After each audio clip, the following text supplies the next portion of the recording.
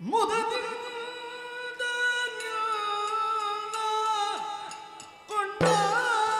ಕೊಂಡಾಡುವೆನು ಅನವರತ.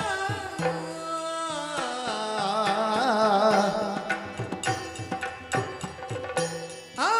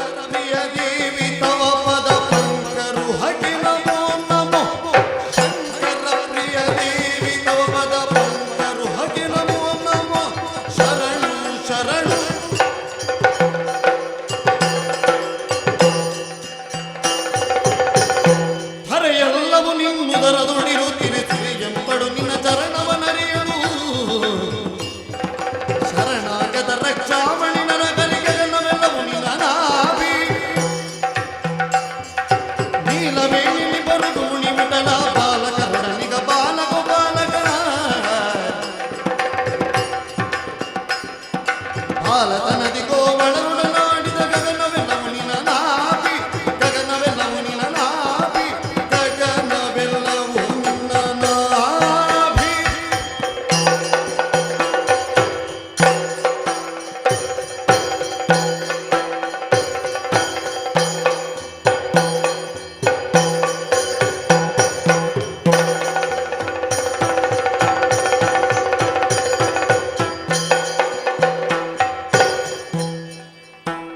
ವಿಘ್ನತ್ವಾದ ನಿವಾರಣೈಕ ಧರಣಿ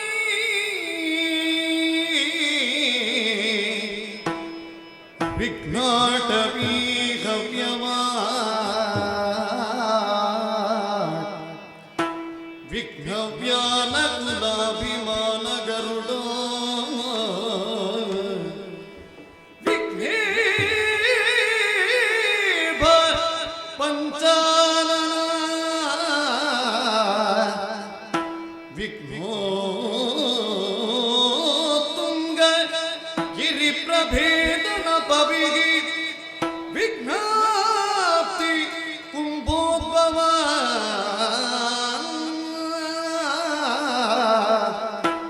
ವಿಘ್ನೋಗ ಪ್ರಕುಲ ಪ್ರಚಂಡ ಪವನೋ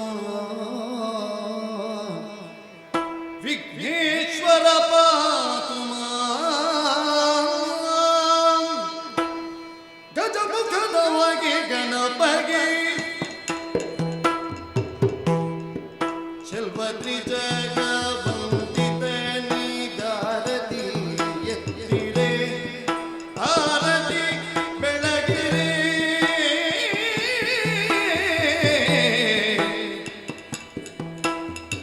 ಗಜಮುಖದವಗೆ ಗಣಪಗೆ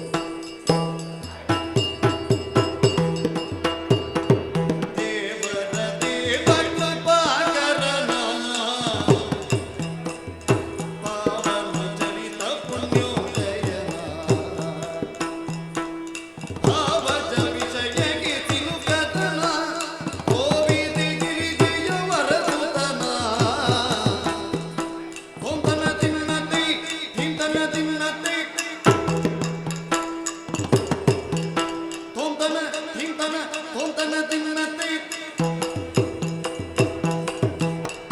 ತೊಂತನ ತಿನ್ನತಿ ತಿಂತನ ತಿನ್ನತಿ ತೊಂತನ ತಿನ್ನತಿ ತಿಂತನ ತಿನ್ನತಿ ತಿನ್ನತಿ ದಿನ ದಿನದ ದಿನ ದಿನತಿ ದಿನದ ದಿನತಿ ದಿನದ ದಿನತಿ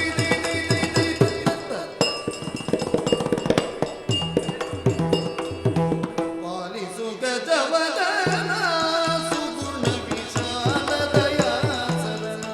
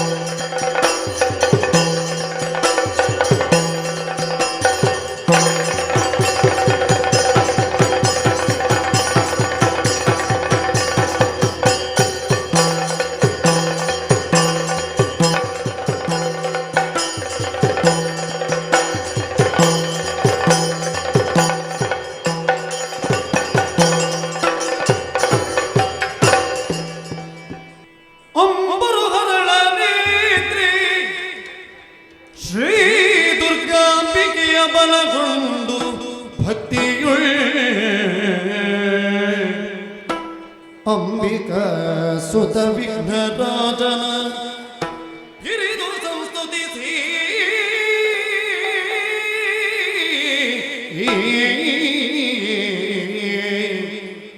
ಅಂಬುನಿಧಿಯ ಆತ್ಮಜೆಗೆ ಕೈ ಮುಗಿದು ಅಂಬುಜಾಸನವಾಣಿಯರ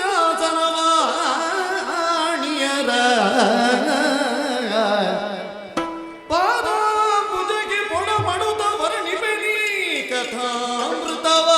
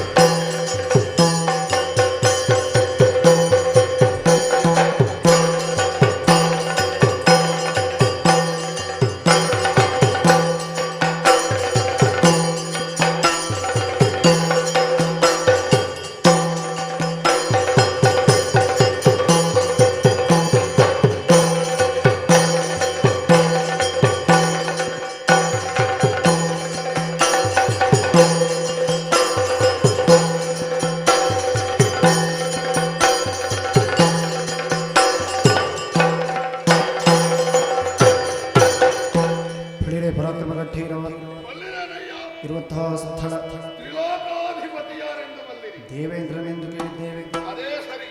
ಹೊರತು ಬಂದ ಕಾರ್ಯಕಾರಣ ಆಲಿಸಿ.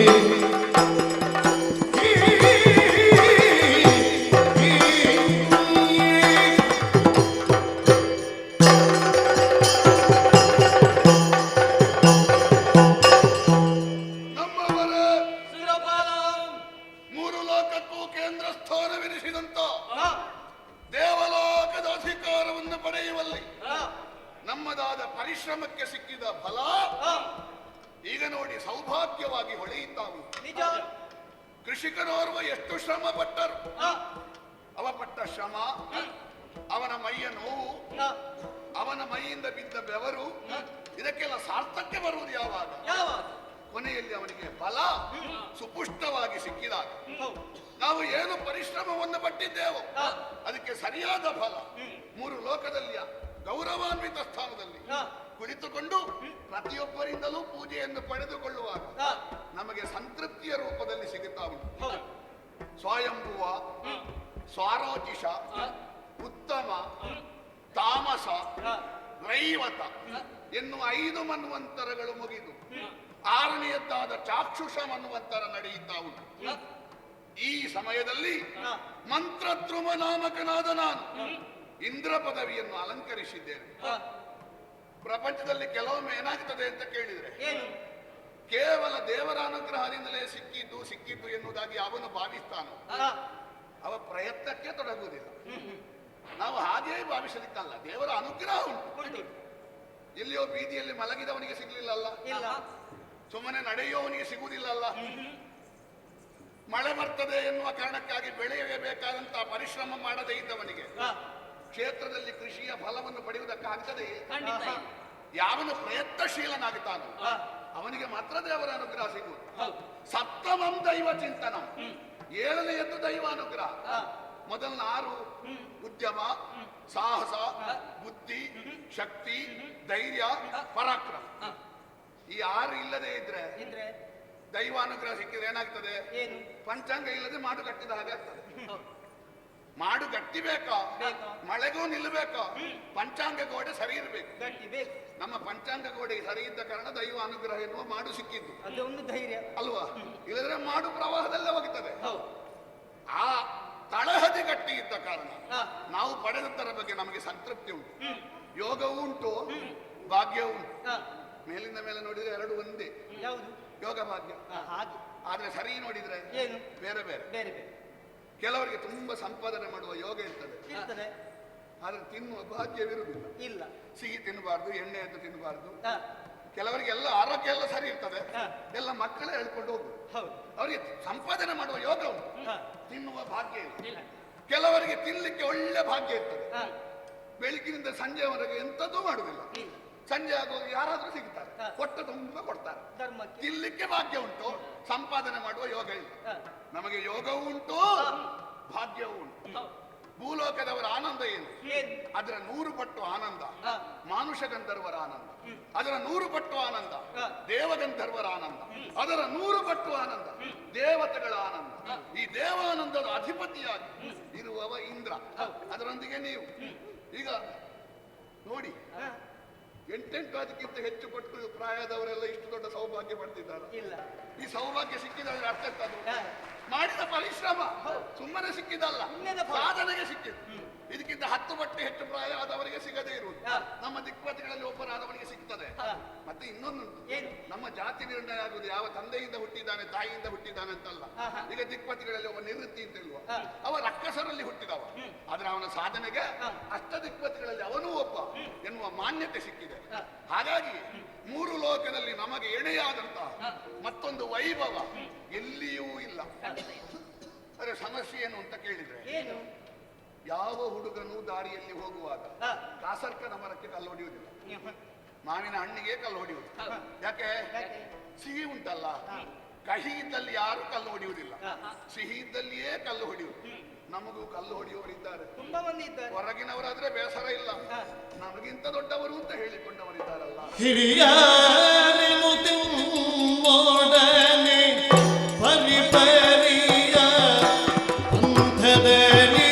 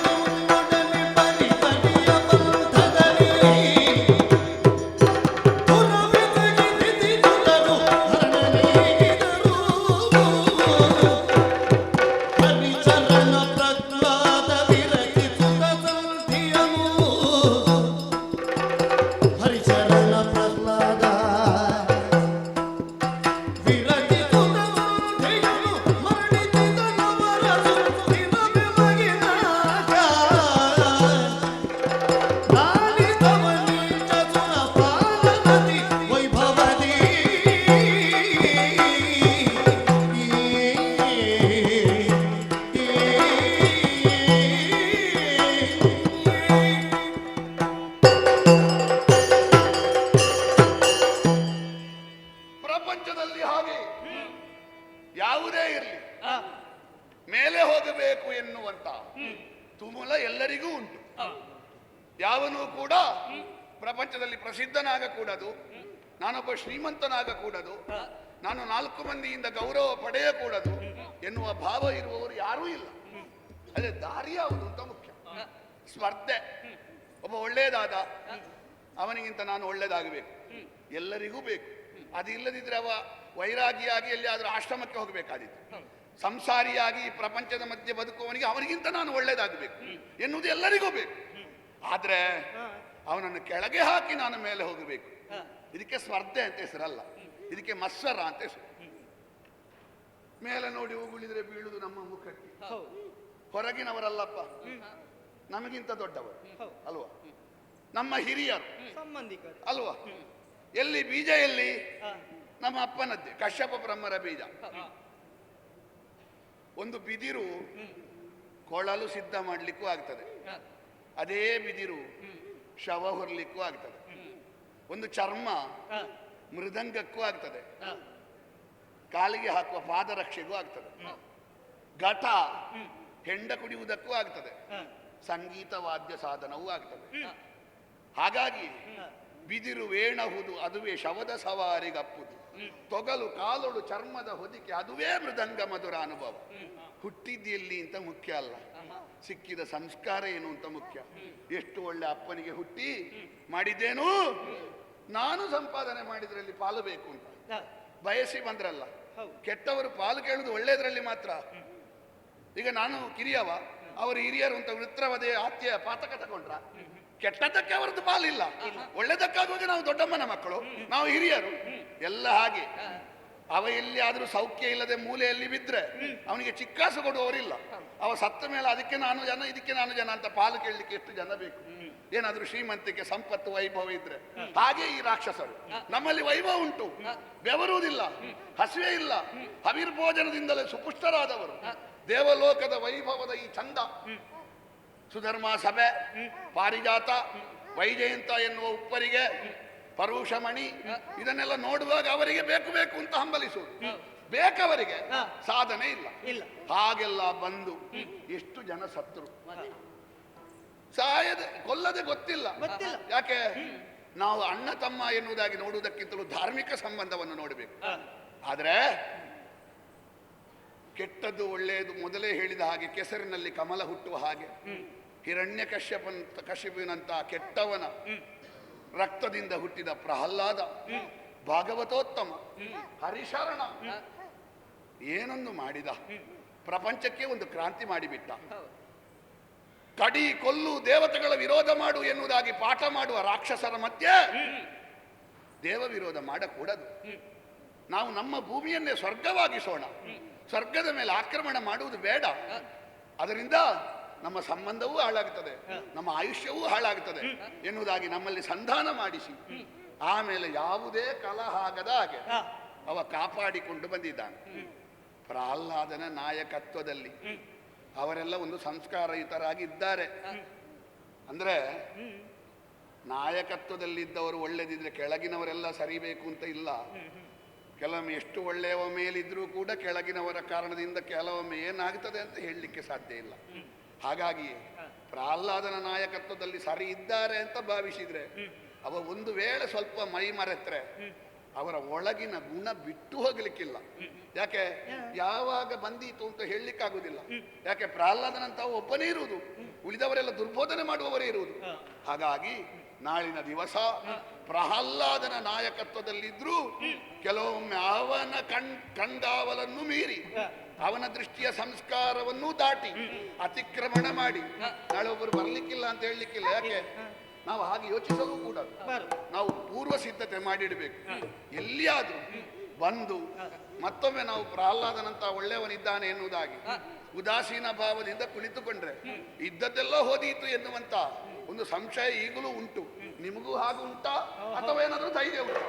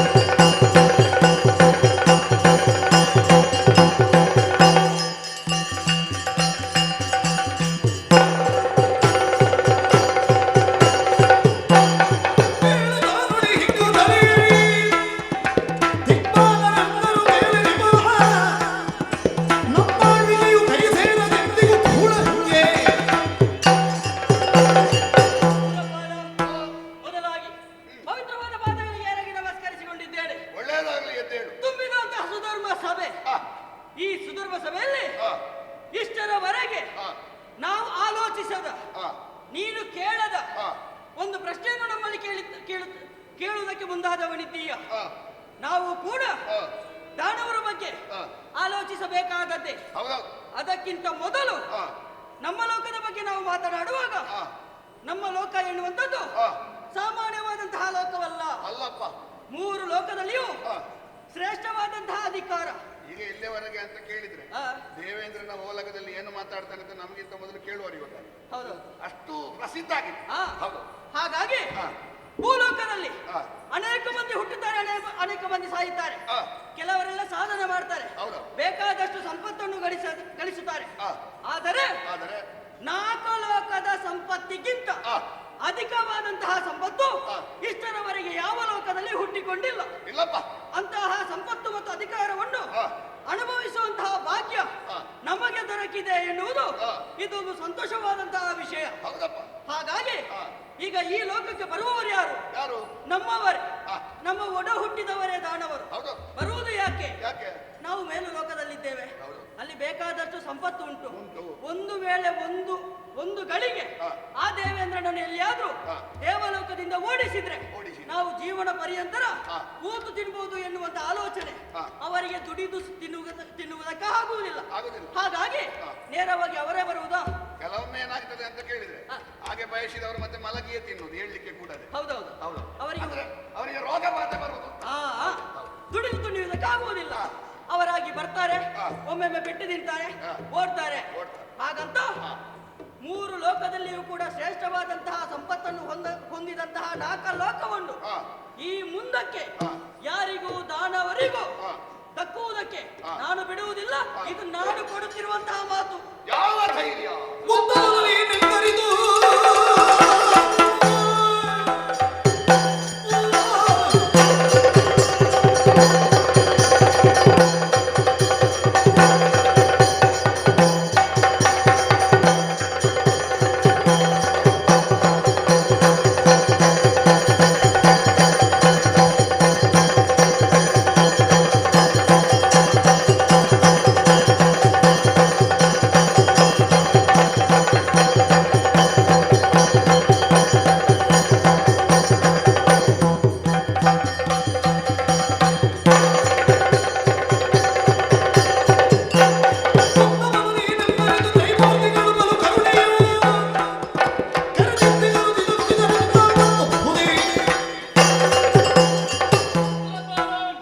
ಮೊದಲಾಗಿ ನಿನ್ನ ಪವಿತ್ರವಾದ ಪಾದಾರವಿಂದಗಳಿಗೆ ವಂದಿಸಿಕೊಳ್ಳುತ್ತಾ ಇದ್ದೇವೆ. ಶ್ರೇಯೋಸ್ತು.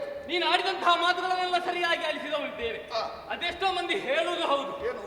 3 ಮೂರ್ತಿಗಳಿಂದ ಪಡೆದುಕೊಂಡವರು ಎನ್ನುವ ಹಾಗೆ. ಹೌದು. ಆದರೆ ಆದರೆ ಅದರಲ್ಲಿ ಒಂದು ಸಣ್ಣ ತಪ್ಪಿದೆ. ಏನದು? 3 ಮೂರ್ತಿಗಳು ನಮಗೆ ಭಿಕ್ಷೆ ನೀಡಿದ್ದಲ್ಲ, ಅಲ್ಲಪ್ಪ. ಪ್ರತಿಫಲಕ್ಕೆ ದೊರಕಿದ ಸ್ವರ್ಗಲೋಕ ಇದು. ನಿಜವಾಗಿ ಇದು ನಮಗೆ ಸಿಕ್ಕಿದ್ದು ಸಂಭಾವನೆ. ಮತ್ತೆ ಹೌದು.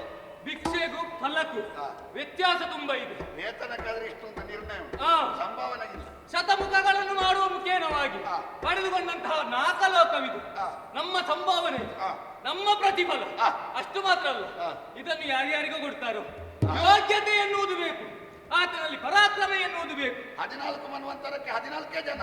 ಆ. ಅದು ಮೊದಲೇ ನಿರ್ಣಯ ಆಗಿದೆ. ಮತ್ತೆ ಆ. ನಿನ್ನಲ್ಲಿ ಆ ಯೋಗ್ಯತೆ ಇದ್ದ ಕಾರಣದಿಂದಲಾಗಿ ಆ. ಆ ಪದವಿಯನ್ನು ನಿನಗೆ ಕೊಟ್ಟಿದ್ದಾರೆ. ಆ. ಇನ್ನು ಆ. ದಾನವರ ವಿಚಾರಕ್ಕೆ ಬರುವುದಾದ್ರೆ ಆ.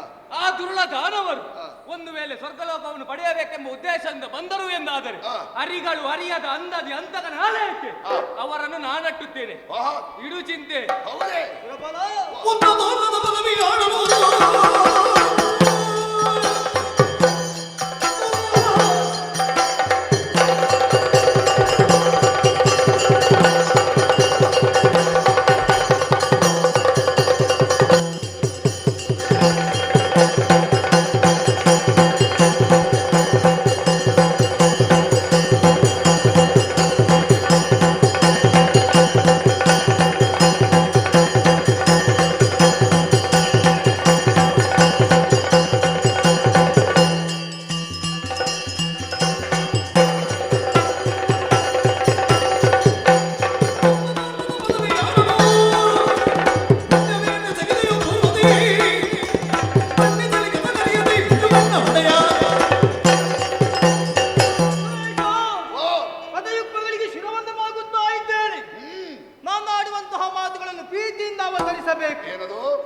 ಸ್ವರ್ಗಲೋಕದಲ್ಲಿರುವಂತಹ ಸಂಪತ್ತು ಆ, ಸಾಮಾನ್ಯವಾದುದೇ ಹೇಳು. ಕಾಮಿಸಿದನ್ನು ಕೊಡುವಂತಹ ಕಾಮಧೇನು, ಆ, ಇಚ್ಛಿಸಿದನ್ನು ಕೊಡುವಂತಹ ಉಚ್ಚೈಸುವ, ಆ, ಕಲ್ಪಿಸಿದನ್ನು ಕೊಡುವಂತಹ ಕಲ್ಪದರು, ಆ, ಚಿಂತೆಯನ್ನು ದೂರ ಮಾಡುವಂತಹ ಚಿಂತಾಮಣಿ, ಆ, ಏರುವುದಕ್ಕೆ ಚೌದಂತಿ, ಆ, ಅನೇಕ ಸುವಸ್ತುಗಳು ಆ. ನಮ್ಮ ಸ್ವರ್ಗಲೋಕದಲ್ಲಿವೆ. ಆ. ಆದರೆ ಆ. ಪ್ರಪಂಚ ಮುಖದಲ್ಲಿ ಆ. ಭೂಲೋಕದಲ್ಲಿ ಆಗಲಿ ಅಥವಾ ಪಾತಾಳ ಲೋಕದಲ್ಲಿ ಆಗಲಿ ಆ. ನಮ್ಮ ಬಗ್ಗೆ ಸ್ವಲ್ಪ ಅಪಪ್ರಚಾರ ಉಂಟು. ಏನಂತೆ ದೇವೇಂದ್ರದಲ್ಲದು, ಮತ್ತೆ ಮೂರು ಮೂರ್ತಿಗಳ ಅನುಗ್ರಹಕ್ಕೆ ಪಾತ್ರರಾಗಿ. ಹೌದಾ? ಆ, ಶುದ್ಧ ಸುಳ್ಳು. ಆ, ಆ. ನಾವು ಮಾಡಿದಂತಹ ಯಾಗ ಆ. ಶತ ಅಧ್ವರವನ್ನು ಮಾಡುವುದರ ಮುಖೇನ. ಹೇಳುದು ಯಾರು? ಯಾರು? 100 ಬಿಡು, ಒಂದು ಗಣಹೋಮ ಮಾಡದವ ಹೇಳು. ಯಾವುದು ಯಾವುದು ಇಲ್ಲ. ಈಗ ನಾವು ಇದು ದೇವೇಂದ್ರನದ್ದಲ್ಲ, ಆ. ಇದು 3 ಮೂರ್ತಿಗಳ ಅನುಗ್ರಹ ಅಂತ ಹೇಳುದು ಯಾರು? ಯಾ? ಒಂದು ಯಾಗ ಬಿಡು, ಒಂದು ಗಣಹೋಮ ಮಾಡದವ ಹೇಳು. ಆ. ಅಲ್ವಾ? ಮ- ನಮ್ಮದು 100 ಯಾಗ ಅಂದ್ರೆ ಎಲ್ಲಿ ಉಂಟು? ಮತ್ತೆ ಅಪಪ್ರಚಾರ ಮಾಡುವುದಕ್ಕೆ ವಿಷಯ ಬೇಕಾ? ಬೇಡ. ಎಲ್ಲಿ ಸಿಗ್ತಾರಂತ ಕಾಯುವವರು ತುಂಬಾ ಮಂದಿ ಇರ್ತಾರೆ. ಹೌದಪ್ಪ. ಆದರೂ ಕೂಡ ಆ. ನಮ್ಮದಾದಂತಹ ಈ ದೇವಲೋಕಕ್ಕೆ ಆ. ಎಷ್ಟು ಮಂದಿ ರಾಕ್ಷಸರು ಬಂದಿದ್ದಾರೆ. ಹೌದು. ಸತ್ಯ ವಿಷಯ ಹೇಳಬೇಕಾ? ಆ. ನಾವು ಸೋತ ಪ್ರಸಂಗವೇ ಹೆಚ್ಚು, ಗೆದ್ದದ್ದು ಸ್ವಲ್ಪ. ಮತ್ತೆ ಇನ್ನೊಂದು ಹೇಳ್ಬೇಕು ನಾನು, ಆ, ನಾವು 3 ಮೂರ್ತಿಗಳಿಗೆ ಕೊಡುವ ಗೌರವ ಹೆಚ್ಚಾಯ್ತು. ಅದು ಯಾಕೆ ಗೊತ್ತುಂಟ? ಆ, ನಮಗೆ ಇಲ್ಲಿ ಕೊಡುವುದು, ಆ, ಅಲ್ಲಿಂದ ರಾಕ್ಷಸರು ಓಡಿಲಿಕ್ಕೆ ಹೊರ ಕೊಡುದು ಯಾರು? ಯಾ. ಅವರೇ. ನಾನು ಅದನ್ನೇ ಹೇಳಲಿಕ್ಕೆ ಹೊರಟದ್ದು. ಈ ರಾಜಕೀಯದವರ ಹಾಗೆ ಆ. ಮರು ದಿವಸ ಅವನೇ ಮನೆಗೆ ಬೆಂಕಿ ಕೊಡುದು, ಆ, ಮುಂಚಿನ ದಿವಸ ಅವನೇ ಬೆಂಕಿ ಕೊಡುದು, ಮರು ದಿವಸ ಅವನೇ ಕಟ್ಟಿ ಕೊಡುದು. ಆ, ಆ. ಹೀಗೆ ಇವರದ್ದು ವಿಷಯ. ನಾವು ಸೋತದ್ದು ಯಾಕೆ? ಯಾಕೆ? ರಾಕ್ಷಸರಿಗೆ ಹೆದರಿ ಸೋತದ್ದಲ್ಲ, ಆ.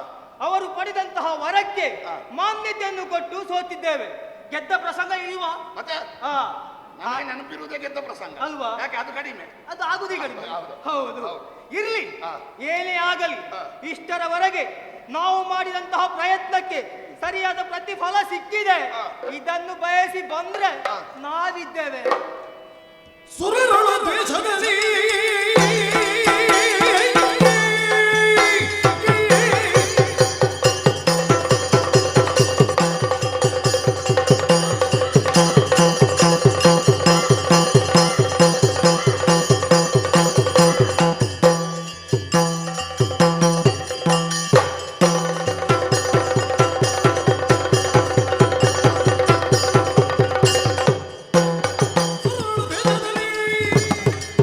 ಬಾಂಧವರೆಲ್ಲರೂ ದ್ರೋಣರ ಪಕ್ಷದಲ್ಲಿ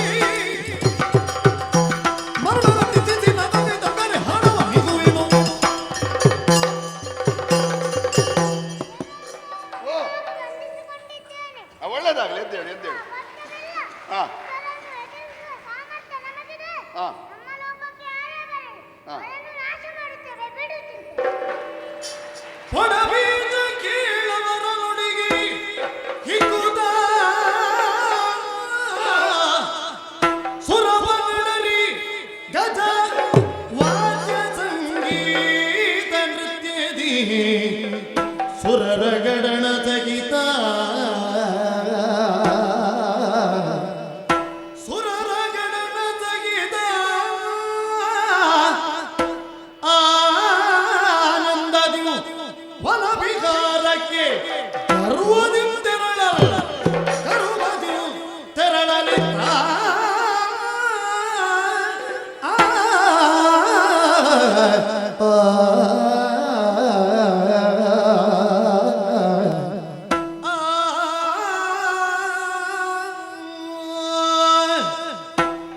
ಬಹಳ ಸಂತೋಷ ಆಯ್ತು. ನನಗೆ ಧೈರ್ಯ ಇಲ್ಲದಿದ್ರೂ ಉಂಟೋ ಎನ್ನುವುದಕ್ಕಿಂತಲೂ ಆ, ನಿಮ್ಮನ್ನು ಆಗಾಗ ಆ. ಕಾರ್ಯಪ್ರವೃತ್ತರಾಗಿಸುವುದಕ್ಕೆ ಪ್ರಚೋದಿಸುವುದು ನನಗೆ ಕರ್ತವ್ಯ. ಮತ್ತೆ ಒಂದುಂಟು ದೇವೇಂದ್ರ, ಏನು? ಇದು ಪರಂಪರೆ ಅಲ್ವ? ಅಲ್ಲ, ಇನ್ನೊಂದುಂಟು. ನನಗೆ ಧೈರ್ಯ ಇದ್ರೂ ಆಗಾಗ ಕೇಳಬೇಕಾಗ್ತದೆ. ಯಾಕೆ? ಯಾಕೆ? ನಾನು ಕೇಳುವುದಕ್ಕಿಂತ ಹೆಚ್ಚಿನ ಪರಿಣಾಮ ನೀವು ಹೇಳುವುದಕ್ಕೆ ಸಿಗುತ್ತದೆ ಆ, ಅಲ್ವಾ? ಹೌದು. ಹಾಗಾಗಿ ಪರಿಣಾಮ ಸಿಗುತ್ತದೆ ಎಂದಾದ್ರೆ ಒಮ್ಮೆ ಕೇಳುವುದಕ್ಕೇನು? ಆ. ಯಾಕೆ ಅಂತ ಕೇಳಿದ್ರೆ, ಎಷ್ಟು ಒಳ್ಳೆಯದೇ ಇರಲಿ, ಇರ್ಲಿ. ನಿರಂತರತೆ ಇಲ್ಲದೆ ಇದ್ರೆ, ಆ. ಬದಿಯಲ್ಲಿ ಇದ್ರೆ ಇದ್ರೆ ಅದರ ಪ್ರಭಾವ ಕಡಿಮೆ ಆಗ್ತದೆ. ಹೌದು. ಆಗಾಗ ನೆನಪಿಸ್ತಾ ಇರಬೇಕಾಗ್ತದೆ, ಕತ್ತಿಯನ್ನು ಮೂಲೆಯಲ್ಲಿ ಇಟ್ಟರೆ ಆಗುದಿಲ್ಲ. ಆಗಾಗ ಮಸೆಯುತ್ತಾ ಇರಬೇಕಾಗ್ತದೆ. ಬಹಳ ಸಂತೋಷ ಆಯ್ತು. ನೀವು ನನ್ನಷ್ಟೇ ಉತ್ಸಾಹಿತರಾಗಿ ಯಾವಾಗಲೂ ಬರುವ ರಾಕ್ಷಸರ ಬಗ್ಗೆ ಆ, ದೃಷ್ಟಿಯನ್ನು ಇರಿಸಿದ್ದೀರಿ ಹೌದು. ಎನ್ನುವುದು ಸಂತೋಷದ ವಿಷಯ. ಈಗ ಸದ್ಯಕ್ಕೆ ರಾಕ್ಷಸರು ಬರಲಿಕ್ಕಿಲ್ಲ, ಇಲ್ಲ. ಮತ್ತೆ ನಮ್ಮದು ಇದೇ ಆಯ್ತು. ಯಾವುದು?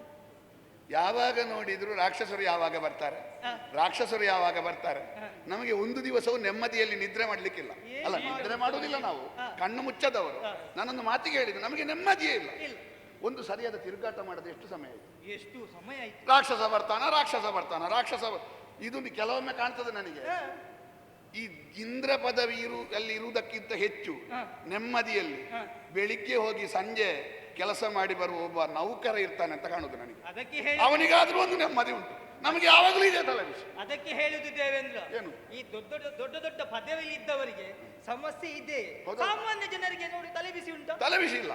ಆದ್ರೆ ಈಗ ಈ ಪ್ರಹ್ಲಾದನ ಆಳ್ವಿಕೆಯಲ್ಲಿ ಅಂತದ್ದಾಗ್ಲಿಕ್ಕಿಲ್ಲ ಎನ್ನುವ ಧೈರ್ಯ ಇರುವ ಕಾರಣ, ದೊಡ್ಡ ತಲೆಬಿಸಿ ಮಾಡಬೇಕಾದ ಅನಿವಾರ್ಯತೆ ಇಲ್ಲದ ಕಾರಣ ನಮ್ಮಲ್ಲಿ ಇಷ್ಟು ಉಂಟಲ್ಲ. ಹೌದು, ನೀನು ಹೇಳಿದ್ಯಲ್ವ, ಕಾಮಧೇನು, ಪಾರಿಜಾತ, ಇನ್ನೊಂದು ಮತ್ತೊಂದು ಇದ್ರೆ ಸಾಕ.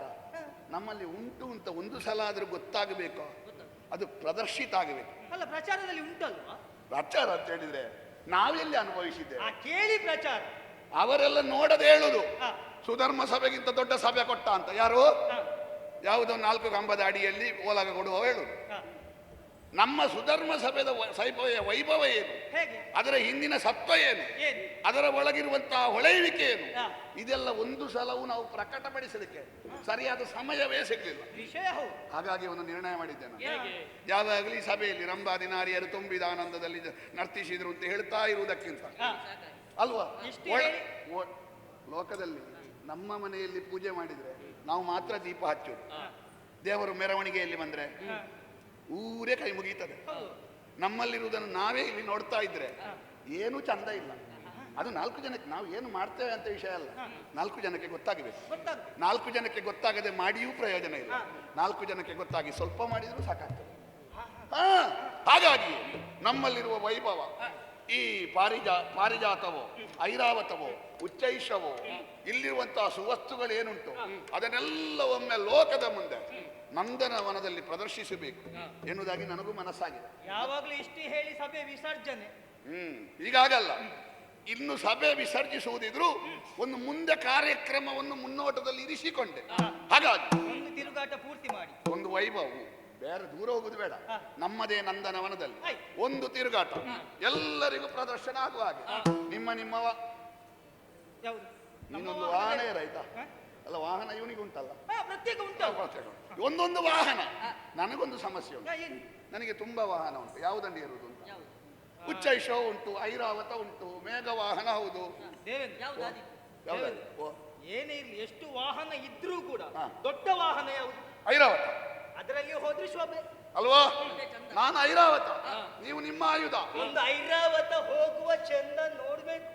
ಅದೌದು, ಐರಾವತ ಅಂತ ಹೆಸರಿಟ್ಟದ್ದೆಲ್ಲ ನನ್ನ ಐರಾವತ ಅಲ್ಲ, ಅಲ್ಲ ಯಾವ್ದಾವ್ದಕ್ಕೆಲ್ಲ ಐರಾವತ.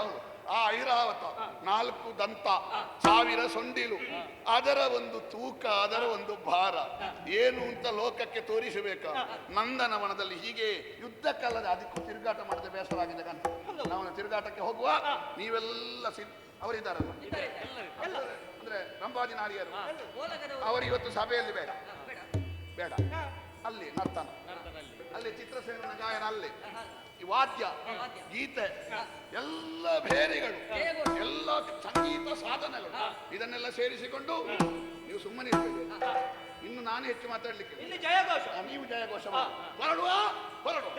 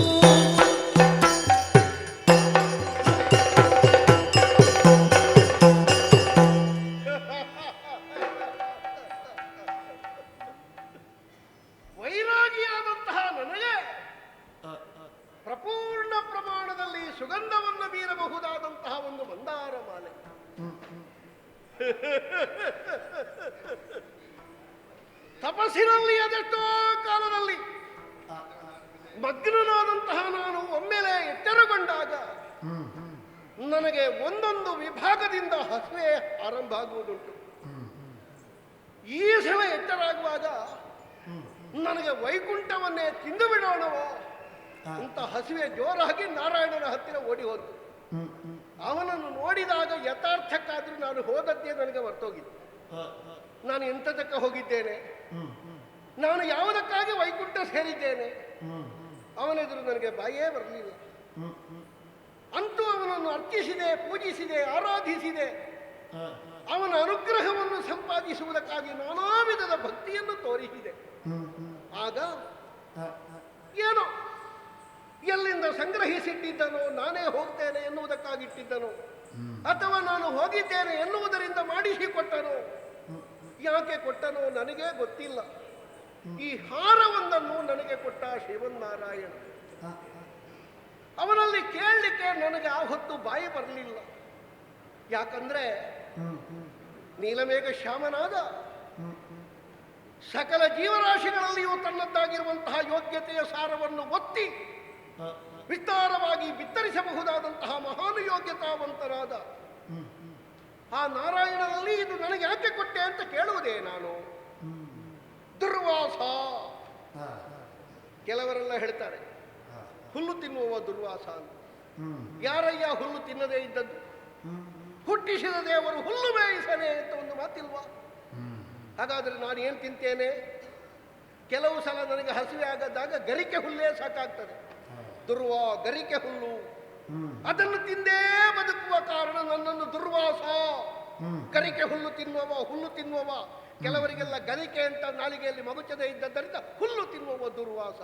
ನಾನೇನು ಪಶುವ? ಪ್ರಾಣ ಇದ್ದದ್ದೆಲ್ಲ ಪಶುವೆ. ಪಶುಪತಿ ಎನ್ನುವುದು ಯಾಕೆ ಈಶ್ವರನಿಗೆ ಹೆಸರು?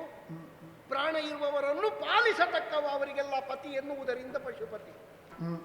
ನಾನು ಅವನಿಗಿಂತ ಹೆಚ್ಚಲ್ಲ, ಕಡಿಮೆಯೂ ಅಲ್ಲ. ಯಾಕೆ? ನಮ್ಮಮ್ಮ ಪತಿವ್ರತ ಶಿರೋಮಣಿ. ಒಮ್ಮೆ 3 ಮೂರ್ತಿಗಳು ನಮ್ಮ ತಾಯಿಯನ್ನು ಪರೀಕ್ಷೆ ಮಾಡುವುದಕ್ಕಾಗಿ ಬಂದ್ರಂತೆ. ನೀನು ನಿರ್ವಾಣವಾಗಿ ಬಡಿಸಬೇಕು ಅಂತ.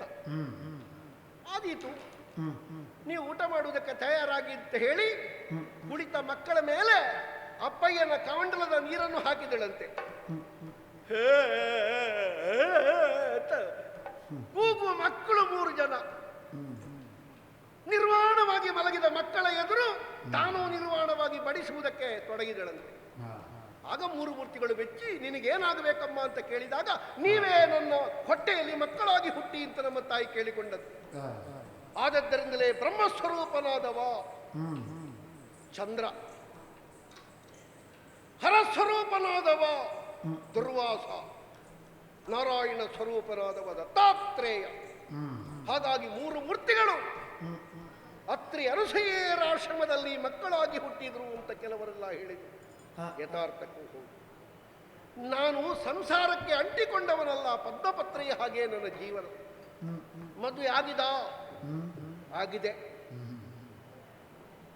ನಾನೇ ಕೋಪದಲ್ಲಿ ಹೆಚ್ಚು ಅಂತ ನಾನು ಎಣಿಸಿದ್ದು. ನನ್ನ ಹೆಂಡತಿ ಅಪ್ಪಯ್ಯ ಇದ್ದಾರಲ್ಲ, ಅವ್ರುವ ಮಹರ್ಷಿಗಳು ಎಂತ ಕೋಪ ಮಾರಾಯ. ಅಂತ ಕೋಪ ಇನ್ನು ಆಗ್ಲಿಕ್ಕೂ ಇಲ್ಲ, ಇರ್ಲಿಕ್ಕೂ ಇಲ್ಲ. ಆಗು ಮದುವೆ ನನ್ನ ಮಗಳನ್ನು, ಕಂದರಿ ಅಂತ ಹೆಸರು ನನ್ನ ಹೆಂಡತಿಯದು. ಅವಳು ಎಲ್ಲಿದ್ದಾಳೆ ಅಂತ ನನಗೆ ಗೊತ್ತಿಲ್ಲ. ನಾನು ಮದುವೆ ಒಂದಾಗಿದ್ದೇನೆ, ಮತ್ತೆ ಅಲ್ಲಿ ನಿಲ್ಲೇ ಇಲ್ಲ, ಓಡಿದ್ದೇನೆ. ಹಾಗೊಂದು ದುರ್ವಾಸನ ಕಲ್ಯಾಣ ಉಂಟು, ಒಂದು ಆಗಿದೆ ಒಮ್ಮೆ. ಕೆಲವರೆಲ್ಲ ಮಾಲೆ ಹಿಡ್ಕೊಂಡು ಹೊರಡುವಾಗ ನನ್ನನ್ನೇ ನೋಡ್ತಾರೆ, ಇನ್ನೊಂದು ಮದುವೆ ಆಗ್ತಾನೆ ಹೇಗೆ ಅಂತ. ಇಲ್ಲಪ್ಪ, ನಾರಾಯಣ ದೇವರು ಕೊಟ್ಟದ್ದು, ಇದನ್ನು ಬಣ್ಣಿಸುವುದಕ್ಕೆ ಸಾಧ್ಯ ಇಲ್ಲ. ಇದು ಏನು, ಎಷ್ಟು, ಹೇಗೆ, ಎಂಥದ್ದು ಅಂತ ಹೇಳುವುದಕ್ಕೆ ಯಾವನಿಗೂ ಸಾಧ್ಯ ಇಲ್ಲ. ಅಂತೂ ಇಷ್ಟಾರ್ಥವನ್ನು ಸಿದ್ಧಿ ಮಾಡತಕ್ಕ ವಿಶಿಷ್ಟತೆ, ವಿಶೇಷತೆ, ಎಣಿಸಿದ್ದನ್ನು ಕೈಗೂಡಿಸಬಹುದಾದಂತಹ ವಿಪುಲ ಯೋಗ್ಯತೆ, ತನಗೇನು ಬೇಕು ಅದನ್ನೆಲ್ಲವನ್ನು ಕೊಡುವಂತಹ ಯೋಗ್ಯತೆ ಇದಕ್ಕುಂಟಂತೆ ಕೊಟ್ಟ ದೇವರು ಹೇಳಿದ್ದಾರೆ. ನನಗಂತೂ ಬೇಡ. ನನಗೆ ಯಾಕಯ್ಯ, ನಾನು ಸನ್ಯಾಸಿ. ನಾನು ಯಾವಾಗಲೂ ಮನುಷ್ಯ ವಾಸಕ್ಕಿಂತ ಬಹಳ ದೂರ ಇರುವವ. ದೂರವಾಸ ದುರ್ವಾಸ. ಮತ್ತೆ ನನ್ನ ಬಟ್ಟೆ ಬರಗಳನ್ನೆಲ್ಲ ಕಂಡ್ರೆ ಕೆಲವರಿಗೆಲ್ಲ ಸಂಕೋಚ. ಮಡಿ ಹೆಚ್ಚಿದ್ದವರು ನಮ್ಮ ಹತ್ತಿರ ಬರುವುದು ಕಡಿಮೆ. ದುರ್ವಾಸ ಬಟ್ಟೆ ಸರಿ ಇಲ್ಲದೆ ಇದ್ದವ ಅಂತ. ನಮ್ಮ ಬದುಕಿನ ಬಟ್ಟೆ ಸರಿ ಉಂಟಲ್ಲ, ಮೈ ಮೇಲಿನ ಬಟ್ಟೆ ಯಾಕಯ್ಯ ಸುಮ್ಮನೆ, ಇದನ್ನು ಯಾರಿಗೆ ಕೊಡುವ ಅಂತ ಹೇಳಿ ಯೋಚನೆ ಮಾಡುವಾಗ ನನಗೆ 4 ತಲೆ ನೆನಪಾಯಿತು. ಮತದಲ್ಲಿ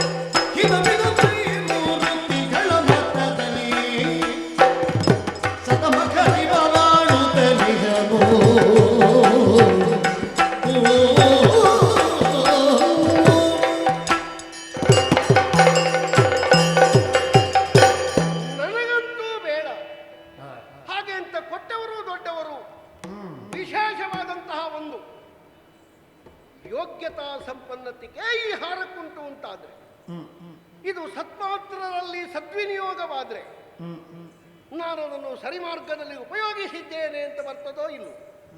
ಹಾಗೆ ಯೋಚನೆ ಮಾಡಿದಾಗ ನನ್ನ ತಲೆಗೆ 4 ತಲೆ ಬಂತು ನೋಡಿ. ಅಂದ್ರೆ ನನ್ನ ತಲೆಗೆ 4 ತಲೆ ಜೋಡಿದ್ದಲ್ಲ. ನಮ್ಮ ಬ್ರಹ್ಮದೇವರು ಸತ್ಯಲೋಕೇಶ ಮೇಲಿನ 7 ಲೋಕಗಳಲ್ಲಿ ಅತ್ಯಂತ ಉನ್ನತವಾದ ಉತ್ತಮವಾದ ಮೇಲಿನ ಲೋಕವಾದ ಸತ್ಯಲೋಕಕ್ಕೆ ಸಾರಿ ಹೋದೆ ನಾನು. ನಾ ಹೋದದ್ದೇ ತಡ. ಏನು ಮರ್ಯಾದೆ, ಏನು ನಮ್ಮ ಬಗ್ಗೆ ಅವರಿಗಿದ್ದಂತಹ ಪ್ರೀತಿ, ಏನು ಗೌರವ.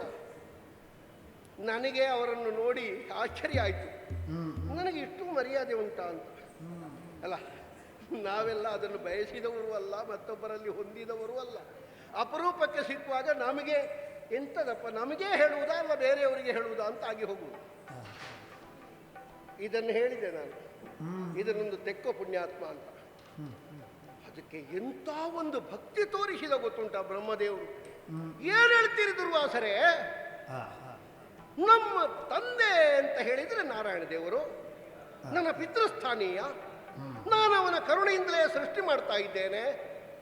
ಚಿನ್ಮಯಾತ್ಮಕನ ನೇಮದ ಮೇರೆಗೆ ಸೃಷ್ಟಿ ಮಾಡುತ್ತಿರುವ ನಾನು ಇದನ್ನು ತೆಕ್ಕೊಂಡು ಏನು ಮಾಡುವುದಕ್ಕಿದೆ? ಇಲ್ಲಪ್ಪ, ನಾನು ಇದನ್ನು ತಕ್ಕೊಂಡ್ರೆ ನಾನು ಅವನಿಂದ ಪಡೆದದ್ದು ಕಡಿಮೆ ಅಂತಾಗ್ಲಿಲ್ವೇ?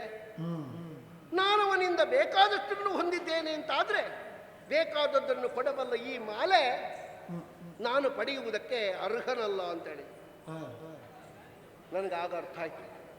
ಇದರ ಯೋಗ್ಯತೆ ದೊಡ್ಡದು ಅಂತ. ಅವ ಪಡೆಯದೇ ಇದ್ದದ್ದಕ್ಕೆ ಕಾರಣ ಉಂಟು. ನಾನು ಕೊಂಡೋಗಿ ಕೊಟ್ಟಿದ್ದೇನೆ ಎನ್ನುವುದರಿಂದಲ್ಲ.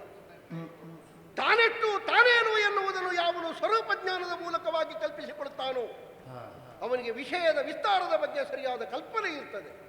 ಆದದ್ದರಿಂದಲೇ ಬ್ರಹ್ಮದೇವರು ಇದಕ್ಕೆ ಪೂಜೆ ಮಾನಸಮ್ಮಾನಾದಿಗಳನ್ನು ಕೊಟ್ಟು ನನ್ನನ್ನು ಬಿಳುಕೊಳ್ಳುವಾಗ ಒಂದು ಮಾತು ಹೇಳಿದ, ನೀವು ಕೊಟ್ಟರೆ ಈಶ್ವರ ದೇವರಿಗೆ ಕೊಡಿ ಅಂತ. ಹರನಿಗೆ ಇದನ್ನು ಕೊಟ್ಟರೆ ಇದರ ಯೋಗ್ಯತೆಯಲ್ಲಿ ಆದರೂ ಸರಿಯಾಗ್ತದೋ ಏನೋ ಅಂತ ಬ್ರಹ್ಮದೇವರು ಹೇಳಿದರು. ಆಗ ನನಗೆ ಕೈಲಾಸ ನೆನಪಾಯಿತು. ಮುಕ್ಕಣ್ಣೇಶ್ವರ ಕೊಡುವ, ನೋಡುವ ಯಾರಿಗೆ ಕೊಡಬೇಕು, ತನ್ನಲ್ಲಿ ಇಟ್ಟುಕೊಳ್ಳದೆ ಬೇರೆಯವರಿಗೆ ಕೊಡುವವರಿಗೆ ಕೊಡಬೇಕು ಅಂತ ಹೇಳಿ ನಾನು ಸತೀಶನಲ್ಲಿಗೆ ಹೋದೆ.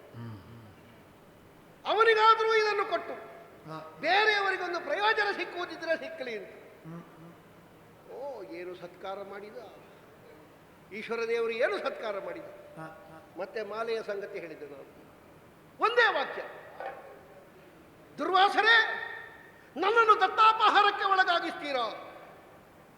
ಆ ಮಾಲೆಯನ್ನು ನಾನು ತಕ್ಕೊಂಡೆ ಅಂತಾದ್ರೆ ನಾನು ಕೊಟ್ಟದ್ದನ್ನು ನಾನೇ ಸ್ವೀಕರಿಸಿದ ಹಾಗಾಗ್ಲಿಲ್ವೇ? ಹರಿಹರಲ್ಲಿ ಭೇದ ಉಂಟೆ? ಹರಿಹರ ನಾನು ಅವನು ಒಂದೇ ಅಲ್ವೇ?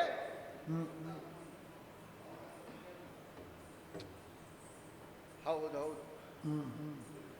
ಶಂಕರನಾರಾಯಣರಲ್ಲಿ ವೇದ ಇಲ್ಲ, ಹೌದಲ್ಲ? ಹಾಗಾದ್ರೆ ಯಾರಿಗೆ ಕೊಡುವ? ನನಗಂತೂ ಬೇಡ. ಕೊಟ್ಟವನಿಗೆ ಒಪ್ಪಿಸುವುದಕ್ಕೆ ನಮಗೆ ಧೈರ್ಯ ಸಾಲದು. ಯಾಕಂದ್ರೆ ಅವ ನನಗಾಗಿಯೇ ಕೊಟ್ಟಿದ್ದಾನೆ, ನನ್ನ ಮೂಲಕವಾಗಿಯೇ ಲೋಕದಲ್ಲಿ ಯಾವುದೋ ಒಂದು ಕಲ್ಯಾಣವನ್ನು ಅವ ಬಯಸಿದ್ದಾನೆ ಅಂತಾದ್ರೆ ಲೋಕದ ಕಲ್ಯಾಣಕ್ಕೆ ಅಹರ್ನಿಶಿ ದುಡಿಯಬಹುದಾದಂತಹ ನಾನು ಇದನ್ನು ಯಾರಿಗಾದರೂ ಕೊಡಲೇಬೇಕು. ಈಶ್ವರ ದೇವರಲ್ಲಿಂದ ಹೊರಡುವಾಗ ಅವರೊಂದು ಮಾತು ಹೇಳಿದರು, ಇದನ್ನು ನಿಮಗೆ ಮನಸ್ಸು ಬಂದವರಿಗೆ ಕೊಡಿ, ಅದರಿಂದ ಹರಿಯು ನೊಂದುಕೊಳ್ಳಲಾರ. ನನಗೆ ಕೊಟ್ಟವ ನೊಂದುಕೊಳ್ಳದ ಹಾಗಿರಬೇಕು ಅಂತಾದ್ರೆ ಇನ್ನು ನಾನು ಮನಸ್ಸು ಬಂದವರಿಗೆ ಕೊಡಬಹುದು, ಕೇಳಲಿಕ್ಕಿಲ್ಲ. ಇದು ಹಿಡ್ಕೊ ಅಂತೇಳಿ ಕೊಡುವುದೇ. ಹಾಗಾದ್ರೆ ಅಂತಹ ಯೋಗ್ಯತಾ ಸಂಪನ್ನರು ಯಾರು? ಮೇಲಿನ ಮಟ್ಟದಲ್ಲಿ ನೋಡಿದರೆ 3 ಮೂರ್ತಿಗಳು. ಅದರ ಇಂದ್ರ ಇಂದ್ರ ಇಂದ್ರ ದೇವೇಂದ್ರ, ಮತ್ತೆ ತ್ರಿವಿಷ್ಟಪ, ಲೋಕ 3ಕ್ಕೆ ತಾನು, ಹೌದಲ್ಲ? ಅವನಿಗೆ ಕೊಟ್ಟರೆ ಬಾಕಿದ್ದವರಿಗೂ ಸಿಕ್ಕಿದ ಹಾಗೆ.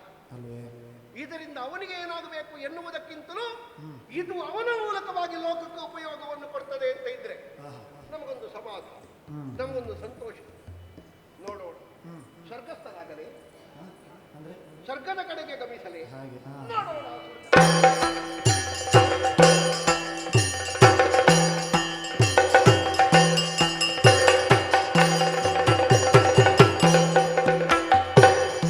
ಮುಂದೆ ನಡೆ ತರಲತ್ರಿ ನಂದನನು ಕಂಡನು.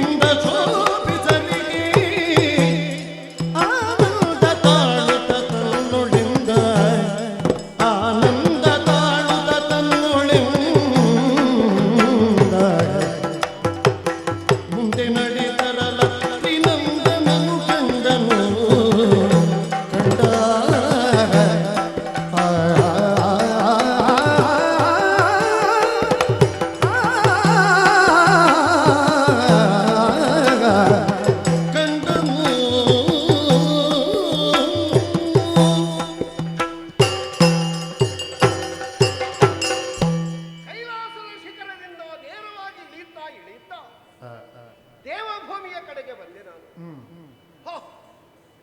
ನಂದನವನ ಪ್ರವೇಶ ಮಾಡಿದಾಗ ಆನಂದಕ್ಕೆ ಮಿತಿಯೇ ಇಲ್ಲ ಅಂತ. ಏನುಂಟು ಏನಿಲ್ಲ, ಎಲ್ಲವೂ ಇದ್ದ ಕಾರಣ ಬಹುಶಃ ಇದಕ್ಕೆ ನಂದನವನ ಆನಂದವರ್ಧನೆಯನ್ನು ಮಾಡತಕ್ಕದ್ದು ಎನ್ನುವುದರಿಂದಲೇ ಇದಕ್ಕೆ ಆ ಒಂದು ಹೆಸರು ಏನು.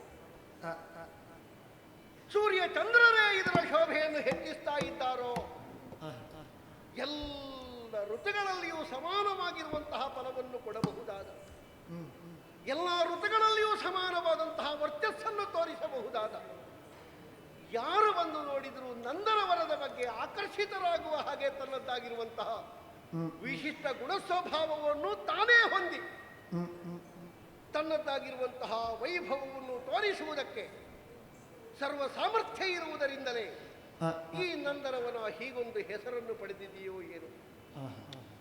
ಚಾರು ಪಾದಗಳುಳ್ಳಂತಹ ಪಾರಿಜಾತ ಸೋಮ, ಓ ಕೊಡ ಕೊಡ ಹಾಲನ್ನು ಕೊಡಬಹುದಾದಂತಹ ಕೆಚ್ಚಲನ್ನು ಹೊಂದಿ ಜ್ವಾಜ್ವಲ್ಯಮಾನವಾಗಿ ಪ್ರಜ್ವಲಿಸುತ್ತಿರುವಂತಹ ದೇವಮಾತೆಯಾದಂತಹ ಕಾಮಧೇನು. ಓ ಪಾರಿಜಾತ, ಚೂಡಾಮಣಿ, ಚಿಂತಾಮಣಿ, ಕಲ್ಪತರು ಏನೆಲ್ಲ ಉಂಟು. ಯಥಾರ್ಥಕ್ಕಾದರೂ ಕೆಲವುದರ ಪರಿಚಯವೇ ನನಗಿಲ್ಲ. ಅದು ಯಾವುದು ಕೇಳಿದರೆ ಅದರ ಮೂಲಕವಾಗಿ ಏನಾದರೂ ಪ್ರಯೋಜನವನ್ನು ಹೊಂದುವುದಕ್ಕೆ ಆಶೆ ಇದ್ದವನಾದರೆ ತಾನೇ ಅದು ಏನು ಅದರ ಬಗ್ಗೆ ಎಂಥದ್ದು ಅಂತ ಕೇಳುವುದು. ನಮಗೆ ಎಲ್ಲ ಒಂದೇ, ಚಿನ್ನವೂ ಒಂದೇ, ಮಣ್ಣು ಒಂದೇ, ಹೌದಲ್ಲ. ನಾನು ಉಂಡರೂ ಉಪವಾಸಿ, ಬಳಸಿದರೂ ಬ್ರಹ್ಮಚಾರಿ. ಅಂಥವನಿಗೆ ಏನು ಬೇಕಾಗಿದೆ ಹೇಳಿ? ಅಂತೂ ನಾನು ಸ್ವರ್ಗದ ಅಧ್ಯಕ್ಷನಾದಂತಹ ದೇವೇಂದ್ರನನ್ನು ಕಂಡು ಈ ಮಾಲಗೊಂದು ಸ್ಥಿತಿಯನ್ನು ಕಲ್ಪಿಸೋಣ ಅಂತ ಅದೇನು ಕೇಳಿಸ್ತಾ ಇರುವುದು? ಭೇರಿ ನಗಾರಿಗಳ ಶಬ್ದ, ವಿಶೇಷವಾಗಿರುವಂತಹ ವಾದ್ಯದ ರವ ಬಹುಶಃ ನನಗನ್ನಿರ್ತದೆ ದೇವೇಂದ್ರನ ಸವಾರಿ ಹೊರಟಿದೆ ಅಂತ. ಅವನಿಗೊಮ್ಮೊಮ್ಮೆ ಸವಾರಿ ಹೊರಡುವ ಕ್ರಮ ಉಂಟು. ಬಹುಶಃ ಅವ ಅಲ್ಲಿಲ್ಲ, ಆ ಸ್ಥಾನದಲ್ಲಿಲ್ಲ. ಓ ಆ ಬದಿಯಿಂದ ಶಬ್ದ ಕೇಳ್ತಾ ಉಂಟು. ಅವ ಇಲ್ಲಿವರೆಗೆ ಬರುವಲ್ಲಿವರೆಗೆ ನಾನು ಕಾಯುವುದಲ್ಲ, ನನಗೂ ಅವಸರ ಇದೆ. ಯಾಕಂದ್ರೆ ಇದನ್ನೊಂದು ಅವನಿಗೆ ಕೊಟ್ಟು ಬಿಟ್ರೆ ನಮ್ಮ ಕೆಲಸ ಮುಗೀತಲ್ಲ. ಒಂದು ಅವಸರ ಉಂಟು ನನಗೆ. ಯಾಕಂದ್ರೆ ತಪಸ್ವಿಗಳು ನಾವೆಲ್ಲ ಎಚ್ಚರಾಗಿ ತುಂಬ ಹೊತ್ತೆಲ್ಲ ನಿಲ್ಲುವವರಲ್ಲ. ಆ ತುಂಬ ಹೊತ್ತು ನಿಲ್ಲುವುದನ್ನೆಲ್ಲ ನಾವು ಒಪ್ಪಿಕೊಳ್ಳುವುದೂ ಇಲ್ಲ. ಹಾಗೆ ಆದಷ್ಟು ಬೇಗ ಇಂದ್ರನನ್ನು ಕಾಣಬೇಕಾಗಿದೆ. ಅವ ಸವಾರಿಯ ಎದುರೇ ಹೋಗ್ತೇನೆ.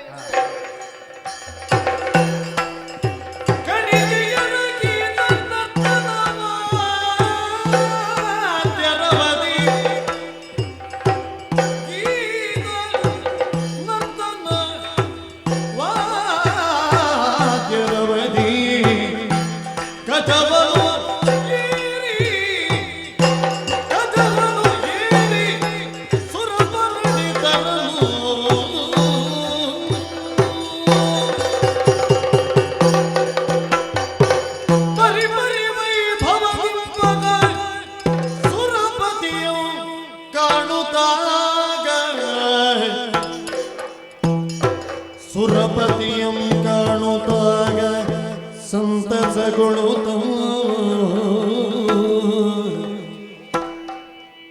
ತೆರಳಲು ಬಳಿಗ ಮುನಿಬನ ಪರಿಗಿಸಿ, ತೆರಳಲು ಬಳಿಗ ಮುನಿಬನ ಪರಿಗಿಸಿ ಕರ ಮುಗಿಯುವುದೆಂದ ಇಳಿಯದೆ ಗಜವ ಮುನಿಪ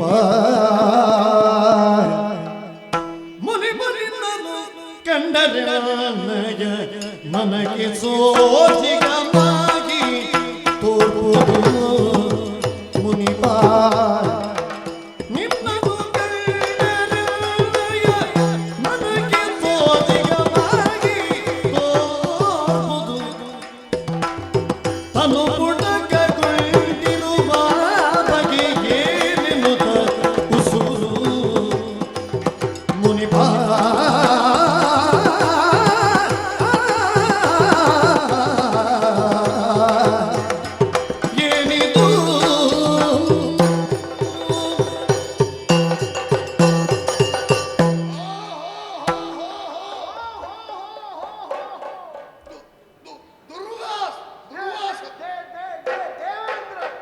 ನನಗೆ ಸರಿ ಕಾಣುವುದಿಲ್ಲ.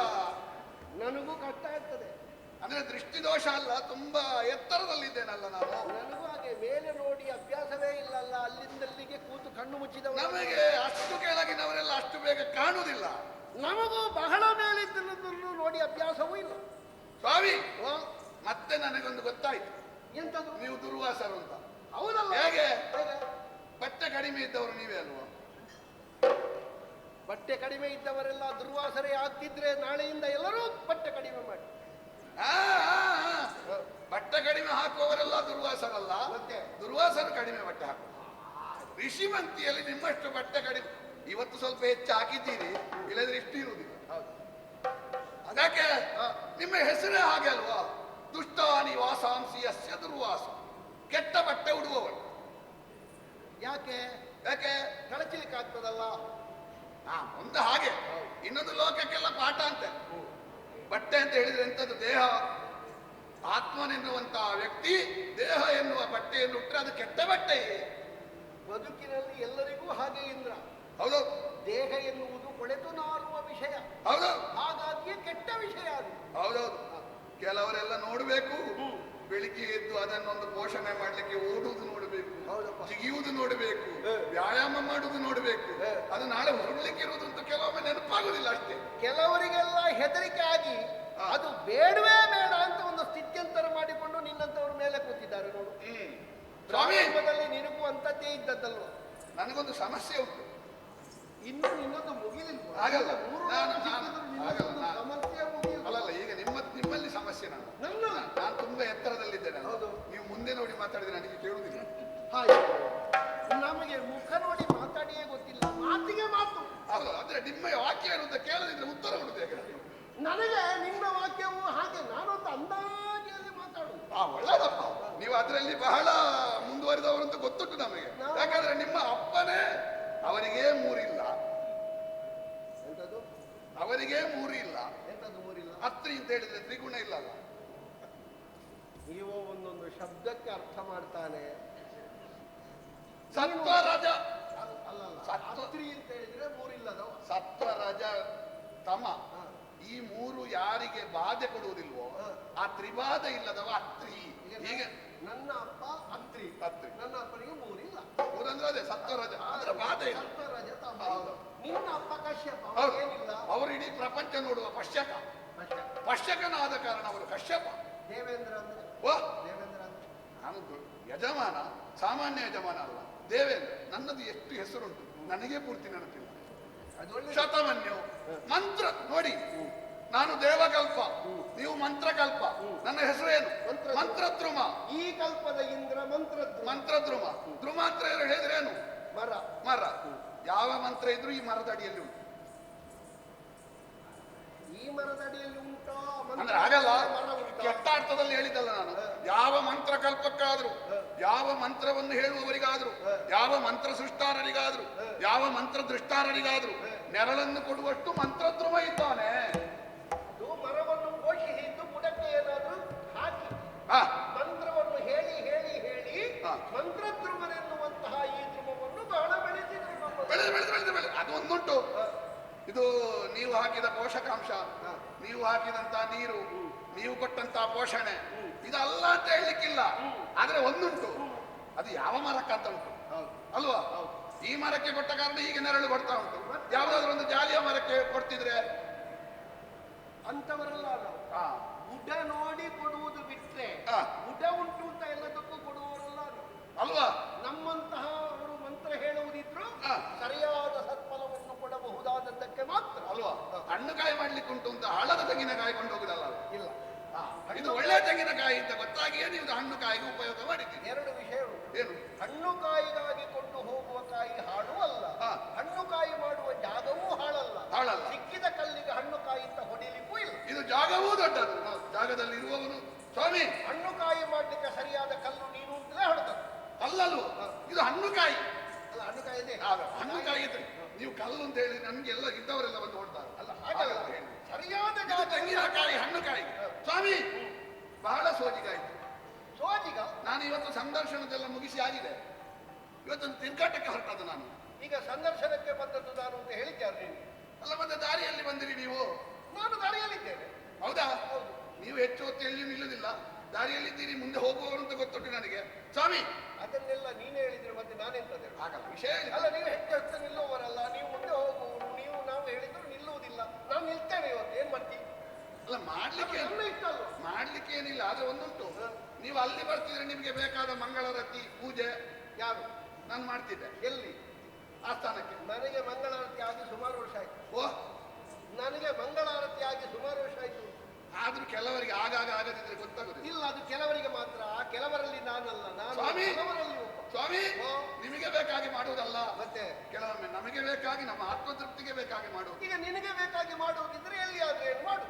ಇಲ್ಲಿ ಮಾಡ್ಲಿಕ್ಕೆ ಕಷ್ಟ ಉಂಟು. ಯಾಕೆ? ಅದು ನಿನ್ನ ಅನಿವಾರ್ಯ. ಒಂದು ಮೆರವಣಿಗೆಯಲ್ಲಿ ಹೊರಟಾಗಿದೆ ನೋಡಿ.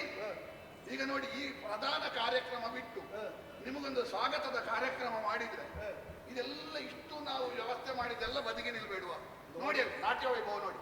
ಓ ಇಲ್ಲಿ ಗಾನವೈಭವ ನೋಡಿ, ಓ ಅಲ್ಲಿ ಇರುವಂತ ಒಬ್ಬೊಬ್ಬರ ನೋಡಿ ಜಯಘೋಷ ನೋಡಿ, ಜಯಘೋಷ ನೋಡಿ. ನಾನು ನಿಮ್ಮನ್ನು ನೋಡಿದ್ದೇ ದೊಡ್ಡ ಸಂಗತಿ. ನೀನು ಯಥಾರ್ಥ ಹೇಳ್ಬೇಕು. ಅವರಿಗೆ ಕಾರ್ಯಕ್ರಮ ಸಿಕ್ಕಲಿ ಅಂತ ನೀನು ಕೊಟ್ಟದ್ದ ಅಲ್ಲ, ನಿನ್ನ ಈ ಮೆರವಣಿಗೆಗೆ ಕಾರ್ಯಕ್ರಮ ಬೇಕು ಅಂತ ಕೊಟ್ಟದ್ದು. ಅಲ್ಲ ಅಂದ್ರೆ ವಿಷಯ ಎಂತ ಗೊತ್ತಾ? ಒಂದೇ ಜಾಗದಲ್ಲಿ ಸುಮಾರು ಕಾರ್ಯಕ್ರಮ ಆಗುವಾಗ ಅದೂ ಇಲ್ಲ ಇದು ಇಲ್ಲ, ಒಟ್ಟು ಕೆಲಸ ಮೇಲೋಗರಾಗುವುದು ಬಿಟ್ಟರೆ ಮತ್ತೆಂತದ್ದು? ಸ್ವಾಮಿ, ಎಲ್ಲವೂ ನಮಗೆ ಬೇಕು ಅಂತ ಮಾಡುವುದಲ್ಲ. ಈಗ ಚಂದಕ್ಕೆ ಮಾಡುವುದು ಅಂತ ಉಂಟು, ಉಪಯೋಗಕ್ಕೆ ಮಾಡುವುದು ಅಂತ ಉಂಟು. ಈಗ ಬ್ರಾಹ್ಮಣನ ಮನೆ ಈಜುಕೊಳದಲ್ಲಿ ಮೀನಿರ್ತದೆ, ಪದಾರ್ಥಕ್ಕಾಗ್ತದ? ಅದು ನೀನು ಬ್ರಾಹ್ಮಣರಲ್ಲೇ ಕೇಳುವುದು ಒಳ್ಳೆಯದು. ನೀವಲ್ವಾ? ನಾ ಬ್ರಾಹ್ಮಣ ಅಲ್ಲ ಅಂತಲ್ಲ, ನಾನು ಆ ಪಂಕ್ತಿಯಲ್ಲಿ ಸ್ವಲ್ಪ ಬೇರೆ. ಯಾಕೆ ಆ ಉದಾಹರಣೆ ಬಂದವರೊಟ್ಟಿಗೆಲ್ಲ ಊಟ ಕೊಡುವ ನೀವು ಅವಧೂತ ಪರಂಪರೆ. ನಾನು ಯಾಕೆ ಕೇಳಿದೆ ಅಂತ ಹೇಳಿದ್ರೆ, ಇಲ್ಲಿ ನಾಟ್ಯ ವೈಭವ, ಗಾನ ವೈಭವ ಮಾಡಬೇಕು, ಅರ್ಥ ಆಗಬೇಕು ಅಂತ ಮಾಡಿದ್ದಲ್ಲ. ನಿಮ್ಮದೊಂದು ಕಾರ್ಯಕ್ರಮದಲ್ಲಿ ನಮಗೂ ಭಾಗಿಯಾಗಬೇಕು ಅಂತ ಒಬ್ಬೊಬ್ಬರಿಗೂ ಹಂಬಲ ಉಂಟು, ಅವರಿಗೆಲ್ಲ ಒಂದೊಂದು ಅವಕಾಶ. ಹಾಗಾದ್ರೆ ಇದೆಲ್ಲ ಸಂಬಳಕ್ಕಲ್ಲ. ಯಾರು ಇದು ನಿತ್ಯ ಕುಣಿಯುವವರಲ್ವಾ? ಸಂಬಳ ಇಲ್ಲ. ಅವರು ಸಭೆಯಲ್ಲಿ ಕುಣಿಯುವವರು. ಇವತ್ತೊಂದು ಹೊರಗೆ ನಂದನವನದಲ್ಲಿ ನಮ್ಮ ಪ್ರತಿಭೆ, ನಮ್ಮ ನಾಟ್ಯದ ಸತ್ವ ಸಿದ್ಧಿ, ಗಾಯನದ ಸಿದ್ಧಿ ತೋರಿಸಬೇಕು ಅಂತ ಅವರೆಲ್ಲ ಹೊರಗೆ ಬಂದಿದ್ದಾರೆ. ಹಾಗಾಗಿ ಕುಣಿಯುವರು. ಇಂದ್ರ, ಈಗ ನೀನು ಹೊರಟ ದಾರಿಯಲ್ಲಿ ನಿನ್ನನ್ನು ಏನು ನಾನು ಕೇಳಬಾರದು ಅಂತಲ್ವ ನೀನು ಹೇಳುದು? ಅದಲ್ಲ, ವಿಷಯ ಎಂತದಿಲ್ಲ. ಇದು ನೀವು ಇನ್ನೊಮ್ಮೆ ಇವತ್ತು ಆಗ್ಲಿಕ್ಕಿಲ್ಲ, ಇನ್ನೊಮ್ಮೆ ಆಸ್ಥಾನಕ್ಕೆ ಬನ್ನಿ. ಆಗ ಏನಾದ್ರೂ ಬೇಕಾದ ವ್ಯವಸ್ಥೆ, ಪೂಜೆ. ಮತ್ತೆ ಒಂದು ಹೇಳ್ತೇನೆ, ಕೆಲವರಿಗೆಲ್ಲ ಎಲ್ಲಿ ಬರಬೇಕು ಅಂತ ನಿಮ್ಮ ವಿಷಯ ಅಲ್ಲ, ಕೆಲವರಿಗೆಲ್ಲ ಎಲ್ಲಿ ಬರಬೇಕು ಅಂತ ನನ್ನಲ್ಲಿ ಹೇಳ್ಬೇಡ. ಅಲ್ಲಲ್ಲ, ನನ್ನದಲ್ಲದೆ ಇದ್ದದನ್ನು ನನ್ನಲ್ಲಿ ಹೇಳ್ಬೇಡ. ಅಲ್ಲಲ್ಲ, ಆಗಲ್ಲ, ನೀನು ಆಗಲ್ಲ, ಆಗಲ್ಲ ಬಟ್ಟೆಯಲ್ಲಿ ಕಲ್ಲಿಡಿದು ಹೊಡೆಯುವುದು ಆಗಲ್ಲ. ಕೆಲವರಿಗೆಲ್ಲ ಎಲ್ಲಿ ಬರಬೇಕು ಅಂತ ಗೊತ್ತಿಲ್ಲ, ಅಂದ್ರೆ ನಾನು ಗೊತ್ತಿಲ್ಲದೆ ಬಂದದ್ದು. ಆಗಲ್ಲ, ಆಗಲ್ಲ, ಆಗಲ್ಲ. ಈಗ ನೀವೆಲ್ಲ ವಿಷಯ ಬೇರೆ. ಈಗ ನಾವು ತೋಟಕ್ಕೊಂದು ಬೇಲಿ ಹಾಕ್ತೇವೆ. ಯಾವುದಕ್ಕೆ? ಯಾವ ದನ ಕರು ಇದೆಲ್ಲ ಉಪದ್ರ ಮಾಡಬಾರ್ದು ಅಂತ ಆನೆಗೆ ಬೇಲಿ ಆಗ್ತದ? ನೀವು ಆನೆ ಯಾರು? ನಿಮಗೆ ಯಾವುದು ನಡೆಯುವುದಿಲ್ಲ, ನಿಮಗೆ ಪ್ರಪಂಚದಲ್ಲಿ ಯಾವುದೂ ತಾಗುವುದಿಲ್ಲ. ಆನೆಯಲ್ಲಿ ಕೂತದ್ದು ನೀನು. ಆನೆಯ ಮೇಲೆ ಇದ್ದೇನೆ, ಅದೆಲ್ಲ ವಿಷಯ. ನಾನು ಉಪಮೆಗೆ ಹೇಳಿದ್ದೆ. ಯಾಕೆ ಅಂತ ಹೇಳಿದ್ರೆ, ಅಂದ್ರೆ ಬೇಲಿ ಬಾಕಿದ್ದ ಪ್ರಾಣಿಗಳಿಗೆ ನಾನು ಬೇಲಿ ಪುಡಿ ಮಾಡುವ ಅಂತಲ್ವಾ? ಅಲ್ಲ, ನೀವು ಪುಡಿ ಮಾಡುವಿರಿ. ನೀನು ನನ್ನ ನಾನೇ ಅಂತ ಹೇಳಿದ್ದಲ್ವ? ನೀನು ಬೇಲಿ ಪುಡಿ ಮಾಡುವುದಕ್ಕೆ ಹೇಳಿದ್ದು ಸ್ವಾಮಿ. ಏನು ಹೇಳಲಿಕ್ಕೆ ಆಗ್ತದೆ? ಕೆಲವೊಮ್ಮೆ ನಾವು ಉಪಮೆ ಕೊಡುವಾಗ ಈಗ ಒಬ್ಬಳನ್ನು ನಾಗವೇಣಿ ಅಂತ ಕರೆದ್ರೆ, ನನ್ನ ಕೂದಲಿನಲ್ಲಿ ಎಂತದು ವಿಷದ ಹಲ್ಲು ಉಂಟ ಅಂತ ಕೇಳಲಿಕ್ಕೆ ಉಂಟ? ಇಲ್ಲ. ಅದು ಕೂದಲು ಮಾತ್ರ ಉದ್ದ ಉಂಟು ಅಂತ ಅರ್ಥ. ನೀವು ಬೇಲಿ ಬಿಡುವವರು ಅಂತ ಅಲ್ಲ, ನಿಮ್ಮನ್ನು ನಿಯಂತ್ರಿಸುವವರು ಪ್ರಪಂಚದಲ್ಲಿ ಇಲ್ಲ. ನಿಮ್ಮನ್ನು ಯಾರಾದರೂ ನಿಯಂತ್ರಿಸಬೇಕೋ ನೀವೇ ನಿಮ್ಮನ್ನು ನಿಯಂತ್ರಿಸಬೇಕಾಗ್ತದೆ, ಬೇರೆ ಯಾರಿಗೂ ಸಾಧ್ಯ ಇಲ್ಲ. ನಿಮ್ಮನ್ನು ಯಾರಾದ್ರೂ ಸರಿ ಮಾಡಬೇಕಾ, ನಿಮ್ಮನ್ನು ನೀವೇ ಸರಿ ಮಾಡಿಕೊಳ್ಳಿ. ಅಂದ್ರೆ ನಾನು ಸರಿ ಇಲ್ಲ. ಆಗಲ್ಲ. ಎಲ್ಲಿಯಾದ್ರೂ ನೀವು ತಪ್ಪಲಿಕ್ಕೆ ಹೊರಟ್ರೆ, ನೀವು ತಪ್ಪಲಿಲ್ಲ, ನೀವು ಎಲ್ಲಿಯಾದ್ರೂ ತಪ್ಪಲಿಕ್ಕೆ ಹೊರಟ್ರೆ ಸರಿ ಮಾಡ್ಲಿಕ್ಕೆ ಪ್ರಪಂಚದಲ್ಲಿ ಯಾರಿಗೂ ಸಾಧ್ಯ. ನೀನೀಗ ಮೆರವಣಿಗೆ ಹೊರಟದಲ್ಲ, ಹೌದು. ಎಷ್ಟು ಮಾತಾಡ್ತೀನಿ? ಯಾರು? ನಾನು ಇವತ್ತು ಕಡಿಮೆ ಮಾತಾಡಿ ಇಲ್ಲ. ನುಡಿದ ಎನಗುಣಿಕ ಭೂತಪ ಮುಂದೆ ಸುರಬ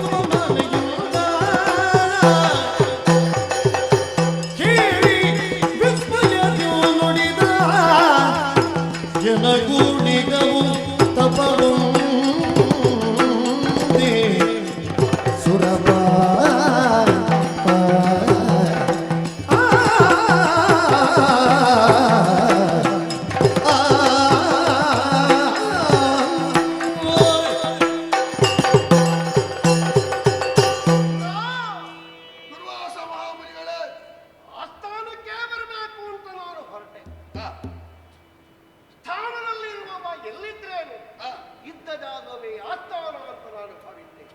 ಆಗಬಹುದಿತ್ತು, ಆದರೆ ಅವಸರದಲ್ಲಿದ್ದೇನೆ. ಆಸ್ಥಾನ ಆಸ್ಥಾನ ಆ, ಆಸ್ಥಾನದಲ್ಲಿ ಅಸ್ಥಾನ ಪ್ರವೇಶ ಆಗಕೂಡದು. ಆ, ಅಸ್ಥಾನದಲ್ಲಿ ಆಸ್ಥಾನವೂ ಪ್ರವೇಶ ಆಗಕೂಡದು. ಹೌದೌದು. ಕೆಲವೊಮ್ಮೆ ವ್ಯಕ್ತಿಯಿಂದ ಗೌರವ ಹಾಳಾಗ್ತದೆ, ಹೌದು ಕೆಲವೊಮ್ಮೆ ಸ್ಥಾನ ಹಾಳಾದ್ರೆ ವ್ಯಕ್ತಿಯ ಗೌರವ ಹಾಳಾಗ್ತದೆ. ಹೌದು ಹೌದು. ಇದು ಏನೂ ಆಗ್ಲಿಕ್ಕಿಲ್ಲ. ಆ, ನಾನು ಎಲ್ಲ ಬಿಟ್ಟ, ಬಾ, ನಾನು ಎಲ್ಲ ಬಿಟ್ಟ. ಅದು ನನಗೆ ಗೊತ್ತಿಲ್ವ? ಹೌದಲ್ಲ? ಹೌದು. ನೀನು ಒಂದರ್ಥದಲ್ಲಿ ಯಾವುದೂ ಇಲ್ಲದೆ ಇದ್ದ. ಇಲ್ಲಪ್ಪ, ನಾನು ಕಾಮ್ಯ ಕರ್ಮ ಮಾಡಿದವ. ಅಲ್ಲ, ಕಾಮ್ಯ ಕರ್ಮ ಅದು. ಹೌದು, ನಮಗೆ ಈಗ ಬಾಂಧವ್ಯ ನಿನಗಾಗಿ ಏನಾದ್ರೂ ಮಾಡ್ತೀಯ? ಇಲ್ಲಪ್ಪ. ಸ್ವರ್ಗದಲ್ಲಿ ಏನುಂಟು? ಆ, ಎಲ್ಲವೂ ಉಂಟು. ಉಂಟು. ಸ್ವರ್ಗದಲ್ಲಿ ಯಾವುದೆಲ್ಲ ಉಂಟು? ಯಾವುದೆಲ್ಲ ಉಂಟು ಯಾವುದೂ ಇಲ್ಲ. ಅಂದ್ರೆ?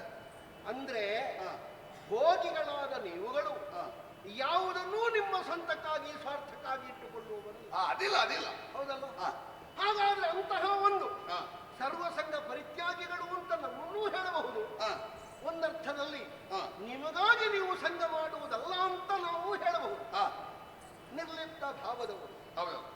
ದೇವಲೋಕದಲ್ಲಿ ಹಸಿವೆ ಇಲ್ಲ, ಆ, ಮೈ ಬೆವರುವುದಿಲ್ಲ, ಬರುವುದಿಲ್ಲ. ಯಾವುದೇ ಒಂದು ಕಾಮನೆಗಳು ಅವರಿಗಾಗಿ ಉತ್ಪತ್ತಿ ಆಗುವುದಿಲ್ಲ. ಇಲ್ಲ. ಲೋಕದ ಕಲ್ಯಾಣವೇ ಇಂದ್ರನ ಪರಮ ಗುರಿ. ಆ, ಇಂದ್ರನಾದಂತಹ ನಿನ್ನಲ್ಲಿ ಬೇಕಾದಷ್ಟು ಉಂಟು, ಆ, ಇನ್ನೇನೂ ತುಂಬಿಸಿಕೊಳ್ಳುವುದಕ್ಕಿಲ್ಲ. ಆ, ನಮಗೆ ಹಾಗೆ ಕಾಣುವುದಿಲ್ಲ. ಮತ್ತೆ ಇಂದ್ರನಲ್ಲಿ ಇನ್ನೂ ಇರಲಿ, ಮತ್ತೂ ಇರಲಿ, ಇನ್ನಷ್ಟು ಇರಲಿ, ಹೆಚ್ಚಿಗೆ ಹೆಚ್ಚಿಗೆ ಇರಲಿ ಹಾ. ಅಂತ ನಾವು ಬಯಸ್ತೇವೆ. ಯಾಕೆ? ಯಾಕೆ? ನಿನ್ನನ್ನು ನಾವು ಆರಾಧಿಸುವುದು, ಆ, ನಾವು ಯಜ್ಞಯಾಗಾದಿಗಳನ್ನೆಲ್ಲ ಮಾಡುವುದಿದ್ರೆ, ಆ, ಒಂದು ಹವಿಷ್ಯ ಕೊಡುವುದು ಅಂತ ಇದ್ರೆ, ಹಾ. ಇಂದ್ರಾಯ ಸ್ವಾಹ, ಇಂದ್ರಾಯ ನಮಃ. ಆ, ಆ, ಹೀಗೆ ಹಿಂಡಿ ಕೊಟ್ಟಷ್ಟು ದನದಲ್ಲಿ ಹಾಲು ಹೆಚ್ಚು. ಹೌದು. ಹಾಗಾದ್ರೆ ಹಿಂಡಿ ಕೊಟ್ಟಷ್ಟು ಆ, ನಮಗೆ ಹಿಂಡುವುದಕ್ಕೆ ಬರ್ತದೆ ಹೌದು. ಅಂತಾದ್ರೆ ಹಾ. ಲೋಕದಲ್ಲಿ ಕುಡಿಯುವುದಕ್ಕೆ ಬಹಳಷ್ಟು ಗಂಟಲು ಸಿಗ್ತದೆ ಅಂತ ಅರ್ಥ ಆಯ್ತಲ್ಲ. ಹೌದು. ಕಂಟಕ ನಿವಾರಣೆಗೆ, ಗಂಟಲು ತುಂಬಿಕೊಳ್ಳುವುದಕ್ಕೆ ಆ, ನಿನ್ನಂತವನೊಬ್ಬ ಪೋಷಕವಾಗಿ ಸಿಕ್ಕುವುದಿದ್ರೆ, ಆ, ವೃದ್ಧಿಯನ್ನು ಮಾಡುವುದಕ್ಕೆ ನಮ್ಮಂತವರು ಮನಸ್ಸು ಮಾಡ್ತೇವೆ. ಆ, ಹಾಗಾಗಿ ಹಾಗಾಗಿ ಇದೋ ನಿನ್ನನ್ನು ಕಾಣುವ ಅವಸರದಲ್ಲಿ ಬರುವಾಗ ನೀವ್ಯಾವಾಗ ಮಾಲೆ ಎಲ್ಲ ಎಂತದು? ಈಗ ಮಾಲೆ ಎಲ್ಲ ತಗೊಂಡು ಹಾಕ್ಲಿಕ್ಕೆ ಪ್ರಾರಂಭ ಮಾಡಿದೆ. ಆ ಥರ ಉಂಟಲ್ಲ ಮಾಲೆ, ಜೀವಮಾನದಲ್ಲಿ ಇದು ಪ್ರಪ್ರಥಮ. ಹೌದಾ? ಇದು ಸೇರಿ ಒಂದನೇ ಸಲ ಇದು. ಹಾ, ಅಂದ್ರೆ ಮೊದಲ ಸಲ. ಗೊತ್ತಾಯ್ತು? ಹೌದು. ಇದನ್ನು ಯಾವನು ಧರಿಸ್ತಾನೋ ಹಾ, ಅಂತವನ ಆಯುಷ್ಯ, ಹಾ. ಅಂತವನ ಆರೋಗ್ಯ, ಹಾ. ಅಂತವನ ಇಷ್ಟಾರ್ಥ ಸಿದ್ಧಿ, ಹಾ. ಅಂತವನದ್ದಾದಂತಹ ಪ್ರಯೋಜನ ಸಿದ್ಧಿ, ಹಾ. ಅಂತವನ ಐಶ್ವರ್ಯ ಭಾಗ್ಯ, ಹಾ. ಅಂತವ ಎಣಿಸಿದ್ದೆಲ್ಲವೂ ಕೈ ಸೇರ್ತದೆ. ಗೊತ್ತಾಯ್ತು ನನಗೆ. ಏನು? ನನಗೆ ಗೊತ್ತಾಯ್ತು. ಏನು? ನಿಮಗೆ ಒಬ್ಬರಿಗೆ ಹಾಕಿಕೊಳ್ಳಿಕ್ಕೆ ಏನು ಉದಾಸೀನ ಆಯ್ತು, ಹಾಗಾಗಿ 4 ಜನ ಎದುರಿನಲ್ಲಿ ಹಾಕಿಕೊಳ್ಬೇಕು ಅಂತ ಬಂದದಲ್ವ, ನಮ್ಮ ಎದುರಿನಲ್ಲಿ ಹಾಕಿಕೊಳ್ಳಿ. ಇದನ್ನು ನಾನೇ ಹಾಕಿಕೊಳ್ಳುವುದಿದ್ರೆ ಹಾ, ನಿನ್ನಲ್ಲಿಗೆ ಬರ್ತಿದ್ದೇನೆ. ನಿಮ್ಮ ಆಯುಷ್ಯ, ನಿಮ್ಮ ಆರೋಗ್ಯ, ನಿಮ್ಮ ಸಮೃದ್ಧಿ ಹೆಚ್ಚಾಗಬೇಕು ಅಂತ ಬಯಸುವವರಲ್ಲಿ ಮೊದಲಿಗೆ ನಾನು. ದೇಹವನ್ನು ಕೃಶವಾಗಿಸಿ, ಆ, ಇದು ಜೀರ್ಣವಾಗಿ, ಆ, ಹಾಗೆ ಬಿದ್ದು ಹೋಗಬೇಕು ಅಂತ ಬಯಸುವವರಲ್ಲಿ ದುರ್ವಾಸನು ಹೌದು. ಹಠಯೋಗಿಯಾಗಿ, ನೀವು ಉಂಡು ಉಪವಾಸಿ. ಅವಧೂತ ವ್ಯಕ್ತಿತ್ವದ ಪರಮ. ಎಷ್ಟು ಊಟ ಮಾಡಿದ್ರು ನೀವು ಉಪವಾಸಿ. ಹೌದಲ್ಲ? ಹೌದು. ಅಂತಹ ಸ್ಥಿತಿಯಲ್ಲಿರುವ ನನಗೆ ಹಾ. ಭೋಗವೇ. ಅಲ್ಲ, ಕೆಲವು ಸಂಸಾರಿಗಳಲ್ಲಿ ಇದ್ದಾರೆ 4 ಸಲ ಹಾಕಿಕೊಂಡು ನಾನು ಊಟ ಮಾಡಲಿಲ್ಲ ಅಂತ ಹೇಳುವವರು. ಅದಲ್ವ ಇದು? ನೀವು ಉಂಡು ಉಪವಾಸಿ. ಹೌದು. ನಾನು ಎಷ್ಟು ಉಂಡ್ರೂ ಉಪವಾಸಿ. ಹೌದು. ಕೆಲವರೆಲ್ಲ ಊಟಕ್ಕೆ ಕೂತ್ರೆ ಬದಿಯವರು ಹೇಳಬೇಕು, ಸಾಕು ಮಾರ ಹೇಳು. ಹೌದು. ಅದು ಹಾಗೆಲ್ಲ ನಾವು ನೋಡು. ಓ, ಈ ಮಾಲೆ ನಿನಗಾಗಿ ತಂದಿದೆ, ಇದನ್ನು ನೀನೇ ಧರಿಸಬೇಕು ಎನ್ನುವಂತಹ ಉತ್ಕಟವಾದ ಆಶೆ. ಯಾಕೆ? ನಾವು ಪ್ರಸಾದ ಕೊಡುವಾಗ ಹಾ, ಒಂದು 4 ಮಂದಿಗೆ ಸಿಕ್ಕುವ ಜಾಗದಲ್ಲಿ ಕೊಟ್ರೆ ಕೊಟ್ರೆ ನಾವೇ ಕೊಡಬೇಕು ಅಂತ ಇಲ್ಲ. ನಾವು ಯಾವುದೋ ಒಂದು ಕ್ಷೇತ್ರಕ್ಕೆ ಹೋಗಿ ಮಾಡಿದ ಪುಣ್ಯ ಹಾ. ಆ ಪ್ರಸಾದ ವಿತರಣೆಯಲ್ಲಿ ಬರ್ತದೆ ಅಂತ ನಾವು ಭಾವಿಸ್ತೇವೆ. ಹಾ, ಹಾ, ಹಾ, ಹಾ. 3 ಲೋಕದ ಹಿತಚಿಂತನೆಯನ್ನು ಮಾಡುವ ತ್ರಿವಿಷ್ಟಪನಾದ ನಿನಗೆ ಹಾ. ಈ ಮಾಲೆ ಪ್ರಯೋಜನವನ್ನು ಕೊಟ್ಟಿತು ಅಂತಾದ್ರೆ ಲೋಕಾಂತರದಲ್ಲಿಯೂ ಸುಕ್ಷೇಮ ತಾಯಿ ಆಗ್ತದೆ ಎನ್ನುವ ಭಾವದಲ್ಲಿ ಇಂದ್ರ ಓ. ನೀನು ಹೇಳಿದ್ದೀ. ಹೌದು. ಇದೋ ಇದೋ ಆ. ಇದೋ ಇದೋ ಇದೋ ಇದೋ ಸೃಷ್ಟಿ ಮೂಲ ಕೊನೆಯ ಸುರರೇ ಸೇವಕರಿನಗೆ ಶ್ರೇಷ್ಠತಾಮೆನುತ ತ್ರೈಮೂರ್ತಿಗಳು ಮುದದುಳು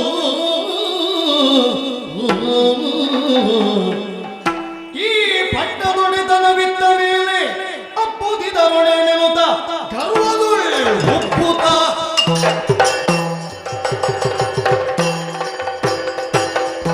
ದೇವತಾ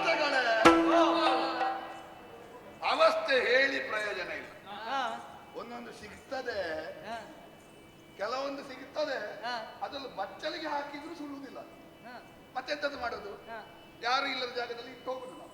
ಆಹಾ. ನಾನೀಗ ಸನ್ಮಾನವೇ ಬೇಡ ಅಂತ ಹೇಳುದು. ಯಾಕೆ? ಆ, ಏನು ಕೊಡುದಿಲ್ಲ, ಮಾಲೆ ಮಾತ್ರ ಹಾಕುದು. ಅಂತ ಸನ್ಮಾನ ಎಷ್ಟು ತಕೊಂಡು ಇಟ್ಟಾಗಿದೆ ನಾವು. ಆ, ಇದು ಕೆಲವರೆಲ್ಲ ಸನ್ಮಾನ ಮಾಡುದು ನಮ್ಮ ಮೇಲೆ ಅಭಿಮಾನದಿಂದ ಅಲ್ಲ, ಮತ್ತೆ ನಾವೊಂದು ಸನ್ಮಾನ ಮಾಡಿದ್ದೇವೆ ಅಂತ ಊರಿಗೆ ಪ್ರಚಾರ ಮಾಡುದು. ಆ, ಇದೊಂದು ನೋಡಿ ಮಾಲೆ. ಏನಾದ್ರೂ ನಮಗೆ ಇದು ಎಂತದ್ದು ಅಂತ ಹೇಳಿದ್ರೆ ಸಮುದ್ರದ ನೆಂಟತನ ಉಪ್ಪಿಗೆ ಬಡತನ ಅಂತ ಹೇಳಿದ ಹಾಗೆ ನಮಗೇನಾದ್ರೂ ಅಗತ್ಯ ಉಂಟು? ಪ್ರಯೋಜನ ಉಂಟಾ? ಇದು ಲೋಕದಲ್ಲಿ ಹೇಗೆ ಗೊತ್ತುಂಟ ಕ್ರಮ? ಆ, ಒಬ್ಬ ಹೊಟ್ಟೆಗಿಲ್ಲದೆ ಹಸಿವೆಯಿಂದ ಸಾಯ್ತಾ ಇದ್ರೆ ಆ, ಒಬ್ಬನು ಚಿಕ್ಕಾಸು ಕೊಡುದಿಲ್ಲ. ಅಮೃತ ಶಿಲೆಯಲ್ಲಿ ಬರೀತಾರ ಆಹಾ.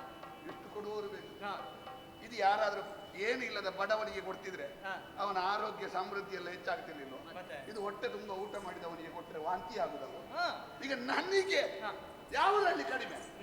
ಸ್ವರ್ಗ ನಿಜ ದೇಶ, ಆ, ಅಮರಾವತಿಯ ಪುರದುರ್ಗ, ಆ, ಪರುಷವಂಗಣದ ಕಲ್ಲು, ಸುರಭೀಕರಹಂ, ಕಲ್ಪತರುವನಂ, ಮೇರು ಕೇಳಿ ಶೈಲ, ವರರಂಬೆ ವೇಶ್ಯ, ದೊರೆವಾಲ್ತನಿದ ದೇವೇಂದ್ರ. ಆ, ಇದನ್ನೆಲ್ಲ ಇಟ್ಟುಕೊಂಡ ಯಾವುದನ್ನು ನೋಡಿದ್ರು ಕಾಮಧೇನು, ಕಲ್ಪವೃಕ್ಷ, ಐರಾವತ, ಒಂದೊಂದು ಆ, ಪ್ರಪಂಚದಲ್ಲಿ ಅಮೂಲ್ಯವಾದ ಸಂಪತ್ತು.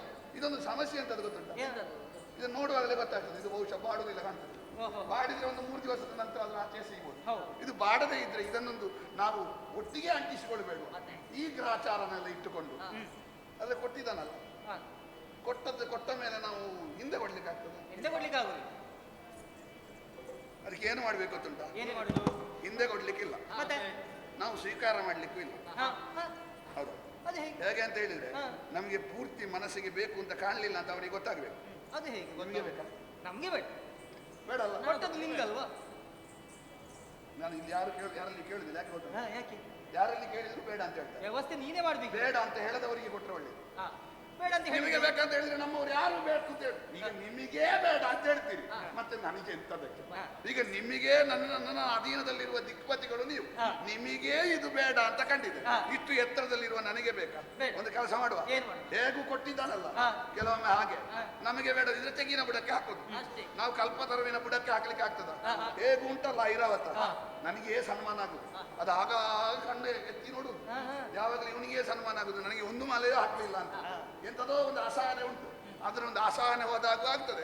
ಅಂದ್ರೆ ಒಂದು ಮಾತುಂಟಲ್ಲ, ಹೇಗೆ? ಬರಗಾಲದ ಸಮಯದಲ್ಲಿ ಒಬ್ಬ ಮಾವಿನ ಮರದ ಬುಡದಲ್ಲಿ ಪಿತೃತರ್ಪಣ ಬಿಟ್ಟಿದ್ದಾನೆ. ಮಾವಿನ ಮರಕ್ಕೆ ನೀರು ಹಾಕಿದಾಗೂ ಆಯ್ತು, ಪಿತೃತರ್ಪಣ ಬಿಟ್ಟ ಹಾಗೂ ಆಯ್ತು, ಅದಕ್ಕೊಂದು ಸಮಾಧಾನ ಆದಾಗೂ ಆಯ್ತು, ನಮಗೆ ಬೇಡದನ್ನು ಹಾಕಿದ ಹಾಗೂ ಆಯ್ತು. ಈ ಮಾಲೆ ಐರಾವತದ ಕುತ್ತಿಗೆಗೆ ಹಾಕಿ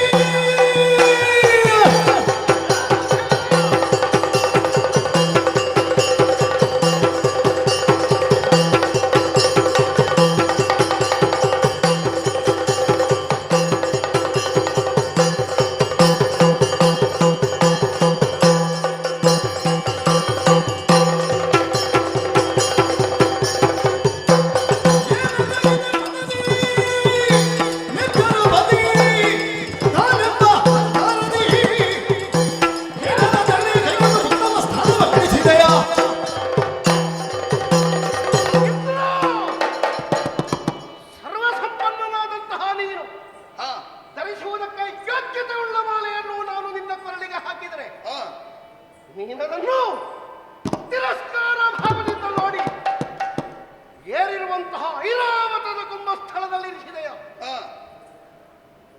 ಆನೆ ಆನೆ ಆನೆ ಸೊಂಡಿಲಿನಿಂದ ಅದನ್ನು ತೆಗೆದು ತನ್ನ ಕಾಲಡಿಗೆ ಹಾಕಿ ಉಡಿ ಮಾಡಿ ಬಿಟ್ಟಿದ್ದಲ್ಲ. ಉಡಿ ಈಗ ತಲೆಗೆ ಹಾಕಲಿಕ್ಕೆ ಒಂದು ದಳ ಉಳಿದಿಲ್ಲ. ಇಲ್ಲ ಇಂದ್ರ, ಓ ನೀನು ಆನೆಯನ್ನಡರಿದವ. ಹಾ ಕೇವಲ ಒಂದು ಪ್ರಾಣಿ ಮಾತ್ರ ಅಲ್ಲ, ಹಾ ಆನೆ. ಆನೆ ಆನೆ ನಿನಗೆ ಓ ನಿನ್ನ ತಲೆಯಲ್ಲಿ ಹಾ ಆನೆ ಹಾ ಹಾ ನಾನೇ ನಾನೇ ಹಾ ಎನ್ನುವ ಮದಗರ್ವ ಇದೆ. ಹಾ ನಿಜವಾಗಿ ಆನೆ ಶಬ್ದಕ್ಕಿರಬೇಕಾದಂತಹ ಅರ್ಥೋತ್ಪತ್ತಿ ಹೇಗೆ? ಹೇಗೆ? ಆರೋಗ್ಯ ಮತ್ತು ನೆಮ್ಮದಿ.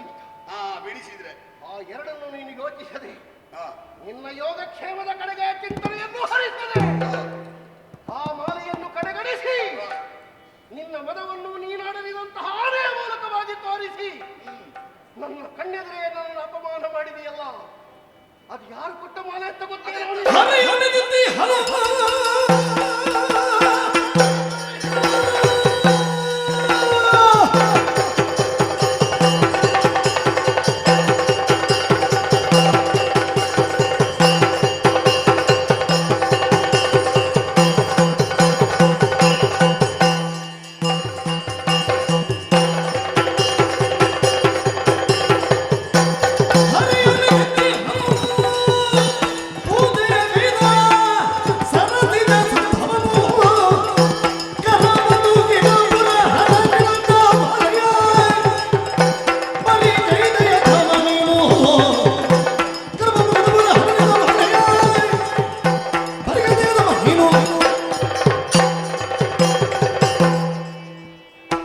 ಭಗವಂತನಾದ ಶ್ರೀಮನ್ನಾರಾಯಣ ಹಾ ಈ ಲೋಕದಲ್ಲಿ ಹಾ ಅವನನ್ನು ಮೀರಿದ್ದಿಲ್ಲ. ಹಾ ಎಲ್ಲವೂ ಅವನೊಳಗೆ. ಈ ಲೋಕವನ್ನೇ ತನ್ನ ನಿಯಂತ್ರಣದಲ್ಲಿ ಇರಿಸಿಕೊಂಡಕೊಳ್ಳಬಲ್ಲ. ಪದ್ಮದಂತೆ ಆಕಾರವನ್ನು ಹೊಂದಿ ತನ್ನ ಎಲ್ಲವನ್ನೂ ಲೋಕಮುಖಕ್ಕೆ ಪ್ರದಾನ ಮಾಡುವಂತಹ ದೇವಾದಿದೇವ, ವೈಕುಂಠವಾಸಿ ವಾಸಿ, ಯಾವುದೇ ಒಂದು ಕುಂಠಿತತೆಗೆ ಅವಕಾಶ ಇಲ್ಲದೆ ಇರುವ ಲೋಕ ನನ್ನನ್ನು ಕರೆಯಿತು. ತಪಸ್ಸಿನಲ್ಲಿದ್ದಂತಹ ನಾನು ಎಚ್ಚರಗೊಂಡು ಹಾ ನೇರವಾಗಿ ಹಾ ವೈಕುಂಠದ ಕಡೆಗೆ ಓಡಿದ್ದೆ. ಆಹಾ ನಾರಾಯಣನನ್ನು ಕಾಣುವಾಗ ಯಾಕೆ ಹೋಗಿದ್ದೇನೆ ಅಂತೇಳಿ ಗೊತ್ತಾಗಲಿಲ್ಲ. ಹಾ ಈ ಮಾಲೆಯನ್ನು ಕೊಟ್ಟಿದ್ದ, ಆಹಾ ಇದು ನಿಮಗೆ. ಆಗ ನಾನು ಲೆಕ್ಕ ಮಾಡಿದೆ, ಸರ್ವಸಂಗ ಪ್ರತ್ಯಾಗಂತಹ ನನಗೆ ಯಾಕೆ ಮಾಲೆ? ಹಾ ದೇವರು ಯಾವುದೋ ಒಂದು ಸಂಕಲ್ಪವನ್ನು ಇರಿಸಿ ನನ್ನನ್ನು ಎತ್ತರಗೊಳಿಸಿ ಹಾ ಈ ಮಾಲೆಯನ್ನು ನನಗೆ ಕೊಟ್ಟು ಲೋಕದ ಕಲ್ಯಾಣಕ್ಕೆ ಇದನ್ನು ಉಪಯೋಗಿಸು, ದುರ್ವಾಸ ನೀನು ಪ್ರಚುರನಾಗು, ನಿನ್ನನ್ನು ಪ್ರಚೋದಿಸಿದ್ದೇನೆ ಅಂತ ಅವ ಮಾಡಿದ್ದಾನೆ. ಬ್ರಹ್ಮದೇವರು ಪೂಜಿಸಿದ್ರು. ಹಾ ಹರ ಇದಕ್ಕೆ ಮಾನ್ಯತೆಯನ್ನು ಕೊಟ್ಟು ಹೇಳಿದ, ನಾನು ಕೊಟ್ಟ ಹಾಗೆ ಅಂತ. ಯಾರಿಗೆ ಕೊಡ್ಲಿ, ಯಾರು ಧರಿಸುವರು ಅಂತ ಯೋಚನೆ ಮಾಡಿದಾಗ ಕಡೆಗೆ ಸಿಕ್ಕಿದ ಉತ್ತರ, ಹಾ ನೀವು ಮನಸ್ಸು ಬಂದವರಿಗೆ ಕೊಡಿ, ಹಾ ಅದನ್ನು ನಾರಾಯಣ ಕಡೆಗಣಿಸಲಿಕ್ಕಿಲ್ಲ.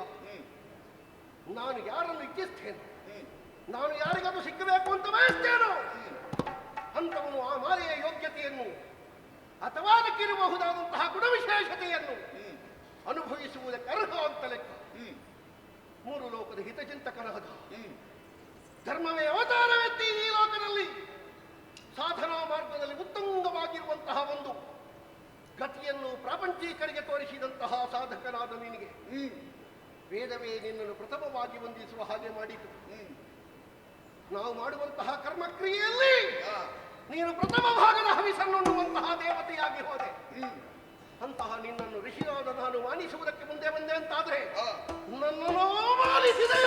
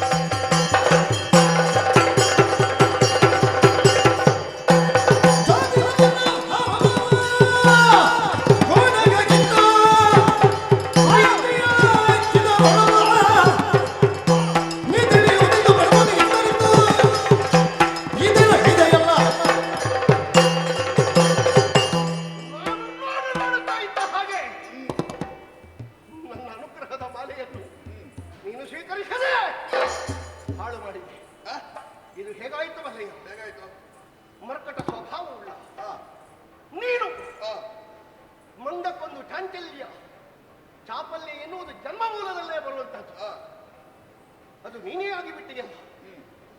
ಕೊಟ್ಟಿರುವ ಮಾಲೆಯ ಯೋಗ್ಯತೆಯನ್ನು ತಿಳಿಯದೆ ಕೇವಲ ಮನಸ್ಸಿಗೆ ಬಂದಂತೆ ಅದರ ಗುಣಾನುಭವಗಳನ್ನು ತಿಳಿಯದೆ ಅದು ಯಾವುದೋ ಭಾಗಕ್ಕೆ ಮನಸ್ಸಿಗೆ ಬಿಸಾಡುವಂತೆ ಈ ಮಾಲೆಯನ್ನು ಒಟ್ಟಕ್ಕೆ ಸೀಮಿತಗೊಳಿಸಿದೆಯಲ್ಲ. ನನಗೆ ಅರ್ಥ ಆಯ್ತು ಇಂದ್ರ. ಕೊಟ್ಟ ಒಬ್ಬ ಬಡ ಯೋಗಿ, ಒಬ್ಬ ಸಾಮಾನ್ಯ ತಾಪಸಿ,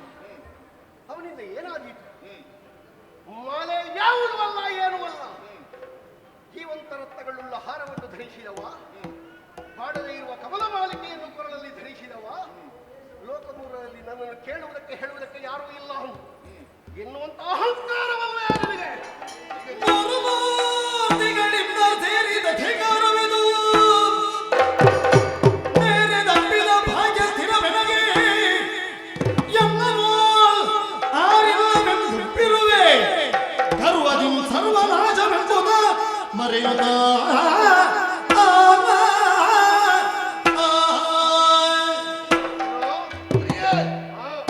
ಈಗ ಕೋಪ ಬಂದದ್ದು ಅಸಹಜ ಅಂತ ಹೇಳುದಿಲ್ಲ ನಾನು, ಆದ್ರೆ ನೀನೇ ಯೋಚಿಸಿ ನೋಡು. ಹೇಗೆ? ಈಗ ನಾರಾಯಣ ಕೊಟ್ಟದ್ದ, ಹೌದು, ಒಂದು ವಾಕ್ಯ ಅಲ್ಲೇ ಮಾತಾಡ್ತಿದ್ರೆ ಇಲ್ಲಿ ಉಸಿರುಗಟ್ಟಿ ಮಾತಾಡೋದು ಬೇಕಿತ್ತ? ಯಾರಿಗೆ ಕೊಡುವುದು ಅಂತ ಕೇಳುದಪ್ಪ. ಅಲ್ಲಿ ಮಾತಾಡ್ಲಿಕ್ಕೆ ಇಲ್ಲ, ಇಲ್ಲಿ ಬಂದು ಅವನಿಗೆ ಕೊಡ್ತೇನೆ, ಇವನಿಗೆ ಕೊಡ್ತೇನೆ, ಮತ್ತೊಬ್ಬನಿಗೆ ಕೊಡ್ತೇನೆ, ನೀನೇ ಗ್ರಹಿಸಿ ಬಂದು ನನಗೆ ಬೇಡ ಪುಣ್ಯಾತ್ಮ. ನನ್ನ ಉಸಿರಿನ ಬಗ್ಗೆ ಮಾತಾಡಲಿಕ್ಕೆ ನೀನ್ ಯಾರೋ? ಹೇಳಿದ್ದು ನಾನು, ನನಗೆ ಉಸಿರಿನ ಅಂತ ಹೇಳಿದ್ಯಾರು? ನನಗೆ ಕಾಣ್ತದಲ್ವಾ? ನಿನಗೆ ಅರ್ಥ ಆಗಲಿ ಅಂತ ಹೇಳಿದ್ದು ನಾನು. ಆದ್ರೂ ಇರ್ಲಿ, ಈಗ ಕೋಪ ಬಂದದ್ದು ಹೌದಾ? ಮೊದಲೇ ಹೇಳಿದ್ದಿ, ನನಗೆ ಕೇಳುವುದಿಲ್ಲ, ನನಗೆ ಕಾಣುವುದಿಲ್ಲ, ಮೇಲಿದ್ದೇನೆ ನಾನು. ಅದು ವಿಷಯ ಹೌದು. ಈಗ ಕೋಪ ಬಂದದ್ದು ಹೌದಾ? ಹೌದು. ಕೋಪ ಬಂದು ಏನು ಪ್ರಯೋಜನ? ಯಾಕೆ ಕೋಪ ಕೇಳು? ಅಲ್ಲ, ಏನು ಪ್ರಯೋಜನ ಈಗ? ನನಗಾಗಿ ಕೋಪ ಅಲ್ಲ, ಆ, ನೀನು ಅನುಭವಿಸಬೇಕಾದದ್ದನ್ನು ಕಾಲಡಿಯ ಕಸಕ್ಕಿಂತ ಕಡೆಯಾಗಿಸಿದೆಯಲ್ಲ. ಆ, ಮೂರು ಲೋಕದ ಹಿತಚಿಂತಕನಾದಂತಹ ನಿನಗೆ ಕೊಡುವುದರ ಮೂಲಕ ಲೋಕದ ಒಳಿತನ್ನು ಅನುಭವಿಸಲಿ ಅಂತ ನಾನು ಭಾವಿಸಿದ್ರೆ, ನಿನ್ನ ಮೂಲಕವಾಗಿ ಲೋಕಕ್ಕೆ ಸಿಕ್ಕಬೇಕಾದದ್ದನ್ನು ನೀನೆಲ್ಲ ತಿಂದು ಹಾಕಿದೆಯಲ್ಲ. ಅಲ್ಲ, ನಮ್ದು ಕೊಡುವ ಮೊದಲು ಕೇಳಬೇಡುವ ನಿನಗೆ ಬೇಕಾ ಬೇಡುವ ಅಂತ. ವ್ಯಕ್ತಿಯಸದ ನಾನು ತಕೊಂಡೆ. ನಾವು ಮತ್ತೆ ನಮಗೆ ನಾನು ಕೇಳಲಿಕ್ಕೆ ನನ್ನ ಕ್ರಮ ಹೇಗೆ ಅಂತ ಗೊತ್ತುಂಟ? ಹೇಗೆ? ಒಬ್ಬ ಕೊಡ್ತಾನಂತ ಒಟ್ಟು ತಗೊಳ್ಳೋದಲ್ಲ, ನಮಗೆ ಬೇಕಾದ್ರೆ ಮಾತ್ರ ತಗೊಳ್ಳುದು. ನಮಗೆ ಒಟ್ಟಿಗೆ 3 ಮೂರ್ತಿಗಳಿದ್ದಾರೆ. ನಿನ್ನ ಸಾಸಿವೆ ಎಸೆದು ಸಮುದ್ರಕ್ಕೆ ಶಬ್ದ ಮಾಡಲಿಕ್ಕೆ ಆಗುದಿಲ್ಲ. ನೀನದೆಲ್ಲ ಎಂಥದು ಬೊಬ್ಬೆ ಸುಮ್ಮನೆ, ಎಂಥದು 3 ಮೂರ್ತಿಗಳ ಒಟ್ಟಿಗಿರುವ ದೇವಲೋಕದ ಅಧಿಪತಿಗೆ ಒಂದು ಬೊಬ್ಬೆ ಹೊಡಿತೀಯಲ್ವಾ? ಇದು ಮನೆ ಅಂಗಳದಲ್ಲಿ ನಿಂತುಕೊಂಡು ಹಕ್ಕಿಯೊಂದು ಆಕಾಶವನ್ನು ಕೆಳಗೆ ಮಾಡ್ತೇನೆ ಅಂತ ಹೇಳಿದ ಹಾಗೆ ಪ್ರಯೋಜನ ಇಲ್ಲ. ಸಾಸಿವೆ ಎಸೆದು ಸಮುದ್ರದಲ್ಲಿ ಶಬ್ದ ಬೀಳ್ತೇನೆ ಅಂತ ಹೊರಟ ಹಾಗೆ. ನೀನು ಸಮುದ್ರ, ಮತ್ತೆ ಸಾಗರ, ನಾನು ಸಾಸಿವೆ. ಅಲ್ಲ ಎಸೆದದ್ದು. ನಾನು ಈಗ ಮಾತಾಡಿದ್ದು ಸಾಸಿವೆ ಅಲ್ಲ, ನಾನು ಸಾಸಿವೆ ಎಸೆದದ್ದು. ಹೌದು. ನಿನಗೆ ಅಹಂಕಾರ. ಆ, 3 ಮೂರ್ತಿಗಳಿದ್ದಾರೆ. ಹೌದು. ಯಾರೋ 3 ಮೂರ್ತಿಗಳು ಈ ರೀತಿ ಕೈದುದಗಿ ಸಕಲ ಸಂಪದವೆಲ್ಲ ವಾರಿದೆಯ ಪಾಲಾಗಿ ನಾಗ ಪದವಿಯ ಮುಂದೆ ಕ್ರೂರ ನಾಳಲಿ ಕೆಲಗಾಲ ದಾರಿದ್ರ್ಯ ಅನುಭವಿಸೆಂದು ಶಪಿಸಿ ನಡೆದ.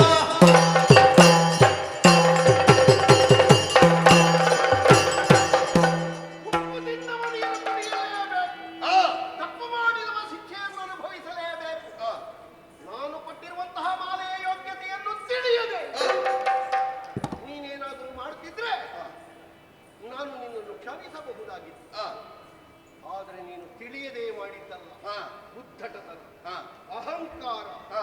ಅಹಂ. ನಿನಗೊಂದು ಪಾಠ ಆಯ್ತಾ ಇಲ್ವೋ? ಕೈಯಲ್ಲಿ ಉಂಟು ಅಂತ ಒಟ್ಟು ಕೊಡಬಾರ್ದು, ಇನ್ನು ನೋಡಿ ಕೊಡಬೇಕು ಅಂತ ಗೊತ್ತಾಯ್ತಾ ಇಲ್ವೋ? ಇಲ್ಲ ನಾನು ಹಾಗೆ ಒಂದು ಏನಾದ್ರು ಪಾಠ ಮಾಡದೆ ಬಿಡ್ಲಿಕ್ಕಿಲ್ಲ. ಇಲ್ಲ, ನಿನ್ನನ್ನು ಹಿಡ್ಕೊಂಡೇ ಲೋಕಕ್ಕೆ ಪಾಠ ಮಾಡ್ತೇನೆ. ಆ, ನೀನೊಂದು ಪಾಠ ಸ್ವರೂಪಿಯಾಗಬೇಕು. ಆ, ಪ್ರಪಂಚದಲ್ಲಿ ಕೇಳಿದವರಿಗೆಲ್ಲ ಕೊಡುವ ದಾತಾರ ನೀನಾಗಬೇಕು ಎನ್ನುವುದಕ್ಕಾಗಿ ನಿನ್ನನ್ನು ಮಾನಿಸಿದೆ. ಆ, ಮಾನಿಸಿದ ನನ್ನನ್ನು ನೀನು ಅವಮಾನಿಸಿದೆ. ಆ, ಸರಿಯಾದ ಶಾಸ್ತಿಯನ್ನು ಅನುಭವಿಸಬೇಕು ಇಂದ್ರ. ಆ, ಯಾವ ಸಂಪತ್ತು, ಆ, ಯಾವ ಸೌಭಾಗ್ಯ, ಆ. ಯಾವ ವಿಪುಲವಾಗಿರುವಂತಹ ಭೋಗಾಸಕ್ತತೆ ಇರುವ ಮೇಲೆ ಸೌಭಾಗ್ಯದ ಲೆಕ್ಕಣಿಗೆಯಲ್ಲಿ ಬರೆದ ವೈಭವದ ಪುಟ ಬಿಡಿಸಿ ಮುಗಿಲಿಕ್ಕಿಲ್ಲ, ಗೊತ್ತುಂಟ ನಿನಗೆ? ಆ ಪುಟವನ್ನು ಹೊಂದಿದಂತಹ ಹೊತ್ತಗೆ ಉಂಟಲ್ಲ, ಹೌದೌದು. ಅದು ನಿನ್ನ ತಲೆಯಡಿಗೆ ದಿಂಬಾಗ್ಲಿ ನಾಳೆ. ಹಾ ಹಾ ನಿನ್ನ ದೇವಭೂಮಿಯಲ್ಲಿದ್ದಂತಹ ಸಂಪತ್ತುಗಳೆಲ್ಲ ಹಾ. ಶರದಿ ಪಾಲಾಗಿ ಹೋಗಲಿ, ಶರದಿ ಪಾಲಾಗಿ ಹೋಗಲಿ, ಶರದಿ ಪಾಲಾಗಿ ಹೋಗಲಿ. ಅಧಿಕಾರವನ್ನು ಉಳಿಸಿಕೊಂಡೇನು ಎನ್ನುವಂತಹ ಅಹಂಕಾರ ಬೇಡ ನಿನಗೆ. ಸಂಪತ್ತಿಲ್ಲದೆ ಇರುವಂತಹ ಅವಧಿಯಾದರೂ ನಿನ್ನಲ್ಲಿ ಸ್ವರ್ಗದ ಅಧಿಕಾರ ಉಳಿಯಕೂಡದು. ಕ್ರೂರ ಕಳರು ಸ್ವರ್ಗಧಾಮವನ್ನು ಸೂರ್ಯಗೊಳ್ಳಲಿ, ರಕ್ಕಸರ ವಶವಾಗಲಿ ದೇವಭೂಮಿಯ ಅಧಿಕಾರ. ನಿರ್ಗತಿಕನಾದ ಗತಿಹೀನನಾಗು. ಯಾವುದನ್ನು ಮಾಡಿದ್ದರಿಂದ ಹೀಗಾಯಿತು ಎನ್ನುವ ಹಾಗೆ ಅಲವತ್ತುಕೊಳ್ಳಬೇಕು ನೀನು. ಯಾವನಿಂದ ಪ್ರದತ್ತವಾದಂತಹ ಮಾಲೆಯನ್ನು ನೀನು ಕಾಲಡಿಯ ಕಸಕ್ಕಿಂತ ಕಡೆಯಾಗಿಸಿದೆಯೋ ಅವನ ಕಾಲಡಿಯಲ್ಲಿ ಬಿದ್ದು ಹೊರಡಾಡಬೇಕು ನೀನು. ಇದ್ದ ಸಂಪತ್ತೆಲ್ಲ ಕಳೆದು ಹೋದ ಮೇಲೆ ಕಣ್ಣೀರು ಸುರಿಸಬೇಕು ನೀನು. ಈ ಲೋಕದಲ್ಲಿ ದುರ್ವಾಸ ಪಾಠ ಮಾಡುವವ ನೀನಲ್ಲ, ನೀನು ಪಾಠದ ಆಟಿಕೆ ಮಾತ್ರ. ಆದರೆ ಇಂದ್ರ, ನಾನು ಸಂಕಲ್ಪಿಸಿದ್ದು ನಿನ್ನನ್ನು. ನಾನು ಒಂದು ಕ್ಷಣಕ್ಕಾದರೂ ಮಾಲೆ ಕೊಡುವುದಕ್ಕೆ ಯೋಚಿಸಿದ್ದು ನಿನಗೆ. ನಾನು ಎಸೆದದ್ದನ್ನು ನೀನು ಹಿಡಿದಿದ್ದಿ ಎನ್ನುವ ಕಾರಣದಿಂದ ಆ ಮಾಲೆಯ ಪ್ರಭಾವ ನಿನ್ನನ್ನು ಯಾವ ಕಾಲಕ್ಕೂ ಬಿಟ್ಟು ಹೋಗುವುದಿಲ್ಲ. ಆ ಮಾಲೆಯ ಪ್ರಭಾವದಿಂದ ಇನ್ನಷ್ಟು ಮತ್ತಷ್ಟು ಮಗನಷ್ಟು ಸ್ವರ್ಗದ ಸಂಪತ್ತು ಹೆಚ್ಚುತ್ತದೆ. ಆದರೆ ನಿನ್ನ ಅಹಂಕಾರ ಇಳಿಬೇಕು. ಅದಕ್ಕೆ ಬದಲು ಮಾರ್ಗದ ಈ ಶಾಪವನ್ನು ನಾನು ಕೊಟ್ಟಿದ್ದೇನೆ. ಅಕ್ಷಯವಾಗುವಂತೆ ಆ ಮಾಲೆಯ ವೈಭವವೇ ಹೌದು ಅಂತ ಇದ್ರೆ ಕೊನೆಯಲ್ಲಾದರೂ ದೇವಭೂಮಿಯ ಸಂಪತ್ತು ಅಕ್ಷಯವಾಗುತ್ತದೆ. ನನ್ನಂಥವನನ್ನು ಕಡೆಗಣಿಸಿದ್ದಕ್ಕೆ ಮಧ್ಯಂತರದಲ್ಲಿ ನೀನು ಪಡುವ ಶಿಕ್ಷೆ, ನೀನು ಹೊಂದುವ ಅವಮಾನ, ನಿನಗಾಗುವಂತಹ ಹಿಂಸೆ. ತಪೋಲೋಕದಲ್ಲಿದ್ದುಕೊಂಡು ನಾನು ಯೋಚಿಸ್ತೇನೆ, ನಾನು ತಿಳಿಯುತ್ತಾ ಇರ್ತೇನೆ. ಕ್ಷಣ ಕ್ಷಣಕ್ಕೂ ನನ್ನ ಅರಿವಿಗೆ ಬರ್ತಾ ಇರ್ತದೆ. ಇನ್ನೊಂದು ಸಲ ಇಂಥವರನ್ನು ಅಪಮಾನಿಸಬೇಡ, ಗಡ್ಡ ಬಿಟ್ಟವರನ್ನು ಹೀಯಾಳಿಸಬೇಡ. ನಿನ್ನ ಅಪ್ಪನೂ ಗಡ್ಡ ಬಿಟ್ಟವರೇ, ಯೋಚನೆ ಮಾಡು.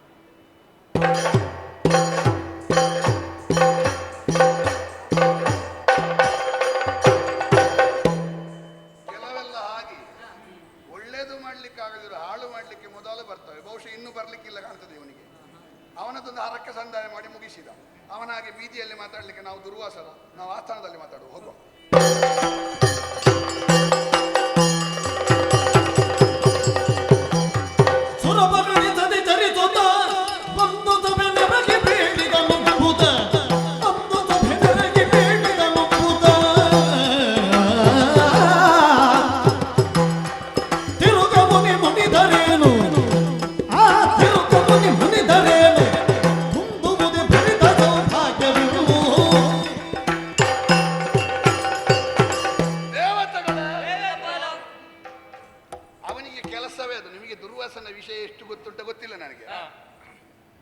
ಸಂಪಾದನೆ ಮಾಡುದೇ ಅದಕ್ಕೆ. ಯಾರದ್ದಾದ್ರೂ ಮನೆ ಹಾಳು ಮಾಡ್ಲಿಕ್ಕೆ ಸಂಪಾದನೆ ಮಾಡುದು. ಒಂದು ದಿವಸ ತಪಸ್ಸು ಮಾಡಿ ಯಾರಿಗಾದ್ರೂ ವರ ಕೊಟ್ಟ ಕತೆ ದುರ್ವಾಸನ ಅಂತ ಕೇಳಿದಿರಿ ನೀವು? ಎದ್ದ ಶಾಪ ಕೊಟ್ಟ, ಎಲ್ಲ ವೆಚ್ಚ ಆದ್ಮೇಲೆ ಪುನಃ ತಪಸ್ಸಿಗೆ ಕುಳಿತುಕೊಂಡ, ಪುನಃ ಎದ್ದ ಯಾರಿಗಾದ್ರೂ ಮುಗಿನ ಮೇಲೆ ಕೋಪ ತೋರಿಸಿದ ಶಾಪ ಕೊಟ್ಟ. ಅಲ್ಲ, ಅವನಿಗೆ ಪ್ರಜ್ಞೆ ಉಂಟು ಅವನಿಗೆ. ಈಗ ನನಗೆ ಬೇಕಾಗಿ ಕೊಡ್ಲಿಕ್ಕೆ ಬಂದದ್ದು ಹೌದಾದ್ರೆ, ಈಗ ಮಾಲೆ ಕೊಡುವ ಮೊದಲೇ ನಾರಾಯಣ ಕೊಟ್ಟದ್ದು ಎನ್ನುವ ವಿವರಣೆ ಎಂದು ಕೊಟ್ಟು ಮೊದಲೇ ತಕೊಳ್ತೀಯ ಇಲ್ವ ಅಂತ ಕೇಳಬೇಡುವ? ಕೇಳಬೇಕಿತ್ತು. ಇವ ಯಾವುದೋ ಎಸೆಯುವ ವಸ್ತುವನ್ನು ಕೊಟ್ಟ ಹಾಗೆ ತೆಗೆದು ಮಾಲೆ ಕೊಟ್ಟ. ಅದನ್ನು ಕೊಡುವ ಮರ್ಯಾದೆ, ಅದರ ಗೌರವ ಏನು, ಅದರ ಪ್ರಾಧಾನ್ಯ ಏನು, ಅದರ ಮೌಲ್ಯ ಏನು, ಇದು ಯಾವುದು ಹೇಳದೆ ಕೊಟ್ಟರೆ ನಮಗೆ ಗೊತ್ತಾಗ್ತದ? ಈಗ ಯೋಚನೆ ಮಾಡಿ. ನಮ್ಮಲ್ಲಿ ಒಂದು ಚಿಂತಾಮಣಿ ಅಂತ ಉಂಟು. ಚಿಂತಾಮಣಿ ಇದ್ದದ್ದನ್ನು, ಚಿಂತಾಮಣಿ ಅಂದ್ರೆ ಹಾಗೆ, ಚಿಂತಾಮಣಿ ಅಂದ್ರೆ ಚಿಂತೆಯನ್ನು ದೂರ ಮಾಡೋದು, ಹೀಗೆಲ್ಲ ಹೇಳಿ ಕೊಟ್ರೆ ಅಲ್ವಾ ಅದರ ಗೌರವ ಗೊತ್ತಾಗೋದು.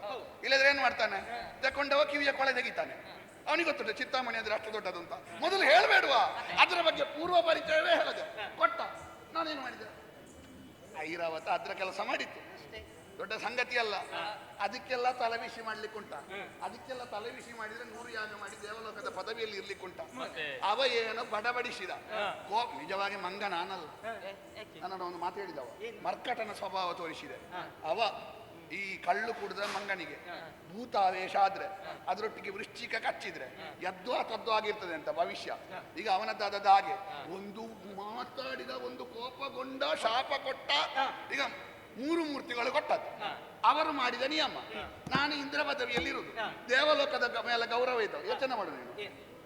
ಈಗ ಯಾವನ ಒಬ್ಬ ದೇವಲಕ್ಕೆ ಏನಾದ್ರೂ ದೇವಾಲಯಕ್ಕೆ ಕೊಡ್ತಾನೆ, ದೇವಾಲಯಕ್ಕೆ ಕೊಡುವವ ದೇವಾಲಯದ ಮೇಲೆ ಗೌರವ ಇರುವುದಾದ್ರೆ ಅರ್ಚಕ ಏನೇ ಮಾಡಲಿ, ಅರ್ಚಕ ಹೊರಗೆ ಹೋಗ್ಲಿ ಅಂತ ಹೇಳ್ಬೇಡುವ? ದೇವಾಲಯದಲ್ಲಿ ಇರುವ ಸಂಪತ್ತು ಹೋಗ್ಬೇಕು ಅಂತ ಹೇಳಿಕೊಟ್ಟ. ಇವ ಸ್ವರ್ಗಲೋಕದ ಮೇಲೆ ಗೌರವ ಇದ್ರೆ, 3 ಮೂರ್ತಿಗಳ ಅನುಗ್ರಹದಿಂದ ಸಿಕ್ಕಿದ್ದು ಎನ್ನುವಂತ ಭಾವ ಇದ್ರೆ ಇವ ದೇವಲೋಕದ ಹೋಗ್ಲಿ ಅಂತ ಹೇಳುದ? ಅದನ್ನೆಲ್ಲ ಗ್ರಹಿಸಲಿಕ್ಕಿಲ್ಲ, ಗಣಿಸಲಿಕ್ಕಿಲ್ಲ, ನಮ್ಮದು ಏನಾಗಲಿಕ್ಕಿಲ್ಲ. ಅವನ ಹೌದಾ ದೇವೇಂದ್ರ? ಕಾಮಧೇನು ಹೋಯ್ತಂತೆ. ಹೌದಾ? ಹೌದು. ಕಾಮಿಸಿದ್ದನ್ನು ಕೊಡುವ ಕಾಮಧೇನು ನಮಗೇನಾದ್ರೂ ಪ್ರಯೋಜನ ಉಂಟಾ? ಅಲ್ಲ, ಸ್ವಲ್ಪ ಪ್ರಯೋಜನ ಅಂದ್ರೆ ನಮಗೆ ಕಡಿಮೆ ಉಂಟೇನೋ? ಕಾಮಿಸಿದ್ದನ್ನು ಕೊಡಬೇಕು ಅಂತ ಯಾರು ಕಾಮಿಸೋದು? ಇಲ್ಲದೆ ಇದ್ದವರಲ್ವಾ? ನಮಗೆ ಎಷ್ಟು ಉಂಟು, ಮತ್ತೆ ಕಾಮಧೇನು ಕಲ್ಪವೃಕ್ಷ ಹೋಗುತ್ತಾ ಉಂಟು. ಈ ಭೂಲೋಕದ ತೆಂಗಿನ ಮರದಲ್ಲಿ ಆದ್ರೆ ಒಂದು 20 ಫಲ ಆಗ್ತದೆ. ಈ ಕಲ್ಪವೃಕ್ಷದಲ್ಲಿ ಒಂದೇ ಆಗುದು. ಏನಾದ್ರೂ ಪ್ರಯೋಜನ ಉಂಟಾ? ಆ ಒಂದು ಫಲ ಆದದನ್ನು ಸಾಕದೆ ಗೊತ್ತುಂಟ. ಹಾಗಾದ್ರೂ ಹೋಗಿ ಹೋಗಿ ಹೋಗಿ. ಸುರಪಾಲ ಓ. ನಮ್ಮವರು ಆಡ್ತಾ ಇದ್ದಾರೆ. ಏನಂತೆ? ಚಿಂತಾಮಣಿ ಹೋಯ್ತಂತೆ. ನಿನಗೇನಾದ್ರೂ ಚಿಂತೆ ಇತ್ತ? ನನಗೆ ಚಿಂತೆ ಇದೆ. ನಿನಗಿತ್ತ? ನನಗೆ ಚಿಂತೆ ಇಲ್ಲ. ಮತ್ತೆ ಎಂತದಕ್ಕೆ ಚಿಂತಾಮಣಿ? ಬೇಡ್ವಾ? ಚಿಂತೆ ಇದ್ದವರಿಗೆಲ್ಲ ಚಿಂತಾಮಣಿ. ಅಷ್ಟೇ. ಬೀಟು ಹೋಗ್ಲಿ. ಆ, ದೇವೇಂದ್ರ, ಓ ಇದು ಒಂದು ದೊಡ್ಡ ಸಮಸ್ಯೆ ಆಗಿ ಹೋಯ್ತಲ್ಲ. ಏನಾಯ್ತು? ಇಷ್ಟು ಹೊತ್ತು ಆ ದೊಡ್ಡ ವಾಹನವನ್ನು ಏರಿಕೊಂಡು ಬಂದವ, ಏನು ಈಗ ವಾಹನ ಇಲ್ಲ. ಏನು ಒಂದು ಅದಲು ಬದಲು ಮಾಡ್ಬೇಕಾ ಅಂತ. ಏನಾಯ್ತಂತೆ? ಹೋಯ್ತು. ಯಾವುದು? ಐರಾವತ. ನೀನು ದೊಡ್ಡ ವಿಷಯ ಮಾಡಬೇಡ. ಅದನ್ನು ಸಾಕುವುದೇ ದೊಡ್ಡ ಕಷ್ಟ ಇತ್ತು ನನಗೆ. ಯಾಕೆ? ಐರಾವತ ಬೇಕಾದ್ರೆ ನಿಮಗೆ ಬೇಸರ ಆಗುದಿದ್ರೆ ಹಾ. ನಾವು ಭೂಲೋಕದಲ್ಲಿ ತಾಸಿಗೊಂದು ಐರಾವತ ಬಿಡುವ. ಹಾ. ಈ ಐರಾವತ ಹೋಗಿ. ಹೋಗ್ಲಿಯಾ? ಹಾ, ಹೋಗಿ. ಆ, ಇನ್ನೊಂದು ಹೋಯ್ತಂತೆ. ಏನು? ನನ್ನದು ಉಚ್ಚೈಶ್ರವಣ ಹೋಯ್ತು. ಈಗ ಆ ವಾಹನ ಹೋಯ್ತಾ? ದೊಡ್ಡ ವಿಷಯ ಅಲ್ಲ, ಮೇಘವಾಹನ ಅಂತ ಹೆಸರುಂಟು. ದೊಡ್ಡ ದೊಡ್ಡ ವಾಹನ ಎಲ್ಲ ಹೋಗ್ತಾ ಉಂಟು. ಮತ್ತೆ ಇನ್ನೊಂದುಂಟು. ಏನು? ಯಾವಾಗಲೂ ವಾಹನದಲ್ಲಿ ಹೋದ್ರೆ ಆರೋಗ್ಯ ಉಳಿಯುವುದಿಲ್ಲ. ಸ್ವಲ್ಪ ಸ್ವಲ್ಪ ನಾವು ಪರಿಶ್ರಮ ಮಾಡಿ. ಹೌದು, ನಮಗೆ ಇನ್ನು ವಾಹನ ಬೇಕಾ? ನಮಗಿರುವ 3 ವಿಶೇಷವಾದಂತಹ ಯೋಗ್ಯತೆಯನ್ನು: ಅವಿರ್ಭೋಜನ, ವರಪ್ರದಾನ, ಇಚ್ಛಾಗಮನ. ನಾವು ಇಚ್ಛೆಯಿಂದಲೇ ಗಮಿಸುವ ನಮಗೆ ವಾಹನ ಯಾಕೆ? ಅಗತ್ಯ ಇಲ್ಲ. ಪ್ರತಿಷ್ಠೆಗೆ ಮಾತ್ರ. ಹೌದಾ? ಹೌದು. ಆ, ಪಾರಿಜಾತ ಹೋಯ್ತು. ಪಾರಿಜಾತ ಹೋಯ್ತು. ಬಾಡದೇ ಇರುವ ಹೂ, ಬಾಡದೆ ಯಾವುದಾದ್ರೂ ಹೂ ಇದ್ರೆ ಅದಕ್ಕೆ ಬೆಲೆ ಉಂಟಾ? ಇಲ್ಲ. ನಾಳೆ ಬಾಡಿದ್ರೆ ಮಾತ್ರ ಮೌಲ್ಯ ಇರುವುದು ಅದಕ್ಕೆ. ಇವತ್ತು ನಾಳೆ ಬಾಡ್ತದೆ, ಇವತ್ತೇ ತಕೊಳ್ಳುವ ಅಂತ. ಬಾಡದೆ ಇರುವ ಪಾರಿಜಾತ ಅದು ಇದ್ರೆ ಇಲ್ಲದಿದ್ರೆ ಹೋಗ್ಲಿ. ದೇವೇಂದ್ರ, ಓ ದೇವೇಂದ್ರ, ಓ ಇದು ಸ್ವಲ್ಪ ಮನಸ್ಸು ಗಟ್ಟಿ ಮಾಡಿ. ಎಂತದಾಯ್ತು? ಇದು ರಂಬೆ ಹೋಗ್ಲಂತೆ. ಆ? ಎಂತದು? ರಂಬೆ ರಂಬೆ. ನೀವು ಸುಮ್ಮನೆ ನಿಂತದ ರಂಬೆ ಹೋಗುವಾಗ? ರಂಭಾದಿನಾರಿಯರೆಲ್ಲರೂ ಹೋದ್ರು. ಸಮುದ್ರಕ್ಕೆ. ಇನ್ನು ನಾವು ಏನು ಮಾಡುವುದು? ಇನ್ನು ಕುಣಿದಕ್ಕೆ ಯಾರಿದ್ದಾರೆ ನಮಗೆ? ನಾನು ಒಂದು ಹೇಳ್ಬೇಕಾ? ಹಾ. ರಂಬೆ ಒಂದಿಲ್ಲ ಇದ್ರೆ ಆಗ್ಲಿಕ್ಕೆ. ಯಾಕೆ? ನಾಟ್ಯ ಮಾತ್ರ ಅವಳದ್ದೇ. ಹಾ. ಯಾವಾಗ ನಿಲ್ಲಿದ್ದಾಳೆ ಅಂತ ಗೊತ್ತಾಗುದಿಲ್ಲ. ಓಹೋ. ರಂಬೆ ಒಬ್ಬಳಿದ್ದಾಳಲ್ಲ ಹಾ. ನಮ್ಮ ಮೇಳದಲ್ಲಿ. ಅವಳಿಲ್ಲದಿದ್ರೆ ನಮ್ಮ ಸಭೆಗೆ ಶೋಭ. ಈಗ ರಂಬೆ ಇಲ್ಲದಿದ್ರೆ ನಮ್ಮ ಸಭೆ ಹೇಗೆ ಮಾಡುದು? ಸಭೆ ಏನು ಮಾಡುದು? ಈಗ ಸಮಸ್ಯೆ ಆಯ್ತಲ್ಲ. ಹೋಗಿ ಆಯ್ತಲ್ಲ. ಎಲ್ಲ ಹೋಯ್ತೀಗ. ಯಥಾರ್ಥ ಹೇಳ್ಬೇಕಾ? ನಾಳೆಗೆ ಒಳ್ಳೇದುಂಟು ದೂರ್ವಾಸರ ನಾಳೆಗೆ. ಮನಸ್ಸಿನಿಂದ ಯೋಚಿಸುದಲ್ಲ, ಸ್ವಲ್ಪ ಬುದ್ಧಿಯಿಂದ ಯೋಚಿಸಿದ್ರೆ ಓದ್ ಒಳ್ಳೇದಾಯ್ತು. ಯಾಕೆ ಗೊತ್ತುಂಟು? ಒಂದು ದಿವಸ ನೆಮ್ಮದಿ ಇಲ್ಲ ಅಂತ. ಹೌದು, ಮನೆಗೆ ಹೋಗುವಾಗ ಶಚಿ ಯಾವತ್ತೂ ಹೇಳುದು, ನೀವೇನು ಕಣ್ಣು ಬಾಯಿ ಬಿಟ್ಟುಕೊಂಡು ರಂಬೆಯ ನಾಟ್ಯ ನೋಡುದು ಅಂತ. ನಾನು ಒಂದೇ ಹೇಳ್ಬೇಕಾ? ಅದು ವಿಷಯ. ಯಾವುದಾದ್ರೂ ಸಹಿಸಿಕೊಳ್ಳಬಹುದು. ಈ ಚಂದದ ಹೆಣ್ಣು ಮಕ್ಕಳ ಮಧ್ಯೆ ಗಂಡ ಕುಳಿತುಕೊಂಡ್ರೆ ಅವ ಮನೆಗೆ ಹೋದ್ರೆ ಅವನಿಗೆ ನೆಮ್ಮದಿ ಇಲ್ಲ. ಹಾಗಾಗಿ ಇನ್ನೊಂದು ಶಚಿಯಲ್ಲಿ ನೆಮ್ಮದಿಯಲ್ಲಿ ಮಾತಾಡಬಹುದಲ್ಲ. ಹೋದದ್ದು ಹೋಗ್ಲಿ, ಪೀಠ ಉಂಟಲ್ಲ. ಪೀಠ ಒಂದುಂಟು ಅಲ್ವಾ? ಕೊಟ್ಟದ್ದು ಯಾರು? ಯಾರು? 3 ಮೂರ್ತಿಗಳಲ್ವಾ? ಹೌದು. ಬೇಕಾದ್ರೆ ತರ್ತಾರೆ. ಅಲ್ವಾ? ನಮಗೇನು? ನಮಗೇನು? ನಾವು ಸುಮ್ಮನೆ ಕೂತ್ಕೊಳ್ಳುವ. ನಮಗೆ ಇಲ್ಲದಿರೋ ದೊಡ್ಡ ಸಂಗತಿ ಅಲ್ಲ. ಅಲ್ಲ. ಬನ್ನಿ ನೀವು. ಹೋಗುವ.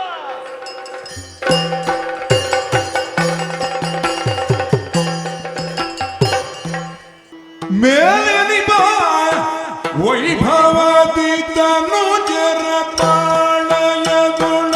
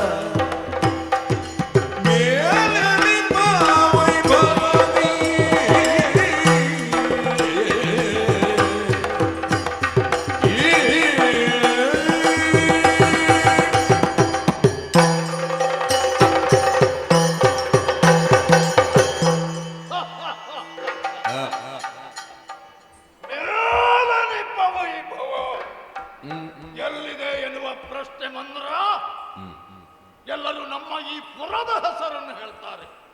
ಶೋಣಿಕಾಪುರದಲ್ಲಿದ್ದಾರೆ ಆದಿದೈತ್ಯರಾದಂತಹ ಕಶ್ಯಪ ಹಿರಣ್ಯಾಕ್ಷರಿಗಾಗಿ ಕಶ್ಯಪ ಬ್ರಹ್ಮ ಈ ಪುರದ ನಿರ್ಮಾಣವನ್ನು ಮಾಡಿಕೊಟ್ಟ. ಅದೇ ದೈತ್ಯ ವಂಶದಲ್ಲಿ ನಾನು ಹುಟ್ಟಿ ಬಂದೆ. ದೈತ್ಯರಲ್ಲೋ ಕೆಟ್ಟವರು ಎನ್ನುವಂತಹ ಒಂದು ಅಪವಾದವಿದೆ. ಆದರೆ ನಮ್ಮ ವಂಶದಲ್ಲಿ ಹರಿಶರಣನೊಬ್ಬ ಹುಟ್ಟಿದ, ಭಾಗವತಾತ್ತಮ ಹೀಗೆಂದು ಪ್ರಸಿದ್ಧಿಯನ್ನು ಪಡೆದ ಪ್ರಹ್ಲಾದ ನನ್ನ ಮುತ್ತಾತ ಅಂತ ಹೇಳಿಕೊಳ್ಳುವುದಕ್ಕೆ ಸಂತೋಷವೆನಿಸ್ತಾ ಇದೆ. ಸಜ್ಜನ ಸಮ್ಮತವಾದಂತಹ ಕಾರ್ಯವನ್ನು ಬದುಕಿನುದ್ದಕ್ಕೂ ಮಾಡಿ ಎಲ್ಲರ ಮೆಚ್ಚುಗೆಗೆ ಪಾತ್ರನಾದ ಅವನ ಮಗನೇ ವಿರೋಚನ, ವೀರ ವಿರೋಚನ ಹೀಗೆಂದು ಖ್ಯಾತನಾದ ಅವನ ಸಂತಾನನ ಬಲಿ ಹಿರಿಯರು ನಡೆದು ಬಂದಂತಹ ದಾರಿಯಲ್ಲೇ ಸಾಗಿ ಬಂದ ಕಾರಣ ನನ್ನ ಬಗ್ಗೆ ಇವರಿಗೆಲ್ಲ ಅಪಾರವಾದಂತಹ ವಿಶ್ವಾಸ. ಕಾಣಬಾರದೆ ಸಭೆಯನ್ನು ದೈತ್ಯರು, ರಾಕ್ಷಸರು, ಅಸುರರು, ಯಾತು ದಾನವರೆಲ್ಲ ಬಂದು ಅವರವರ ಆಸನದಲ್ಲಿ ಕುಳಿತುಕೊಂಡಿದ್ದಾರೆ. ಬಲಿಗೆ ಜಯವಾಗಲಿ ಎನ್ನುವಂತಹ ಜಯ ಘೋಷ ಎಲ್ಲೆಡೆಯಿಂದಲೂ ಕೇಳಿ ಬರ್ತಾ ಇದೆ. ನಮ್ಮ ನಾಡಿನಲ್ಲಿ ಶಾಂತಿ ನೆಲೆಯೂರಿದೆ ಎನ್ನುವಂತಹ ಸಮಾಧಾನ. ಯಾಕಂದ್ರೆ ಇತರರ ಮನನೋಯುವಂತಹ ಕಾರ್ಯವನ್ನು ಈ ತನಕ ನನ್ನ ಬದುಕಿನಲ್ಲಿ ಮಾಡಿಲ್ಲ. ಯಾಕಂದರೆ ಹಿರಿಯರು ಗಳಿಸಿದಂತಹ ಧವಳ ಕೀರ್ತಿಗೆ ನ್ಯೂನತೆ ಬರುವ ಹಾಗೆ ಹಿರಿಯರಾದವರು ನಡೆದುಕೊಂಡು ಬಂದಿರುವಂತಾದರೆ ಅವರ ಯಶಸ್ಸಿಯ ಅಪಕೀರ್ತಿ ಎನ್ನುವಂತಹ ಸತ್ಯವನ್ನು ನಾನು ಮನಗಂಡವನು. ಯಾರದು ಬರುತ್ತೀನಿ? ಕ್ಷೀರಾರ್ಣವ ಶಯನ ನಾರಾಯಣ ನೀರಜ ತಳನಯನ ನಾರಾಯಣ ನೀರಜ ದಳನಯನ ಪುರದುರಿತ ಸಂಕಾರಣ ಭೀನೋದ್ಧಾರಿನ ಮಾರಮಣ ನಾರಾಯಣ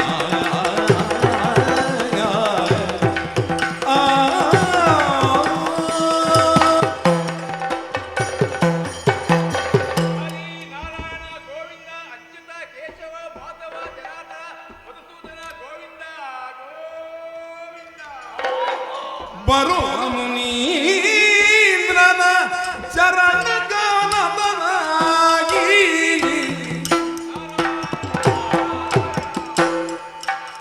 ಶರಣ ಗಾನದನಾಗಿ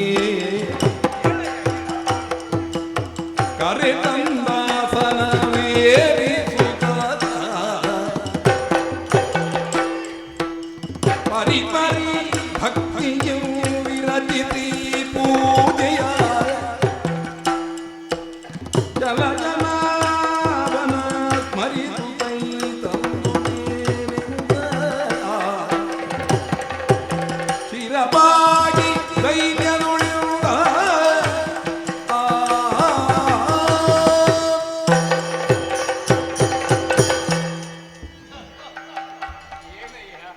ನಾರದರೆ ಪುಣ್ಯಾತ್ಮ ಮಹತಿ ಎನ್ನುವಂತಹ ವೀಣೆಯನ್ನು ನುಡಿಸುತ್ತಾ ನಾರಾಯಣನ ನಾಮಸ್ಮರಣೆಯನ್ನು ಮಾಡುತ್ತಾ ಆಕಾಶ ಮಾರ್ಗದಿಂದ ಕೆಳಗಿಳಿದು ಬಂದಿದೆ.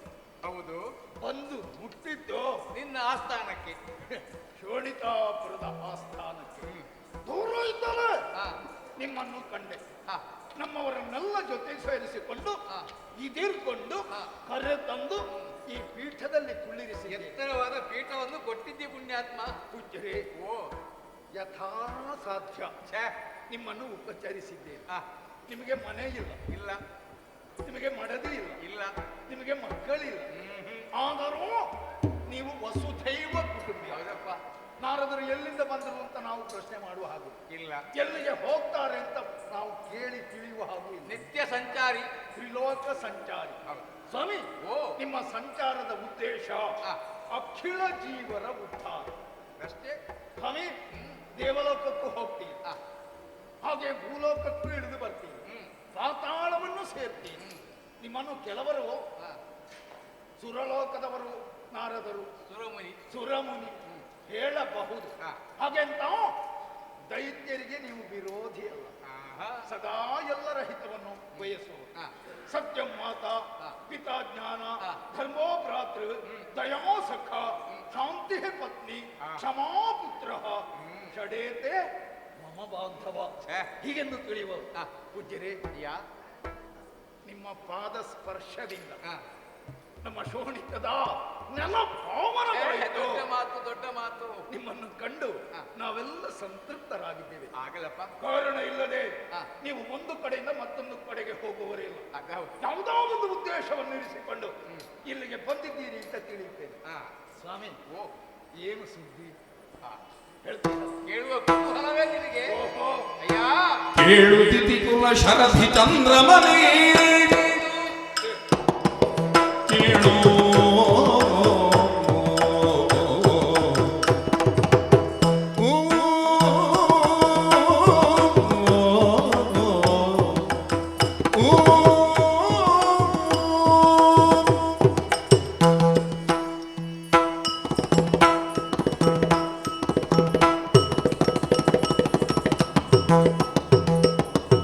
ಕೇಳುತ್ತಿತಿ ಕುಲ ಶರಧಿ ಚಂದ್ರಮನೇ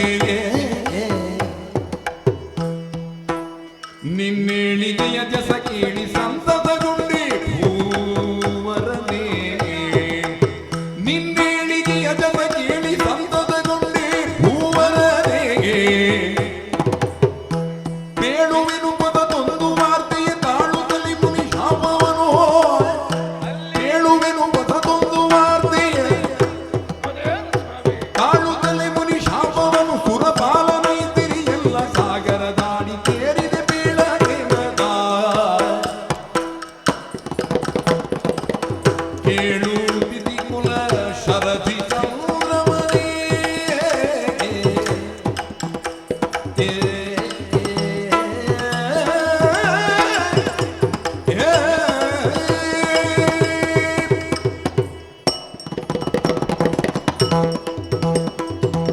ಅಯ್ಯ, ದೇವಮನಿಗಲೇ, ಬಲಿಚಕ್ರವರ್ತಿ ಓ ಆಸ್ಥಾನಕ್ಕೆ ಬಂದಂತ ನನ್ನನ್ನು ನಾನಾ ರೀತಿಯಿಂದ ಸತ್ಕಾರವನ್ನು ಮಾಡಿದಂತ ಪುಣ್ಯಾತ್ಮ ನೀನು. ಬಹಳಷ್ಟು ಸಂತೋಷವಾಯಿತು. ಅತಿಥಿಯೊಬ್ಬ ಮನೆಗೆ ಬಂದಾಗ ಆತನನ್ನು ಯಾವ ರೀತಿ ಸತ್ಕಾರ ಮಾಡಬೇಕು ಎಂಬುದನ್ನು ನಿನ್ನನ್ನು ನೋಡಿ ಪ್ರಪಂಚ ಕಲಿಯಬೇಕು ಅಂತ ಹೇಳಿದ್ರು ಕೂಡ ತಪ್ಪಾಗಲಿಕ್ಕಿಲ್ಲ ಪುಣ್ಯಾತ್ಮ. ಅತಿಥಿಯಲ್ಲೇ ದೇವರನ್ನು ಕಾಣಬೇಕಲ್ವೇ? ಸತ್ಯ. ರಾಕ್ಷಸ ಸಂಬಂಧ ಸಮುದ್ರದಲ್ಲಿ ಚಂದ್ರನಂತೆ ಶೋಭಿಸುವಂತ ಪುಣ್ಯಾತ್ಮ ನೀನು. ಹಿರಿಯರ ಆಶೀರ್ವಾದ ಆಗಲಪ್ಪ, ಅದು ನನ್ನ ಸ್ವಭಾವ. ಇದ್ದ ವಿಚಾರವನ್ನು ಇದ್ದ ಹಾಗೆಯೇ ಹೇಳಿ ಬಿಡುವುದು ಸ್ವಾಮಿ. ಆದ್ರೆ ಕೆಲವರಿಗೆ ಅದು ಪಥ್ಯವಾಗುವುದಿಲ್ಲ. ವಾರ್ತಾವಾಹಕ ಯಾರು ಅಂತ ಕೇಳಿದ್ರೆ ನಾರದರಾದಂತಹ ನಿಮ್ಮ ಹೆಸರನ್ನು ಹೇಳ್ತಾರೆ. ಪ್ರಾಮಾಣಿಕವಾಗಿ ನಾನು ಒಪ್ಪಿಕೊಳ್ಳುತ್ತೇನೆ. ನೀವು ಒಂದು ಕಡೆಯಿಂದ ಮತ್ತೊಂದು ಕಡೆಗೆ ಹೋಗುವಾಗ ಬರಿಗೈಯಿಂದ ಹೋಗುವುದಿಲ್ಲ. ಇಲ್ಲ, ಸುದ್ದಿ ಎನ್ನುವಂತಹ ಮೂಟೆಯನ್ನು ಹೊತ್ತುಕೊಂಡೇ ಹೋಗುತ್ತೇನೆ ಸ್ವಾಮಿ. ಆದ ಕಾರಣವೇ ನಾನು ತಿಳಿಯುತ್ತೇನೆ ನೀವು ಬರಿಗೈಯಿಂದ ಬರುವವನಲ್ಲ. ಏನಾದ್ರೂ ವಿಶೇಷ ಸುದ್ದಿ? ವಿಶೇಷ ಇದೆಯಪ್ಪ. ಏನು ಸ್ವಾಮಿ? ನಿನ್ನ ಮೇಲೆ ಗೌರವವೂ ನನಗೆ ಇದೆ, ಅಭಿಮಾನವೂ ಇದೆ, ವಿಶ್ವಾಸವೂ ಇದೆ. ಇದಕ್ಕೆ ಬಲವಾದಂತ ಕಾರಣವಿದೆ. ಪ್ರಪಂಚ ತಿಳ್ಕೊಂಡದ್ದು ಹೇಗೆ? ರಾಕ್ಷಸರಂದ್ರೆ ಕೇವಲ ಹೆಂಡ ಕುಡುಕರು, ಮಾಂಸ ಭಕ್ಷಕರು, ಶ್ರೀಲಂಪಟರು ಎಂಬಂತ ಅಪವಾದಕ್ಕೆ ಗುರಿಯಾಗಿದ್ದಾರೆ, ತುತ್ತಾಗಿದ್ದಾರೆ. ಆದ್ರೆ ನೀನು ಹಾಗಲ್ಲ. ರಾಕ್ಷಸ ವರ್ಗದವರಿಗೂ ಪ್ರಪಂಚದಲ್ಲಿ ಸ್ಥಾನ ಮಾನ ಇದೆ ಎಂದು ತೋರಿಸಿಕೊಟ್ಟಂತ ಪುಣ್ಯಾತ್ಮ ಮಾತವಲ್ಲದೆ ಶ್ರೀಹರಿಯ ಸದಾ ಪರಮ ಭಕ್ತನೂ ಕೂಡ ಆಗಿದ್ದೀನಿ ನೀನು. ಪ್ರಹ್ಲಾದನ ವಂಶಸ್ಥರು ನಾಮಲ್ವೇ? ಇನ್ನು ವಿಷ್ಣು ಹಿಂದಿ ಹಾಗಿಲ್ವ ಪುಣ್ಯಾತ್ಮ? ಪರಂಪರೆ ಆಗಿದೆ. ಅದನ್ನು ಉಳಿಸಿಕೊಂಡು ಬರ್ತಾ ಇದೆಯ ಮನಸ್ಸಿಗೆ ಬಹಳಷ್ಟು ಸಂತೋಷ. ಬರಬೇಕು ಅಂತಾದ್ರೆ ಬಲವಾದ ಒಂದು ಕಾರಣ ಉದ್ದೇಶ ಇದೆ. ಹೇಳಿಸು. ಮೊನ್ನೆ ತಾನೇ ಒಂದು ಘಟನೆ ನಡೆಯಬಾರದು ನಡೆದು ಹೋಗಿದೆ. ಎಲ್ಲಿ? ನಿನಗದು ತಿಳಿಯಲಿಲ್ಲ ಅಂತ ಕಾಣ್ತದೆ. ಇಲ್ಲ ಸ್ವಾಮಿ. ಬೇರೆ ಎಲ್ಲಿ ಅಲ್ಲಪ್ಪ, ನಮ್ಮ ಸ್ವರ್ಗಲೋಕದಲ್ಲಿ. ಸ್ವರ್ಗದಲ್ಲಿ ಹೌದು. ಏನ್ ನಡೆಯುತ್ತೆ ಹೇಳಿ? ಬೇರೇನಲ್ಲ, ದೇವೇಂದ್ರ ಸ್ವಲ್ಪ ಅಹಂಕಾರಕ್ಕೆ ತಪ್ಪಿ ಬಿದ್ದ ಪರಿಣಾಮವಾಗಿ ಈಗ ಪಡಬಾರದ ಕಷ್ಟವನ್ನು ಅನುಭವಿಸ್ತಾ ಇದ್ದಾನೆ ಸ್ವಾಮಿ. ಆ? ಅಧಿಕಾರ, ಆ, ಸಂಪತ್ತು, ಆ, ಯೌವನ, ಆ. ತಾನು ಕರೆದಾಗ ಓಡಿ ಬರುವಂತಹ ಮಿತ್ರರೋ ಬಂಧುಗಳೋ ಇರುವಾಗ ಕೆಲವು ವ್ಯಕ್ತಿಗಳಿಗೆ ಅಹಂಕಾರ ತಾನಾಗಿ ಏರ್ತದೆ. ಹೌದು ಹೌದು. ಆ. ಹಾಗೆ ದೇವೇಂದ್ರ ಹಾಗೆ ತಲೆಗೆ ಏರಿದ್ರೆ ಅದರ ಪರಿಣಾಮ ಏನಾಗುತ್ತದೆ ಎಂಬುದು ದೇವೇಂದ್ರನನ್ನು ನೋಡಿ ಪ್ರಪಂಚ ಕಲಿಯಬೇಕು ಅಂತ ಹೇಳಿದ್ರು ಕೂಡ ತಪ್ಪಾಗಲಿಕ್ಕಿಲ್ಲ. ಅಹಂಕಾರ ಆದಿ ಅಲ್ಲಿಂದ ಅವ ಏನು ಮಾಡಿದ? ಅಧಪತನಕ್ಕೆ ಇಳಿದು ಹೋದ. ಅಂದರೆ ದೂರ್ವಾಸ ಮಹಾಮುನಿಗಳು ಕೊಟ್ಟಂತ ಒಂದು ಮಾಲೆಯನ್ನು, ಅಂದ್ರೆ ಅವರ ಯೋಗ್ಯತೆ ಅನುಸಾರವಾಗಿ ಆತ ಮೆರವಣಿಗೆ ಹೋಗುವಾಗ ಈತನಂತ ಶೂರ ವೀರ ಯಾರೂ ಇಲ್ಲ ಎಂಬಾಗ ತಿಳಿದು ಈ ಸುರ ಮಾಲಿಕೆಯನ್ನು ಆತನಿಗೆ ಕೊಟ್ಟ. ಅದು ಅವ ಮಾಡಿದಾದ್ರೂ ಏನು, ಕೇವಲ ಗಡ್ಡ ಬಿಟ್ಟ ಗೊಡ್ಡು ಸನ್ಯಾಸಿ ಕೊಟ್ಟಂತ ಮಾಲೆಯಿಂದ ನನ್ನ ಅಧಿಕಾರದ ಮೇಲೆ ಹೋಗಬೇಕಾಗಿಲ್ಲ ಎಂಬಾಗ ತೆಗೆದು ಆ ಆನೆಯ ಕೊರಳಿಗೆ ಹಾಕಿದ. ಧರ್ಮ ಸಭೆಯಲ್ಲಿ ಕುಳಿತಿರುವ ಸಂದರ್ಭದಲ್ಲಿ ಬಂದದ್ದಲ್ವೇ? ಈತ ಮೆರವಣಿಗೆ ಹೋಗುತ್ತಾ ಇರೋದಕ್ಕೆ ಬಂದದ್ದು. ಮೆರವಣಿಗೆ? ಹೌದು. ಆನೆ ಮೇಲೆ ಕುಳಿತು ಮೆರವಣಿಗೆ ಸ್ವರ್ಗದಲ್ಲಿ ನಡೆಯುತ್ತಾ ಇದೆ. ಇದನ್ನು ಕಾಣುವಾಗ ಯಾರಿಗೂ ಕೂಡ ಸಂತೋಷ ಆಗಲೇಬೇಕು, ಅಂತಹ ಸಂಭ್ರಮ. ಹಾಗೆ ದೂರ್ವಾಸರಿಗೂ ಸಂಭ್ರಮ ಸಂತೋಷವಾಯಿತು. ಈ ಮಾಲೆಯನ್ನು ಕೊಟ್ಟಾಗ ದೇವೇಂದ್ರ ತಂತ್ರ ತಪ್ಪು ಮಾಡಿಬಿಟ್ಟ. ಇದರ ಅಗತ್ಯ ನನಗೆ ಇಲ್ಲ ಅಂತ ಹೇಳಿ ಐರಾವತದ ಕೊರಳಿಗೆ ಹಾಕಿಬಿಟ್ಟ. ಏನಾಯ್ತು? ಆನೆಗೆ ಏನು ಗೊತ್ತಾದ್ರೆ ಮಾತ್ರ ಅದು ತೆಗೆದು ತನ್ನ ಕಾಲಾಡಿಗೆ ಹಾಕಿ ದಿಕ್ಕಿ ಪುಡಿ ಮಾಡಿ ಬಿಸಾಡಿತು. ಸ್ವಾಮಿ, ಮದದ ಪ್ರತೀಕ ಯಾವುದು ಅಂತ ಕೇಳಿದರೆ ಮದ್ದಾನೆ. ಹೌದಲ್ಲ, ಮತ್ತೆ ಆನೆಗೆ ಹೂವಿನ ಮಾಲೆ ಅಗತ್ಯವಿದೆ. ಪರಿಣಾಮ ಏನಾಯ್ತು? ಪ್ರತ್ಯಕ್ಷ ಪರಮೇಶ್ವರ ಬಂದರೂ ಅವರಿಗೆ ಶಾಪ ಕೊಡುವಂತ ಸಾಮರ್ಥ್ಯ ಇದ್ದಂತ ದೂರ್ವಾಸರು ಈ ರೀತಿ ಅಹಂಕಾರದ ಮುಂದುವರಿದಂತ ನಿನ್ನಲ್ಲಿದ್ದಂತ ಸಕಲ ಸಂಪತ್ತುಗಳು ಕೂಡ ಸಮುದ್ರ ಪಾಲಾಗುವ ಶಾಪವನ್ನೇ ಕೊಟ್ಟು ಬಿಟ್ರು. ಶಾಪ ಕೊಟ್ಟು ಬಾಯಿ ಮುಚ್ಚಿದ್ದೇ ತಡ. ಸ್ವರ್ಗದ ಇದ್ದಂತ ಒಂದೊಂದೇ ಸಂಪತ್ತು ಜಾರಿ ಜಾರಿ ಎಲ್ಲ ಸಮುದ್ರ ಪಾಲಾಗಿ ಈಗ ಅಲ್ಲಿ ಉಳಿದದ್ದು ಕೇವಲ ಪೀಠ ಮಾತ್ರ. ಎಲ್ಲ ಕಳ್ಕೊಂಡಿದ್ದಾನೆ ದೇವೇಂದ್ರ. ಈಗ ಪಶ್ಚಾತ್ತಾಪ ಪಡ್ತಾ ಇದ್ದಾನೆ. ಆದರೆ ನಾನು ಬಂದದ್ದು ಯಾಕೆ? ನೀನು ಒಂದು ಕೆಲಸ ಮಾಡಬೇಕು. ಹೇಳಿ. ಆದಷ್ಟು ಬೇಗ ನಿನ್ನ ಸೈನ್ಯವನ್ನು ಕೂಡಿಕೊಂಡು ಸ್ವರ್ಗಲೋಕಕ್ಕೆ ಮುತ್ತಿಗೆ ಹಾಕಿ ದೇವತೆಗಳನ್ನು ಬಡಿದೋಡಿಸಿ ಆ ಸ್ವರ್ಗಲೋಕವನ್ನು ನೀನು ಸ್ವಾಧೀನ ಮಾಡಿಕೊಳ್ಳಬೇಕು. ಅರಿಯ ಮುನಿಬ ಅರಿಯ ಮುನಿಬ ನೀನು ಅರಿಯ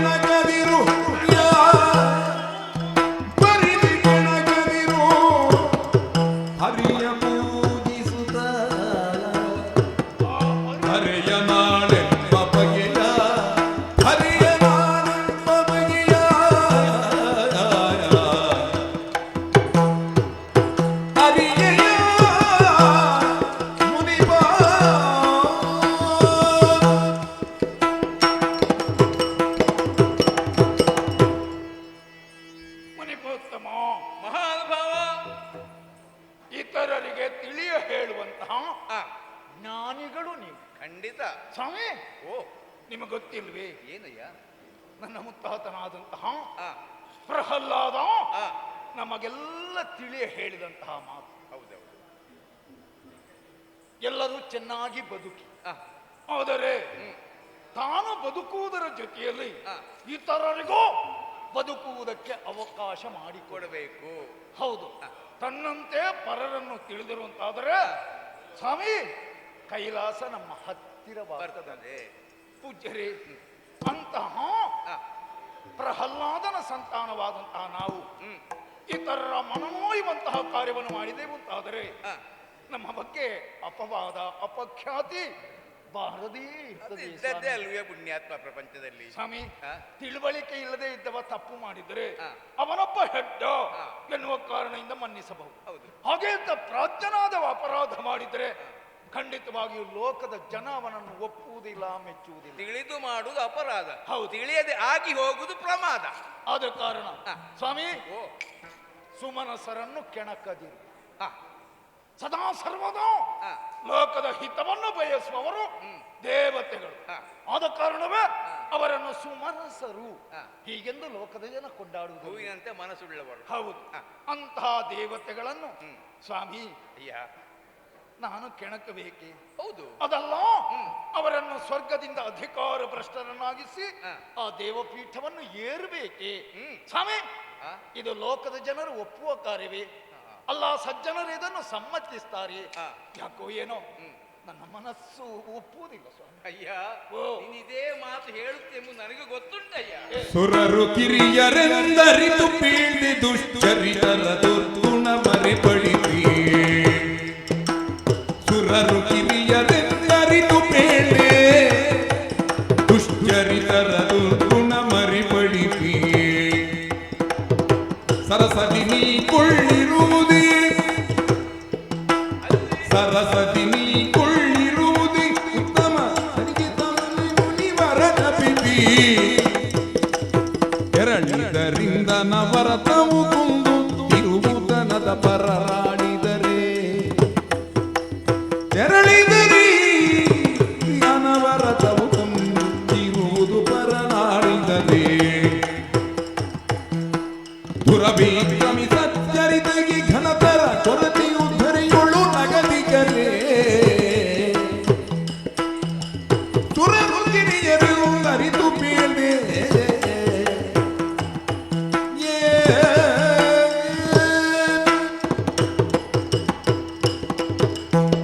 ಅಯ್ಯ, ದೇವಮುನಿಗಳೇ, ನಿನ್ನ ಸ್ವಭಾವ ಏನೆಂಬುದನ್ನು ನಾನು ಕೂಡ ಬಲ್ಲವನೇ. ಒಂದು ಗಾದೆಯ ಮಾತುಂಟಲ್ಲ, ತಣ್ಣೀರನ್ನಾದ್ರೂ ತಣಿಸಿ ಕುಡಿಯಬೇಕು ಅಂತ. ಅದೇ ಸ್ವಭಾವ ನೀನು. ತಾಳ್ಮೆಗಿಂತ ಹೆಚ್ಚಿನ ತಪಸ್ಸಿಲ್ಲ. ಹೌದು. ಮತ್ತೊಬ್ಬರಿಗೆ ಕೆಡುಕಾಗಬೇಕು, ಅವ ಕೆಟ್ಟು ಹೋಗಬೇಕು ಎಂಬ ಹಾಗೆ ಕನಸಲ್ಲೂ ನಡೆಸುವಂತ ವ್ಯಕ್ತಿ ನೀನು ಅಲ್ಲ ಎಂಬ ವಿಚಾರವನ್ನು ನಾನು ಕೂಡ ಬಲ್ಲೆ. ಹಾಗಾದ್ರೆ ಸುಲಭುನಿಯಾದಂತ ನಾನು ಹೇಳುತ್ತಾ ಇದ್ದೆ, ದೇವತೆಗಳನ್ನು ಮಾಡಿ ತೋರಿಸು, ಸ್ವರ್ಗಲೋಕ ಸ್ವಾಧೀನ ಮಾಡುತ್ತ. ನನ್ನ ಮನಸ್ಸಿಗೆ ಒಪ್ಪಿಗೆಯ? ಅಯ್ಯ, ಇದು ನನ್ನದ ದುರುದ್ದೇಶವೂ ಅಲ್ಲ, ಸದುದ್ದೇಶವಾಗಿದೆ. ಏನು? ಯಾಕಂದ್ರೆ ನಾನು ಮೊದಲೇ ಹೇಳಿದ ಹಾಗೆ ರಾಕ್ಷಸ ವಂಶದಲ್ಲಿ ಹುಟ್ಟಿದವರು ಎಲ್ಲರೂ ಒಳ್ಳೆಯವರಲ್ಲ, ಎಲ್ಲರೂ ಕೆಟ್ಟವರೂ ಅಲ್ಲ ಎಂಬುದಕ್ಕೆ ಸಾಕ್ಷಿ ನೀನು. ಈಗ ಸ್ವರ್ಗಲೋಕ ಬರಿದಾಗಿದೆ, ಆದರೆ ಕೆಲವರಿಗೊಂದು ಆಸೆ, ನಿಮ್ಮ ಕುಲದಲ್ಲಿ ಹುಟ್ಟಿದವರು ಯಾರೇ ಆಗಲಿ ತಲೆ ಎತ್ತಿದಾಕ್ಷಣ ಅವರ ಕಣ್ಣು ಬೀಳುವುದು ನೇರವಾಗಿ ಸ್ವರ್ಗಲೋಕಕ್ಕೆ. ಸ್ವರ್ಗಲೋಕ ಸ್ವಾಧೀನ ಮಾಡಬೇಕು ಅಂತ. ಹಾಗೆಂತ ನಿನ್ನನ್ನು ಬಿಟ್ಟು ಬೇರೆಯವರು ಸ್ವರ್ಗಲೋಕ ಮುತ್ತಿಗೆ ಹಾಕಿ ಆ ಸ್ವರ್ಗ ಲೋಕವನ್ನು ಸ್ವಾಧೀನ ಮಾಡಿದ್ದೆ ಹೌದಂತಾದ್ರೆ ಅದರ ಪಾವಿತ್ರ್ಯತೆ ಉಳಿದಕ್ಕೆ ಸಾಧ್ಯವಿಲ್ಲ.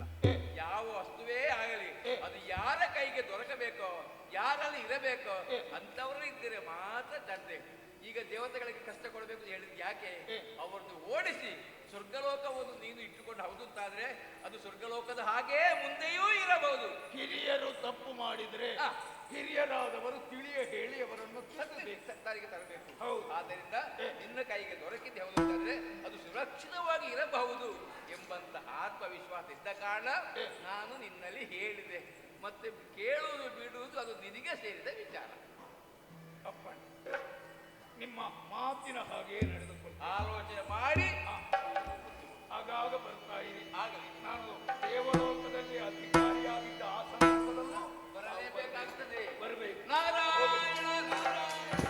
ಮುನಿ ಪರಿ ದುರಿದಡರಿನ ಭವನೋ ಮನದೊಳಗುದಿದರಿದು ಬಲಿ ತನ್ನನು ಜನರ ಕರೆತುತ್ತ ಬಿತ್ತರಿಸಿದನು ಮನದಿರವ.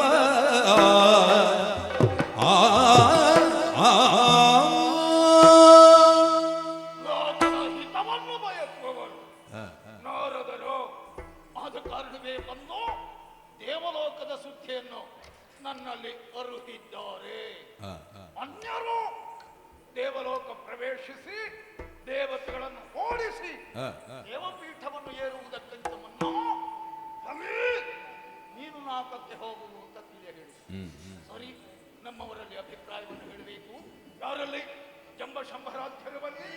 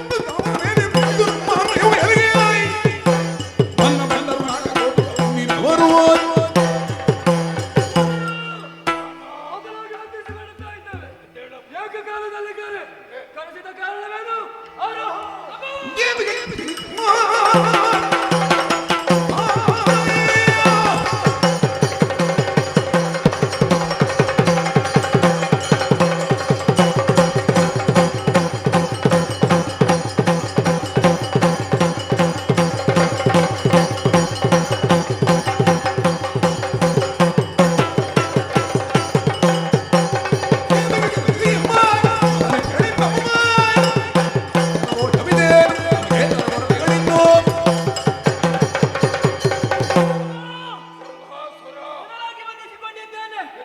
ಅವಸರವಾದ ಕರೆ. ಅತಿ ಶೀಘ್ರವಾಗಿ ನಿಮ್ಮ ಕರೆಗೆ ಒಗ್ಗಟ್ಟು ಬಂದವರಿದ್ದೇವೆ. ಯಾಕೆ ಕರೆ ಹೇಳು.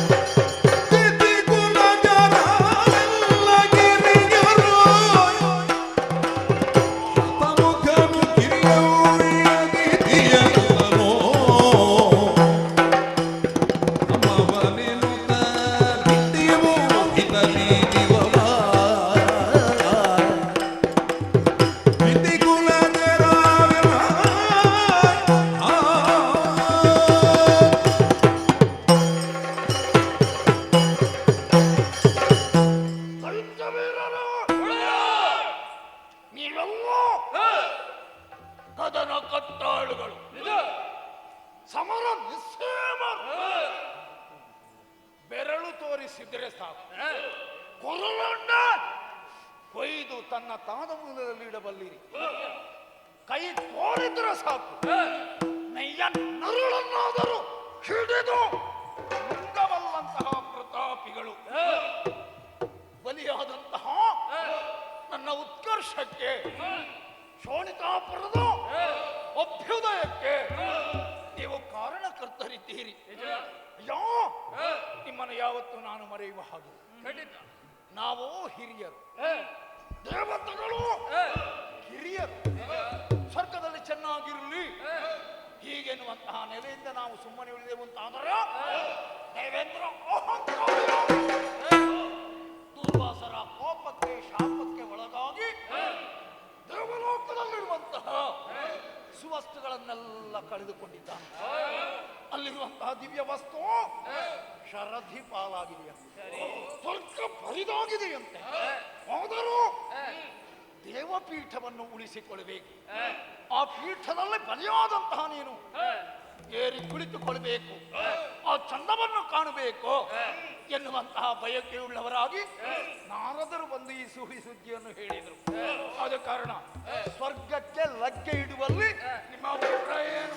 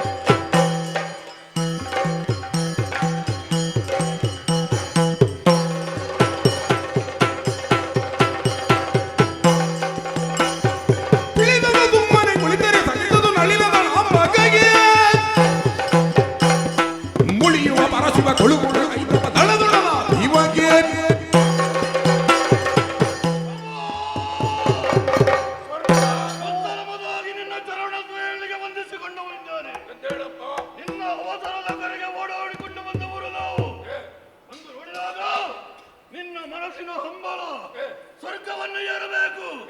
ನಿನ್ನ ಹಂಬಲವನ್ನು ಯಾವತ್ತೂ ಬೆಂಬಲಿಸಿದವರು ನಾವು.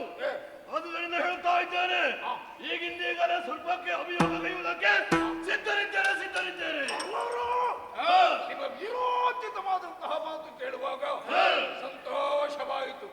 ವೇಳೆ ಕಳೆಯುವುದಲ್ಲ, ಎಲ್ಲರೂ ಕೈಯಲ್ಲಿ ಆಯುಧವನ್ನು ಹಿಡಿದುಕೊಳ್ಳಿ, ನಿಮ್ಮ ವಾಹನವನ್ನು ಏರಿಕೊಳ್ಳಿ. ಈ ಕ್ಷಣ ಸ್ವರ್ಗಕ್ಕೆ ಅಭಿಯೋಗ ನಡೆಸೋಣ.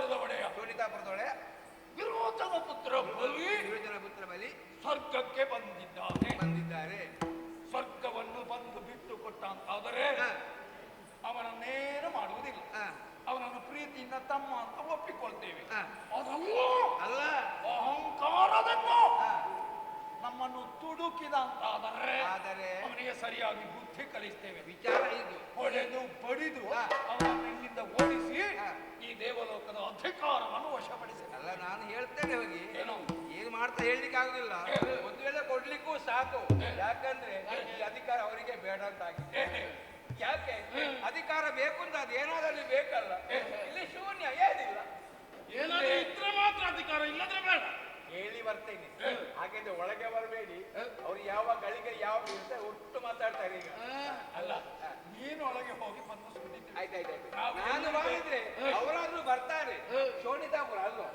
ಒಂದು ನಿನ್ನಲ್ಲಿ ಕೇಳಿ ಒಳಗೆ ಹೋಗುವುದಕ್ಕಾಗಿ ಬಂದವರಲ್ಲ ನಾವು.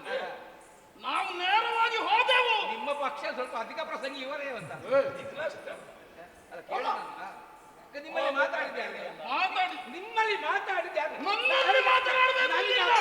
ನಿನ್ನ ತಲೆ ತೆಗೆದೇನೀಗ ನೋಡು. ನಿಮಗಿಂತ ದೊಡ್ಡ ಅಧಿಕ ಪ್ರಸಂಗಿ ಇವ ಈಗ ನಿನ್ನಲ್ಲಿ ಮಾತಾಡಿದ್ದಾರೆ. ಅವ ಮಾತಾಡುದು ನನ್ನದು ಕೆಲಸ ಮಾತ್ರ. ಈಗ ಅವನ ಹೆಸರು ಬಾಣ. ಈಗ ತೆಗೆದವನು ನಿನ್ನ ಪ್ರಾಣ. ಕೋಣ ಹೋಗಿದ್ದಾನೆ. ಸುದ್ದಿ ತಿಳಿಸ್ಯಾನೋ ದೇವೇಂದ್ರ ಸ್ವರ್ಗ ಬಿಟ್ಟು ಕೊಡುವುದಕ್ಕೆ ಬರ್ತಾನೋ ಅಲ್ಲ ಯುದ್ಧಕ್ಕೆ ಬರ್ತಾನೋ ನಿರೀಕ್ಷೆ.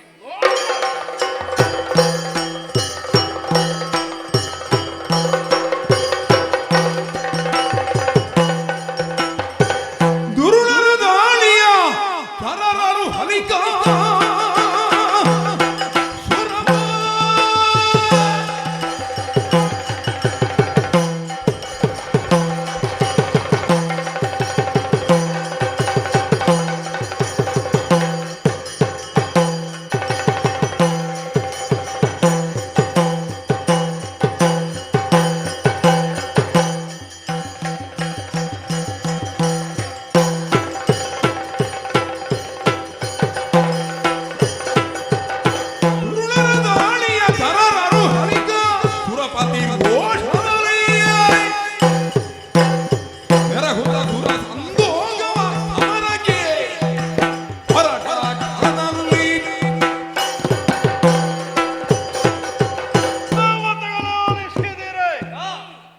ಸ್ವರ್ಣದ ಕಡಗ ಹೋದ್ರೆ ಏನಾಯಿತು? ಹಾಕಿಕೊಳ್ಳುವ ಕೈ ಇನ್ನೂ ಹಾಗೆಯೇ ಉಂಟಲ್ಲ. ಕಳೆದು ಹೋದದ್ದನ್ನು ಮರಳಿ ಪಡೆದವು ಅನ್ನುವಂತಹ ಹುಮ್ಮಸ್ಸು ನಮ್ಮಲ್ಲಿ ಇದ್ದ ಕಾರಣದಿಂದಲಾಗಿ ನಾವು ಭದ್ರಪೀಠರಾಗಿ ಇಲ್ಲಿಯೇ ಇದ್ದೇವೆ. ಅಲ್ಲದೆ ಇದ್ರೆ ಯಾವಾಗ ಇಳಿದು ಹೋಗುತ್ತಾ ಇದ್ದೆವು. ಅಂತೂ ಈಗ ಇಂತಹ ಪೀಠವನ್ನು ನಮ್ಮ ವಶ ಮಾಡಿಸಿಕೊಳ್ಬೇಕು ಅನ್ನೋ ಉದ್ದೇಶದಿಂದ ವೈರೋಚನಿ ಹೆಸರಿನಲ್ಲಿ ಬಲಿ ಆಗುವುದಕ್ಕೆ ಹೊರಟಿದ್ದಾನೆ. ಬಲಿ ಅಂತ ತಿಳಿಯುತ್ತಾ ಉಂಟು. ದೇವಲೋಕದ ಮೇಲೆ ದಾಳಿಯ ಸಾಗಿ ತನ್ನ ಪ್ರಭುತ್ವವನ್ನು ಸಾಧಿಸುವುದಕ್ಕೆ ಹೊರಟಿದ್ದಾನೆ. ಹಾಗಾಗಿ ಆಯುಧಧಾರಿಗಳಾಗಿ ವಾಹನ ಉಂಟು. ಎಲ್ಲಿ? ಬೇಡ, ವಾಹನದಲ್ಲಿ ಹೋಗಿ ಯುದ್ಧ ಮಾಡಬೇಕು ಅಂತ ಏನು? ನಮಗೆ ಹೇಗೆ ಯುದ್ಧ ಮಾಡುವುದಕ್ಕಾಗ್ತದೆ? ನಿನ್ನನ್ನು ಸೇರಿಸಿಕೊಂಡು ನಾವೆಲ್ಲವರು ಒಂದಾಗಿ ಸಾಗೋಣ.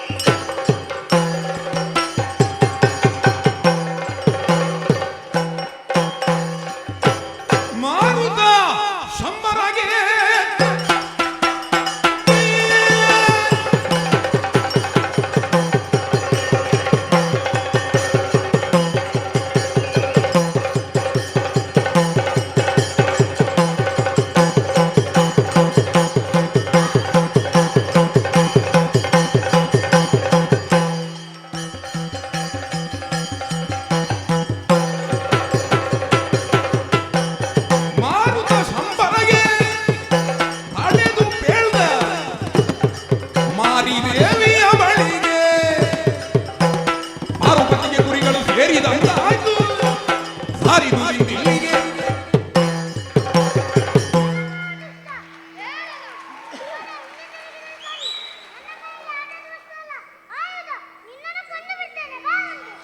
ಉತ್ತಮ ಉದ್ಯಾನ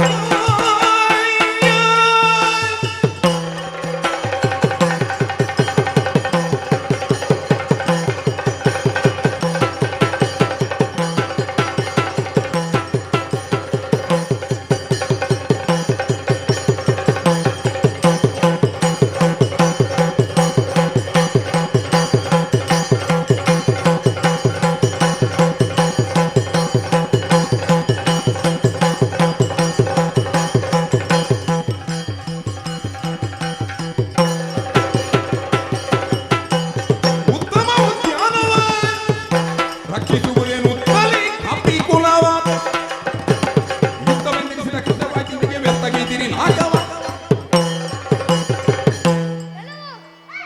ಕೊಡು ಇಲ್ಲಾಂದ್ರೆ ಪೆಟ್ಟದಿನ್ನು ಆಗುತ್ತೆ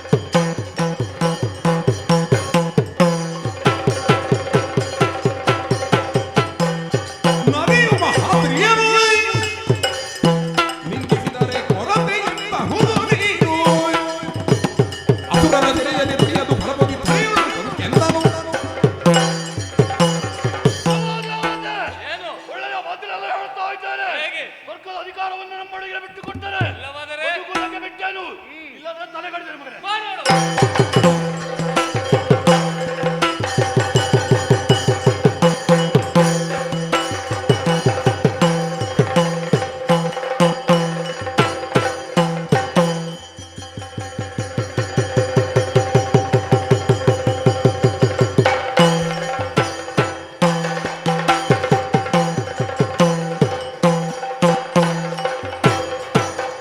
ಏನ ನಮ್ಮವನೆನುದೋ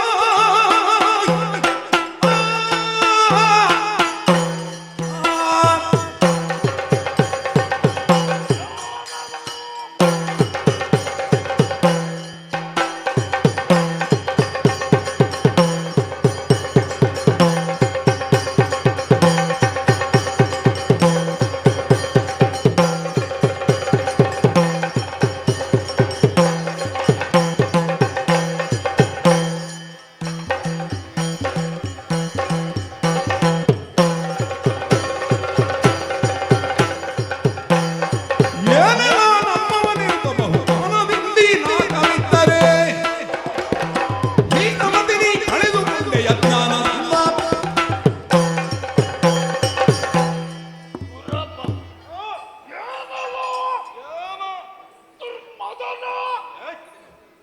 ಭೂಲೋಕದಲ್ಲಿ ಹುಟ್ಟಿದ್ದಿ, ಸಾಧನೆಯ ಮೂಲಕ ದೇವಲೋಕವನ್ನು ಪಡೆದುಕೊಂಡಿದ್ದಿ, ಮೂರು ಮೂರ್ತಿಗಳ ಅಜ್ಞಾನುವರ್ತಿಯಾಗಿ ಸದಾ ಸರ್ವದ ಎಲ್ಲ ಲೋಕದ ಹಿತವನ್ನು ನೀನು ಬಯಸಬೇಕೆ. ಆದರೆ ಏನು ಅಧಿಕಾರ ಇದೆ, ತಾನು ಕರೆದಾಗ ಓಡಿ ಬರುವಂತಹ ಸೇವಕ ವರ್ಗದವರಿದ್ದಾರೆ. ತಾನಾಡಿದ್ದೇ ಮಾತು, ತಾನು ನಡೆದದ್ದೇ ದಾರಿ, ಎಲ್ಲೋ ಏನೋ ಅವಿವೇಕಿಯಂತೆ ನಡೆದಿಯೇನೋ. ಎಲ್ಲಿ, ಹೇಗೆ, ಯಾವಾಗ? ಇಲ್ಲಿಯ ದಿವ್ಯ ಸುವಸ್ತುಗಳನ್ನು ಉಳಿಸಿ ಲೋಕಹಿತವನ್ನು ಬಯಸುವುದರ ಬದಲು ಅಹಂಕಾರಿಯಾಗಿ ಮುನಿಯಾದಂತಹ ದೂರ್ವಾಸರನ್ನು ಅಪಮಾನ ಮಾಡಿದೆ. ಅವರ ಶಾಪಕ್ಕೆ ಒಳಗಾದೆ, ಸುವಸ್ತುಗಳನ್ನ ಕಳೆದುಕೊಂಡು ಬಲಿದಾದ ಸ್ವರ್ಗದಲ್ಲಿ ಈಗ ನೀನಿದ್ದೀಯ. ಸುದ್ದಿ ತಿಳಿದು ನಿನ್ನನ್ನು ವಿಚಾರಿಸುವುದಕ್ಕೆ ಬಂದವ ವಿರೋಚನ ಪುತ್ರ ಬಲಿ. ಹೋಗಬಾರದು. ಮೊದಲೇ ತ್ರೈಮೂರ್ತಿಗಳು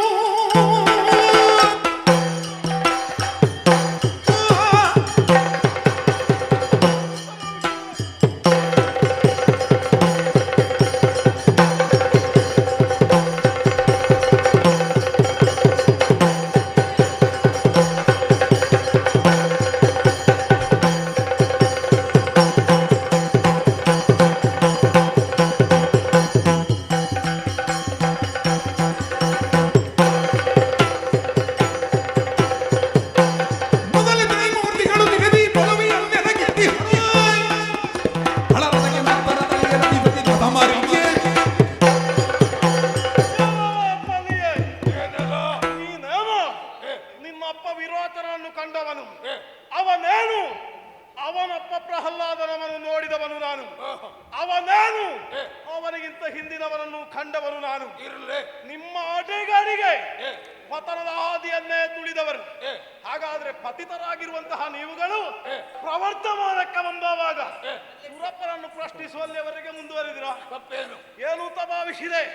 ಮೂರು ಮೂರ್ತಿಗಳನ್ನು ಅನವರತ ಉದ್ಧಾರಿಸಿದ ಪರಿಣಾಮ ಒದಗಿದಂತಹ ಈ ಲೋಕವಿದು. ನನಗೆ ಸಂಕಷ್ಟ ಬಂದ್ರೆ ನನಗೆ ಕಷ್ಟಕೋಟಲ ಒದಗಿತು ಅಂತಾರೆ. ಕೇಳುವುದಕ್ಕೆ ಹೇಳುವುದಕ್ಕೆ ಅಲ್ಲಿದ್ದಾರೆ ಮೂರು ಮೂರ್ತಿಗಳು. ಹೌದಾ? ಹಾಗಾದ್ರೆ ನಿನಗೆ ಆ ಯೋಗ್ಯತೆಯನ್ನು ಅವಕಾಶವನ್ನು ಅವರು ದಯಪಾಲಿಸಿದ್ದಿಲ್ವಲ್ಲ? ಏನು ನಿನ್ನ ಸಾಮಂತ ನಾನಲ್ಲವಲ್ಲ? ನೀ ಹೇಳಿದಾಗೆ ಕೇಳಿಕೊಂಡು ಇರುವುದಕ್ಕೆ ಬೇಕಾಗಿರುವವರು ಅಲ್ಲ. ದೇವಲೋಕದಲ್ಲಿ ನಾ ಬಿದ್ದಿರಬಹುದಾ? ಏರಿದವನಿಗೆ ಇಳಿಯುವುದಕ್ಕೂ ಗೊತ್ತಿರಬೇಕು. ಹೌದಾ? ಯಾವತ್ತ ಇಳಿಯುತ್ತಾನೋ ಅವನಿಗೆ ಹತ್ತುವುದಕ್ಕೂ ಆಗ್ತದೆ. ಐರಾವತ ಏರಿ ಬಿದ್ದ ನನಗೆ ನಿನ್ನನ್ನು ಬೀಳಿಸ್ಲಿಕ್ಕಾಗುವುದಿಲ್ಲ ಅಂತ ತಿಳಿದ್ಯಾ? ಏನು ಮೂರು ಮೂರ್ತಿಗಳು ಮಾನಿಸಿದಂತಹ ಮಾಲಿಕೆಯ ಬೆಲೆಯನ್ನು ತಿಳಿಯದಂತಹ ಬುದ್ಧಿಗೇಳಿ ಆ ಕಾರಣದಿಂದಲ ಸ್ವರ್ಗದ ದಿವ್ಯ ಸುವಸ್ತುಗಳೆಲ್ಲ ಶರಧಿ ಪಾಲಾಯಿತು. ಇದಕ್ಕೆ ಕಾರಣ ನಿನ್ನ ಬುದ್ಧಿಮಾಂದ್ಯ. ಅದರ ಅರ್ಥ ಹಾಗಲ್ಲ. ಮತ್ತೆ ಯಾವಾತನು ನಿಸ್ವಾರ್ಥ ಪರನಾಗಿ ತಪಚರ್ಯೆಯಲ್ಲೇ ತೊಡಗುವವನು, ದೇವಲೋಕದ ಹಿತವನ್ನೇ ಬಯಸುವವನು, ಅಂತಹ ದೂರ್ವಾಸ ತನ್ನ ಒಂದು ಮಾಲೆಯ ಪ್ರಕರಣಕ್ಕಾಗಿ ಇಡೀ ದೇವಲೋಕಕ್ಕೆ ಶಿಕ್ಷೆ ಕೊಟ್ಟಲ್ಲ, ಅವನ ಅಲ್ಪಮತಿತ್ವ ಹೇಳು. ಏನು ಸ್ವರ್ಗದಲ್ಲಿ ಮೆರವಣಿಗೆಯ ಅಗತ್ಯ ಇದೆಯೇನೋ? ಯಾಕಿಲ್ಲ? ಆದರೂ ತನ್ನ ಆಡಂಬರವನ್ನು ಮೆರೆಸುವುದಕ್ಕಾಗಿ ನಿನ್ನವರನ್ನು ಕೂಡಿಕೊಂಡು ಮೆರವಣಿಗೆಗೆ ಹೊರಟೆ. ಏನು? ಅಲ್ಲಿಯೇ ನೀನು ಎಡವಿ ಬಿದ್ದಿದ್ದಿ. ಯಾವುದು? ಆ ಕಾರಣದಿಂದಲೇ ಇಂತಹ ಅಹಂಕಾರಿ ಸ್ವರ್ಗದಲ್ಲಿ ಇರಕೂಡದು. ಎಲ್ಲೋ ಏನು? ದೂರ್ವಾಸರು ಬಂದಿದ್ರು, ಅವರನ್ನು ಸಭೆಗೆ ಕರೆಸಿಕೊಳ್ಬೇಕಿತ್ತು.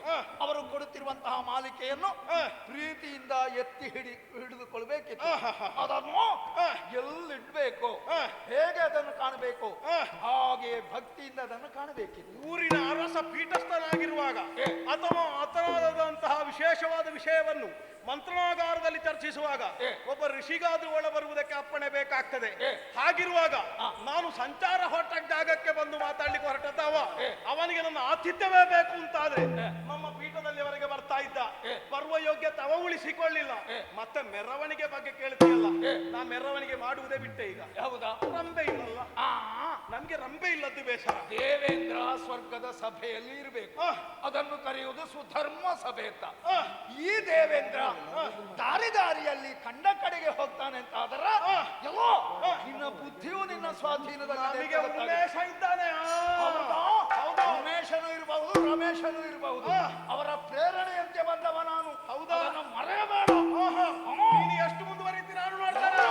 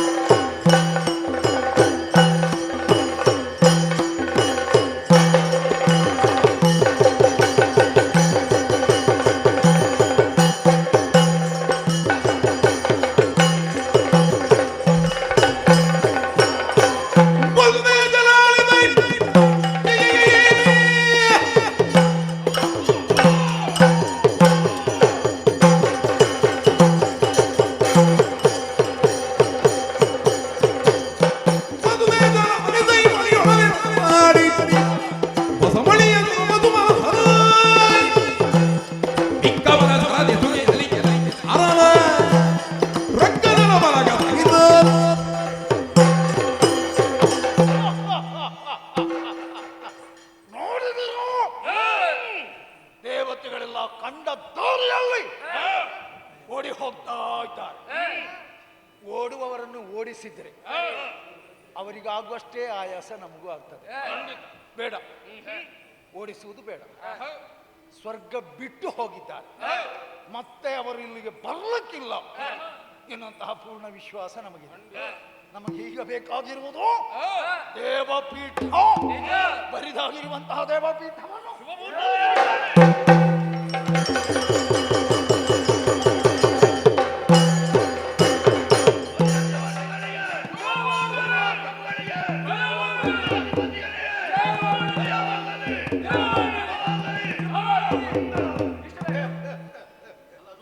ಬಲಿಯಾದಂತಹ ನನ್ನನ್ನೀಗ ಬಲೀಂದ್ರ ಹೀಗೆಂದು ನೀವು ಅಭಿಮಾನದಿಂದ ಗೌರವದಿಂದ ಕರೆಯುತ್ತಾರೆ. ಕಾಣುವುದಕ್ಕೆ ಸೊಬಗಿದೆ, ಬರಿದಾದ ಸ್ವರ್ಗ. ಆದರೂ ಸ್ವರ್ಗ ನಮ್ಮ ಅಧೀನದಲ್ಲಿದ್ದೆ, ಜೋಡಿತದಲ್ಲಿದ್ದುಕೊಂಡು ಇಲ್ಲಿಯ ಪಾರುಪತ್ಯವನ್ನು ನಡೆಸುತ್ತಾ ಸಂತೋಷವಾಗಿದ್ದುಕೊಳ್ಳೋಣ.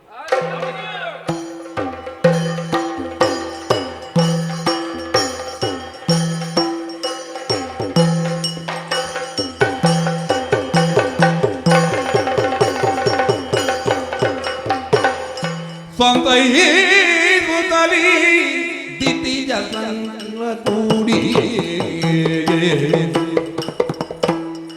ಹರದಿಂದೆರಳಿ ಪಾಲ್ಗಡಲ ತಡಿಯಾಗ ನಿಂದು ತುದಿದು ತಲನಂತ ಮಗಿಮೋ, ನಿಂದು ತುತಿಸುತ್ತನಂತ ಮಗಿಮನೋ ಗರುಡ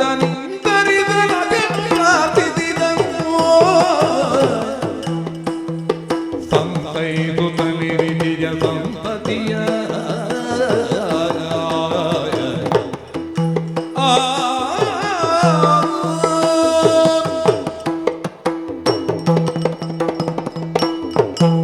ದೇವತೆಗಳೇ, ಸದಾ ಮಿಂದದ್ದು ವಿಹಾರಗೈಯುತ್ತಾ ಇದ್ದ ದೇವದತ್ತಿ ಎನ್ನುವುದು ಅಂತರಂಗದಲ್ಲೇ ಬಳಲಿ ಬೆಂಡಾಗಿ ಬಾಯಾರಿ ಹೋಗುವಂತಹ ಸ್ಥಿತಿ, ಎತ್ತು ನಿಲ್ಲುವುದಕ್ಕೆ ಶಕ್ತಿ ತೋರದ ಸ್ಥಿತಿ, ಅರ್ಥಾತ್ ಮುಪ್ಪೆ ನಮ್ಮ ದೇಹಕ್ಕೆ ಅಡಸಿತ ಅನ್ನುವಂತಹ ಸ್ಥಿತಿ. ನಮ್ಮ ಇಂತಹ ಪರಿಸ್ಥಿತಿಗೆ ಏನು ಕಾರಣ, ಎತ್ತ ಕಾರಣ ಅಂತ ನಾವು ಅಂತರಂಗದಿಂದ ಪ್ರಶ್ನಿಸಿಕೊಂಡ್ರೆ ಗೊತ್ತಾಗುತ್ತದೆ. ಅಲ್ಪಮತಿಗಳಾಗಿ ಮಂದಮತಿಗಳಾಗಿ ಬಂದ ದುರ್ವಾಸರನ್ನು ಅಪಹಾಸ್ಯಕ್ಕೆ ಈಡಾಗುವ ಹಾಗೆ ಮಾಡಿದ್ದು, ಬಲಿಯ ಶಕ್ತಿಯನ್ನು ಅರಿಯದೆ ಮೇರೆ ಮೀರಿ ವ್ಯವಹಾರ ಕೈಗೊಂಡದ್ದು. ಕಳಕೊಂಡ ಮೇಲೆ ಕಳಕೊಂಡದರ ಬೆಲೆ ಏನು ಅನ್ನುವುದು ನಮಗೆ ಅರ್ಥ ಆಗ್ತದೆ. ಇರುವಾಗ ಯಾವುದರದ್ದೂ ಗೊತ್ತಾಗುವುದಿಲ್ಲ ನಮಗೆ, ಇಲ್ಲವಾದಾಗ ಅದು ಬೇಕಿತ್ತಲ್ಲ ಅನ್ನುವಂತಹ ಭಾವ ಉಂಟಾಗುತ್ತಾ ಇದೆ. ಸುಮನಸರಾದ ನಾವುಗಳು ದುರ್ಮನಸ್ಸವನ್ನೇ ಹೊಂದದ್ದೇ ಇಂತಹ ಪರಿಸ್ಥಿತಿಗೆ ಕಾರಣವಾಯಿತು. ನೊಂದುಕೊಂಡ ನಾವು ಸತ್ಯಲೋಕವನ್ನು ಸೇರಿ ಬ್ರಹ್ಮನನ್ನು ನುತಿಸಿದಾಗ ಆಡಿದ ಮಾತು ಇಷ್ಟೇ: ಶ್ರೀಮನ್ನಾರಾಯಣನಿಂದ ಹೊರತಾಗಿ ಅನ್ಯರಿಂದ ಈ ಪರಿಭವವನ್ನು ದೂರೀಕರಿಸುವುದಕ್ಕೆ ಸಾಧ್ಯ ಇಲ್ಲ ಅನ್ನುವ ಹಾಗೆ. ಆ ಕಾರಣದಿಂದಲೇ ಕ್ಷೀರಾಬ್ಧಿ ತಟಾಕಕ್ಕೆ ಬಂದಿದ್ದೇವೆ. ಏಕೋ ಮನಸ್ಸಿನಿಂದ ಭಕ್ತಿಯಿಂದ ಆ ಶ್ರೀಮನ್ನಾರಾಯಣನನ್ನೇ ನುತಿಸಿಕೊಳ್ಳೋಣ. ಜಯ ಜಯ ಜಯ ನಾರಾಯಣ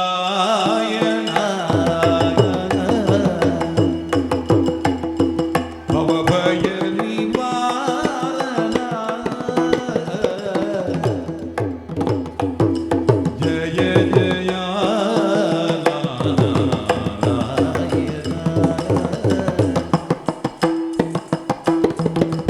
ಜಯ ಜಗನ್ಮಯ ಸಜ್ಜನ ಪ್ರಿಯ ಲಯ ವಿವರ್ತಿತ ವಿಭವ ಕಯದೋಳಾಶ್ರಯವಿತ್ತು ಪೊರೆಯ ಕಿಶಯನ ತೋಯ ಜನಯನ ಮಾಧವ. ಜಯ ಜಯ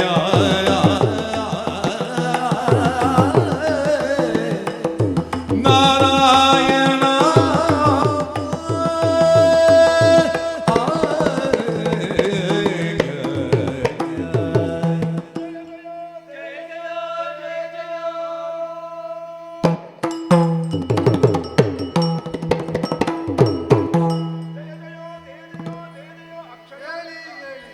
ಗೋಣಿನ ಬಿರಿ ವ್ಯರ್ಥ ಪಾಲಿ ಪೇರುನಿಗೋ.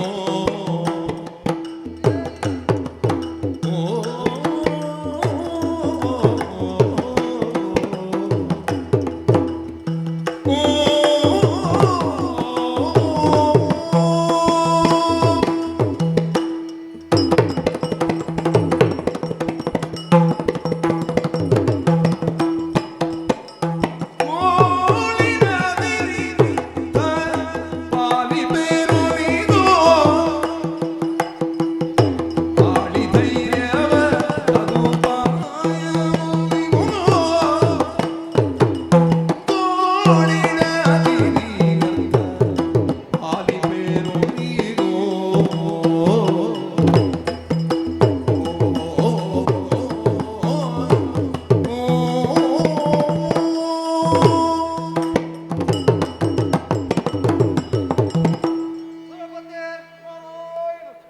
ದಿಕ್ಪಾಲಕ ಗಣವನ್ನು ಕೂಡಿಕೊಂಡು ಶ್ವೇತದ್ವೀಪ ಸಮೀಪವರ್ತಿಯಾಗಿ ತದೇಕ ಚಿತ್ತದಿಂದ ಬ್ರಹ್ಮನೇ ಮೊದಲಾದ ಮಹನೀಯರನ್ನು ಜೊತೆ ಸೇರಿಸಿಕೊಂಡು ನೀ ಮಾಡಿದ ಪ್ರಾರ್ಥನೆ ಅಂತರಂಗಕ್ಕೆ ವೇದ್ಯವಾದದಿಂದಲೇ ಗರುಡನ ಮೂಲಕವಾಗಿ ಸಮೀಪಕ್ಕೆ ಬರಮಾಡಿಕೊಂಡೆ. ಸತತವಾಗಿ ಕಣ್ಣೀರ್ಗರೆಯುತ್ತಾ ಇರುವ ಸುಮನಸರಾದಂತಹ ನಿಮ್ಮನ್ನು ಕಂಡಾಗ ಯಾವುದೇ ಒಳ್ಳೆಯ ಮನಸ್ಸನ್ನು ಹೊಂದಿದವನಿಗೂ ಖೇದವಾಗ್ತದೆ. ಒಳ್ಳೆಯವರಿಗೆ ಬಂದ ಕಷ್ಟ ನಮಗೆ ಆನಂದವನ್ನು ಕೊಡಬೇಕು ಅಂತ ಆದ್ರೆ ನಮ್ಮ ಅಂತರಂಗದಲ್ಲಿ ಕ್ರೌರ್ಯ ಇರಬೇಕು. ಹೌದು ಪ್ರಭು, ಪರರ ದುಃಖಕ್ಕಾಗಿ ದುಃಖಿಸುವ ಪ್ರವೃತ್ತಿಯನ್ನು ಸಹಜವಾಗಿ ಹೊಂದಿರಬೇಕಾದ ನೀವು ಈಗ ನಿಮಗೊದಗಿದಂತಹ ಸ್ಥಿತಿಗಾಗಿ ಕಣ್ಣೀರ್ಗೆರೆಯುವುದು ಸ್ಪಷ್ಟ. ಆದ್ರೆ ನಾನು ನಿನ್ನಲ್ಲಿ ಕೇಳುವುದು ಏನು, ಈಗ ಈ ದುಃಖಕ್ಕೆ ಕಾರಣ ಏನು ಅಂತಾದ್ರೂ ನಿಮಗೆ ಗೊತ್ತಾಗಿದ್ದ? ಅರ್ಥವಾಗಿದೆ. ಏನರ್ಥ ಆಗಿದೆ ಸ್ವಾಮಿ? ಅಕ್ಷಯಾಶ್ರಿತಾದಂತಹ ನಿನ್ನ ಬಳಿಗೆ ಬಂದಂತಹ ನಾವುಗಳು ತಲೆಯನ್ನು ತಗ್ಗಿಸಿ ಕಣ್ಣಲ್ಲಿ ಕಂಬನಿಯನ್ನು ಸುರಿಸಿಕೊಂಡು ಬೇಡುತ್ತಾ ಇದ್ದೇವೆ. ಈ ಕಾರಣದಿಂದ ಯೋಚಿಸಿದ್ರೆ ತಪ್ಪನ್ನೆಸಗಿದವರು ನಾವು. ಮಕ್ಕಳಾದವರು ತಪ್ಪನ್ನು ಮಾಡಿದವಾಗ ಧೈರ್ಯದಿಂದ ಬಂದು ಆಡುವುದಕ್ಕಿರುವಂತ ಆಶ್ರಯ ತಾಣ ಯಾವುದು ಅಂತ ಕೇಳಿದ್ರೆ ಅಮ್ಮನ ಮಡಿ. ಅಮ್ಮನ ನೀನಾದ ಕಾರಣದಿಂದಲಾಗಿ ನಿನ್ನ ಹತ್ತಿರಕ್ಕೆ ಬಂದು ನಾವು ಹೇಳಿಕೊಳ್ಳುತ್ತಾ ಇರು.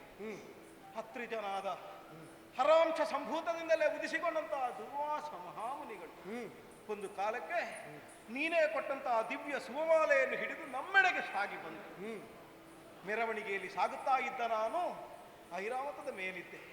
ಸುಮಮಾಲೆಯನ್ನು ನನ್ನ ಕರಕ್ಕಿತ್ತಾವಾಗ ಆನೆಯ ಕುಂಭಸ್ಥಳದಲ್ಲಿ ನಾನಿರಿಸಿದೆ.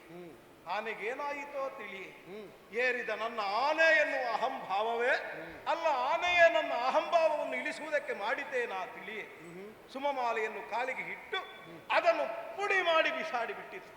ಕೋಪೋದ್ರಿಕ್ತರಾದಂತಹ ತ್ರಿಜರು ಮುನಿದು ಶಾಪವನ್ನೇ ಕೊಟ್ಟರು. ಪ್ರಭು, ಸಕಲ ಸುವಸ್ತುಗಳು ಕೂಡ ಶರದಿ ಪಾಲಾಗಿ ಹೋಗಲಿ, ನೀನು ಪದಚ್ಯುತನಾಗುವನ್ನುವ ಹಾಗೆ ಶಾಪ ಕೊಟ್ಟು ಅಷ್ಟಕ್ಕಾಗಿ ಇಲ್ಲಿ ಬಂದ್ರ?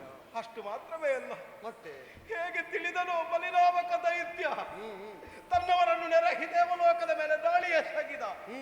ತಡೆಯುವ ಪ್ರಯತ್ನ ಮಾಡಿದೆವು, ಸೋತೆವು. ಪ್ರಭು, ಬ್ರಹ್ಮನಲ್ಲಿ ಹೋಗಿ ದೂರಿಕೊಂಡಾಗ ನಿನ್ನನ್ನು ದಾರಿಯಿಂದ ತೋರಿಕೊಟ್ಟವನಿದ್ದಾನೆ.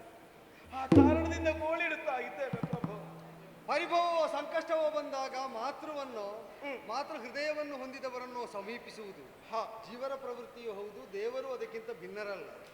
ಆದರೆ ಯಾವ ತಮ್ಮ ಸ್ವಭಾವ ವಿಶೇಷದಿಂದ ಪರಿಭವ ಬಂದಿದೋ ಅದನ್ನು ಮರೆಮಾಚಿ ಅಥವಾ ಕಾಣದಂತಿದ್ದು ಮಕ್ಕಳು ಎಂಬುದರಿಂದ ಸಲಹುವವಳು ಒಳ್ಳೆ ತಾಯಿಯಾಗುತ್ತಾಳ.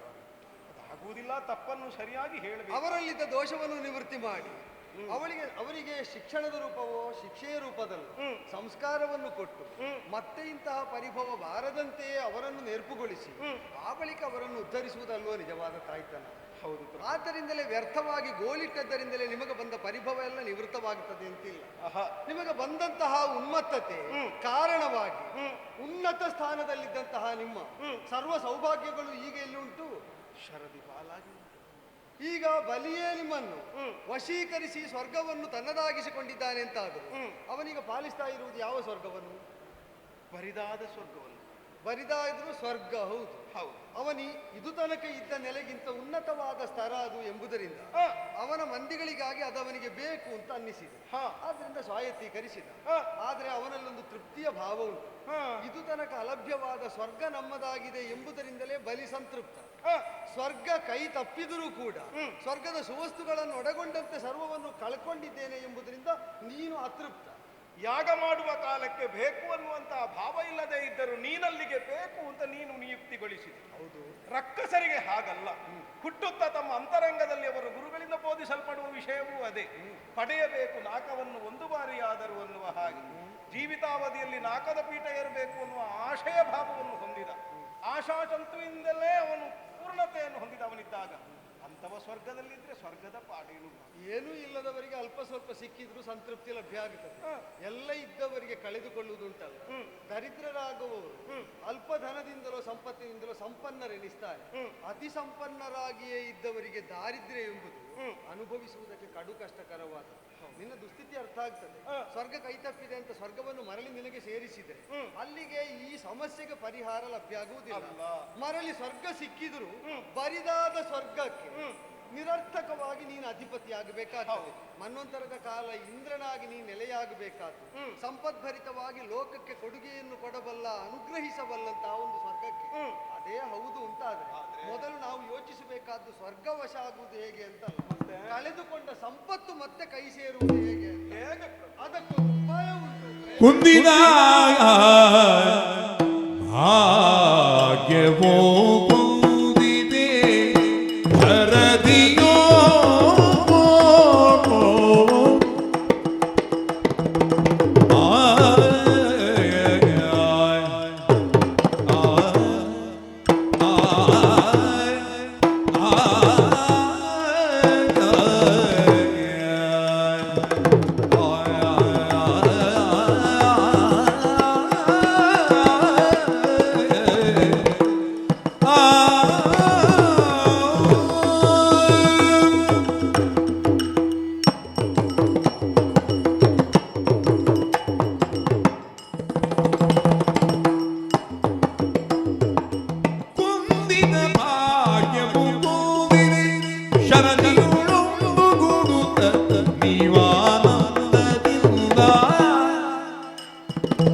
ಒಂದು ಗೂಡುಗನಿ ಆನಂದದಿಂದ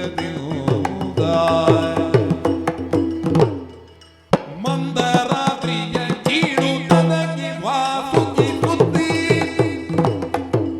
ಮಂದರಾತ್ರಿಯ ಕೀಳು ತನಗೆ ವಾಸುಕಿ ಸುದ್ದಿ ಸಿಂಧುವಿಗಿಟ್ಟು ಭರದಿಂದಲೀ ಮತಿಪುದು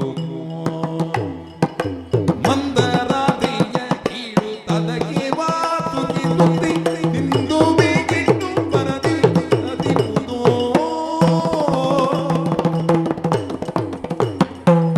ಒದಗುವುದೆಲ್ಲ ಸಂಪದವು ಮೇಲಾಮಗ ಸುಧಿಯುತೀಸಲು ಕಳರಿಯದೆ ಮೇಲ ಮಹಾಸುಧಿಯುತೀಸಲು ಕಳರಿಯದೆ ಮುದತಿ ನಾನು ನುಡಿದ ಶರೀರದಿಂದ ಅಭ್ಯುದಯವನ್ನು ನೀವು ಬೆದರುವಿರೇಕೆ ಗೋಳಿನ ವ್ಯರ್ಥ ಪಾಲಿಸಿರೋ ನೀನೋ ಸುರಪಾಯ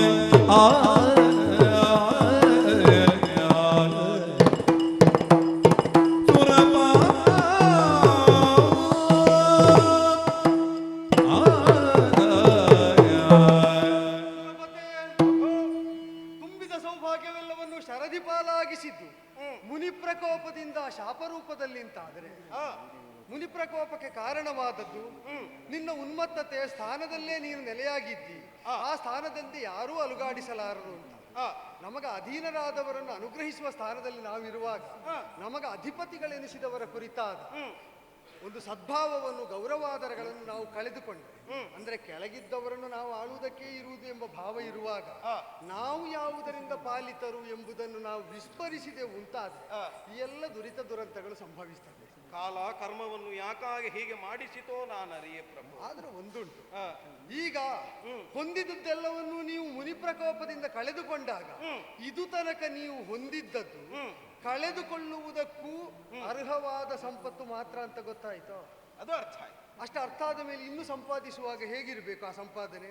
ಮತ್ತೆ ಕಳಕೊಳ್ಳದ ತೆರನಾದ ಸ್ಥಿತಿ ಆಗಬೇಕು. ನಾವು ಹೊಂದಿದ್ದನ್ನು ಕಳ್ಕೊಳ್ಬಾರದು ಅಂತಲ್ಲ, ಯಾರಿಂದ ಯಾವುದನ್ನೂ ಕಸಿಯುವುದಕ್ಕಾಗುವುದಿಲ್ವೋ ಅಂಥದ್ದನ್ನು ನಾವು ಸಂಪಾದಿಸಬೇಕು. ಓಹೋ, ಯೋಚನೆ ಮಾಡು, ಸ್ವರ್ಗದ ಸುವಸ್ತುಗಳೆಲ್ಲವನ್ನು ಸಂಪಾದಿಸಬೇಕು.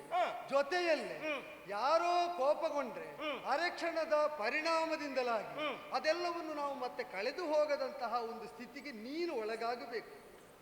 ಈಗ ಮಾಡಿದ್ದು ತಪ್ಪು ಅಂತ ಗೊತ್ತಾಗಿದಲ್ಲ, ನನ್ನ ತಪ್ಪು ನನಗೆ ಪೂರ್ಣ ಮನವರಿಕೆ. ಸರಿಯಾದದನ್ನು ಸಾಧಿಸುವಲ್ಲಿ ನಿನಗೆ ಶ್ರದ್ಧೆ ಉಂಟಲ್ಲ. ಸಾಧಿಸಬೇಕು ನನಗಾಗಿ ಅಲ್ಲ ಲೋಕಕ್ಕಾಗಿ ಅನ್ನುವ ಭಾವವೂ ಉಂಟು. ಈಗ ನಮಗೆ ವಸ್ತು ಕಾಣದಾದದ್ದು ಯಾವ ಕತ್ತಲಿರುವ ತಾಣದಲ್ಲಿ ನಾವು ಹುಡುಕುತ್ತಿದ್ರೆ ಅಲ್ಲೇ ಹುಡುಕಬೇಡುವ. ನಾವೆಲ್ಲಿ ಕಳ್ಕೊಂಡಿದ್ದೇವೋ ಅಲ್ಲೇ ಹುಡುಕಿದ್ರೆ ಮಾತ್ರ ಸಿಗ್ತದೆ. ಆದ್ದರಿಂದಲೇ ಇಲ್ಲಿ ಬೆಳಕುಂಟು ಎಂಬುದರಿಂದ ನೀವು ಕಳೆದು ಹೋದದ್ದು ಇಲ್ಲಿ ಕಾಣುವುದಿಲ್ಲ. ಆದ್ರೆ ಒಂದುಂಟು, ಕತ್ತಲಿಗೆ ಬೆಳಕು ಬೀರುವಂತಹ ಪ್ರವೃತ್ತಿಯನ್ನು ನಾವು ತೋರಬೇಕಾಗ್ತದೆ. ಆದ್ರೆ ಒಂದುಂಟು, ಏನು? ನೀರಿನಲ್ಲಿ ಬಿದ್ದದ್ದನ್ನು ಬಿದ್ದ ಜಾಗದಲ್ಲಿ ಹುಡುಕಿದ್ರೆ ಸಿಗ್ತದೆ ಅಂತ ಇಲ್ಲ. ಹೌದು. ಆದ್ರೆ ಒಂದುಂಟು, ನೀರಿನಲ್ಲಿ ಕರಗಿದ್ದನ್ನು ಅದು ಯಾವುದರಲ್ಲಿ, ಯಾವ ನೀರಿನಲ್ಲಿ? ಹರಿಯುವ ನೀರಿನ ಕುರಿತು ಅದು ಗೊತ್ತಾಯ್ತು. ಆದ್ದರಿಂದಲೇ ಎಲ್ಲಿ ಅದು ಆಳಕ್ಕೆ ಸೇರಿದೆಯೋ ಅಲ್ಲಿ ಮಥನ ಮಾಡಿದರೆ, ಈಗ ಶರಧಿ ಎಂಬುದು ಸಮುದ್ರ ಎಂಬುದು ಯಾರ ಆಧಿಪತ್ಯಕ್ಕೆ ಇರುವುದು? ವರುಣದೇವನ ಆಧಿಪತ್ಯಕ್ಕೆ. ಈಗ ಅಲ್ಲಿ ಸೇರಿದರೆ ದೇವತೆಗಳಿಗೆ ಸಿಕ್ಕಿದ ಹಾಗಾಗುದಿದ್ರೆ ನಿಮಗೆ ದುಃಖವೇ ಬರ್ಲಿಕ್ಕಿರ್ಲಿಲ್ವಲ್ಲ? ಅದು ಕರಗಿ ಹೋದ ಹಾಗೆ ಒಂದು ಅರ್ಥದಲ್ಲಿ. ಅಲ್ಲ, ಅದೇ ಹೇಳಿದ್ದು. ಈಗ ಸಮುದ್ರದ ಅಧಿಪತಿ ವರುಣ ಅಂತ ಆದ್ರೆ, ಸಮುದ್ರ ಸೇರಿತು ಅಂತ ಆದ್ರೆ ಈಗ ನಿಮಗೆ ನಷ್ಟ ಆದ ಭಾವ ಬರ್ಲಿಕ್ಕಿಲ್ವಲ್ಲ? ನಿಮ್ಮ ವರ್ಗದಲ್ಲೇ ಒಬ್ಬರಿಗೆ ಅದು ಸಿಕ್ಕಿದ ಹಾಗೆ ಅಲ್ವೋ? ವರುಣ ಭಾಗವನ್ನು ಸೇರಿದ್ರೆ ಹೌದು. ಅಂದರೆ ವರುಣನ ಅಧೀನದಲ್ಲಿ ಜಲ ಇದ್ದರು ಅದರಲ್ಲಿ ಕರಗಿದ್ದು ನಿಮಗೂ ಅಗೋಚರವಾಗುವಂತೆ ದುರ್ವಾಸರ ತಪಸ್ಸು ಮಾಡಿದೆ ಅಂತ ತಾತ್ಪರ್ಯ. ಈಗ ಅಗೋಚರವಾಗಿದ್ದದ್ದು ಗೋಚರವಾಗಬೇಕು ಅಂತಿದ್ರೆ ಅಲ್ಲಿ ಅದು ಅಡಕವಾಗಿದ್ದದನ್ನು ಮಥನ ಮಾಡಿ ನಾವು ಮೇಲೆ ತೆಗೀಬೇಕು. ಏನು ಪ್ರಭು, ಈಗ ಹಾಲಿನಲ್ಲಿದ್ದ ಸತ್ವ ನಮಗೆ ಸಿಕ್ಕುವುದು ಬೆಣ್ಣೆಯಲ್ಲಿ ಹೌದು ಅಂತ ಆದ್ರೆ ಈಗ ಹಾಲನ್ನು ಬೆಣ್ಣೆಯಾಗಿಸುವ ಬಗೆ ಹೇಗೆ ಅಂತ ನಾವು ಹುಡುಕಬೇಡುವ? ಅದು ಹುಡುಕಬೇಕಾಗ್ತದೆ. ಹೇಗೆ? ಮಥಿಸಿದಾಗಲೇ ಬರುವಂತಹದ್ದು. ಮಂಥನಕ್ಕೆ ಒಂದು ದಂಡ ಬೇಕು, ಹೌದು, ಒಂದು ಹಗ್ಗ ಬೇಕು. ಆ ಕಾರಣದಿಂದಲೇ ಈಗ ದಂಡವಾಗಿ ನಾವು ಮಂದರಾದ್ರಿಯನ್ನಿರಿಸಿ ವಾಸುಕಿಯನ್ನೇ ರಜ್ಜುವಾಗಿಸಿ ಕ್ಷೀರಾದ್ರಿಯನ್ನೇ ನಾವು ಮಥಿಸಿದ್ದು ಹೌದು ಅಂತ ಆದರೆ ಆಗ ಅದು ಮೇಲೆ ಬರ್ತದೆ. ಏನು ಪ್ರಭು, ಏನು ನೀನು ಅಘಟಿತ ಘಟನಾಪಟು, ನೀ ಏನೂ ಮಾಡಬಲ್ಲೆ. ನಿನ್ನ ವಾಕ್ಯ ಕೇಳುವಾಗ ನಮಗೆ ಅರ್ಥ ಆಗ್ತದೆ, ಮತಿಸಿದ್ರೆ ಮೇಲೆ ಬರ್ತದಲ್ಲ, ಒಳಗೆ ಅಡಗಿ ಕುಳಿತುಕೊಳ್ಳುವುದಕ್ಕಾದ್ರೂ ಸಾಧ್ಯ ಉಂಟು ಅಂತ. ಆದ್ರೆ ನೀನಾಡುತ್ತಾ ಇರುವುದು ಅಗಾಧವಾದ ಶರದಿಯ ಕುರಿತಾಗಿ. ಹೌದು, ಅಂತಹ ಶರದಿಯನ್ನು ಮತಿಸುವುದು, ಅದರಿಂದ ಪಡೆಯುವುದು ಎಂತದ್ದು ಪ್ರಭು. 33 ಕೋಟಿ ಇಲ್ವ ನೀವು? ನಾವಿದ್ದೇವೆ. ಕೋಟಿ ಅಂದ್ರೆ ಸಮೂಹ ಅಂತ ಒಂದು ಅರ್ಥ. 33 ವರ್ಗದ ದೇವತೆಗಳು ನೀವಿದ್ದೀರಿ. 66 ವರ್ಗದ ದೇವತೆಗಳು ರಾಕ್ಷಸರಿದ್ದಾರೆ. ಈಗ 99 ಒಟ್ಟಾದರೆ ಶರದಿ ಮತನ ಅಸಾಧ್ಯವ ಸ್ವಾಮಿ? ಒಂದು ಉತ್ತರ ಧ್ರುವ ಆದ್ರೆ ಇನ್ನೊಂದು ದಕ್ಷಿಣ ಧ್ರುವ ಅಂತ ಹೇಳು. ಮತ್ತೆ ನಾವೇನೇ ಹೇಳಿದ್ರು ಅದು ಅಲ್ಲ ಅಂತಲೇ ವಾದಿಸುವುದಕ್ಕೆ ಬೇಕಾದ ಒಂದು ಹೊಸತನ್ನು ಹುಡುಕುವುದು. ದುಷ್ಟರು ಹಾಗೂ ದೇವತೆಗಳು ಯಾವ ಕಾರಣಕ್ಕೂ ಒಂದಾಗಿ ಬದುಕಿದ ಪರಿಭವವೇ ಇಲ್ಲ, ಪ್ರಕರಣವೇ ಇಲ್ಲ. ನಮ್ಮಲ್ಲಿ ಒಂದಾಗಿಸುವುದಕ್ಕೆ ಸಾಧ್ಯವೇ ಇಲ್ಲ. ಅಂತಿರುವಾಗ ದುಷ್ಟರಾದ ಅವರ ಜೊತೆಯಲ್ಲಿ ನಾವು ಸಖ್ಯವನ್ನು ಮಾಡುವುದಾದ್ರೂ ಹೇಗೆ, ಅಲ್ಲ ಅವರನ್ನು ಮತಿಸುವುದಕ್ಕೆ, ಅವರನ್ನು ಒಂದಾಗಿಸುವುದಾದ್ರೂ ಹೇಗೆ ಅಂತ ಬೇಕಲ್ಲ. ಅದು ಆಗುವ ಪ್ರಕರಣ. ಅದು ಅನಿವಾರ್ಯ. ಯಾಕೆ ಅನಿವಾರ್ಯ ಅಂತಂದ್ರೆ, ಈಗ ನೀವು ಅವರನ್ನು ಎಷ್ಟು ದುಷ್ಟರು ಅಂತ ಹೇಳಿದ್ರು, ಈ ಕಾಲದಲ್ಲಿ ನಿನ್ನಲ್ಲಿ ಋಷಿ ವಿರೋಧವನ್ನು ಮಾಡುವ ದೌಷ್ಟ್ಯ ಮೇಳೈಸಿದ ಕಾಲದಲ್ಲಿ ಬಲಿಯ ನೇತೃತ್ವದಲ್ಲಿದ್ದ ರಾಕ್ಷಸರು ಗೆದ್ದದ್ದು ಹೌದು? ಗೆದ್ದದ್ದು ಹೌದು. ಸ್ವರ್ಗವನ್ನು ತಾತ್ಕಾಲಿಕವಾಗಿ ಆದರೂ ಹೊಂದುವಷ್ಟು ಪುಣ್ಯ ಅವರ ವಶದಲ್ಲಿ ಉಂಟು ಎಂಬುದು ಸ್ಪಷ್ಟವೋ? ಈಗ ನೀವು ಸಖ್ಯ ಮಾಡಿಕೊಳ್ಳುವುದು ಅವರಲ್ಲಿದ್ದ ದೌಷ್ಟ್ಯದಲ್ಲೆಲ್ಲ, ಅವರಲ್ಲಿದ್ದ ಒಳ್ಳೆಯತನದಲ್ಲಿ. ನಿನಗೆ ಈ ಪ್ರಪಂಚ ದ್ವಂದ್ವಾತ್ಮಕವಾದಾಗ ಒಂದು ಚೆನ್ನಾಗಿ ತಿಳಿದಿರಬೇಕು ಸುರಪತಿ, ಎಷ್ಟು ಕೆಟ್ಟವರಲ್ಲೂ ಕೆಲವು ಒಳ್ಳೆಯತನ ಇರ್ತದೆ, ಎಷ್ಟು ಒಳ್ಳೆಯವರಲ್ಲೂ ಕೆಲವಷ್ಟು ಕೆಟ್ಟತನ ಇದ್ದೇ ಇರ್ತದೆ. ನಾವು ಅವರಲ್ಲಿ ಸಖ್ಯವನ್ನು ಸಂಬಂಧವನ್ನು ಬೆಸೆಯುವುದು ಆ ಕೆಡುಕಿನ ಜೊತೆಗೆ ಮೈತ್ರಿಯನ್ನು ಸ್ನೇಹವನ್ನು ಬೆಳೆಸುವುದಕ್ಕಲ್ಲ, ಅವರ ಒಳಿತನ್ನು ನಾವು ಒಡಗೊಳ್ಳುವುದಕ್ಕೆ ಅಂತ ತಿಳಿದರೆ. ಬಲಿಯೋ ರಾಕ್ಷಸರು ಅವರಲ್ಲಿದ್ದ ಒಳಿತಿನ ಜೊತೆಯಲ್ಲಿ ಒಂದು ಸಂಧಾನ ಆಯಿತು ಅಂತ ಆದ್ರೆ, ಶರಧಿಪಾಲಾದ ಸಂಪತ್ತಿನ ಜೊತೆಯಲ್ಲಿ ಇನ್ನು ನಷ್ಟವಾಗದಂತೆ ಈಗ ಜರಾ ಮರಣ ರಾಹಿತ್ಯ, ನಿಮ್ಮ ಸುಖಕ್ಕೆ ನಿರಂತರವಾಗಿ ಅಬಾಧಿತವಾದ ಒಂದು ದೇಹ ಸ್ಥಿತಿ, ಅದನ್ನು ಕಲ್ಪಿಸುವಂತಹ ಅಮೃತವೂ ಕೂಡ ಆ ಶರಧಿ ಮಥನದಿಂದಲೇ ಲಭ್ಯವಾಗುವುದಕ್ಕೆ ಸಾಧ್ಯ.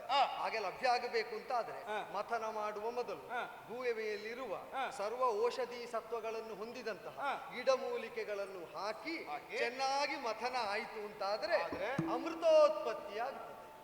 ಅಮೃತೋತ್ಪತ್ತಿ ಆಗುತ್ತದೆ. ಆ ಅಮೃತ ಬಾಯಿಗಳು ನೀವು ಆದಿರಿ ಅಂತಾದ್ರೆ ಜರಾಮರಣ ವರ್ಜಿತರಾಗಿ ಯಾರಿಂದ ಸೋತರು ಏನನ್ನು ಕಳ್ಕೊಂಡು ನಿಮ್ಮ ಸುಖದ ಸ್ಥಿತಿಗೆ ಭಂಗ ಬರುವುದಿಲ್ಲ.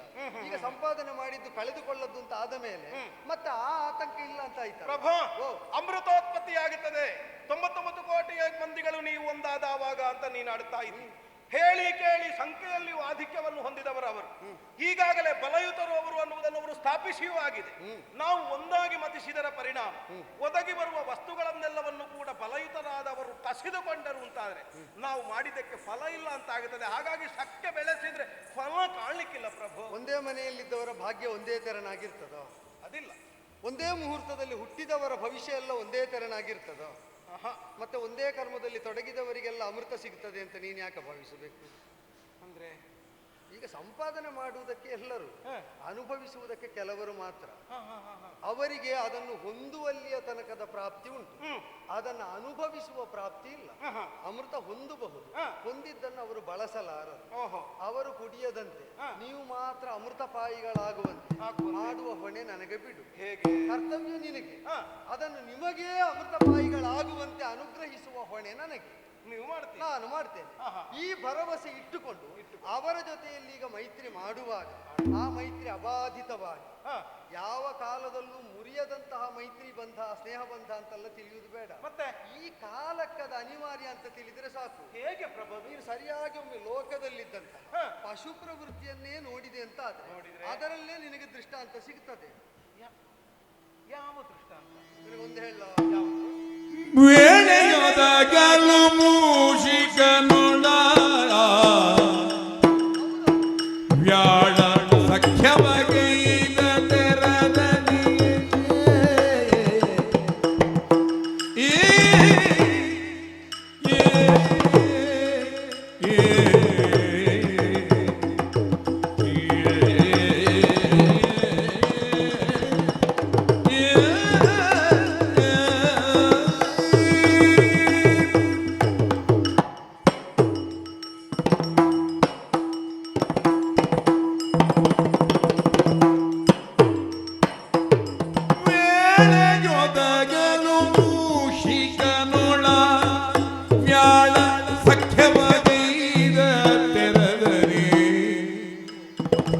ಕೂಡರಿಲ್ಲದ ನಡೆದಿದರೆ ಶುಭಕಾಲ ನಿಮಗೆ.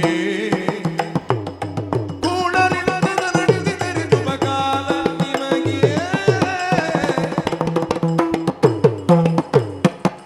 ಮೂರ್ತಿಕರುಳ ಮ್ಯಾಳ ಸಖ್ಯವಾಗಿ ತೆರದನಿಯೇ.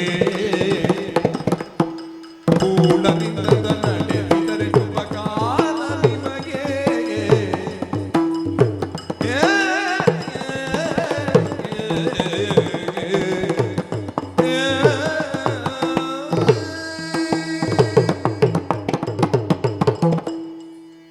ಈಗ ಹಾವಾಡಿಗನ ಹಾವಿನ ಬುಟ್ಟಿಯಲ್ಲಿ ಅದು ತೆರೆದಿರುವಾಗ ಹಾವಿಲ್ಲದ ವೇಳೆಯಲ್ಲಿ ಮೂಷಿಕ ಒಂದು ಹೊಕ್ಕಿರುವಾಗಲೇ ಒಮ್ಮಿಂದೊಮ್ಮೆಗೆ ಹಾವೊಂದನ್ನು ತಂದು ಹಾಕಿ ಆ ಬುಟ್ಟಿಯನ್ನು ಮುಚ್ಚುತ್ತಾನೆ.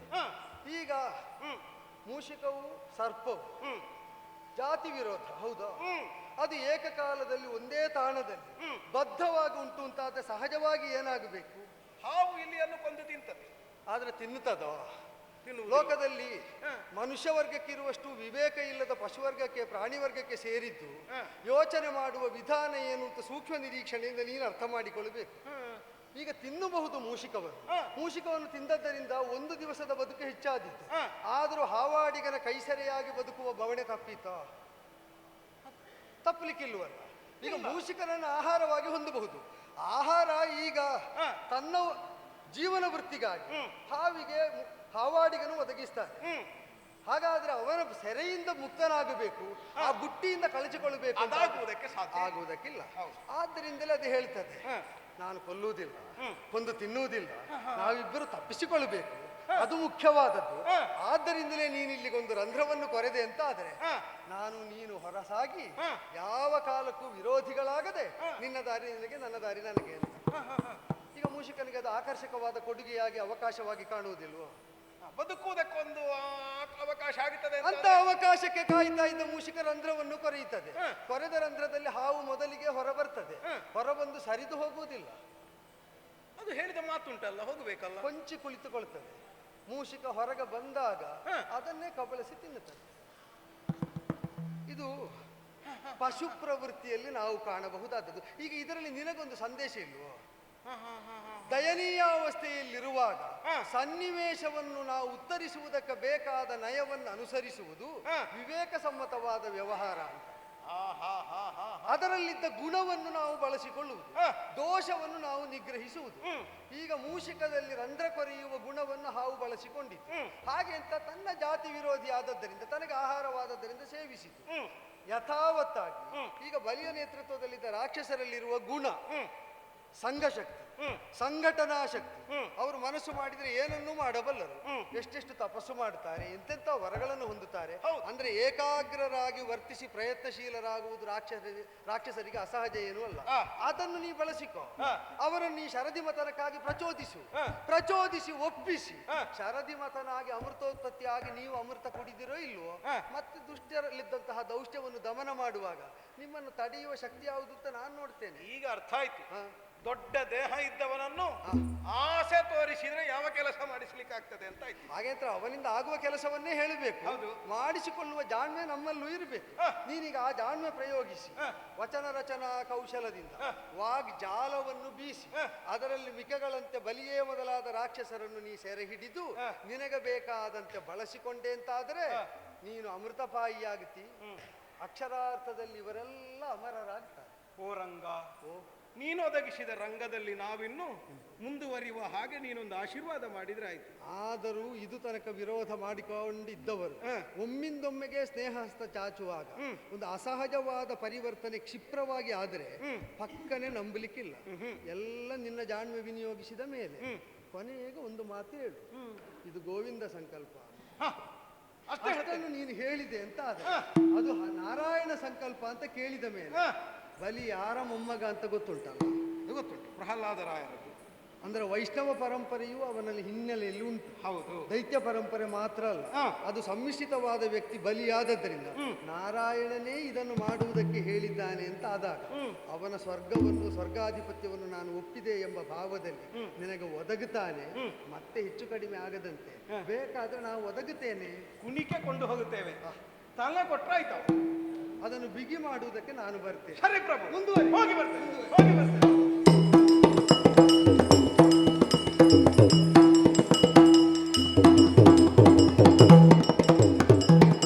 ಓಲಗದಿ ಕುಳ್ಳಿರಲು ದ್ವಿತಿಜರ ಬಾಳಯದಿ ಬರಿ ದ್ವಿತಿಜರ ಬಾಳಯದಿ ಬರಿ ಅಖಿಲ ವಿಭವದಿ ಕೇಳಿದಿದು ಗೊರವಳಯದಲ್ಲಿ ಹಠರಟ್ಟಗಾತಗಳು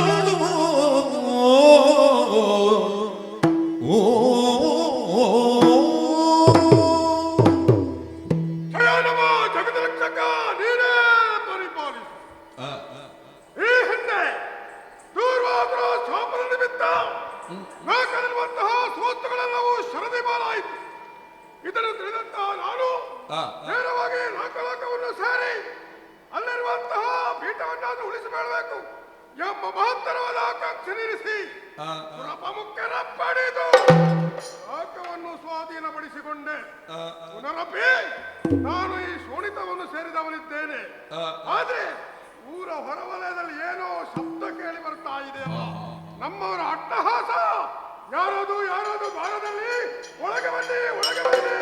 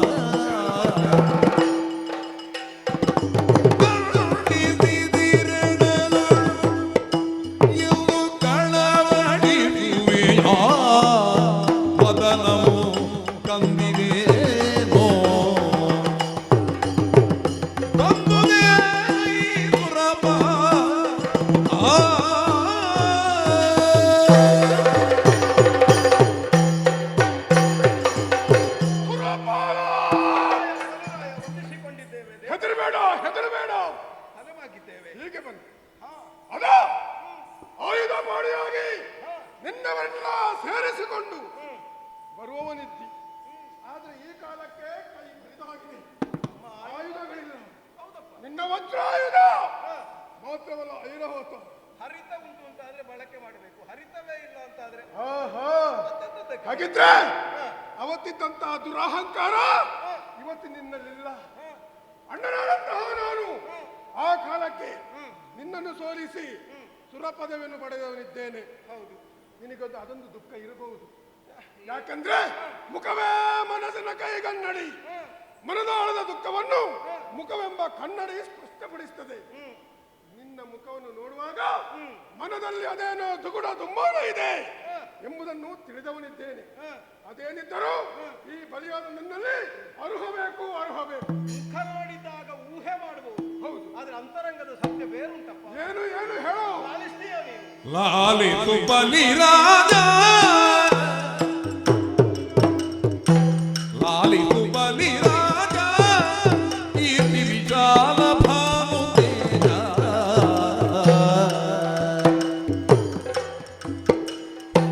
ಕೂಡಲನದಿನ ಆಳೆ ತಗಿದೆ, ಕೂಡಲನದಿನ ಆಳೆ ತಗಿದೆ, ವಿದಶಾಲಯ ವಿದ ನೀರಾಳಿದರೆ ಫಲ. ಲಾಲಿಸು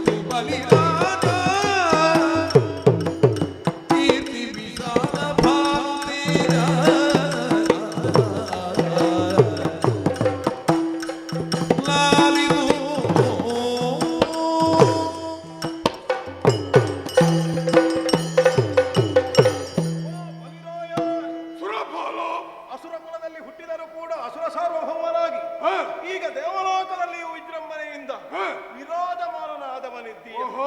ಅಲ್ಪಮತಿಯಾಗಿ ಅವಿವೇಕಿಯಾಗಿ ನಾನು ಮಾಡಿದ ಕರ್ಮದಿಂದ ಬೆಳಕಿನ ಲೋಕ ಕತ್ತಲಡಸಿದ ಕಾಲಕ್ಕೆ ಅದಕ್ಕೆ ಹೊಸ ಬೆಳಕು ಕೊಡುವುದಕ್ಕೆ ಬೇಕಾಗಿ ಅನ್ನುವ ಹಾಗೆ ನೀನು ದಾಳಿಯ ಸಗಿದೆ. ಹೌದು, ಸೋಲು ನಮಗೆ ಬಂತು ಅನ್ನುವಂತಹ ದುಃಖ ನಮಗಿಲ್ಲ. ಯಾಕೆ ಗೊತ್ತಾಗುವಾಗ ಹೊತ್ತಾಯ್ತು.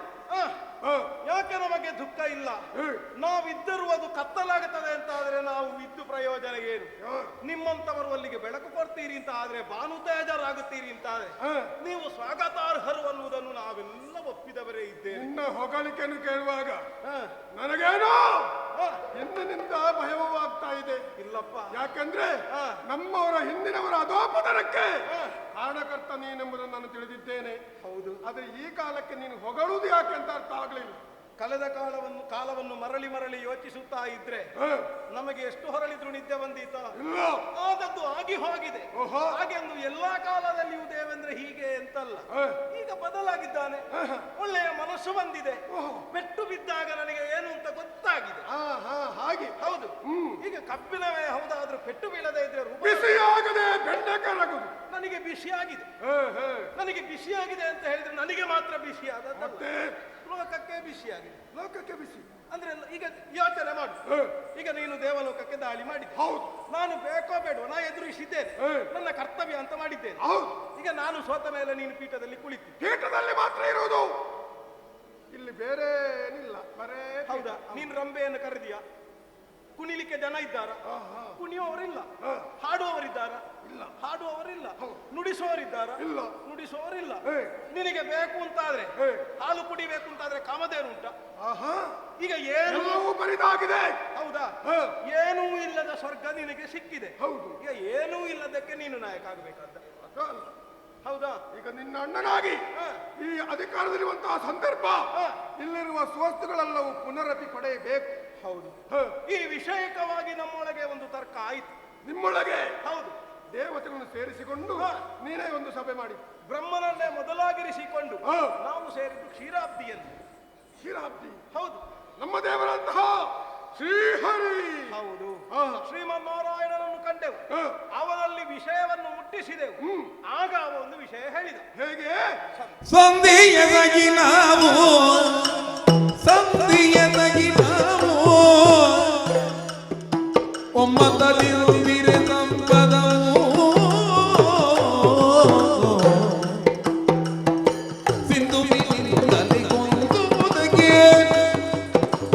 ಸಿಂಧು ಬಿನಿಂದಲಿ ಕೊಂದುವುದಕ್ಕೆ ನಮಗೊಂದು ಪಾಯ ಗೋವಿಂದನೆಂದನೈ ಸಂಧಿಯದಗಿ ನಾವು ಒಮ್ಮತಲಿರುವಿರೆ ಸಂಪದವು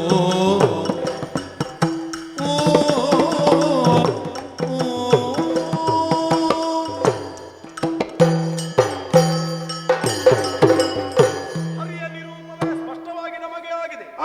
ಆರ್ತರಾದ ದೀನರಾದ ನಾವುಗಳು ಬಲಯುತರನ್ನು ಆಶ್ರಯಿಸಬೇಕು ಅನ್ನುವ ಹಾಗೆ ನಿಮ್ಮೆಡೆಗಾಗಿ ಸಾಗಿ ಅಂತ ಹೇಳಿದ್ದಾನೆ.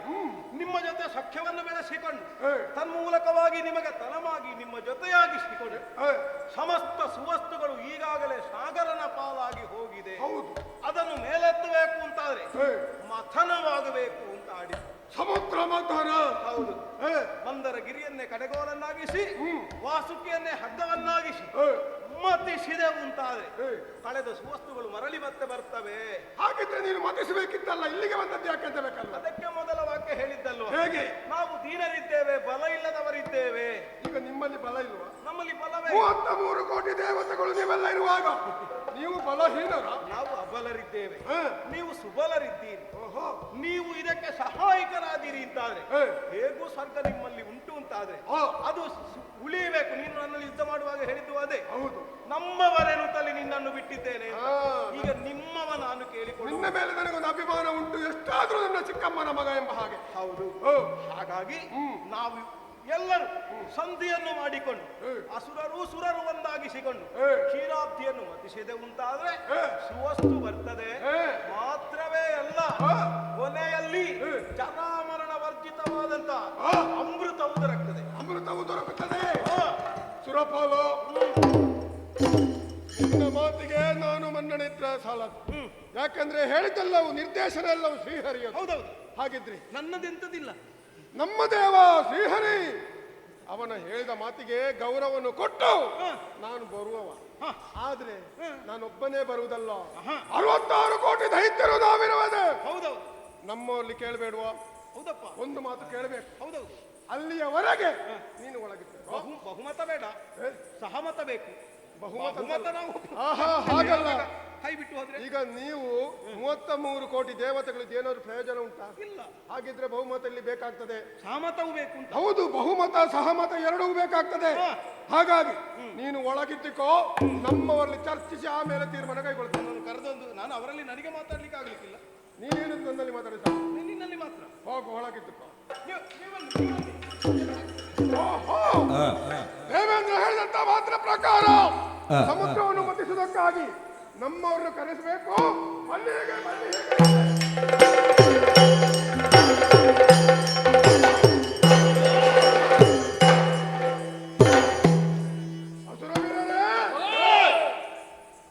ನೀವೆಲ್ಲವೂ ಸಭೆಯಲ್ಲಿ ಕುಳಿತು ನೋಡ್ತಾ ಇದ್ದೀರಿ. ಯಾರು ಬಂದದ್ದು? ಯಾರು?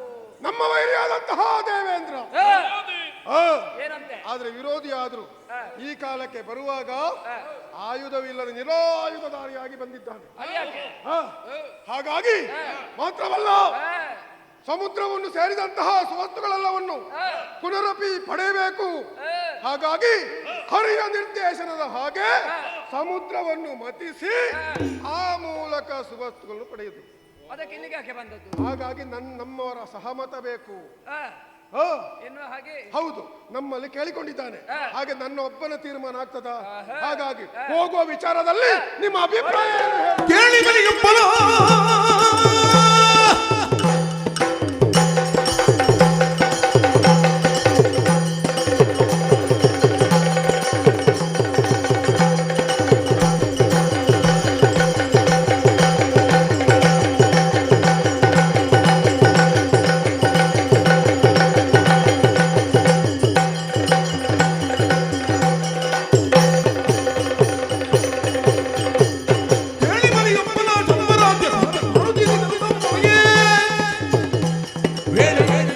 ಸಹಿಸುವುದೆಯನ್ನು ನಾನು ಮೇಲೆ ನಿಜವೆಂದು ಬೇಡಿದರು.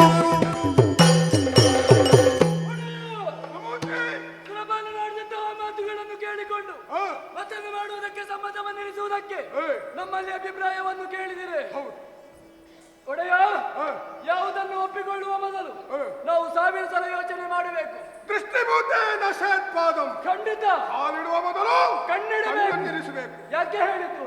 ಆ ಸುರಪಾಲನ ಯೋಗ್ಯತೆ ಏನು, ಹಣ್ಣೆ ಬರಹವೇನು, ಅಥವಾ ಬುದ್ಧಿ ಏನು ಎನ್ನುವುದು ಈ ಮೊದಲೇ ತಿಳಿದವರು ನಾನು ತಿಳಿದಿದ್ದೇನೆ. ಹಾಗಿದ್ದರೂ ಕೂಡ ತನ್ನ ಕಪಟವನ್ನು ತೋರಿಸದೆ ಮೇಲ್ಮುಖವಾಗಿ ಮುಖವಾಡವನ್ನು ಧರಿಸಿಕೊಂಡು ಇತ್ತ ಬಂದಿದ್ದಾನೆ. ಹಾಗಾಗಿ ಹೇಳುತ್ತಾ ಇದ್ದೇನೆ, ಆ ಮುಖವಾಡವನ್ನು ಕಳಚಿದೆ ಉಂಟಾದ್ರೆ ಅದರೊಳಗಿರುವ ಸುರಪಾಲ ಯಾರು ಎನ್ನುವುದನ್ನು ನಾವು ನೋಡುವುದಕ್ಕಾಗುತ್ತದೆ. ಇದರಲ್ಲಿ ನಮ್ಮಲ್ಲಿ ಏನೋ ಒಂದು ಕುಹಕ ಉಂಟು. ಹಾಗಾಗಿ ಹೇಳ್ತಾ ಇದ್ದೇನೆ, ಪದವಿ ಪಡೆಯುವುದಕ್ಕೆ ಮಾಡುವ ಮೋಸ ಬೇಡ.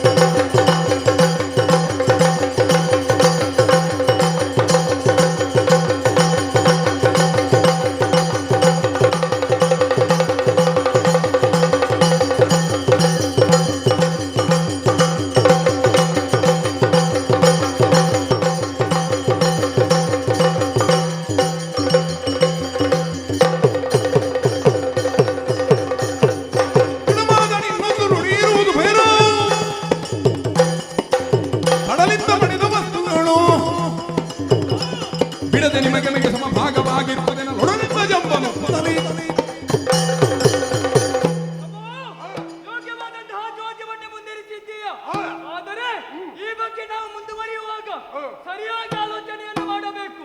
ಯಾಕೆ ಬಲ್ಲಯ್ಯ, ಸಮುದ್ರ ಮಥನ ಮಾಡುವಂತಹ ಸಂದರ್ಭದಲ್ಲಿ ಎಲ್ಲಾ ಸುವಸ್ತುಗಳು ಮೇಲೇರುತ್ತದೆ. ಹಾಗಿದ್ರೆ ಅದು ಯಾರಿಗೆ ಎನ್ನುವಂತಹ ಚೋದ್ಯ ಮುಂದಾಗುತ್ತದೆ. ಆ ಸಂದರ್ಭದಲ್ಲಿ ನಾವು ನಾವು ಯೋಚಿಸುವುದಲ್ಲ, ಇಂದ ಯೋಚಿಸಬೇಕು. ಎಲ್ಲವೂ ಸಮಪಾಲಾಯಿತು ಎಂದಾದರೆ ಹಾಗಿದ್ರೆ ಮಾತ್ರ ಹೋಗುವ, ಇಲ್ಲದಿದ್ರೆ ಹೋಗುವುದೇ ಬೇಡ. ದರಿದ್ರರದು ಭಯಗಳು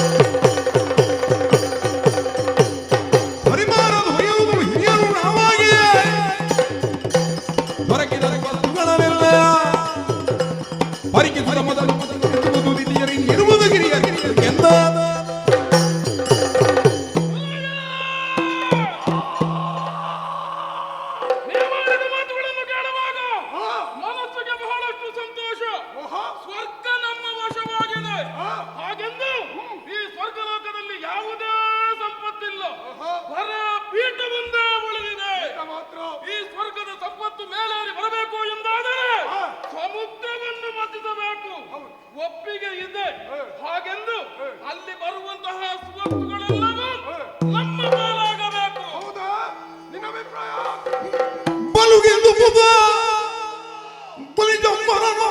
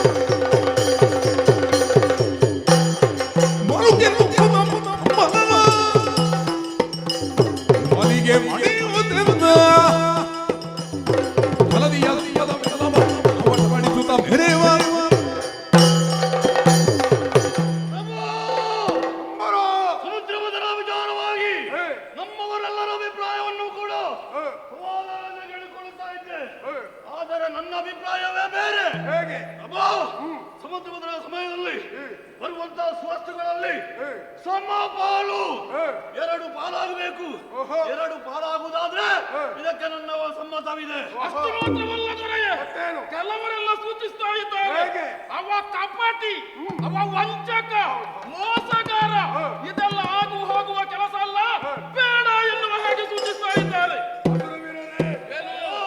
ದೇವೇಂದ್ರ ಏನೆಂಬುದನ್ನು ನಾನು ತಿಳಿದಿದ್ದೇನೆ.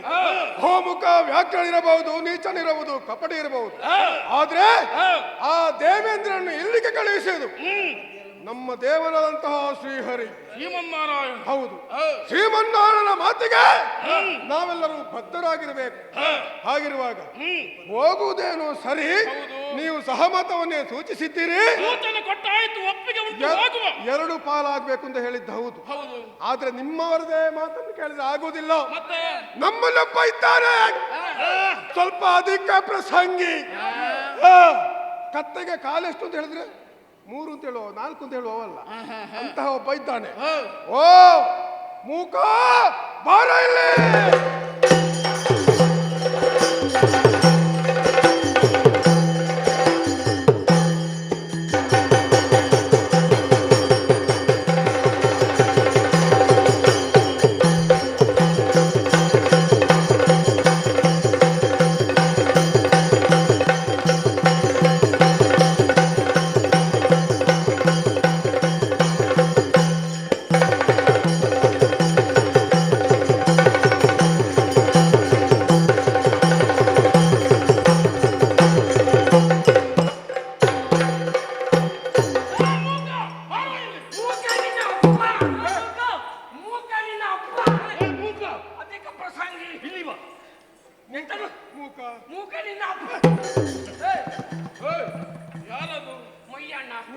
ನೀನು ಯಾರಲ್ಲಿ ಮಾತಾಡುದು? ಯಾರಲ್ಲಿ ಮೈಯಣ್ಣ?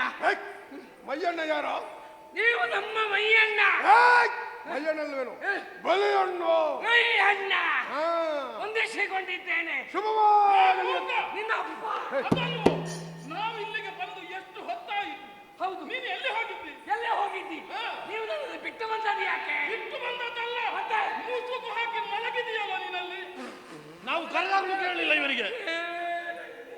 ಮುಸುಕ ಹಾಕಿ ನಾನು ನಿದ್ದೆ ಮಾಡ್ತಾ ಇದ್ದದ್ದ. ಮುಖ ಆಹಾ ಮುಸ್ಕಾಕಿ ನಾನು ಕೆಲಸ ಮಾಡ್ತಾ ಇದ್ದೆ. ಕೆಲಸ ಹೌದು. ಅದೆಂತದ್ದು? ಹುಗಿ ಹಗ್ಗ. ಯಾವ ಹಗ್ಗ? ಹುಗಿ ಹಗ್ಗ. ಹಾಗೆಲ್ವಾ ಅದು? ಹುಗಿ ಹಗ್ಗ. ಉರಿ ಹಗ್ಗ. ಹುಗಿ ಹಗ್ಗ. ಅದೇ ಯಾಕೆ ಅದು? ಅದು ಯಾರಾದ್ರೂ ಆತ್ಮಹತ್ಯೆ ಮಾಡಿಕೊಳ್ಳುವವರಿದ್ರೆ ಯಾರಿಗೆ ಕೊಟ್ಟು ಬಿಡು, ಸಾಯಿ ನಮ್ಮ ಕೂಟದಲ್ಲಿ ನಮ್ಮ ಕೂಟದಲ್ಲಿ ಅಂತವರಿಲ್ಲ. ಬೇಡ, ನೀವು ನನ್ನನ್ನು ಬಿಟ್ಟು ಬಂದು ಎಲ್ಲಿ ಹೋದದ್ದು? ನಿನ್ನ ಅಪ್ಪ ನಿಮಗೆ ಹೇಳಿ ಹೇಳಿ ಯಜಮಾನರು ಅವರಲ್ಲಿ ಮಾತಾಡಿ ಹೌದು. ನೀನು ನನ್ನಲ್ಲಿ ಮಾತಾಡುವಾಗ ಮೂಕ ಅಂತವಾಗ ಇಲ್ಲ ಬಲಿ ಅಣ್ಣ ಅಂತ ಹೇಳಿ ಮಣಿ ಅಣ್ಣ ಒಂದು ವೇಳೆ ನಿನ್ನ ಅಪ್ಪ ಅಂತ ಉಂಟಲ್ಲ. ಇಲ್ಲ ಇಲ್ಲ ಇನ್ನು ಹೇಳುದಿಲ್ಲ. ನಿನ್ನ ಅಪ್ಪ ಮೂಕಾಸುರ. ಮೂಕ ದೇವೇಂದ್ರ ಬಂದಿದ್ದ ಇಲ್ಲಿಗೆ. ಮೂಕ ಇದು ನೀನು ತಡವಾಗಿ ಬಂದ್ರು, ನೀನು ಬರುವಾಗಲೇ ಬರಬೇಕು. ಹೌದು ಹೌದು. ಎಲ್ಲರೂ ಸೇರಿದ ನಂತರ ನೀನು ಬಂದ್ರೆ ಗೌರವ ಹೆಚ್ಚು. ಹೌದಲ್ವಾ? ಹೌದು. ನೀವು ನನ್ನನ್ನು ಬಗ್ಗುವುದಕ್ಕೆ ಹೇಳಿದ್ರಿ. ಬಗ್ಗುದಕ್ಕಲ್ವೇನು? ನೀವು ಇಲ್ಲಿಗೆ ನನ್ನನ್ನು ಬಗ್ಗುವುದಕ್ಕೆ, ನಿನ್ನನ್ನು ಇಲ್ಲಿಗೆ ಬರುವುದಕ್ಕೆ ಹೇಳಿದ್ದು. ಅದೇ ನೀವು ನನ್ನನ್ನು ಕಗೆದಿಗ. ಕಗೆದ್ರಲ್ವೇನು? ನಾನು ನಿನ್ನನ್ನು ಕರೆದದ್ದು. ಕಗೆತಕ್ಕದ್ದು ನಿನ್ನನ್ನು ಬರುವುದಕ್ಕೆ ಹೇಳುವುದಕ್ಕೆ ಕಾರಣ ಉಂಟು. ಏನು? ನಮ್ಮಲ್ಲಿಗೆ ದೇವೇಂದ್ರ ಬಂದಿದ್ದ.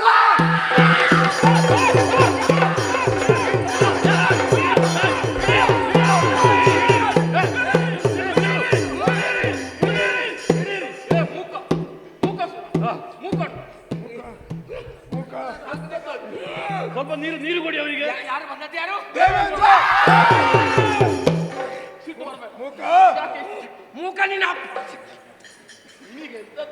ನಿನಗೆ ಯಾರಲ್ಲಿ ಬಿಸಿಯಾಗುದು ಯಾರಲ್ಲಿ? ದೇವೇಂದ್ರ. ಹೌದು. ಅವನ ಹೆಸರು ಕೇಳಿದ್ರೆ ಆಗುದಿಲ್ಲ ನನಗೆ. ದೇವೇಂದ್ರನ ಹೆಸರು ಕೇಳಿದ ತಕ್ಷಣ ಸಿಟ್ಟು ಬರ್ತದೆ. ದೇಹದಲ್ಲಿ ಆವೇಶ. ಹೌದು. ಏನು ಮಾಡ್ತೀವಿ? ದೇವೇಂದ್ರ ಅವನು ಹೊಡೆದಲ್ಲಿ ಉರುಳಿಸ್ತೇನೆ. ಒಂದು ವೇಳೆ ಬಂದ್ರೆ ನಾನು ಏನು ಮಾಡುದಿಲ್ಲ. ಬಂದದ್ದು ಮಾತ್ರ ಅಲ್ವೇನು? ಮತ್ತೆ ಅವ ಸುಮ್ಮನೆ ಬಂದದ್ದಲ್ಲ. ಅವ ಯಾಕೆ ಇಲ್ಲಿಗೆ ಬಂದದ್ದು? ನನ್ನಲ್ಲಿ ಮಾತಾಡುವುದಕ್ಕೆ ಬಂದದ್ದು. ಎಂತದ್ದು? ನನ್ನಲ್ಲಿ. ನಿನ್ನಲ್ಲಿ ಎಂತ ಮಾತಾಡ್ದ? ನಮ್ಮಲ್ಲಿ ಒಮ್ಮೆ ಕೈ ಸೋತವನಲ್ವೋ? ಹೌದು. ಸೋತಂತವ ಹೋದದ್ದು ಎಲ್ಲಿಗೆ? ಎಲ್ಲಿಗೆ? ನೇರವಾಗಿ ವೈಕುಂಠವಾಸಿ ಅಂತ ಶ್ರೀಹರಿಯಲ್ಲಿಗೆ ಅಲ್ಲಿ ಹೋಗಿ ದೂರನ್ನು ಕೊಟ್ಟ. ಆ ವೇಳೆಗೆ ಇಲ್ಲಿ ಮೊದಲೇ ಇಲ್ಲಿರುವಂತಹ ಸುವಸ್ತುಗಳೆಲ್ಲವೂ ಶರದಿ ಪಾಲಾದಂತ ವಿಚಾರ ನಿನಗೆ ಗೊತ್ತುಂಟಲ್ಲ? ಅದನ್ನೆಲ್ಲವೂ ಪುನರಪಿ ಪಡೆಯುವುದು ಹೇಗೆ ಎಂಬ ಹಾಗೆ ಕೇಳಿಕೊಂಡಾಗ ಹರಿಯ ನಿರ್ದೇಶನ ಪುನರಪಿ ಪಡೆಯಬೇಕು ಅಂತ ಇದ್ರೆ ಸಮುದ್ರವನ್ನು ಮತಿಸಬೇಕು.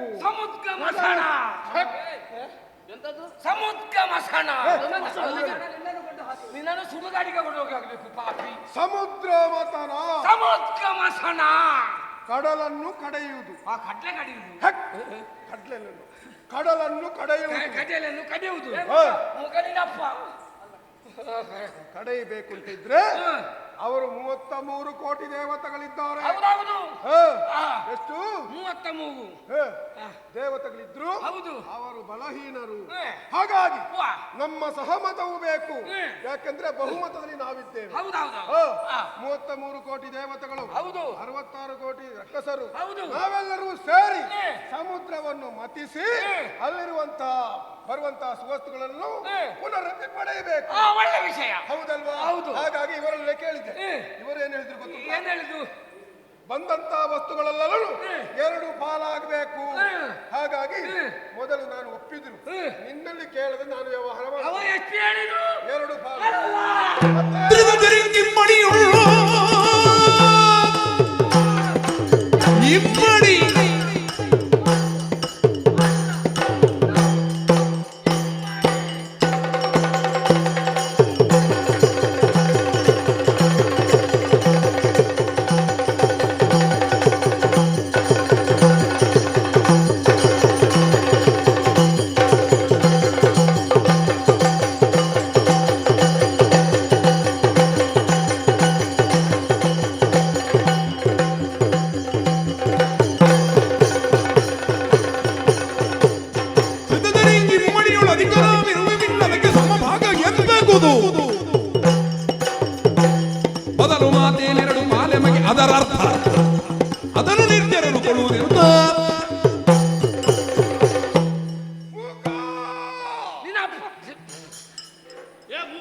ನೀನು ನಿನಗೆ ಆಗಾಗ ಮರೆಯುವುದೇನು? ಅದು ಮರೆಯುವುದು. ನೀವು ಇಬ್ಬರು ಒಂದೇ ರೀತಿ ಇದ್ದೀರಿ. ನಾನು ತಿಳ್ಕೊಂಡು ನೀವು ಓ, ನನ್ನ ಮುಖವನ್ನೇ ಕೇಳಿ ನಿನಗೆ ಗೊತ್ತಾಗ್ಲಿಲ್ಲ. ಆಗ್ಲಿ. ಆ ವಿಷಯ ಹೇಳಿದ್ದು. ದೇವೇಂದ್ರ ಇಲ್ಲಿ ಬಂದದ್ದು ಯಾಕೆ? ಬಂದದ್ದು ಸಮುದ್ರವನ್ನು ಮತಿಸುವ ವಿಚಾರವಾಗಿ ಹೇಳುದು. ನಮ್ಮ ಸಾಬೂನು ಸ್ವರ್ಪಾನು ಸ್ವರ್ಪಾನು ಅವ ಹೇಳಿದ ನಮೂಚಿ ಬಂಬುಚಿ ಮತ್ತೊಬ್ಬ ಸಾಂಬಾರ್ ಮತ್ತೊಬ್ಬ ಜಂಬ ಇವರೆಲ್ಲರೂ ಹೇಳಿದ್ದೇನು ಎರಡು ಪಾಲಾಗಬೇಕು. ಎರಡು ಪಾಲು ಅಲ್ಲ. ಮತ್ತೆ ನಾನು ಒಪ್ಪುದಿಲ್ಲ. ನೀನು ಒಪ್ಪದಿದ್ರೆ ಯಾಕೆ ಒಪ್ಪುದಿಲ್ಲ? ಕಾರಣ ಉಂಟು. ಏನು? ಇದು ಎಗಡು ಪಾಲ ಅಲ್ಲ, ಮತ್ತೆ ಮೂಗು ಪಾಲಾಗಬೇಕು. ನಿನ್ನ ಮೂಗು ಮೊದಲೇ ಪಾಲಾಗಿದೆ, ಇನ್ನು ಪಾಲಾದಕ್ಕೆ ಎಂತದ 3 ಪಾಲಾಗಿದೆ. ಅದಲ್ಲ, ಮೂಗು ಆ 3 ಪಾಲು ಒಂದು ಎಗಡು ಮೂಗು ಪಾಲಾಗಬೇಕು. 3 ಪಾಲಾಗಬೇಕು. ಯಾಕೆ? ಯಾವ ರೀತಿ ಪಾಲಾಗಬೇಕು? ಯಾಕೆ ಆಗಬೇಕು? ಎಗಡು ಪಾಲು ನಮಗೆ, ಒಂದು ಪಾಲು ಅವರಿಗೆ. ಅದು ಯಾಕೆಂತ ಬೇಕಲ್ವಾ? ಕಾರಣ ಉಂಟು. ನಾವು ಅಧಿಕ ಸಂಖ್ಯೆಯಲ್ಲಿದ್ದೇವೆ. ಅಧಿಕ ಸಂಖ್ಯೆ? ಹೌದು. ಎಷ್ಟು? ನಾವು 66 ಕೋತಿಗಳು. 66 ಕೋತಿಗಳಲ್ವೇನು?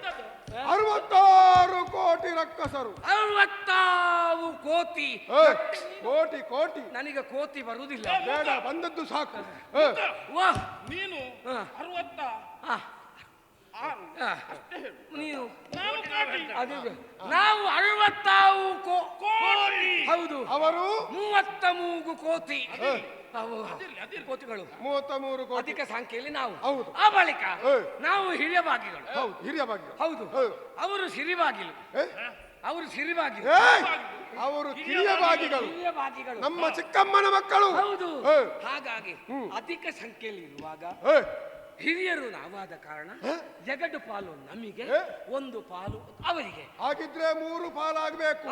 ಹೌದಲ್ವಾ? ಇದು ನನ್ನ ಸಾಮರ್ಥ್ಯ. ಹಾಗಲಿ, ನೀನು ಹೇಳಿದ ಹಾಗೆಯೇ ಇನ್ನು ನಡೆಯುವುದು. ಹೌದಲ್ಲ? ಆದ್ರೆ ಒಂದು ಅವನಿಗೆ ಗೊತ್ತಾಗ್ಲಿಲ್ಲ. ಈಗ ಇಷ್ಟು ಹೇಳಿದಿರಲ್ಲ, ಹೌದು. ಈಗ ಅವನಿಗೆ ಗೊತ್ತಾಗ್ಲಿಲ್ಲ. ಈಗ ಈ ವಿಷಯ ದೇವೇಂದ್ರನಿಗೆ ಗೊತ್ತಿಲ್ಲ. ಎಲ್ಲೆಂಟು ಗೊತ್ತಾಗ್ಲಿಲ್ಲ. ಆಚಾರ್ಯ ಇನ್ನು ನನಗೆ ಕೆಲಸ ಇಲ್ಲ ಅಂತ ತಿಳ್ಕೊಂಡದ್ದು. ಅವನಲ್ಲಿ ನಾನು ಹೇಳ್ತೇನೆ.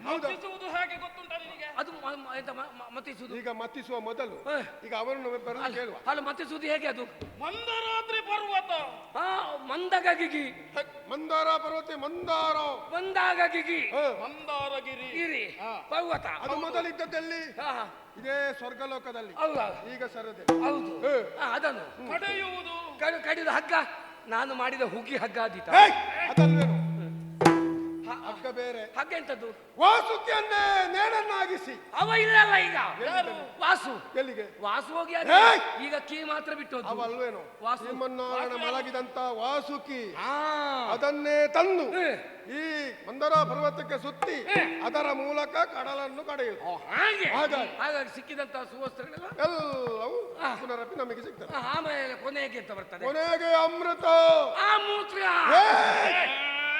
ಅಮೃತವೇನು? ಅಲ್ಲ, ಅಮೃತ. ಅದನ್ನು ಕುಡಿದ್ರೆ ಚರಾಮರಣ ವರ್ಜಿತರಾಗ್ತಾರೆ, ಸಾಯುವುದೇ ಇಲ್ಲ. ಅಷ್ಟೇ ಅಲ್ಲ. ಈಗ ನಿನಗೆ ಅದರ ವಿಶೇಷತೆ ಇಲ್ವೋ? ಗೊತ್ತಾಗ್ಲಿಲ್ಲ. ಅಲ್ಲಿ ಸಾಯುವುದಿಲ್ಲ ಅಷ್ಟೇ ಅಲ್ವಾ? ಮುದುಕ. ಬೇರೆ ವಿಶೇಷ ಮುದುಕರಾಗುದಿಲ್ಲ.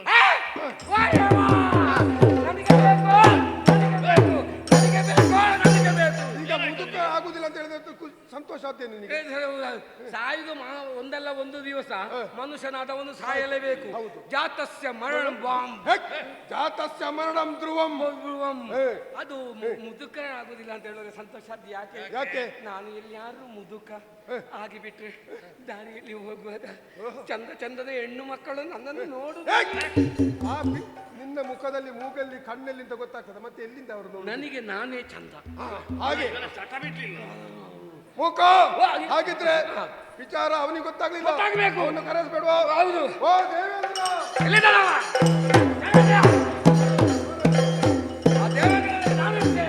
ನೋಡು ದೇವೇಂದ್ರ ಬಂದ.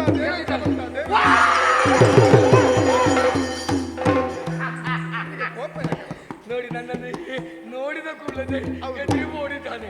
ಅಷ್ಟು ಹೆದರಿಕೆ ಉಂಟು ನಿನಗೆ. ಅಷ್ಟು ಹೆದರಿಕೆ ಏನು? ಎಂತದ್ದು ಕಚ್ಚುದಕ್ಕೆ? ಮೈ ಮೇಲೆ ಬೀಳ್ತಾನೆ. ಇಲ್ವಾ? ಎಂತದು ನಿನ್ನ ಎದುರ್ಲಿಕ್ಕೆ? ನಾನು ಹುಲಿಯ? ಹುಲಿ ಅಲ್ವೇನು? ಹುಲಿ ಹುಲಿ ಆ, ಹುಲಿಯ ವ್ಯಾಘ್ರ ವಗ್ರ ವಗ್ರ ವಗ್ರ ಅಲ್ವಾ? ವ್ಯಾಘ್ರ. ವ್ಯಾಘ್ರ. ಹ. ದೇವೇಂದ್ರ ಹೆದರ್ಬೇಡ, ನಾನು ನೋಡ್ಲಿಕ್ಕೆ ಮಾತ್ರ ಹೀಗೆ, ನನ್ನ ಮನಸ್ಸು ಭಾರಿ ಭಾರಿ ಒಳ್ಳೆದು. ಹೌದಾ? ನೀನು ಇಲ್ಲಿಗೆ ಹೌದೌದು, ನೀನು ಇಲ್ಲಿಗೆ ಬಂದ ವಿಷಯ ಎಲ್ಲ ಗೊತ್ತಾಗಿದೆ. ಹೌದು, ಸಮುದ್ರ ಮಸಣ ಮಾಡ್ಲಿಕ್ಕೆ ಸಮುದ್ರ ಮತನವ, ಸಮುದ್ರವನ್ನು ಮತಿಸುವುದು. ಸಮುದ್ರ ನೀನು ನನ್ನನ್ನು ತಿದ್ಲಿಕ್ಕೆ ಬರಬೇಡ, ನಾನು ಹೇಳಿದನ್ನು ಒಪ್ಪಿಕೊ. ವಿಷಯ ಎಲ್ಲ ಗೊತ್ತಾಯ್ತು. ಪರ್ವತವನ್ನು ತಗ್ಗುದು, ವಾಸುಗೆ ಸುತ್ತುವುದು, ಹೀಗೆಲ್ಲ ಬಗೆಯಾಗಿ ವಿಷಯ ಎಲ್ಲ ಗೊತ್ತಾಗಿದೆ. ಆದ್ರೆ ನಮ್ಮದೊಂದು ಚಾ ಉಂಟು. ನಮ್ಮದೊಂದು ಒಪ್ಪಂದ ಒಪ್ಪಂದ ಉಪ್ಪುಂದ ಉಪ್ಪುಂದ ಒಪ್ಪಂದ ಅಲ್ವೇನೋ? ಒಪ್ಪಂದ ಒಪ್ಪಂದ ಒಡಂಬಡಿಕೆ ಉಂಟು. ನಾವು ಸಿಕ್ಕಿದಂತಹ ಸುವಸ್ತುಗಳಲ್ಲಿ ಮೂಗು ಪಾಲು ಮಾಡುದು. ಆಗಲ್ವಾ? 3 ಪಾಲು, ಒಂದು ಎಗಡು ಮೂಗು, 3 ಪಾಲು. ಆ ಸಂಖ್ಯೆಯಲ್ಲಿ 3. ನನ್ನ ಮಾತನ್ನು ವಿಮರ್ಶೆ ಮಾಡ್ಲಿಕ್ಕಿಲ್ಲ, ಒಪ್ಪಿಕೊಂಡ್ರೆ ಆಯ್ತು. ಅದರಲ್ಲಿ ಎಗಡು ಪಾಲು ನಮಗೆ, ಒಂದು ಪಾಲು ನಿಮಗೆ. 2 ಪಾಲು ನಮಗೆ, 1 ಪಾಲು ನಿಮಗೆ. ಕಾರಣ ಉಂಟು. ನಾವು ಅವರ ತಾವು ಕೋತಿಗಳಿದ್ದೆ. ಆಗ ಅವ ಹೇಳಿದ 66 ಕೋಟಿ ರಕ್ಕಸರು, ನೀವು 30 ಮೂಗು ಕೋತಿ. ನಾವು ಕೋಟಿ. ಅದು ಬೇಗ ನಿನಗೆ ಸರಿ ಮಾಡ್ಲಿಕ್ಕೆ ಆಗ್ತದ? ನೀವು ಕಿರಿಯ ಭಾಗ್ಯಗಳು, ನಾವು ಅಣ್ಣಂದಿರು. ಹಾಗಾಗಿ 2 ಪಾಲು ನಮಗೆ, 1 ಪಾಲು ನಿಮಗೆ. ಹೇಗೆ? ಒಪ್ಪಿಕೊಂಡ? ಇವ ಹೇಳಿದ ಹಾಗೆ. ಹಾಗೆ ಮೂಕ ನಿನ್ನ ಅಪ್ಪ ಮೂಕ ಹೇಳಿದ ಹಾಗೆ. ನಮ್ಮವರಂತ ಮೂಕ ಹೇಳಿದ ಪ್ರಕಾರ ನಡೆಯಬೇಕು. ಇದು ನೀವು ಮೂಕ ಮೂಕ ಅಂತ ಹೇಳಿ ಎಲ್ಲರ ಬಾಯಿಯಲ್ಲಿ ನೀವೇ ಹೇಳಿಸ್ತೀರ ಅಂತ ನಾನು ಹೇಳ್ಬೋದಲ್ವೇನೋ? ನೀವೇ ನಾನು ಇಲ್ಲಿ ಒಡೆಯನಲ್ವಾ? ನೀವು ಒಡೆಯ. ನಾನು ಒಮ್ಮೊಮ್ಮೆ ತಪ್ಪಿ ಎಲ್ಲಿಯಾರು ನಿನ್ನ ಅಪ್ಪ ಅಂತ ಹೇಳಿದ್ರೆ ಬೇಸರ ಮಾಡಬೇಡಿ, ಅದು ಸಿಟ್ಟಿನಲ್ಲಿ ಹೋಗು. ಅಲ್ಲ, ಒಮ್ಮೊಮ್ಮೆ ಕೈ ತಪ್ಪಿ ನಿನ್ನೆ ಮುಖಕ್ಕೆ ಬಡಿದ್ರು ನೀನು ಬೇಸರ ಮಾಡಬಾರ್ದು. ಆಯ್ತು ಆಯ್ತು. ಹೇಗೆ ಒಪ್ಪಿ? ಆಗಲೇ ಒಂದು ವೇಳೆ ಒಪ್ಪದಿದ್ರೆ ನಾವು ಎಲ್ಲಾಗೆ ಕೇಳಬೇಕು ಕೊನೆಯವರೆಗೆ. ಇಲ್ಲದಿದ್ರೆ ನಾವು ದಗಣಿ ಮುಸ್ಕಾರ ಮಾಡ್ತೇವೆ. ದಗಣಿ ದಗಣಿ ಆಗಲ್ಲ, ತರಣಿ ಮುಸ್ಕರ ಕೊಟ್ಟಂತ ಬೆಂಬಲವನ್ನು ಹಿಂದೆ ಗೆದ್ದುಕೊಳ್ಳಲ್ಲ.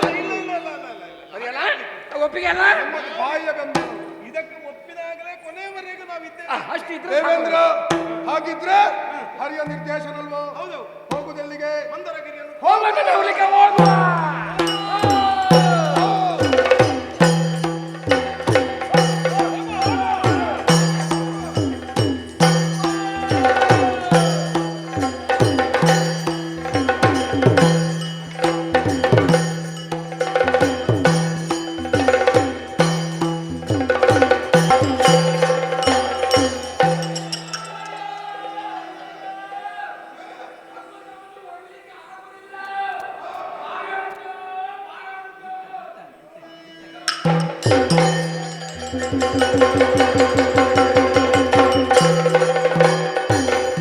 ಅಲ್ಲೇ ಯಾಕೆ ನಿಂತ್ರಿ? ಇಲ್ಲಿ ತರಬೇಕಲ್ಲ ಕ್ಷೀರಾಧಿಪತಿ.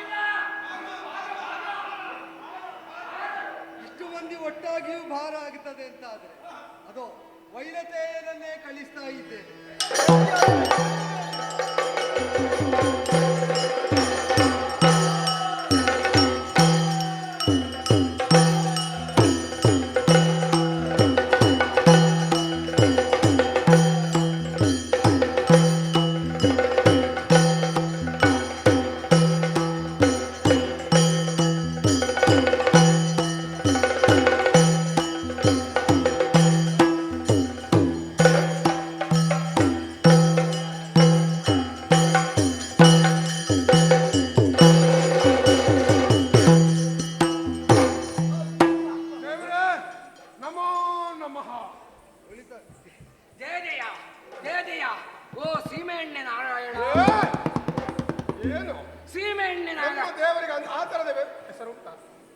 ಅವ ಕರ್ದದ್ದರಲ್ಲಿ ನಾನ್ಯಾರು ಅಂತ ಅವನಿಗೆ ಗೊತ್ತಾಗಿದೋ ಇಲ್ಲೋ, ಅವ ಏನು ಅಂತ ನನಗೆ ಗೊತ್ತಾಗಿದೆ.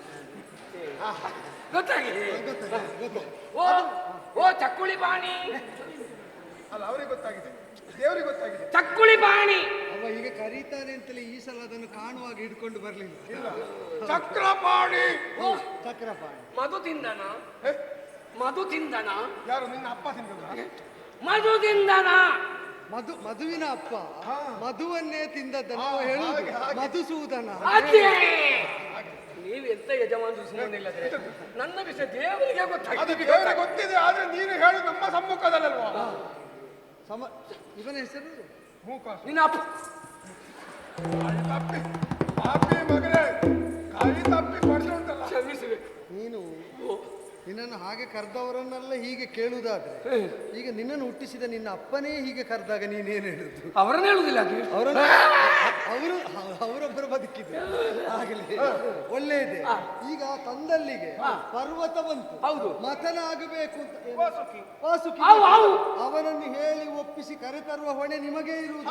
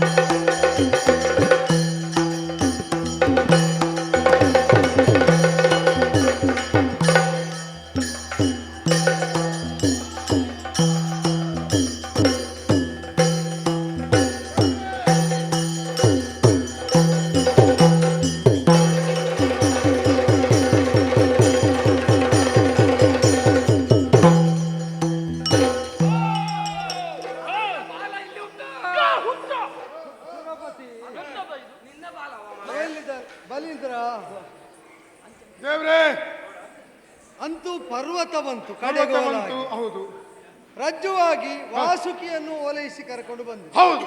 ಆ ಪರ್ವತಕ್ಕೆ ಅದನ್ನು ಸುತ್ತಿದಲ್ಲಿಗೆ ನಮ್ಮ ಕಾರ್ಯಕ್ಕೆ ಬೇಕಾದ ಸಿದ್ಧತೆ ಆಯ್ತು ಅಂತ ಮಾತ್ರ. ಹೌದು, ಕಾರ್ಯ ಆಗಬೇಕು ಅಂತ ಆದ್ರೆ ತಡಿಯಲ್ಲಿರುವಂತಹ ಇದನ್ನು ಈಗ ಕ್ಷೀರಾಬ್ದಿಗೆ ಹಾಕಬೇಕೋ ಬೇಡ? ಹೌದು.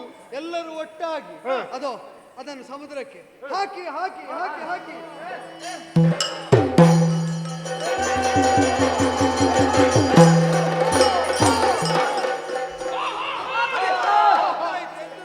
ಪರ್ವತ ನೀಗಿನಲ್ಲಿ ಮುಗುಳುತ್ತದೆ.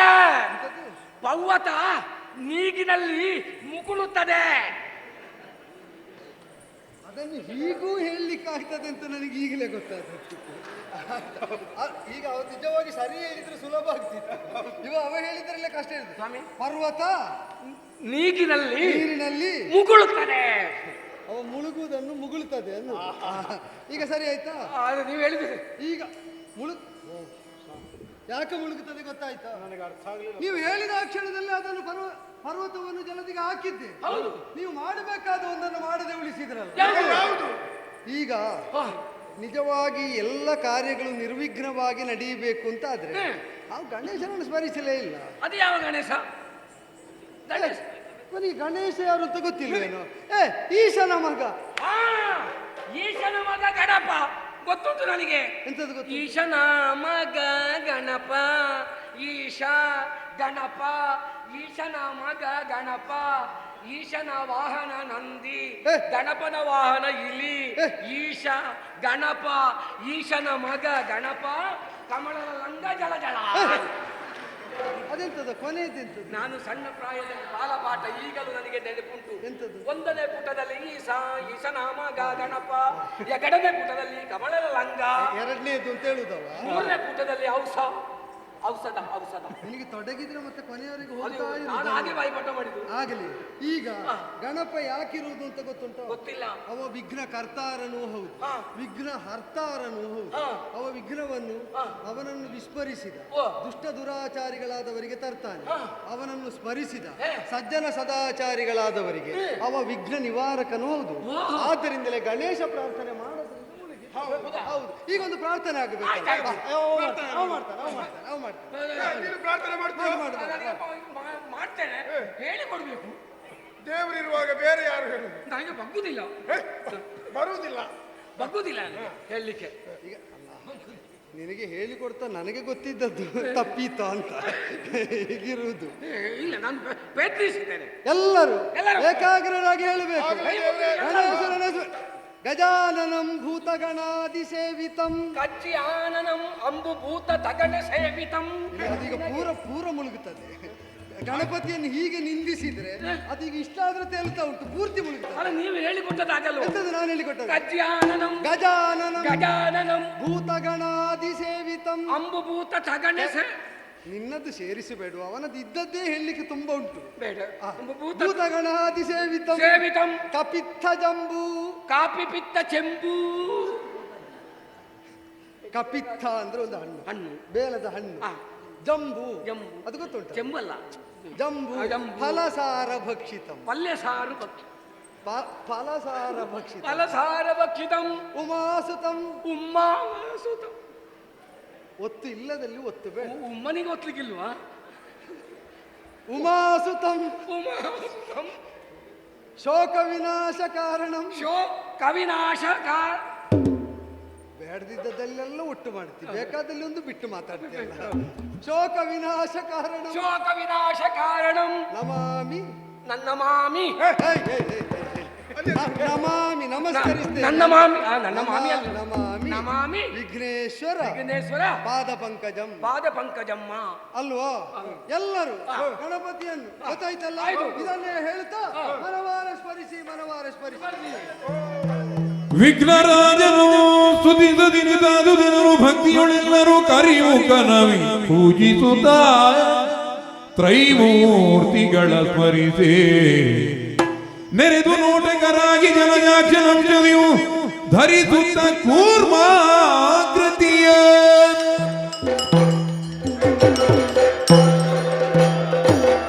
ಅವರೆಲ್ಲರೂ ಜಯಕಾಳು ಮೊಳಗಿಸ್ತಾ ಇರುವಾಗ ಈಗ ನಡೀತಾ ಇರುವ ಕಾರ್ಯ ನಿಜವಾಗಿ ದೇವ ಕಾರ್ಯವೂ ಅಲ್ಲ, ಅಸುರ ಕಾರ್ಯವೂ ಅಲ್ಲ, ಲೋಕಹಿತದ ಕಾರ್ಯವಾದದ್ದರಿಂದ ಪ್ರಜಾಧ್ಯಕ್ಷನಾದ ನಾನು, ಕರ್ಮಾಧ್ಯಕ್ಷನೂ ಆದಂತಹ ನಾನು ಈ ಕರ್ಮವನ್ನು ಸಾಂಗವಾಗಿ ಆಗಗೊಡಬೇಕು.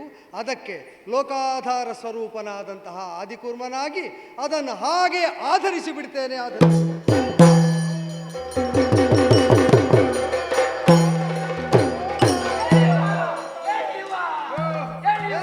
ಏನಾಯ್ತು? ಏನಾಯ್ತು? ಎಂತದಾಯ್ತು? ಪ್ರಾರ್ಥನೆ ಮಾಡಿದ್ರ? ಹೌದು ಬ್ರದರ್. ಈಗ ಏನಾಗ್ತಾ ಉಂಟು? ಮುಳುಗ್ತಾ ಉಂಟು? ಮೇಲೆ ಬಂತು. ಹೇಗೆ ಮೇಲೆ ಹೇಗೆ ಅದು? ಹೇಗೆ ಬಂತು? ಅದು ಇದ್ದಕ್ಕಿದ್ದಾಗೆ ಅದು ಎಂತದ್ದು ಮೇಲೆ ಬಂದದ್ದು? ಯಾರೋ ಕೆಳಗಿದ ಮೇಲೆ ದೂಡಿದ? ನೀ ಕೆಳಗೆ ನೋಡಿದ್ಯಾ? ನೀರು ಕಾಣುವುದಿಲ್ಲ. ನೀರು ಕಾಣುವುದಿಲ್ಲ? ಇಲ್ಲ. ಇಳಿದು ನೋಡ್ತೀಯಾ? ಮುಳುಗಿ ಸತ್ರೆ ಇಲ್ಲ. ಲೋಕವನ್ನೇ ಆಧರಿಸಿದಂತಹ ಒಂದು ಶಕ್ತಿ ಉಂಟು. ಆ ಶಕ್ತಿ ಇದನ್ನು ಆಧರಿಸ್ತದೆ. ಗಣಪತಿಯ ಅನುಗ್ರಹವೂ ಆಗಿದೆ. ಹೌದು. ಮಾತ್ರ ಅಲ್ಲ, ಈ ಕರ್ಮವನ್ನು ಸಾಂಗವಾಗಿ ಆಗಗೊಡುವುದಕ್ಕೆ ಎಲ್ಲ ಹೊಣೆಯನ್ನು ನೀವು ಯಾರಿಗೆ ಕೊಟ್ಟದ್ದು? ಅದು ನಿಮಗೆ ಅಲ್ವಾ? ಅದನ್ನ ಏನು ವಿಘ್ನ ಬಾರದಂತೆ ರಕ್ಷಿಸುವ ಹೊಣೆ ನನಗೂ ಉಂಟಲ್ಲ. ಆದ್ದರಿಂದಲೇ ಅದನ್ನು ಆಧರಿಸುವುದಕ್ಕೆ ಬೇಕಾದ ಕೂರ್ಮದ ರೂಪದಿಂದ ಅದನ್ನ ಆಧರಿಸಿ. ಓ, ನೀವು ಕೂರ್ಮ ಕೊಟ್ಟದ್ದು, ಮೊಸಳೆ ಯಾರು ಕೊಡೋದು? ನಿರೀಕ್ಷೆ ಮಾಡು, ಎಂತೆಂಥದ್ದು ಬರ್ತದೆ ಅಂತ ಹೇಳಲಿಕ್ಕಾಗೋದಿಲ್ಲ. ಬರ್ಲಿಕ್ಕಿಲ್ವ ಅಂತ? ಇಲ್ಲದಿದ್ರೆ ಬೇಡ. ಆಯ್ತಲ್ಲ? ಹಾಗಾದ್ರೆ ಎರಡು ತುದಿಯನ್ನು ಸುರಾಸುರರು ಹಿಡಿದು ಮತನ ಕಾರ್ಯ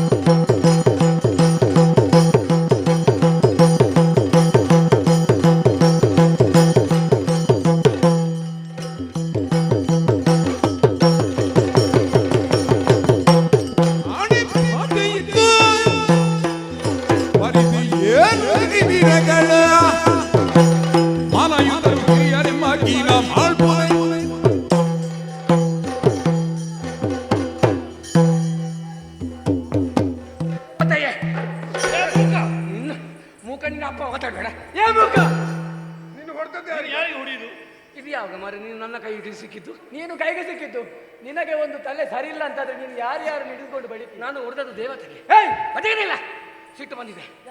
ಆಗ್ಲಿಕ್ಕಿಲ್ಲ, ಇದು ಸರಿ ಇಲ್ಲ. ಇದು ಇಲ್ಲಿ ಆಗುವ ಕಾರ್ಯ ಸಿಟ್ಟು ಬಂದಿದೆ. ಯಾಕೆ ಸಿಟ್ಟು ಅವನಿಗೆ ಗೊತ್ತಿಲ್ಲ, ನೆನಪು ಮಾಡಿ ಯಾರಾದ್ರೂ. ಯಾಕೆ ಸಿಟ್ಟು ಬಂದದ್ದು? ನಮಗೆ ಸಿಟ್ಟು ಬಂದದ್ದು ಯಾಕೆ ನೀಗೆ ಗೊತ್ತಿಲ್ವಾ?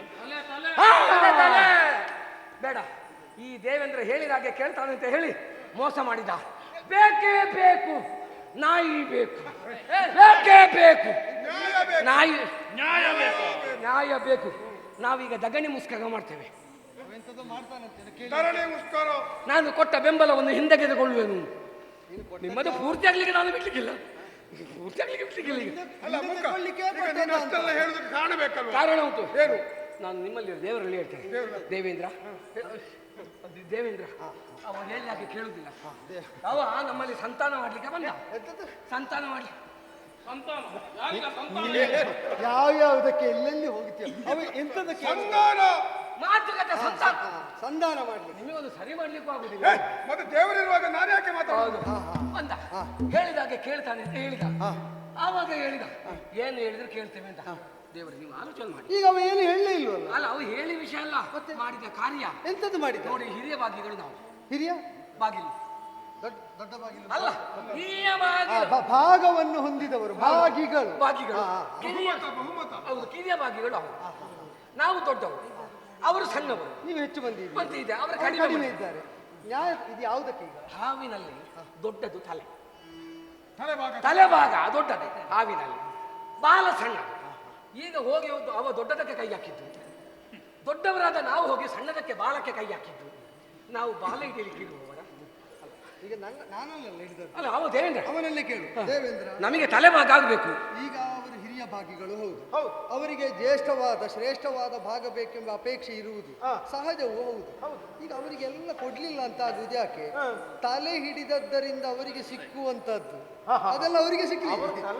ಅವರು ತಲೆ ಹಿಡಿದದ್ದರಿಂದ ಅವರು ತಲೆ ಹಿಡುಕರಾಗಿ ಏನು ಹೊಂದುತ್ತಾರೋ ಅದನ್ನು ಅವರು ಮುಖ ಅಂತ ಬೇರೆ ಉಂಟು.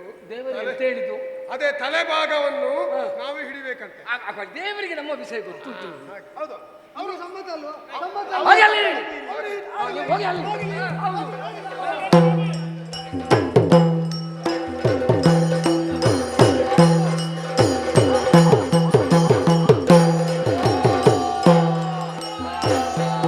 ಮರುಮುಡಿ ಮುನಿಯಾಣಿಯರು ಅರಿಕ್ಷಣದಿ ಸಕಲ ಜರಾಗಿ ಕಡಿಗಾಲ ಬಗುದಿದ್ದು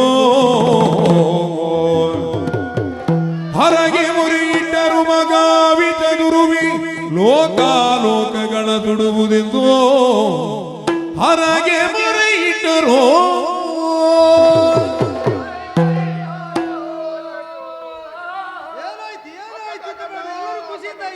ತಲೆ ತಿಗುಳುತ್ತದೆ, ತಲೆ ತಿಗುಳುತ್ತದೆ.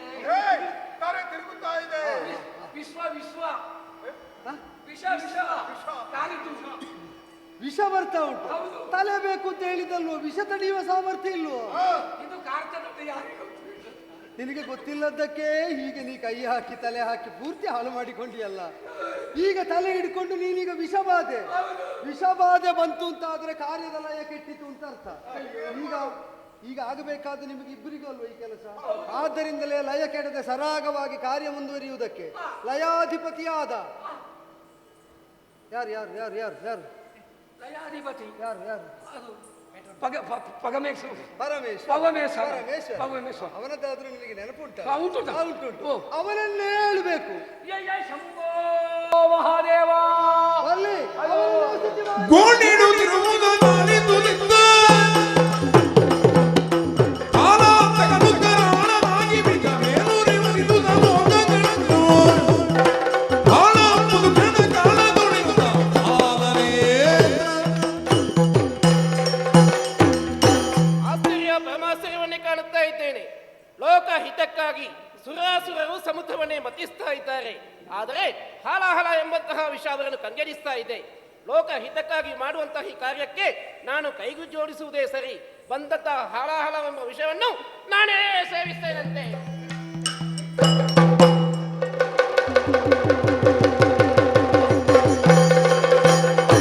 ನೆರೆದು ತುಂಬಿದರೆ ಮೆರಿದೆ ಗಿರಿದೆ ಕೆಲಸನೆಯ ತಂದದಿ ಕೊರಡ ಬಿಡಿಯೇ ಹೊರಬೀಳೆ ಸಕಲವನ್ನು ರುಕುವುದು ಎನ್ನುತ್ತ ಶ್ರೀವರ ಬರದಿ ಬಾಯ ಬಂದಿದ್ದನು ಬಾಯ ಬಂದಿದ್ದನು.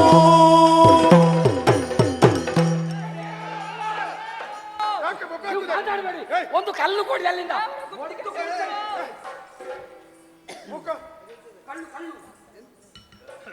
ಕಲ್ಲಲ್ಲ ಹೊಡಿಲಿಕ್ಕೆ ಎಂತದು ಯಾರಿಗೆ? ಅಯ್ಯೋ, ಒಂದು ಬಿಳಿ ಸೀಗೆ ಹುಟ್ಟ ಹೆಂಗಸು ಓಡಿಕೊಂಡು ಬಂದು ನಮ್ಮ ದೇವರ ಕೊರಳನ್ನು ಹಿಡಿದು ಕೊಲ್ಲುವುದಕ್ಕೆ ಯತ್ನಿಸಿದ್ದಲ್ಲ. ಯಾರನ್ನು? ನೀವು ಸಹಾಯದಂತೆ ರಕ್ಷಿಸಿದ ದೇವರನ್ನು ಕೊಂದದ್ದ? ಬಿಳಿ ಸೀರೆ ಹುಟ್ಟದ್ದು ಹೆಂಗಸು ಪರಶಿವನೇ, ಶ್ವೇತವರ್ಣದ ಆ ಧವಳಾಂಬರವನ್ನು ಧರಿಸಿ ಬಂದಂತಹ ಆಕೆ ಯಾರು ಅಂತ ನಿನ್ನ ಉಪಾಸಕರಾದ ಇವರಿಗೆ ಗೊತ್ತಾಗ್ಲಿಲ್ಲ. ಅವ್ರಿಗೆ ಯಾರು ಅಂತ ಹೇಳಿ? ನನ್ನ ಭಕ್ತರಾದ ನಿಮಗೆ ಗೊತ್ತಾಗಿಲ್ಲ. ಇಲ್ಲ, ನನ್ನ ಮಡದಿಯಾದ ಪಾರ್ವತಿ ಅಲ್ವೇ? ಈಗ ಹೆಂಡತಿ ಬಂದು ಗಂಡನ ಕೊರಳಿ ಎಂತದ್ದು ಗೊತ್ತಾಯ್ತು. ಹೆಂಡತಿ ಬಂದು ಗಂಡನ ಕೊರಳಿ ಇಡ್ತದ್ದು ಯಾಕೆ? ಯಾಕೆ? ಈ ಗಂಡ ಹೆಂಡತಿಗೆ ಸೀರೆ ತಂದು ಕೊಡುವುದಿಲ್ಲ, ಅದಕ್ಕೆ ಇಡ್ತದ್ದು. ಕೈಲಾಸದಲ್ಲೂ ನಿನ್ನ ಮನೆಯಲ್ಲಿ ಎಂತದೂ ವ್ಯತ್ಯಾಸ ಇಲ್ಲ ನಮ್ಮ ಅಲ್ಲ, ಇಲ್ಲಿ ಆಗುದೇ ಅಲ್ಲಿ ಅಂತ ಭಾವಿಸಿದ್ದು ಅಲ್ಲ, ಅದಲ್ವೋ? ಮತ್ತೆ? ಘೋರವಾದ ಮಾರಕವಾದಂತಹ ವಿಷ, ಹಾ. ಅದನ್ನೇ ಅವನು ಪ್ರಾಶನ ಮಾಡಿದಂತಹ ಕಾಲದಲ್ಲಿ ಹಾ. ಈಗ ಲೋಕವನ್ನೇ ಸಲಹುವ ವಾ. ಕಾರುಣ್ಯ ಭಾವದಿಂದ ತನ್ನ ಉದರದಲ್ಲಿ ಲೋಕಹಿತದ ಸಂಕಲ್ಪವನ್ನು ಇರಿಸಿಕೊಂಡ ಅವನು ಹಾ. ಅದನ್ನು ತಿಂದ ಅಂತಾದ್ರೆ ಅದು ಅನಾಹುತ ಆಗ್ಲಿಕ್ಕಿಲ್ಲ. ಓ, ಹೊಟ್ಟೆಗಿಳಿದರೆ ಈಗ ವಿಷ ತಿಂದ್ರೆ ಏನಾಗ್ತದೆ ನಿನಗೆ? ಅಯ್ಯೋ ಸಾಯುದಿ. ಅಲ್ವೋ? ಹೌದು. ಅದು ಆಗಬಾರದು ಅಂತ ಸತಿಗೆ ಹಂಬಲ ಇದ್ದು ಹಾ. ಅದು ಕೆಳಗಿಳಿಯದಂತೆಯೇ ಅದು ಕೊರಳನ್ನೇ ಹಾಗೆ ಅವ್ರು ಹಿಡಿದು ಮಗಳು ಬರುವಾಗ ಬಣ್ಣ ಆಗಿರ್ಲಿಲ್ಲ. ಹೌದು. ಈಗ? ಆದ್ರೆ ಕೊರಳು ಹಿಡಿದಾಗ ಈಗ ತಿಂದಂತ ವಿಷಯ ಏನಾಗ್ತದೆ? ಏನು? ವಾಮನ ಆಗಿ ಹೊರಗೆ ಬರ್ತದೆ. ಹೌದು. ಹೊರಗೆ ಬಂದ್ರೆ ನೀವು ನಾವು ಸಾಯ್ತೇವೆ. ನಿಮ್ಮ ಬಗ್ಗೆ ನನಗೆ ಕರುಣೆ ಇಲ್ಲ. ಹೌದು. ಆದ್ದರಿಂದಲೇ ಅವನ ಬಾಯನ್ನು ನಾನು ಮುಚ್ಚಿದ್ದೆ. ಹಾಗೆ ಅಲ್ಲಿ ಉಳ್ಕೊಂಡ ಹಾಗೆ ಮುಚ್ಚಿದಲ್ಲಿಗೆ ಹಾ. ಅವ ಏನಾದ ನೋಡು. ಏನದು? ನೀಲಕಂಠನಾದ. ನೀಲಕಂಠನ ನೀವು ಗಳಿಗೆಗೆ ಒಂದು ಮಾತಾಡ್ತೀರಿ.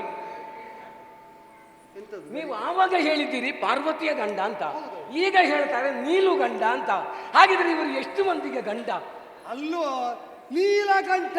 ನೀಲಕಂಠ. ಕಪ್ಪಾದ ಕೊರಳನ್ನು ಹೊಂದಿದವನು. ಓ, ನಮ್ಮ ದೇವರು ನಂಜುಂಡ. ನಂಜುಂಡ ಅಂತ ಅದ. ನಮ್ಮ ದೇವರು ವಿಷಕಂಠ ಅಂತ ಅದ. ಗಂಜಿ ಉಂಡ. ನಂಜು ಉಂಡ ಅಂತದ್ದು. ನಿಮಗೆ ಅದೇ ಗಂಜಿ ಅಲ್ಲ, ನಿಮಗೆ ನಂಜೇ ಗಂಜಿ ಆಗಿದೆ. ಹೌದು. ವಿಷಕಂಠ ಅಂತ ಅದ. ಅಲ್ಲಿಗೆ ಆಯ್ತಾ ಇಲ್ಲ? ಉಪಕಾರ ಮಾಡುವುದಕ್ಕೆ ಬಂದದ್ದು. ಆ ದೇವರನ್ನು ಬಿಟ್ಟು ಕೊಡಬೇಡಿ. ಬೇಡ, ಬೇಡ. ನಮ್ಮ ದೇವರು ಬಂದದ್ದು, ಮರ್ಯಾದೆ ಕೊಡಬೇಕು. ಓ ದೇವ್ರೇ, ತಾವು ಇಲ್ಲಿಯವರೆಗೆ ಬಂದು ಕುಡ್ತಿದ್ದೀರಿ, ವಿಷವನ್ನು ಆ ವಿಷ ಕುಡ್ತಿದ್ದೀರಿ. ಹಾಗಾಗಿ ನಾವು ಬದುಕಿದ್ದೇವೆ. ನೀವು ಈ ಕಾರ್ಯಕ್ರಮ ಮುಗಿಯದೆ ಹೋಗಬಾರದು. ಎಲ್ಲಿಯಾದ್ರೂ ಇಂಥದ್ದೇ ಬಂದ್ರೆ ನೀವು ಕುಡಿಬೇಕಲ್ಲದೆ ನಮ್ಮಿಂದ ಕುಡಿಲಿಕ್ಕೆ ಸಾಧ್ಯ ಇಲ್ಲ. ವಿಷ ಬಂದ್ರೆ ನಾನೇ ಕುಡಿತೇನೆ. ಬೇರೆ ಏನಾದ್ರೂ ಬಂದ್ರೆ ನೀವು ಕುಡಿಲಿಕ್ಕೆ ಬರಬೇಡಿ. ಅದು ನಿಮಗೆ ಆಯ್ತು. ಅದಕ್ಕೆ ನಾವಿದ್ದೇವೆ. ಹಾಗಾಗಿ ದೇವರು ಇಲ್ಲಿಗೆ ಬರಬೇಕು.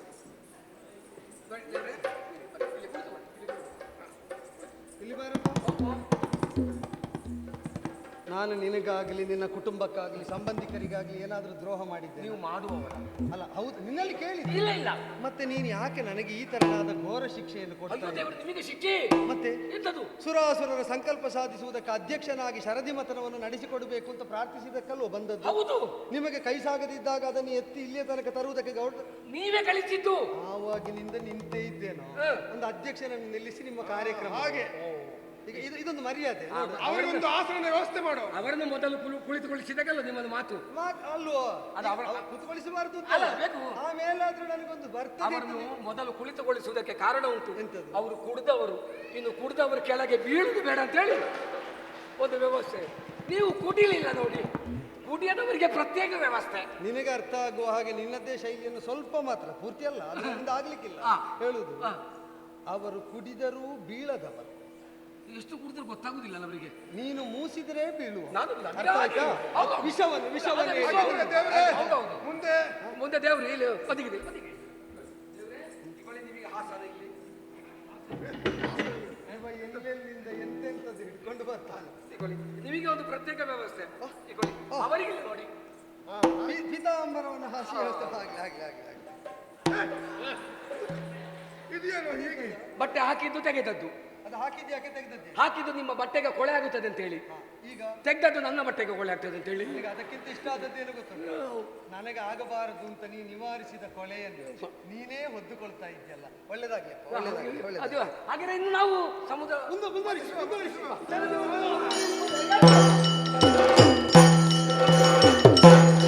ಸರಿ ಬಡಿ ಬೆಳೆದು ಯೋಗಿನಿಗರು ಗರುಡರು ಸುರಾಸುರರು ಹೊರದಾಗಿ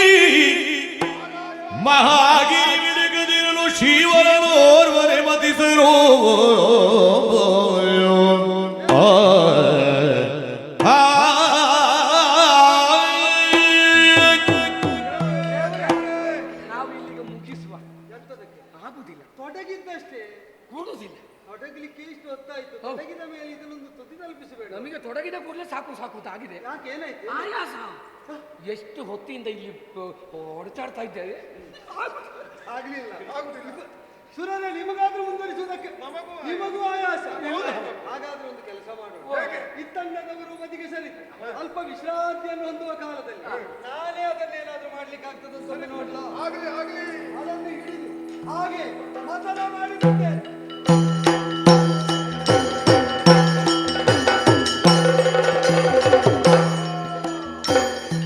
ಮತನ ಮಾಡಿದ್ದೇ ತಡ. ದಿವ್ಯಧೇನು ಒಂದು ಎದ್ದು ಬಂದು ನಿಂತಿತ್ತಲ್ಲ. ಹೌದೌದು. ಹೌದು. ಅದು ಯಾವುದು ಅಂತ ಗೊತ್ತಾಯ್ತು? ಅದೇ ಎಂತದ್ದು ದೇವೇಂದ್ರ ಅದು ಬಂದದ್ದು? ಅದು ಕಾಮಧೇನು. ಕಾಮಧೇನು. ಅದೇನು? ಅದು ಕಾಮಧೇನು. ಅದೇನು? ಅವನಿಗೆ ಬೇಡದಿದ್ದದೆಲ್ಲ ಕೇಳ್ತದೆ. ಬೇಕಾದ್ದು ಮೂರು ಸಲ ಹೇಳಿದ್ರು ಕೇಳುತ್ತಿಲ್ಲ. ಕಾಮಧೇನು. ನಮಗೇನು? ಕಾಮಿಸಿದ್ದನ್ನು ಕೊಡುವುದೇನು? ನಮಗೆ ಬೇಕು, ನಮಗೆ ಬೇಕು, ನಮಗೆ ಬೇಕು. ದೇವಲೋಕದಲ್ಲೂ ಏನು ಸುರಾಸುರರ ಕೃತ್ಯದ ಪರಿಣಾಮವಾಗಿ ಶರದಿ ಮಥನದಿಂದಲೇ ಎದ್ದು ಬಂದದ್ದು ಹೌದಾದರೂ ಕೂಡ ಅದು ನಿಜವಾಗಿ ಹೊಂದುವುದಕ್ಕಿದ್ದದ್ದು ನಿಮಗೂ ಅಲ್ಲ, ಅವರಿಗೂ ಅಲ್ಲ. ಮತ್ತೆ ಯಾರಿಗೆ? ಋಷಿಗಳಿಗಾದವರಿಗೆ, ಮುನಿಗಳಾದವರಿಗೆ, ಬ್ರಹ್ಮರ್ಷಿವರೇಣ್ಯರಾದವರಿಗೆ, ಯಜ್ಞಕ್ಕೆ, ವೇದಕ್ಕೆ, ದೇವಯಾನಕ್ಕೆ ವಿಹಿತವಾದಂತಹ ಈ ಧೇನುವಿನ ಕೆಚ್ಚಲಿನಿಂದ ಒಸರಿದ ಯಾವುದನ್ನಾದರೂ ಅನುಭವಿಸುವಲ್ಲಿ ಪ್ರಥಮಾರ್ಹತೆ ಇರುವುದು ಋಷಿ ಮುನಿಗಳಾದವರಿಗೆ. ಆದ್ದರಿಂದಲೇ ಅವರ ವಿನಿಯೋಗಕ್ಕೆ ಬೇಕಾದಂತೆ ಅದು ಒದಗಬೇಕು. ಹಾಗೆ ಅಂತ ಅವರು ಅಸಂಖ್ಯರಿದ್ದಾರೆ. ಈಗ ಎಲ್ಲಿಗೆ ಅಂತ ಕೊಟ್ಟು ಕಳಿಸುವುದು? ಅವರವರ ಗಲಾಟೆ ಮಾಡಿಕೊಂಡ್ರೆ ಹೊಂದುವುದಕ್ಕೆ ಅವರಾದರು, ಅದು ಇರುವುದಕ್ಕೆ ತಾಣ ಯಾವುದು ಅಂದ್ರೆ ಸ್ವರ್ಗ. ಮೊದಲಿದ್ದದ್ದು ಅಲ್ಲಿ ನಿಮಗೂ ಅಲ್ಲ, ಅವರಿಗೂ ಅಲ್ಲ, ಸ್ವರ್ಗಕ್ಕಿದ್ದದ್ದು. ಹೋಗಲಿ ಸ್ವರ್ಗಕ್ಕೆ. ಅದನ್ನು ಸ್ವರ್ಗಕ್ಕೆ ನಿಮ್ಗೆ ಆಯಾಸ ಅಂತ ಹೇಳಿದ್ದಾರೆ. ಸ್ವಲ್ಪ ವಿಶ್ರಾಂತಿ ಪಡೆದು ಮತ್ತೆ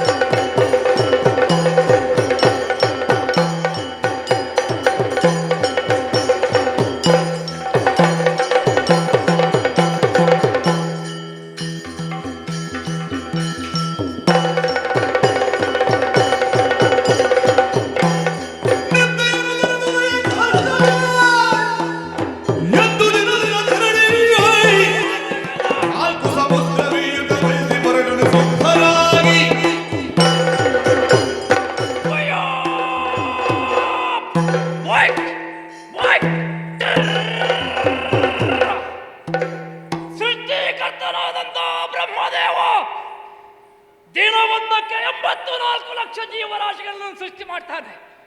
ಅಂಡಜ, ಪಿಂಡಜ, ಸ್ವೇದಜ, ಆಮೇಲೆ ಉದ್ಬೀಜ.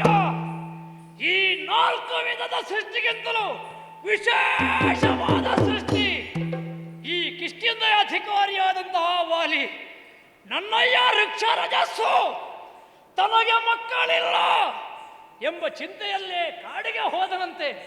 ವಿಂಧ್ಯಾದ್ಯ ತಪ್ಪಲಲ್ಲಿರುವ ಕೊಳಬಂದಕ್ಕೆ ಮುಳುಗಿದಾಗ ಗಂಡಾದಂತಹ ಹೆಣ್ಣಾದ. ಆ ಹೆಣ್ಣಿನ ಸೌಂದರ್ಯವನ್ನು ಕಂಡಂತಹ ಸ್ವರ್ಗಾಧೀಶನಾದಂತಹ ದೇವೇಂದ್ರ ವಾಲ ಪ್ರದೇಶವನ್ನು ಮೋಹಿಸಿದ. ಕರ್ಮ ಸಾಕ್ಷಿಯಾದಂತಹ ಸೂರ್ಯನಾರಾಯಣ ಗ್ರೀವ ಪ್ರದೇಶವನ್ನು ಮೋಹಿಸಿದ. ಅದರಿಂದ 2 ಮಕ್ಕಳು. ವಾಲ ಪ್ರದೇಶದಲ್ಲಿ ಹುಟ್ಟಿದ ನಾನೇ ವಾಲೆ, ಗ್ರೀವ ಪ್ರದೇಶದಲ್ಲಿ ಹುಟ್ಟಿದವ ನನ್ನ ತಮ್ಮನಾದಂತಹ ಸುಗ್ರೀವ. ಈ 2 ಮಕ್ಕಳನ್ನು ಹಿಡಿದು ಮತ್ತೊಮ್ಮೆ ಕೊಳಕ್ಕೆ ಮುಳುಗಿದಾಗ ಹೆಣ್ಣಾದಂತಹ ವೃಕ್ಷರಜಸ್ಸು ಮತ್ತೆ ಗಂಡಾದರಂತೆ. ಹಾಗಾಗಿ ನಮ್ಮದು ವಿಶೇಷವಾದ ಸೃಷ್ಟಿ. ಅಪ್ಪನೂ ಅಮ್ಮನೂ ಒಬ್ಬಳೇ. ಅಪ್ಪಯ್ಯನ ಅಣತಿಯ ಮೇಲೆಗೆ ಕಿಷ್ಕಿಂದೆಯ ಅಧಿಕಾರಿಯಾಗಿದ್ದೇನೆ. ಆದರೆ ಜಾತಿಯಲ್ಲಿ ಕೋತಿಯಾದರೂ ನೀತಿಯಲ್ಲಿ ಖ್ಯಾತಿಯನ್ನು ಪಡೆದವ. ಮಾನವರ ಎಲ್ಲ ಕರ್ಮಾದಿಗಳನ್ನು ಪೂಜಿಸಿಕೊಂಡು ಬಂದಿದ್ದೇನೆ. ಯಾವತ್ತಿನ ಹಾಗೆ ಎದ್ದವ ನಾನು. ನನ್ನ ಕರ್ಮಾದಿಗಳೇನು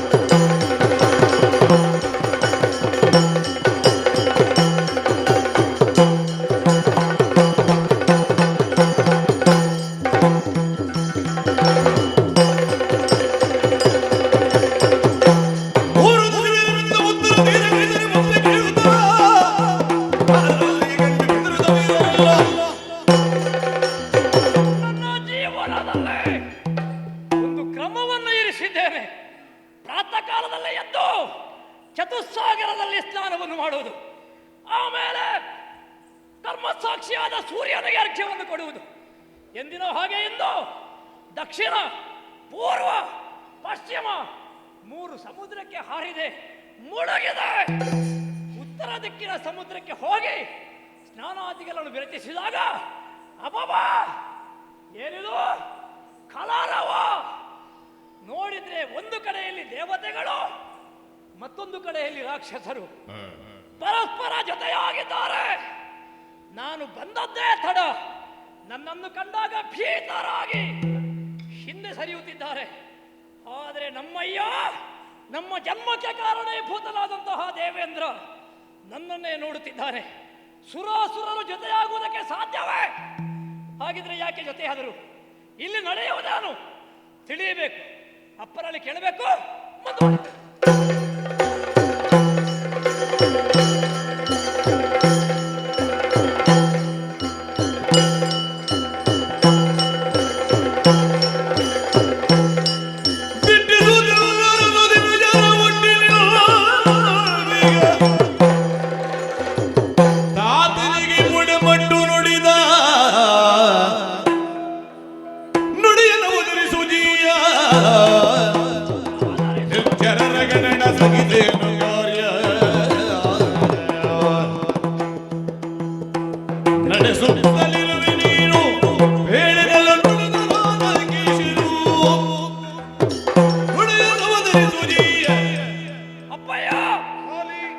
ಪವಿತ್ರ ಪದಾರವಿಂದಗಳಿಗೆ ನಿಮ್ಮ ಮಗನ ಪ್ರಣಾಮಗಳು. ಆಶ್ಚರ್ಯ ಏನು ಮಗು? ಸ್ವರ್ಗದಲ್ಲಿ ಅಧಿಕಾರಿಯಾಗಿ ಮೆರೆಯುವವರು ನೀವು. ನೀವು ಮಾತ್ರ ಅಲ್ಲ, 3 ಕೋಟಿ ದೇವತೆಗಳು ಒಂದು ಕಡೆಯಲ್ಲಿ, ಈ ಕಡೆಯಲ್ಲಿ ರಕ್ಕಸರು. ದೇವತೆಗಳಿಗೂ ಅಸುರರಿಗೂ ಜನ್ಮತಃ ಬದ್ಧ ವಿರೋಧ. ಹೋಗಿದ್ರೆ ನೀವು 2 ಪಂಗಡದವರು ಜೊತೆಯಾಗಿದ್ದೀರಿ ಅಂತಾದರೆ ಇದು ಒಂದು ವಿಸ್ಮಯವೇ ಸರಿ, ವಿಚಿತ್ರವೇ ಸರಿ. ಯಾರನ್ನು ನೀವು ವಿರೋಧಿಗಳು ಅಂತ ನೀವು ಭಾವಿಸಿದರು, ಅವರ ಜೊತೆಯಲ್ಲಿ ನೀವು ಒಗ್ಗೂಡಬೇಕು ಅಂತಾದ್ರೆ ಕಾರಣ ಇರಲೇಬೇಕು. ಯಾಕೆ ಈ ಸಮುದ್ರ ಮಧ್ಯದಲ್ಲಿ ಆಗುತ್ತಿರುವುದು ಏನು? ಅನ್ನುವುದನ್ನು ತಿಳಿಯಬೇಕನ್ನುವಂತಹ ಕುತೂಹಲ. ಅಪ್ಪಯ್ಯ ಹೇಳಿ, ಏನಿದು ಏನಿದು? ಅತ್ರಿಯನ ಶಾಪದಿಂದ ನಾಗಗ ತಂದು ಒದಗಿದು ಕಂದ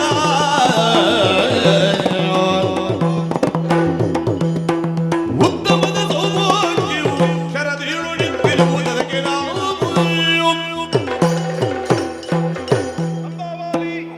ದೇವ ಪದವಿಯನ್ನು ಏರಿ ವಿರಾಜಮಾನನಾಗಿ ವಿಜೃಂಭಣೆಯಿಂದ ಇರುವ ಕಾಲಕ್ಕೆ ಅತ್ರ ಜನಾದ ದುರ್ವಾಸನ ಆಗಮನವಾಯಿತು. ಅವಿವೇಕದಿಂದ ಕೆಣಕಿದೆ, ಸುಮಾಲೆಯನ್ನು ಭ್ರಷ್ಟಗೊಳಿಸುವಲ್ಲಿ ಮುಂದಾದೆ. ಪರಿಣಾಮದಿಂದ ಶಾಪ ಸಿಕ್ಕಿತು. ಸ್ವರ್ಗದ ಸುವಸ್ತುಗಳೆಲ್ಲ ಶರದಿ ಪಾಲಾಗಿ ಹೋಯಿತು ಮಗು. ಹೌದೇ? ಹಾಗೆಂದು ಅದನ್ನು ಮರಳಿ ಪಡೆಯಬೇಕು ಅಂತಾದ್ರೆ ಶರದಿ ಮಥನವಾಗಬೇಕಾಗಿತ್ತು. ಆ ಕಾರಣದಿಂದ ದೇವಾಸುರರು ಒಂದಾಗಿ ಇದೋ ಈ ಕ್ಷೀರಾಬ್ದಿಯಲ್ಲಿ ನಿಂದು ಮಂದರಗಿರಿಯನ್ನೇ ಕಡೆಗೋರನ್ನಾಗಿಸಿ ವಾಸುಕಿಯನ್ನೇ ಹಗ್ಗವನ್ನಾಗಿಸಿ ಮತ್ತಿಸುತ್ತಾ ಇದ್ದೇವೆ. ಈ ಕೆಲಸ ನಡೀತಾ ಉಂಟು ಮಗು. ಸ್ವರ್ಗದಲ್ಲಿದ್ದಂತಹ ಸುವಸ್ತುಗಳು ಸಮುದ್ರ ಪಾಲಾಯಿತು. ಅದನ್ನು ಪಡೆಯುವುದಕ್ಕೆ ನೀವು ಸಹಾಯ ಕೇಳಿದ್ದು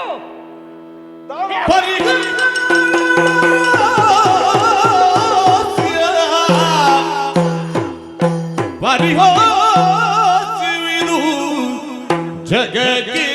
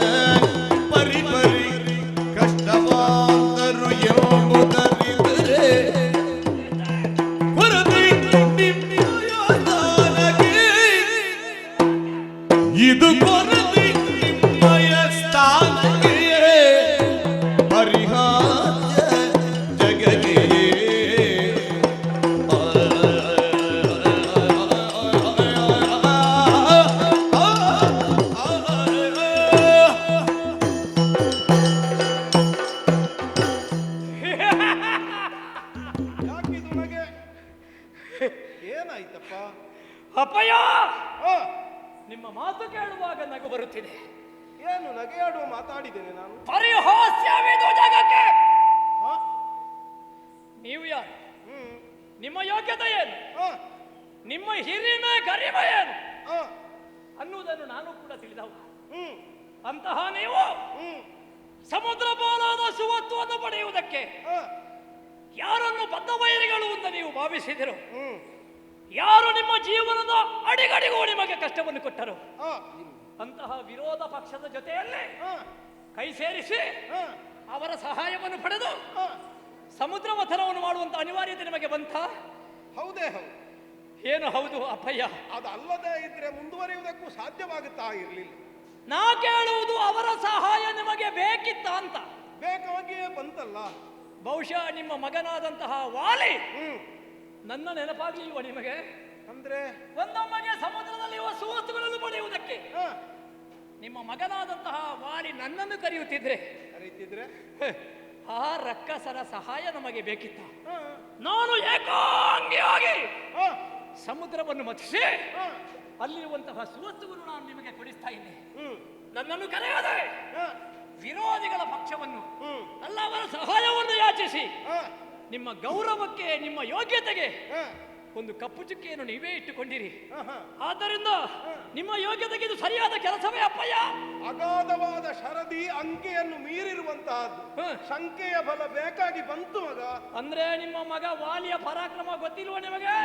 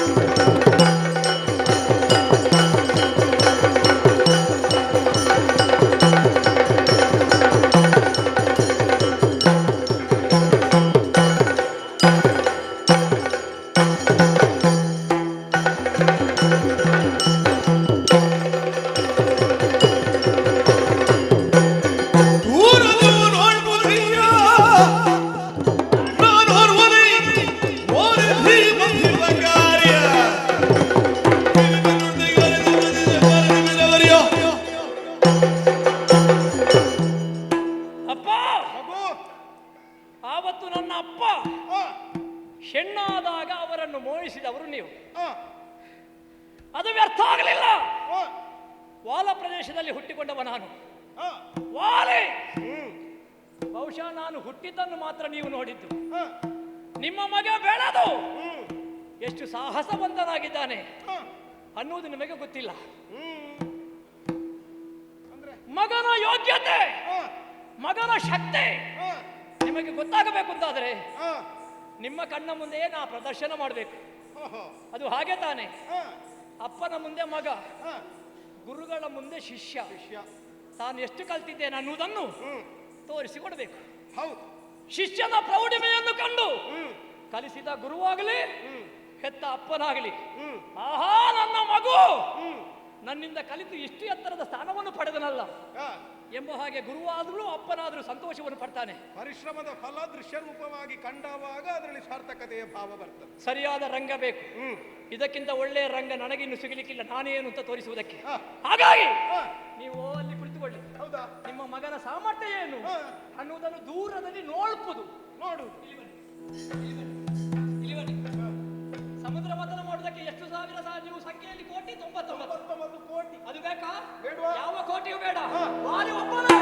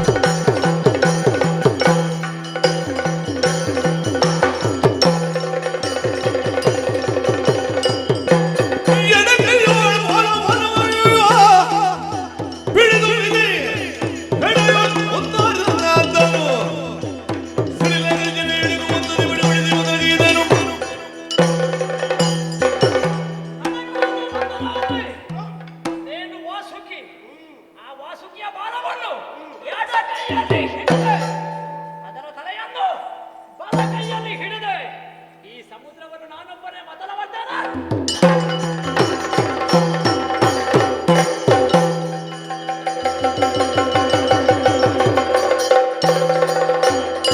ಚೆಲುವೆದೋರೆಯುವರೆ ನಿಲ್ಲಿಸುತ್ತ ಫಲವಿರುವುದಿಗೆ ತೋರುತ್ತಿಲ್ಲ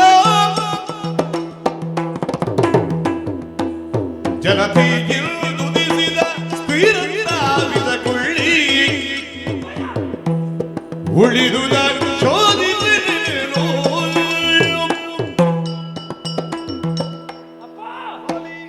ಹೇಗೆ ನಿಮ್ಮ ಮಗ? ಅಲರೆ ಬಾಪುರೆ ದಿವ್ರೆ ನನ್ನ ಮಗ. ಹೌದು ಅಲ್ವಾ? ನಮಗದೇ ಬೇಕು. ನಾನು ಶರದಿಯನ್ನು ಮತಿಸಿದ್ದೆ ತಡ. ಆ ಮತನಕ್ಕೆ ಹುಟ್ಟಿ ಬಂದಳಲ್ಲ ಒಬ್ಬಳು, ಹೌದು ಅಲ್ಲಿ ನೋಡಿ ದೇವತೆಗಳೆಲ್ಲ ನೀವೆಲ್ಲ ಹೇಳುವುದೇನು ತಾರೆ ತಾರೆ ತಾರೆ ಅಂತ ಹೇಳ್ತಾರೆ. ಹೌದು. ರಕ್ಕಸರಲ್ಲಿ ಇಣುಕುವುದು ನೋಡಿ. ಅಪ್ಪ, ಇದು ನೀವು ಮಾಡುವ ಕೆಲಸ. ಆ ಕೆಲಸದಲ್ಲಿ ಮಗನಾದಂತಹ ನಾನು ಮಧ್ಯೆ ಬಂದು ನಿಮ್ಮ ಕಾರ್ಯವನ್ನು ಮಾಡಿದ್ದೇನೆ. ಹುಟ್ಟಿ ಬಂದಿದ್ದಾಳೆ. ಹಾಗಾಗಿ ಲೋಕದಲ್ಲಿ ಮಗ ಸಂಪಾದನೆ ಮಾಡಿದ್ರು, ಅದನ್ನು ಅಪ್ಪನಿಗೆ ಕೊಡ್ಬೇಕು. ಯಾಕೆ? ಮಗ ಅಷ್ಟು ಸಂಪಾದನೆ ಮಾಡುವುದಕ್ಕೆ ಅವನಿಗೆ ದಾರಿ ತೋರಿಸಿದವ ಈ ಅಪ್ಪ. ಹಾಗಾಗಿ ನನ್ನ ಸಂಪಾದನೆ ಈ ಸ್ತ್ರೀರತ್ನವನ್ನು ನೀನು ಆಡಿದ ಹಾಗೆ ಇವಳನ್ನು ನಾನು ಸ್ವೀಕಾರ ಮಾಡುವುದಕ್ಕೆ ಸಾಧ್ಯವಾಗುವುದಿಲ್ಲ.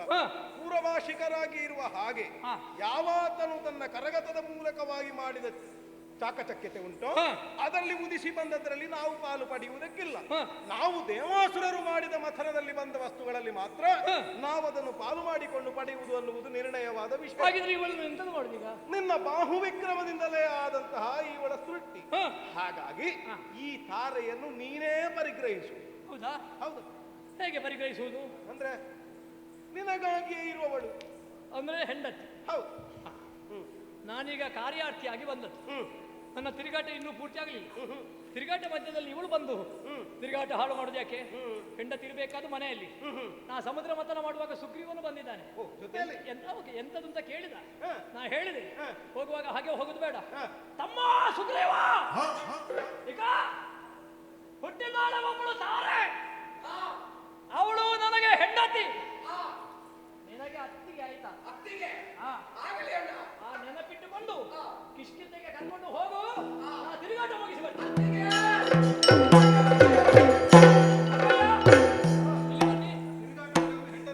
ಅಲ್ವಾ? ಸಮುದ್ರ ಮಥನ ಮಾಡಿದ್ದೇನೆ. ನಾನೊಬ್ಬನೇ ಮಾಡಿದಂತಹ ಸಾಹಸ ನಿಮಗೆ ಸಂತೋಷ ಆದ್ರೆ ಸಾಕ? ಮತ್ತೆ ಬಂದವರಿಗೂ ನೆರೆದವರಿಗೂ ನನ್ನ ಸಾಧನೆ ಅದು ಸಾರ್ಥಕ, ಸಂತೋಷ ಅಂತ ಆಗ್ಬೇಕು. ಹಾಗಾಗಿ 99 ಕೋಟಿಗಳಿದ್ದಾರಲ್ಲ, ಯಾರೆಲ್ಲ ಅವರ ಮುಖಭಾವ ಒಮ್ಮೆ ನೋಡ್ಬೇಕು. ಹಾಗೆ ಮುಂದುವರಿತೇನೆ. ಸಭೆಯೊಳಗೆ ಹೋಗಿ ಸಭೆ ಬರಿಗಿಸಲು ಧೃತಿಗಿಟ್ಟು ಎಲ್ಲರಿಗುಳಿದು ಅರನೋಟದೆವು ಅತುಳ ಬಲನೋ ನೋಡಿ, ಅರನೋಟದೆವು ಅತುಳ ಬಲನೋ ನೋಡಿ ಕಿರುನಗೆಯೊಳಿ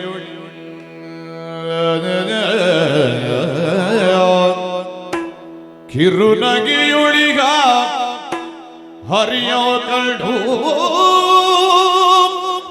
ಬಿದ್ದಗಿರದಿಂದೆನು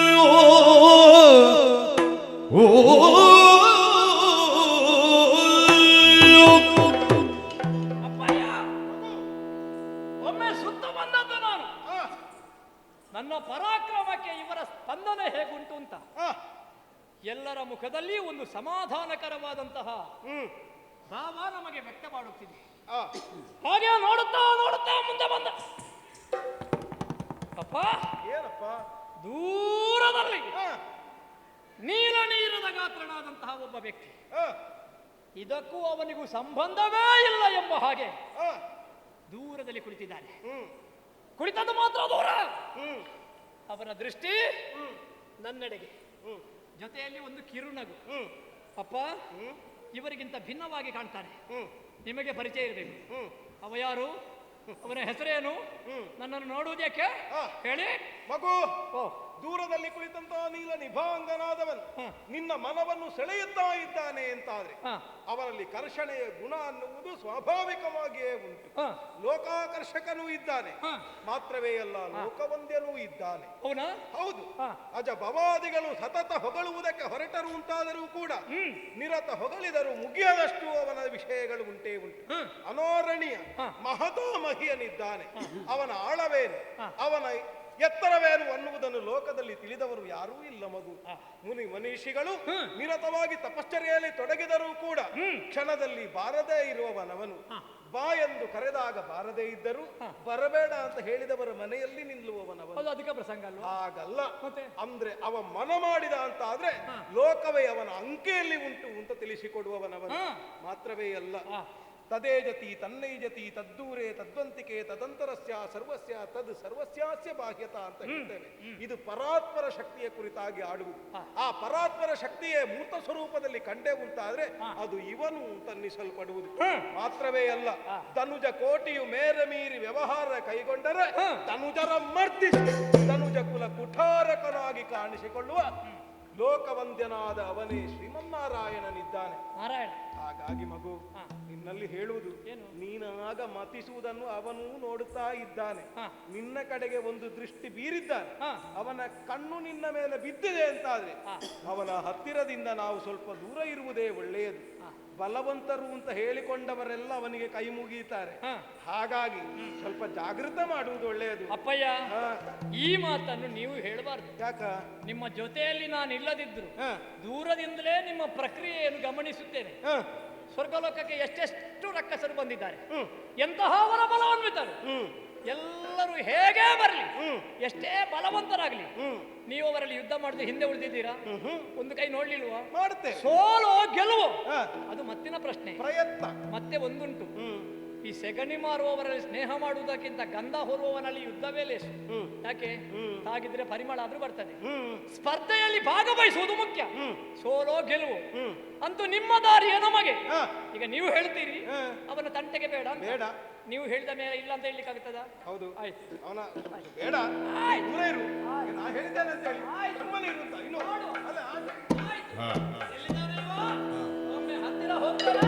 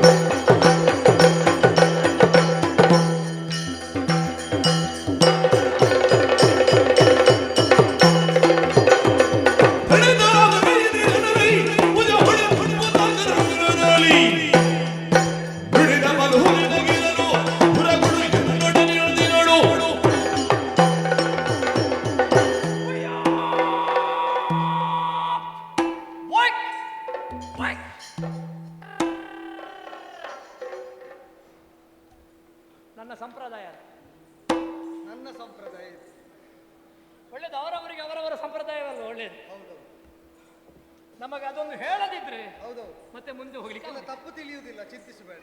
ಪರಂಪರೆ ಬಿಡಬಾರ್ದಲ್ಲ. ಹೌದೌದು, ನನಗಿಂತ ಮೊದಲನವರು ಅದನ್ನೇ ಮಾಡಿದ್ರು, ಹೌದೌದು, ನಾನು ಅದನ್ನು ಅನುಸರಿಸುವುದು. ಉತ್ತರ ದಿಕ್ಕಿನ ಸಮುದ್ರವಿದು, ಸುರಾಸುರರು ಸೇರಿ ಸಮುದ್ರ ಮಥನ ಮಾಡುವಾಗ ಬಂದವ ನಾನು. ಅವರು ಏನು ಮಾಡಿದ್ರು ನಾನು ಒಬ್ಬನೇ ಸಮುದ್ರವನ್ನು ಮತಿಸಿದೆ. ನನ್ನ ಈ ಅಗಾಧವಾದಂತಹ ಶಕ್ತಿ, ನಾ ಮಾಡಿದಂತಹ ಅಪ್ರಮೇಯವಾದ ಸಾಧನೆ, ಇದನ್ನು ಕಂಡು ಎಲ್ಲರೂ ಬೆರಗಾದರು. ಕೆಲವರೆಲ್ಲ ಹೆದರಿ ಹಿಂದೆ ಹೋದರು. ಹಾಗೆ ನೋಡ್ತಾ ನೋಡ್ತಾ ಬಂದು ಹೀಗೆ ನೋಡಿದ್ರೆ ದೂರದಲ್ಲಿ ನೀಲ ನಿಭಾಂಗನಾದಂತಹ ನೀನು, ನಿನ್ನ ಮುಖದಲ್ಲಿ ಭಯವಿಲ್ಲ, ಆತಂಕ ಇಲ್ಲ, ನನ್ನ ಕಡೆಗೆ ದೃಷ್ಟಿ, ಬರೇ ದೃಷ್ಟಿಯ ಜೊತೆಯಲ್ಲಿ ನಗು. ಇದು ಯಾವ ರೀತಿಯ ನಗು ಅಂತ ಗೊತ್ತಾಗಲಿಲ್ಲ. ಹಲವು ರೀತಿಯ ನಗು ಉಂಟಂತೆ. ಎಷ್ಟು ನಗು ನೋಡಿದ್ದಿ? ಮೆಲು ನಗು, ಕಿರು ನಗು, ತಿಳಿ ನಗು, ವಿಜಯದ ನಗು, ಅಟ್ಟಹಾಸದ ನಗು, ತಾತ್ಸಾರದ ನಗು, ಹೀಗೆ ಕೆಲವೆಲ್ಲ ನಗುಗಳುಂಟು. ನೀನು ನೋಡಿದ ಯಾವ ವರ್ಗಕ್ಕೆ ಇದು ಬರ್ತದೆ? ನನಗೆ ಗೊತ್ತಾಗಲಿಲ್ಲ ಅಂತ. ನಿನ್ನದು ತಿಳಿಯ, ಮೆಲುವೋ, ಅಲ್ಲ ತಾತ್ಸಾರವೋ, ಅಲ್ಲ ಸಂತೋಷವೋ. ಎಷ್ಟೋ ಮಂದಿಯನ್ನು ನಾನು ಗಮನಿಸಿದ್ದೇನೆ, ಅವರನ್ನು ನಾನು ತಿಳಿದಿದ್ದೇನೆ. ಆದ್ರೆ ನಿನ್ನದು ಏನಂತಲೇ ಅರ್ಥ ಆಗುದಿಲ್ಲ. ಅದು ಯಾವುದಕ್ಕೂ ನನಗೆ ಆಡುವುದಲ್ಲ, ಆದ್ರಿಂದಲೇ ನಿನಗೆ ಅರ್ಥ ಆಗಲಿ. ಸರಿ, ನಿನ್ನ ಬಗ್ಗೆ ತಿಳಿಬೇಕು ಅಂತ ನನಗೆ ಕುತೂಹಲವಿದೆ. ಹಾಗಾಗಿ ನಿನ್ನ ಪರಿಚಯ ಮಾತ್ರ ಅಲ್ಲ, ನಿನ್ನ ಬಗ್ಗೆ ಕೆಲವರೆಲ್ಲ ಹೇಳಿದರು. ಹಾಗಾಗಿ ನೋಡುವ ಎಂಬ ಹಾಗೆ ಬಂದವ ನಾನು. ಆದ್ದರಿಂದ ನೋಡು, ಉಕ್ಕುತಿಹುದು ಭುಜದ ಶೌರ್ಯ, ಭುಜ ಸ್ಫುರಿಸುತ್ತಿದೆ. ಅದ್ಯಾಕೆ ನನ್ನಲ್ಲಿ ಹೇಳುವುದು? ಬೇರೆ ಯಾರು ಇಲ್ವಲ್ಲ. ಅದಕ್ಕೆ ಹಾಗಾಗಿ ನಿನ್ನಲ್ಲಿ ಒಂದು ಯುದ್ಧವನ್ನು ಮಾಡಬೇಕು. ನಿನ್ನ ಶಕ್ತಿ ಏನು, ಸಾಮರ್ಥ್ಯ ಏನು ಅನ್ನುವುದನ್ನು ಕಾಣಬೇಕನ್ನುವಂತ ಹಂಬಲ ಆದ್ದರಿಂದ ಯುದ್ಧಕ್ಕೆ ಪದ್ಮಾವಲೋಕಗಳು ಕೊಡ್ತಾ ಇದ್ದಾರೆ. ಎದೆಗೆ ಎದೆ, ಮುಷ್ಟಿಗೆ ಮುಷ್ಟಿ, ಭುಜಕ್ಕೆ ಭುಜ, ಮಟ್ಟ ಮಟ್ಟೆ.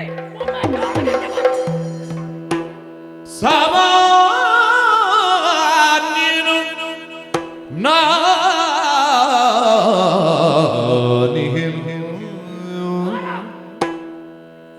ಸುತ್ರಾಮಜನತಿ ಬಲ ನೀನು, ಸುತ್ರಾಮಜನತಿ ಬಲ ನೀನು, ನೀನು ಅಯ್ಯೋ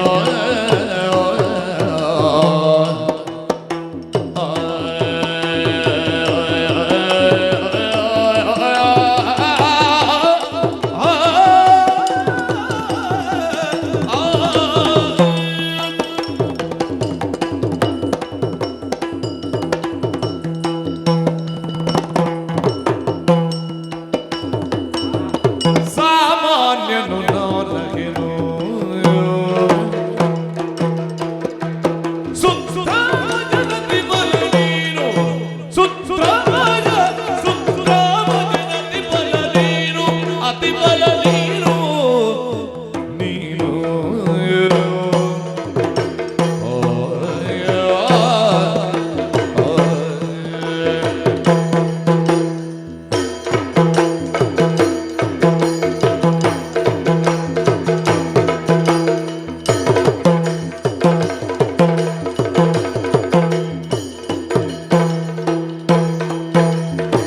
ಭೀಮವಿಕ್ರಮಿ, ಭೀಮವಿಕ್ರಮಿ, ಭೀಮವಿಕ್ರಮಿ ನಿನಗಿದಿರು ಸಂಗ್ರಾಮ ಗ್ರೀವರಾರಿಗರು, ಸಂಗ್ರಾಮ ಗ್ರೀವರಾರಿಗರು, ಭೀಮವಿಕ್ರಮಿ ನಿನಗಿದಿರು ಸಂಗ್ರಾಮ ಗ್ರೀವರಾರಿಗರು.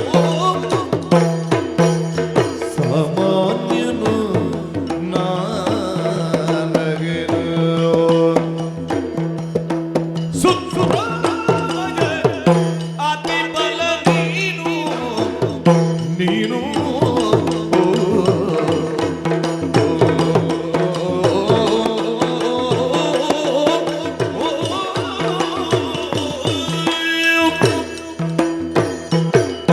ನಾನಿರು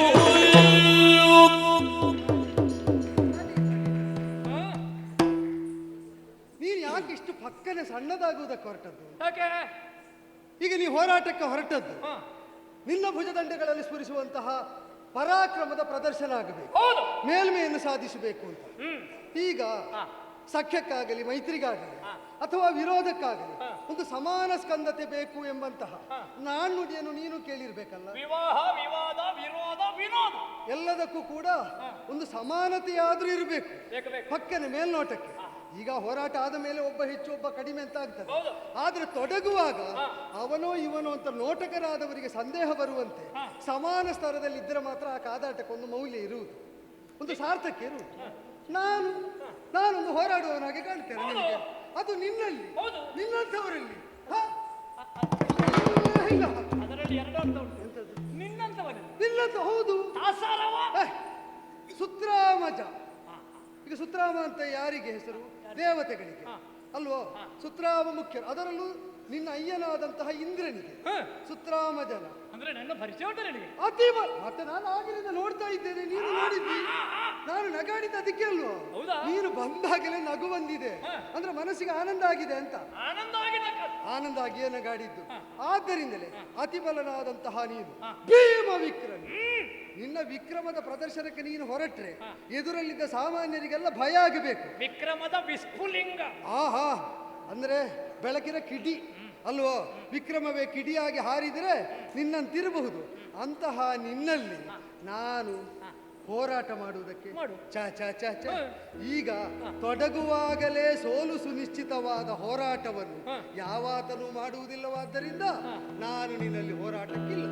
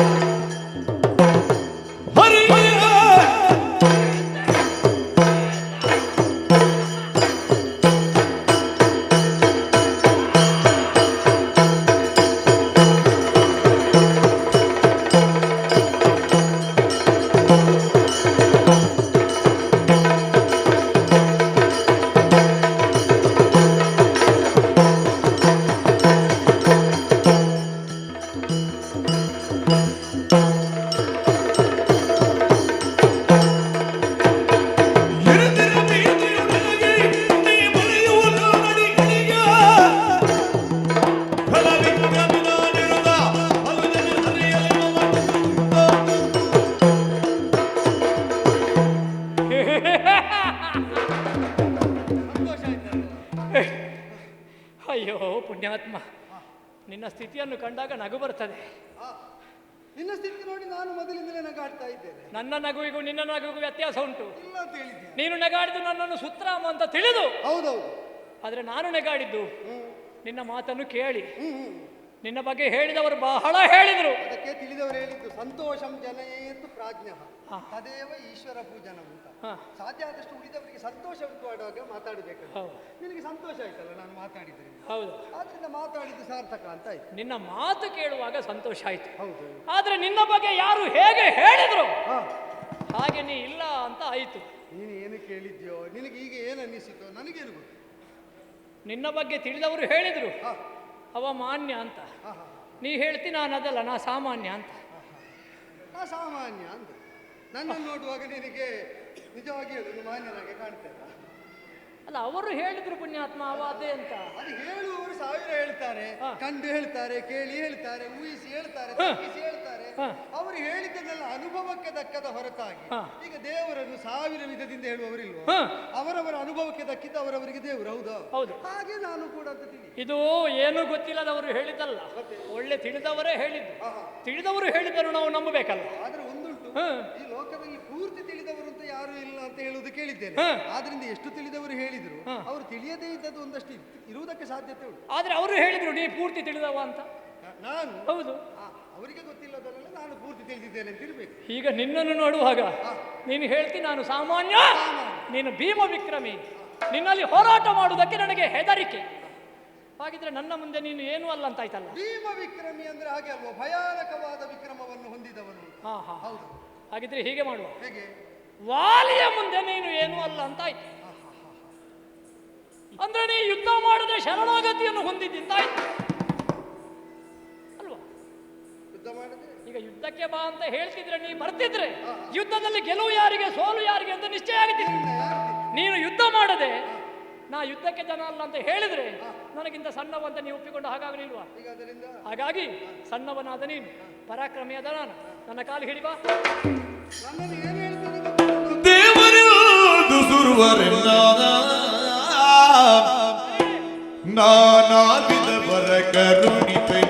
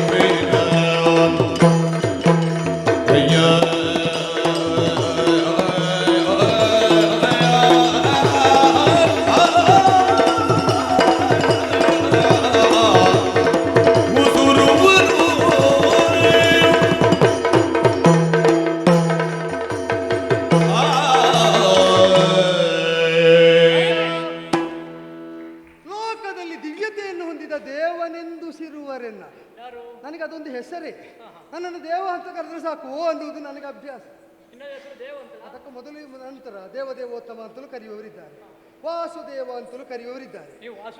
ಹಿಂದೆಯೂ ಮುಂದೆಯೂ ಅಂತೂ ಮಧ್ಯದಲ್ಲ ದೇವ ಎಂಬುದಿರ್ತದೆ. ಆದ್ದರಿಂದಲೇ ದೇವನೆಂದುಸಿರುವರೆನ್ನ. ದೇವ ಅಂತ ಹೇಳಿದ್ರು ಕೆಲವರು, ವಾಸುದೇವ ಅಂತ ಹೇಳಿದ್ರು, ಇನ್ನು ಮುಂದುವರೆದು ವಾಸುದೇವ ರಂಗ ಅಂತ ಹೇಳಿದ್ರು ದೊಡ್ಡ ವಿಷಯ. ಏನು ಬೇಕಾದ್ರೆ ಹೇಳಿ, ಅವ್ರು ಹಾಗೆ ಹೇಳುದು ಯಾಕೆ ಅಂತ ನಾವು ತಿಳಿದ್ರಾಯ್ತು. ಈಗ ಕೆಲವರು ಹೊಗಳುತ್ತಾರೆ, ಈಗ ನಿನಗೆ ಸಿಕ್ಕಿದವರು ಸರ್ವಜ್ಞ ಅಂತ ಹೇಳಿಲ್ವೋ, ಸರ್ವಶಕ್ತ ಅಂತ ಹೇಳಿಲ್ವೋ, ಸರ್ವೋತ್ತಮ ಅಂತ ಹೇಳಿಲ್ವೋ, ಸರ್ವೋತ್ತುಂಗ ಅಂತ ಹೇಳಿಲ್ವೋ. ಅವರು ಹಾಗೆಲ್ಲ ಯಾಕೆ ಹೇಳ್ತಾರೆ ಗೊತ್ತುಂಟೋ? ಅವರಿಗೆ ಬೇಕಾದಾಗ ಬೇಕಾದ್ದು ನಾನು ಕೊಡ್ತೇನೆ. ಈಗ ಹೊಗಳುವುದು ಯಾರು? ಅವರಿಗೆ ಕಾರ್ಯ ಸಾಧನೆ ಆಗುತ್ತದೆ ಇವರಿಂದ ಅಂತ ಗೊತ್ತಿದ್ರೆ ಯಥೇಷ್ಟವಾಗಿ ಅವನಿಗೆ ಪ್ರೀತಿಜನಕವಾದಂತಹ ಹೊಗಳಿಕೆಯನ್ನು ಹೇಳುವಲ್ಲಿ ಯಾರಾದ್ರೂ ಹೇಳ್ತಾರೋ? ಅವರು ಪಡ್ಕೊಂಡು ಹೊಗಳಿದ್ದಲ್ವ? ಆದ್ದರಿಂದಲೇ ಅವರೆಲ್ಲರೂ ನನ್ನಿಂದ ಉಪಕೃತರು ಒಂದರ್ಥದಲ್ಲಿ ನಾನಾ ವಿಧದ ವರವನ್ನು ಕೊಡ್ತಾ ಇದ್ದೇನೆ. ಈಗ ನೀ ಕೋವಿದನಾದದ್ದರಿಂದ ನನಗಿಂತ ಹೆಚ್ಚು ಜ್ಞಾನ ಉಂಟು ನಿನಗೆ. ಆದ್ದರಿಂದ ನಿನಗೇನು ಬೇಕು ಅಂತ ಕೇಳಿದರೆ ಈ ಹೊಡೆದಾಟ ಬಡಿದಾಟ ಇದೆಲ್ಲ ಸುಮ್ಮನೆ ಯಾಕೆ? ನಿನಗಿದ್ದದ್ದು ನನಗಿಲ್ಲ. ಈಗ ನೀನು ವಾಲಿ ಅಲ್ವಾ? ನಿನಗಿದ್ದ ವಾಲ ನನಗುಂಟ ಇಲ್ಲ. ನಿನ್ನ ಮುಖ ಅಲ್ಲ, ಸಾಮಾನ್ಯರು ಹೇಳುದು ಮುಸುಡು ಅಂತ, ಅದು ಕಪಿ ಆದದ್ದರಿಂದ ನಮ್ಮ ಜಾತಿಯಲ್ಲಿ ನಾನೇ ಚಂದ ಆಗಲಿ, ನಾನು ಆಕ್ಷೇಪ ಹೇಳಲಿಲ್ವಲ್ಲ. ಆದರೆ ನಿನಗಿದ್ದ ಚಂದದ ಜಾತಿ ನನಗೂ ಗೊತ್ತಿದ್ದರಿಂದ ಈ ಮುಖದಂತೆ ನನ್ನ ಮುಖವೂ ಇಲ್ಲ. ಆದ್ರಿಂದ ನಿನ್ನಲ್ಲಿದ್ದ ಅನೇಕ ನನ್ನಲ್ಲಿಲ್ಲ. ಆದರೂ ಕೋವಿದನಾದಂತಹ ನೀನು ಬೇಕಾದದ್ದನ್ನು ಕೊಡಬಲ್ಲ ಸಿಕ್ಕಿರುವಾಗ ನಿನಗೇನು ಬೇಕು ಅಂತ ಕೇಳು, ಕೊಟ್ಟು ಮುಗಿಸ್ತೇನೆ. ನಾನು ಕೇಳುದು ನೀನು. ನಿನ್ನ ಬಗ್ಗೆ ಹೊಗಳಿದವರು ಮನಪೂರ್ವಕವಾಗಿ ಹೊಗಳಿದ್ದಲ್ಲ, ನೀನವರಿಗೆ ಬೇಕಾದನ್ನು ಕೊಟ್ಟ ಕಾರಣ ಪಡ್ಕೊಂಡು ನಿನ್ನನ್ನು ಹೊಗಳಿದ್ರು. ಹೇಳಿದನಲ್ಲ. ಹಾಗಿದ್ರೆ ಅವರು ಹೇಳಿದಷ್ಟು ನಿನ್ನಲ್ಲಿ ಇಲ್ಲ ಅಂತ ಇದ್ರೆ, ನನ್ನಲ್ಲಿ ಉಂಟು ಅಂತಾದ್ರೆ ನಿನಗಿಂತ ನಾ ಜ್ಯೇಷ್ಠನಿದ್ದೇನೆ. ಅಲ್ಲ, ಪರಾಕ್ರಮ ನಿನ್ನಲ್ಲುಂಟು, ಹಾಗೆ ಅಂತ ವರ ಕೊಡುವ ಸಾಮರ್ಥ್ಯ ನನ್ನಲ್ಲುಂಟು. ಈಗ ಯುದ್ಧ ಮಾಡಿದ್ರು ಗೆಲ್ಲುವುದು ನಾನೇ ಅಂತ ಆಯ್ತಲ್ಲ, ಅದು ಒಪ್ಪಿದ್ರಲ್ಲ. ಈಗ ಯುದ್ಧದಲ್ಲಿ ನಿನ್ನನ್ನು ನನಗೆ ಗೆಲ್ಲುವುದಕ್ಕಿಲ್ಲ, ಇಲ್ಲ ಇಲ್ಲ, ಗೆಲ್ಲುವುದಕ್ಕಾಗುದಿಲ್ಲ. ಹಾಗಿದ್ರೆ ನೀ ಪರೋಕ್ಷವಾಗಿ ಸೋತವ. ಸೋಲಬೇಕಾದಂತಹ ನೀನು ಗೆಲ್ಲುವ ಅರ್ಹತೆ ಇದ್ದಂತಹ ನನಗೆ ನೀ ಕೊಡುವುದ? ಈಗ ಹಾಗಲ್ಲ. ಈಗ ಒಬ್ಬೊಬ್ಬರಲ್ಲಿ ಭಿನ್ನ ಭಿನ್ನ ಸಾಮರ್ಥ್ಯ ಇರ್ತದೆ. ನಿನ್ನಲ್ಲಿ ಹೋರಾಡುವ ಸಾಮರ್ಥ್ಯ ಇರುವಾಗ ನನ್ನಲ್ಲಿ ಹೊರ ಕೊಡುವ ಸಾಮರ್ಥ್ಯ ಉಂಟು. ಆದ್ದರಿಂದಲೇ ನಿನ್ನದು ನನಗೆ ಬೇಡ, ನನ್ನಿಂದ ನಿನಗೆ ಬೇಕಾದನ್ನು ಪಡೆದರೆ ನಾವೀಗ ಉಳಿದವರು ಪಡೆಯಲೇ. ನಾನು ದೇಹಿಯಿಂದ ಹೇಳುವವಲ್ಲ, ನಮ್ಮದು ಏನಿದ್ರು ಕೊಟ್ಟ ಕೈ. ಏನದು? ಕೊಟ್ಟ ಕೈ. ಇದು ಕೊಟ್ಟ ಕೈ. ನಿಜವಾಗಿ ಇನ್ನು ಕೊಡಲಿಕ್ಕಿರು. ಆ ಕೊಟ್ಟಲ್ಲ, ಬೇಕಾದನ್ನು ಕೊಟ್ಟ. ನಾನು ಅದನ್ನೇ ಕೇಳಿದ್ದು. ನಿನ್ನದು ದ್ವಂದ್ವ ಎಲ್ಲ ಅರ್ಥ ಆಗುತ್ತದೆ. ಇಲ್ಲ ಇಲ್ಲ, ನಾನು ನಿರ್ದ್ವಂದ್ವನು. ಹೌದೌದು. ಮೊದಲು ಕೊಟ್ಟ ಕೈ, ಇನ್ನು ಕೊಡಲಿಕ್ಕಿರುವ ಕೈ. ಹಾಗಾಗಿ ಸಾಮಾನ್ಯನಾದ ನೀನು ಅಸಾಮಾನ್ಯನಾದಂತಹ ನಿನ್ನಲ್ಲಿ ನಾ ಬೇಡುವುದಲ್ಲ. ನಿನಗೇನು ಬೇಕು, ಎಲ್ಲಿ ಬೇಕು, ಹೇಗೆ ಬೇಕು, ಯಾವಾಗ ಬೇಕು, ಎಷ್ಟು ಬೇಕು, ನನ್ನ ಕಾಲು ಹಿಡಿ, ನಾ ಕೊಡ್ತೇನೆ. ಇಲ್ಲ, ನಾನೊಂದು ಹೇಳ, ಹೋರಾಟ ಮಾಡುವಂತ ನೀನು ಹೇಳಿದ ಮಾತನ್ನು ಕೇಳಿ ಆ ಹೋರಾಟಕ್ಕೆ ನಾನು ಎಳೆಸು. ಸುದೀರ್ಘಾವಧಿಗೆ ನಮ್ಮ ಶ್ರಮ ಸಾಗಿ ಆ ಬಳಿಕ ಕೈ ಸಾಲದೆ ಕೈ ಸೋತು ಮತ್ತೆ ನೀ ಕೇಳಿದ್ದನ್ನೆಲ್ಲ ನಾನು ಕೊಡಬೇಕಾಗ್ತದೆ. ಈಗ ಸೋತವರಿಂದ ನೀನೇನಾದ್ರೂ ಅಪೇಕ್ಷಿಸಿದ್ರೆ ನಾ ಕೊಡ್ಬೇಕೋ ಬೇಡ? ಸುಮ್ಮನೆ ಹೋರಾಟ ಬೇಡ, ನೀ ಕೇಳಿದ್ದನ್ನು ಕೊಡುವ ಅಂತ ಹೀಗೆ ಕೇಳಿದ್ದೆ. ನೀನೇ ಕೇಳಿ, ನಾನು ನೀ ಕೇಳು, ಏನು ಬೇಕು ಹೇಳು, ನಾ ಕೊಡ್ತೇನೆ. ಹಾಗಲ್ಲ. ಈಗ ನೋಡು, ನನ್ನನ್ನು ಸೋಲಿಸಿದ ಮೇಲೆ ನೀ ಕೇಳಿದಾಗ ನಾನೆಲ್ಲಿ ಆದ್ರೂ ಕೊಡದಿದ್ರೆ ಹೇಗೂ ನೀನು ಗೆದ್ದಿದ್ದಿ. ನನಗೆ ಹೊಡೆದ ಬಡಿದಾದ್ರೂ ಪಡೆಯುವುದಕ್ಕಾಗ್ತದೆ. ಈಗ ನಾನು ಹೋರಾಡಿದ್ರು ಸೋಲುವವ. ಈಗ ನಾನು ಈಗಲೇ ಕೇಳಿದ್ರೆ, ನಾ ಕೇಳಿದ ಮೇಲೆ ನೀನೇನಾದ್ರೂ ಕೊಡುವುದಿಲ್ಲ ಅಂತ ಹೇಳಿದ್ರೆ ಮತ್ತೆ ಹೊಡಿಲಿಕ್ಕೆ ನನ್ನಲ್ಲಿ ಸಾಮರ್ಥ್ಯ ಉಂಟು? ಅದಕ್ಕೀಗ ಏನಾಗಬೇಕು? ಎಂದು ನಂಬಿಕೆ ಇಲ್ಲದೆ, ಸಾಮರ್ಥ್ಯವೂ ಇಲ್ಲದೆ ನಾನು ಹೇಗೆ ಕೇಳುವುದು? ನಂಬಿಕೆ ಬರಬೇಕು ಅಂತಾದ್ರೆ, ನಂಬಿಕೆ ಬರಬೇಕು ಅಂತಾದ್ರೆ ನಿನ್ನನ್ನು ಹೋರಾಟದಲ್ಲಿ ಸೋಲಿಸಲಿಕ್ಕೆ ಆಗುದಿಲ್ಲ. ಮಾತಿನಲ್ಲಾದರೂ ನೀನೊಂದು ಬದ್ಧನಾಗುತ್ತೀಯ ಅಂತ ನೋಡ್ಲ. ಹೇಗೆ? ನನ್ನ ಕೈ ತಟ್ಟಿ ಭಾಷೆ ಕೊಡಬಲ್ಲೆ? ನನ್ನ ವಿಷಯ ಗೊತ್ತಿಲ್ಲ ನಿನಗೆ.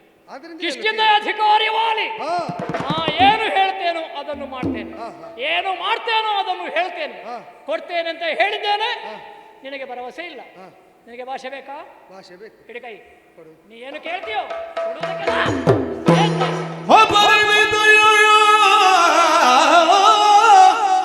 ಶಕ್ತಿಯುತ ಅಪರಿಮಿತ ಶಕ್ತಿಯುತ ಧೈರ್ಯ ಸಾಗಿತೆ ಪೂರ್ಣ ನಿಪುಣ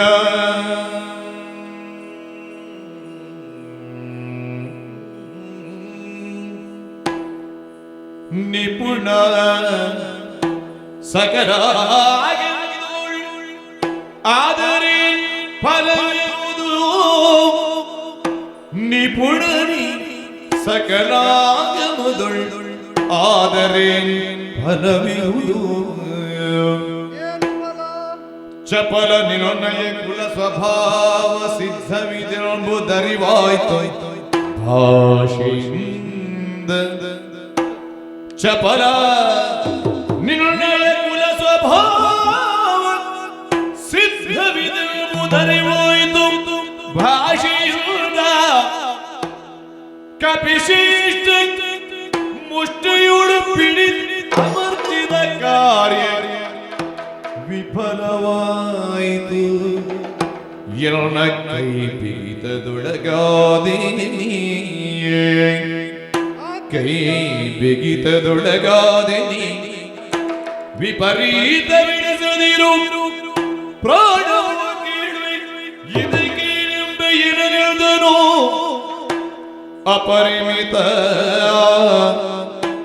ನಿಪುಣನಿ ಶಕ್ತಿಯುತ ಧೈರ್ಯ ಸಾಹಸ ಪೂರ್ಣ ಆ ಆ ಆ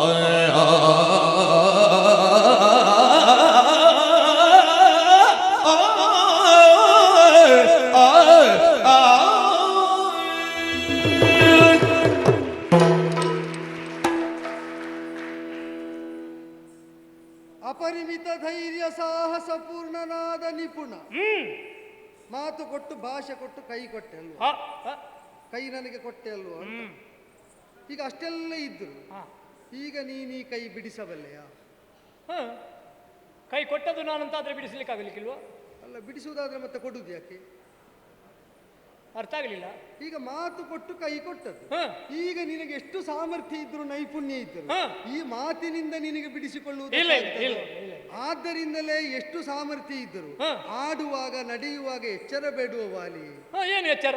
ಹೇಳಿದ್ದನ್ನು ಯೋಚಿಸದೆ ಹಾಗೆ ಆಡಿಬಿಡುವುದು, ಮಾಡುವಂತದ್ದನ್ನು ಚಿಂತಿಸದೆ ಮಾಡುವುದಕ್ಕೆ ಹೊರಡುವುದು.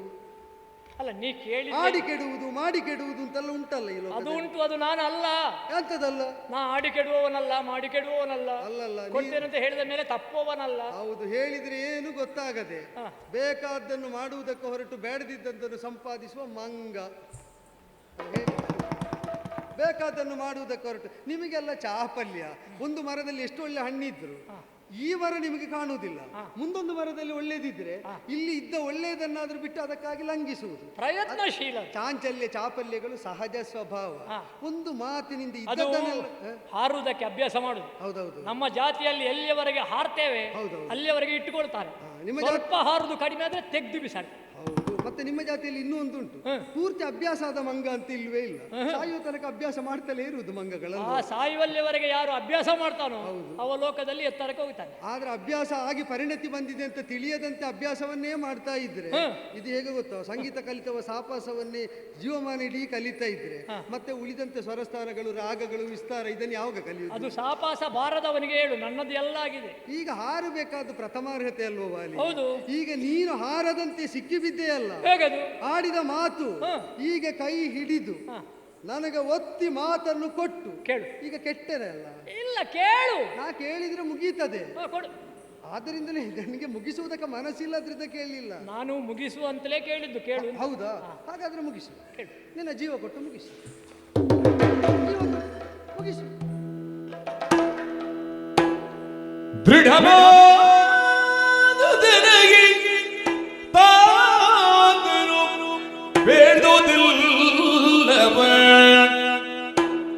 ಕಡೆಗಣಿಸಿದೆ ಮಾತಿನಂದು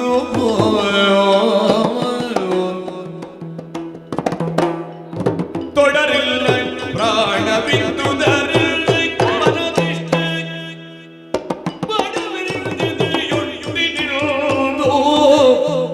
ದೃಢಮಾದು ತೆನಗೆ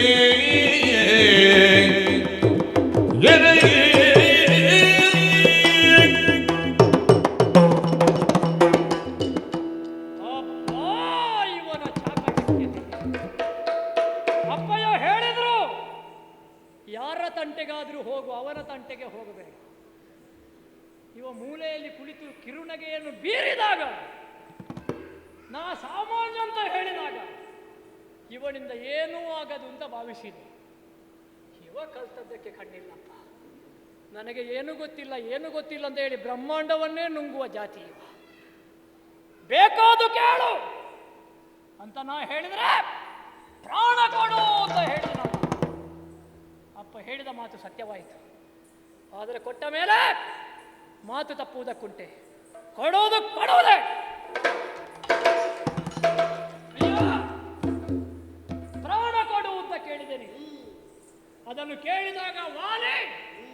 ಹಿಂದೆ ಉಳಿತಾನೆಂತ ಭಾವಿಸಬೇಡ. ಕಾಯ ವಾಚ ಮನಸಾತ್ರಿಕರಣ ಪೂರ್ವಕವಾಗಿ ಭಾಷೆ ಕಟ್ಟದು. ಹಾಗಾಗಿ ನೀ ಕೇಳಿದ ಪ್ರಾಣವನ್ನು ಕೊಡುವುದಕ್ಕೆ ಸಿದ್ಧನಾಗಿದ್ದೇನಾ? ಪಡ್ಕೋ. ಹಾ, ಆಡುವುದಕ್ಕೆ 1000 ಮಾತಾಡಬಹುದು. ಆಡಿದ ಮಾತಿಗೆ ನಿಷ್ಠನಾಗಿ ಬದ್ಧತೆಯಿಂದಲೇ ಅದನ್ನು ಕೊನೆಯುಸಿರಿರುವ ತನಕ ಉಳಿಸಿಕೊಂಡು ಉಸಿರಳಿದರೂ ಕೂಡ ಮಾತಿನ ಉಸಿರು ಅದು ದೃಢವಾಗಿರಬೇಕು ಅಂತ ಹಂಬಲಿಸುವ ನಿನ್ನ ಮಾತುಂಟಲ್ಲ, ಪ್ರಾಣ ಒಪ್ಪಿಸಿದೆಯೋ? ಪ್ರಾಣ ಕೊಟ್ಟರೆ ಎಲ್ಲ ಮುಗಿಯುವುದಿಲ್ವೋ? ಮುಗಿಲಿ, ಮುಗಿದು ಹೋಗಲಿ. ಮಾತು ಬದುಕಿದರೆ ಜೀವ ಹೋದರೂ ಚಿಂತಿಲ್ಲ, ಒಳ್ಳೆಯದೇ. ಹಾಗಾದರೆ ಉಸಿರು ನಿಂತರೂ ಹೆಸರು ಉಳಿಬೇಕು. ಹೆಸರು ಉಳಿಯಬೇಕು ಮಾತ್ರ ಅಲ್ಲ, ಮಾತಿಗೆ ಉಸಿರು ತುಂಬಬೇಕು. ಅಳಿದ ಉಸಿರು ಅದನ್ನು ಬದುಕಿಸ್ತದೆ ಅಂತ ಆದ್ರೆ ಅದು ಸಾರ್ಥಕ ಅಂತ ಆದ್ರೆ ಒಳ್ಳೆಯದಪ್ಪ. ಇಂದ್ರಸೂನುವಾದಂತಹ ನೀನು ಒಳಿತನ್ನು ಕೆಡುಕನ್ನು ಹೊಂದಿ ಕೆಲವೊಮ್ಮೆ ಒಳಿತನ್ನು ಕೆಣಕುವ ಮನಸ್ಸು ಮಾಡುತ್ತಿ. ಹಾಗೆಂತ ನಿನ್ನೊಳಗೆ ಒಳ್ಳೆಯದಿಲ್ಲ ಅಂತಲ್ಲ, ಸತ್ಕರ್ಮ ನಿನ್ನಿಂದ ಬಹಳಷ್ಟು ಇನ್ನು ಮುಂದೆಯೂ ಆಗ್ಲಿಕ್ಕುಂಟು. ಆ ಸತ್ಕರ್ಮಗಳನ್ನು ಆಚರಿಸ್ತಾ ನನಗೆ ಒಪ್ಪಿಸಿದ ಪ್ರಾಣ ನನ್ನದಾಗಿ ನಿನ್ನಲ್ಲಿರ್ತದೆ ಎಂಬ ಅರಿವನ್ನಿರಿಸಿಕೊಂಡು ನೀ ಬದುಕಿನಲ್ಲಿ ಸಾಧಕನಾಗ್ತಾ ಮುನ್ನಡೆ ಪಡೆಯಬೇಕೆಂಬ ಹಂತದಲ್ಲಿ ಬಂದು ಪಡೆಯುತ್ತೇನೆ. ಯಾರು ತಮ್ಮನ್ನು ತಾವು ನನಗೆ ಒಪ್ಪಿಸಿಕೊಂಡಿದ್ದಾರೋ ಅವರನ್ನು ಅಳಿಸಿದ್ರೆ ನಾನೇ ಅಳಿದ ಹಾಗೆ ಅಲ್ವೋ? ಆದರೆ ನೀವು ನನ್ನವರೆಂಬ ಎಚ್ಚರವನ್ನು ನೀವು ಮರೆತಾಗ ಮಾತ್ರ ನೆನಪಿಸುವುದಕ್ಕೆ ನಾನು ಬರಬೇಕಾಗ್ತದೆ. ಆದ್ದರಿಂದ ವಾಲ ಬೆಳೆಸುವಾಗ ಎಚ್ಚರ ಇರಲಿ, ಬೆಳೆಸಬಹುದಾದ ವಾಲದ ಪ್ರಾಣ ಇರುವುದು ನನ್ನ ಕೈಯಲ್ಲಿ ಅಂತ ಸಾಧಕನಾಗೂ ಶ್ರೇಯಸ್ಸನ್ನು ಹೊಂದು. ಶ್ರೀಹರಿ, ಇಲ್ಲಿಯವರೆಗೆ ವಾಲಿಯಾದ ನನ್ನಲ್ಲಿದ್ದದ್ದು ಅಹಂಕಾರ. ನಾನು ಎಂದ ಹಾಗೆ ನಿನ್ನ ಮುಂದೆ ಬೀಗುವುದಕ್ಕೆ ಬಂದೆ. ಈಗ ನೀನು ನನ್ನನ್ನು ಬಾಗಿಸಿದೆ. ಹಾಗಿದ್ರೆ ವಾಲಿಯ ಪ್ರಾಣ ನನ್ನದಲ್ಲ, ನಿನ್ನ ಪ್ರಾಣ. ನಿನ್ನ ಪ್ರಾಣ ನನ್ನದಾಗಿರ್ತದೆ. ಯಾವಾಗ ಯಾವ ರೂಪದಲ್ಲಿ ಬರ್ತೀನಿ ನನಗೆ ಗೊತ್ತಿಲ್ಲ, ಬರುವಾಗ ಕೊಡ್ತೀನಿ. ನನಗೆ ಒಪ್ಪಿಸಿದ ಪ್ರಾಣಕ್ಕೆ ನೀನು ನಿಷ್ಠನಾಗಿದ್ರೆ ಬದುಕಿನಲ್ಲಿ ನಿನಗೆ ಏನೇನು ಸಿಗುತ್ತದೆ ಅಂತ ಇಲ್ಲಿಂದ ಹೊರಡುವಾಗ ಗೊತ್ತಾಗ್ತದೆ. ಒಳ್ಳೆಯದು.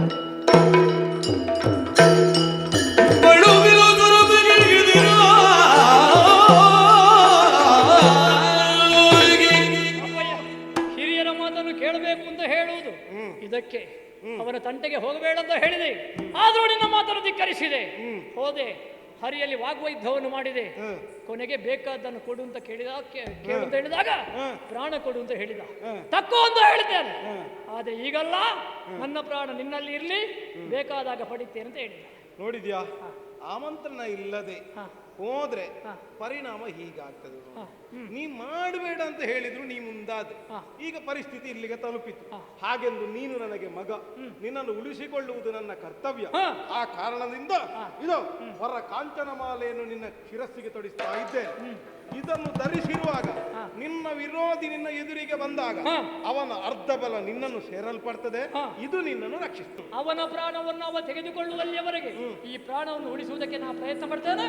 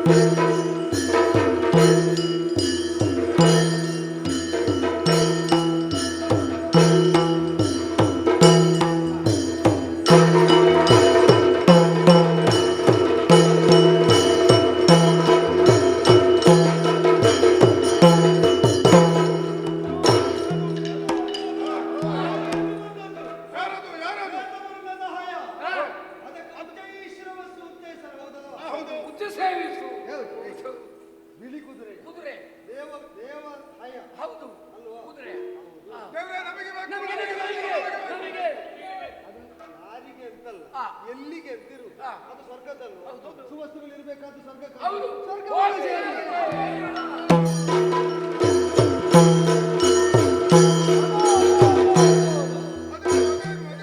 ಚೌದಂತಿಯೇ ಎದ್ದು ಬಂತಲ್ಲ, 4 ದಂತಗಳು.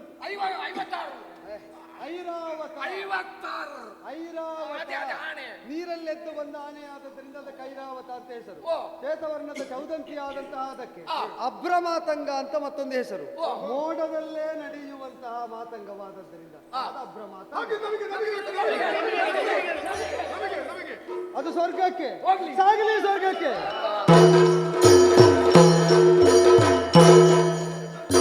ಅದೋ ಅದೋ ಅದೋ ಮಂದಾರ, ಪಾರಿಜಾತ, ಕಲ್ಪವೃಕ್ಷ ಒಟ್ಟಿಗೆ ಎದ್ದು ಬಂತಲ್ಲ. ಹೌದೌದು.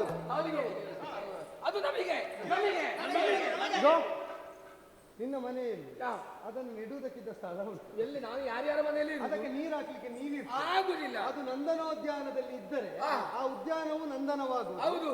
ಇದಕ್ಕೂ ಸುಸ್ಥಳ ನೆಲೆಯಾಗಿ ಸಿಕ್ಕಿದಂತಾಗುವುದು. ಅದೆಲ್ಲವೂ ದೇವೋದ್ಯಾನದಲ್ಲಿ ಇರಬೇಕಾದ್ದು ದೇವಲೋಕಕ್ಕೆ ಸ್ವರ್ಗಕ್ಕೆ ಸೇರಿಕೊಳ್ಳುವುದು. ಅದು ಚೂಡಾಮಣಿ.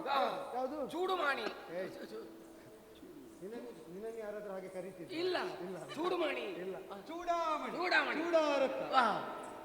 ಅದು ನನಗೆ ಅದೊಂದು ನನಗೆ ಮತ್ತೆ ಚಿಂತಾಮಣಿ ಉಂಟು. ಆ. ಚಿಂತಿಸಿದ್ದನ್ನು ಕೊಡುವುದಕ್ಕೆ, ಓ. ತಲೆಯಲ್ಲಿ ಹೊರುವುದಕ್ಕಿದ್ದದ್ದು. ಆ. ಅದೆರಡು ಕೂಡ ಜೊತೆ ಜೊತೆಯಾಗಿ ಬಂದಿದೆ. ಹೌದು. ಅದು ದೇವ ಸಂಪದದ, ದೇವ ಸಂಪದ. ಸ್ವರ್ಗ ಸಂಪದದ ನಿದರ್ಶನವಾದದ್ದರಿಂದ ಆ. ಸ್ವರ್ಗ. ಅದೇ ಸ್ವರ್ಗ.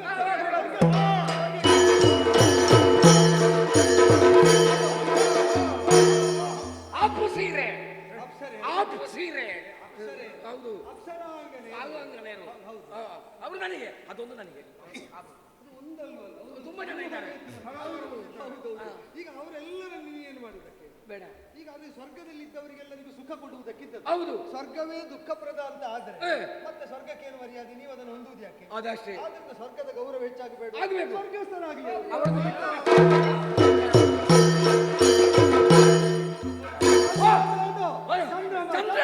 ಚಂದ್ರ ಬಂದ.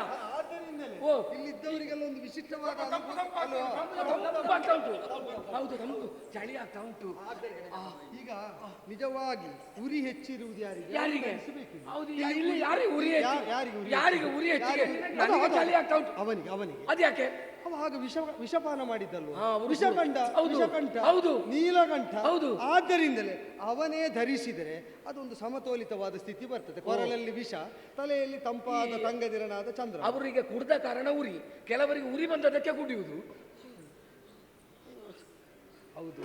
ಈಗ ಎಲ್ಲರೂ ಕುಡಿದದ್ದಕ್ಕೆ ಇದು ಸಿಕ್ಕುವುದಿಲ್ಲ, ಯಾವ ಸಿಕ್ಕುವುದಿಲ್ಲ. ಸಿಕ್ಕುವುದಿಲ್ಲ. ಆದ್ದರಿಂದ ಲೋಕದ ಉರಿ ಕಡಿಮೆ ಮಾಡುವುದಕ್ಕೆ ಕುಡಿದು ಉಳಿಸಿಕೊಂಡ ಅವನಿಗೆ ಬೆಳಗುವುದಕ್ಕಾಗಿ ಅವನ ಶಿರದಲ್ಲಿ ವಿರಾಜಿತವಾಗಿ ಚಂದ್ರನೇ ಇರಲಿ. ಅದೋ ಅದೋ ಅದೋ, ನೋಡಿದ್ಯೋ ನೋಡಿದ್ಯೋ.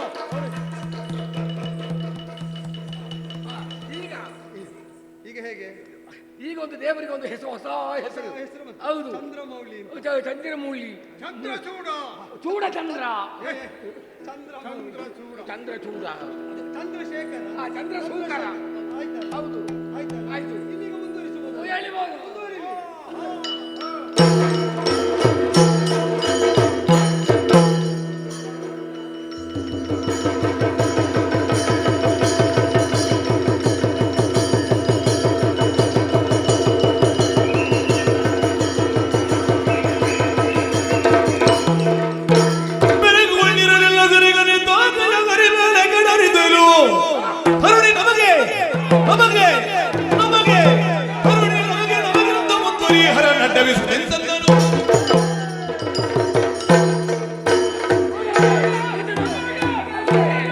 ಸಾಗು ಸಿರುಗಿ ಮೊಳೆಗೆ ಸಂವಾದ ಈಕೆಯ ತುಡುಕೆ ಲೋಪಕುಟ ಪವಾದ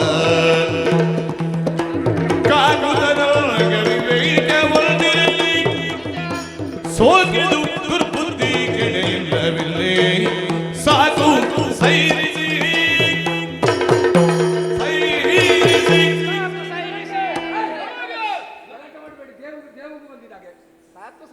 ಅಂತ ಹೇಳಿದೆ. ಯಾಕಂತ ಹೇಳಿದ್ರೆ ಮತನ ಸಮಯದಲ್ಲಿ ಉದಿಸಿ ಬಂದವಳು ಯಾರಂತ ನೋಡಿದ್ರೆ ನಿಮ್ಮ ಈ ಅಹಂಕಾರಕ್ಕೆ ಮಾತ್ರ ಅಲ್ಲ, ನಿಮ್ಮೊಳಗೆ ದ್ವಂದ್ವಾರ್ಥ ಬೇಡ ಎಂಬುದಾಗಿ ಅವಳೇ ಎದ್ದು ಬಂದವಳಿದ್ದಾಳೆ. ಆದರೆ ಇಲ್ಲಿ ಒಂದು ಮಾತು, ಬಂದಂತಹ ಇವಳನ್ನು ನನಗೆ ಬೇಕು ಎಂಬ ಹಾಗೆ ತಾವು ತರ್ಕಿಸ್ತಾ ಇದ್ದೀರಿ. ಆದರೆ ಅವಳೇ ನಿಮ್ಮನ್ನು ಯಾರು ಅಂತ ನಿರ್ಧರಿಸಿದ್ರೆ ಅದಕ್ಕೊಂದು ಮಹತ್ವ ಇದೆ. ಸ್ವಯಂವರ ಅಂತ ಮಾಡುವ, ಸಾಯುವವರ ಸ್ವಯಂವರ ಅಲ್ವೇ? ಅದಕ್ಕಾಗಿ ಶ್ರೀಮುಖದಿಂದಲೇ ಉದಿಸಿದ ಕಾರಣ ಲಕ್ಷ್ಮಿ ಎಂಬುದಾಗಿ ನಾಮಾಂಕಿತ ಅವಳಿಗೆ. ಶ್ರೀ ಎಂಬುದೇ ಸುಲಕ್ಷಣವಾದಂತಹ ವಿಚಾರ. ಅದಕ್ಕಾಗಿ ಅವಳ ಕೈಗೆ ಹೂಮಾಲೆಯೊಂದನ್ನು ನಾನು ನೀಡುತ್ತಾ ಇದ್ದೇನೆ. ಅವಳಿಗೆ ಯಾರು ಇಷ್ಟವೋ ಅವಳನ್ನೇ ಅವಳು ವಹಿಸಲಿ. ಹಾಗೆ ಎನ್ನಗೂಡಲಿ ಎನ್ನಗೂಡಲಿ ಇವಳು ಬರದಲಿ ಎಲ್ಲ ನೋಡಲಿ ಇವಳು ಬರದಲಿ ಕಣ್ಣ ತಿರುಗವನ್ನ ತನ್ನ ಕಣ್ಣ ನೋಟದಿಂದ ಸೆಳೆವಾಳ್ ಕಣ್ಣ ತಿರುಗವನ್ನ ತನ್ನ ಕಣ್ಣ ನೋಟದಿಂದ ಸೆಳೆವಾಳ್ ಸ್ವರ್ಣಗಾತಿಯು ಮೋಹದ ಗೆಲುವೆಯು ಸ್ವರ್ಣಗಾತಿಯು ಮೋಹದ ಗೆಲುವೆಯು ಎಂದ ನೋಡಲಿ ಇವಳು ಎಂದ ನೋಡಲಿ ಕಣ್ಣ ತಿರುಗವನ್ನ ಕಣ್ಣ ನೋಟದಿಂದ ಸೆಳೆವಾಳ್ ನೋಡಲಿ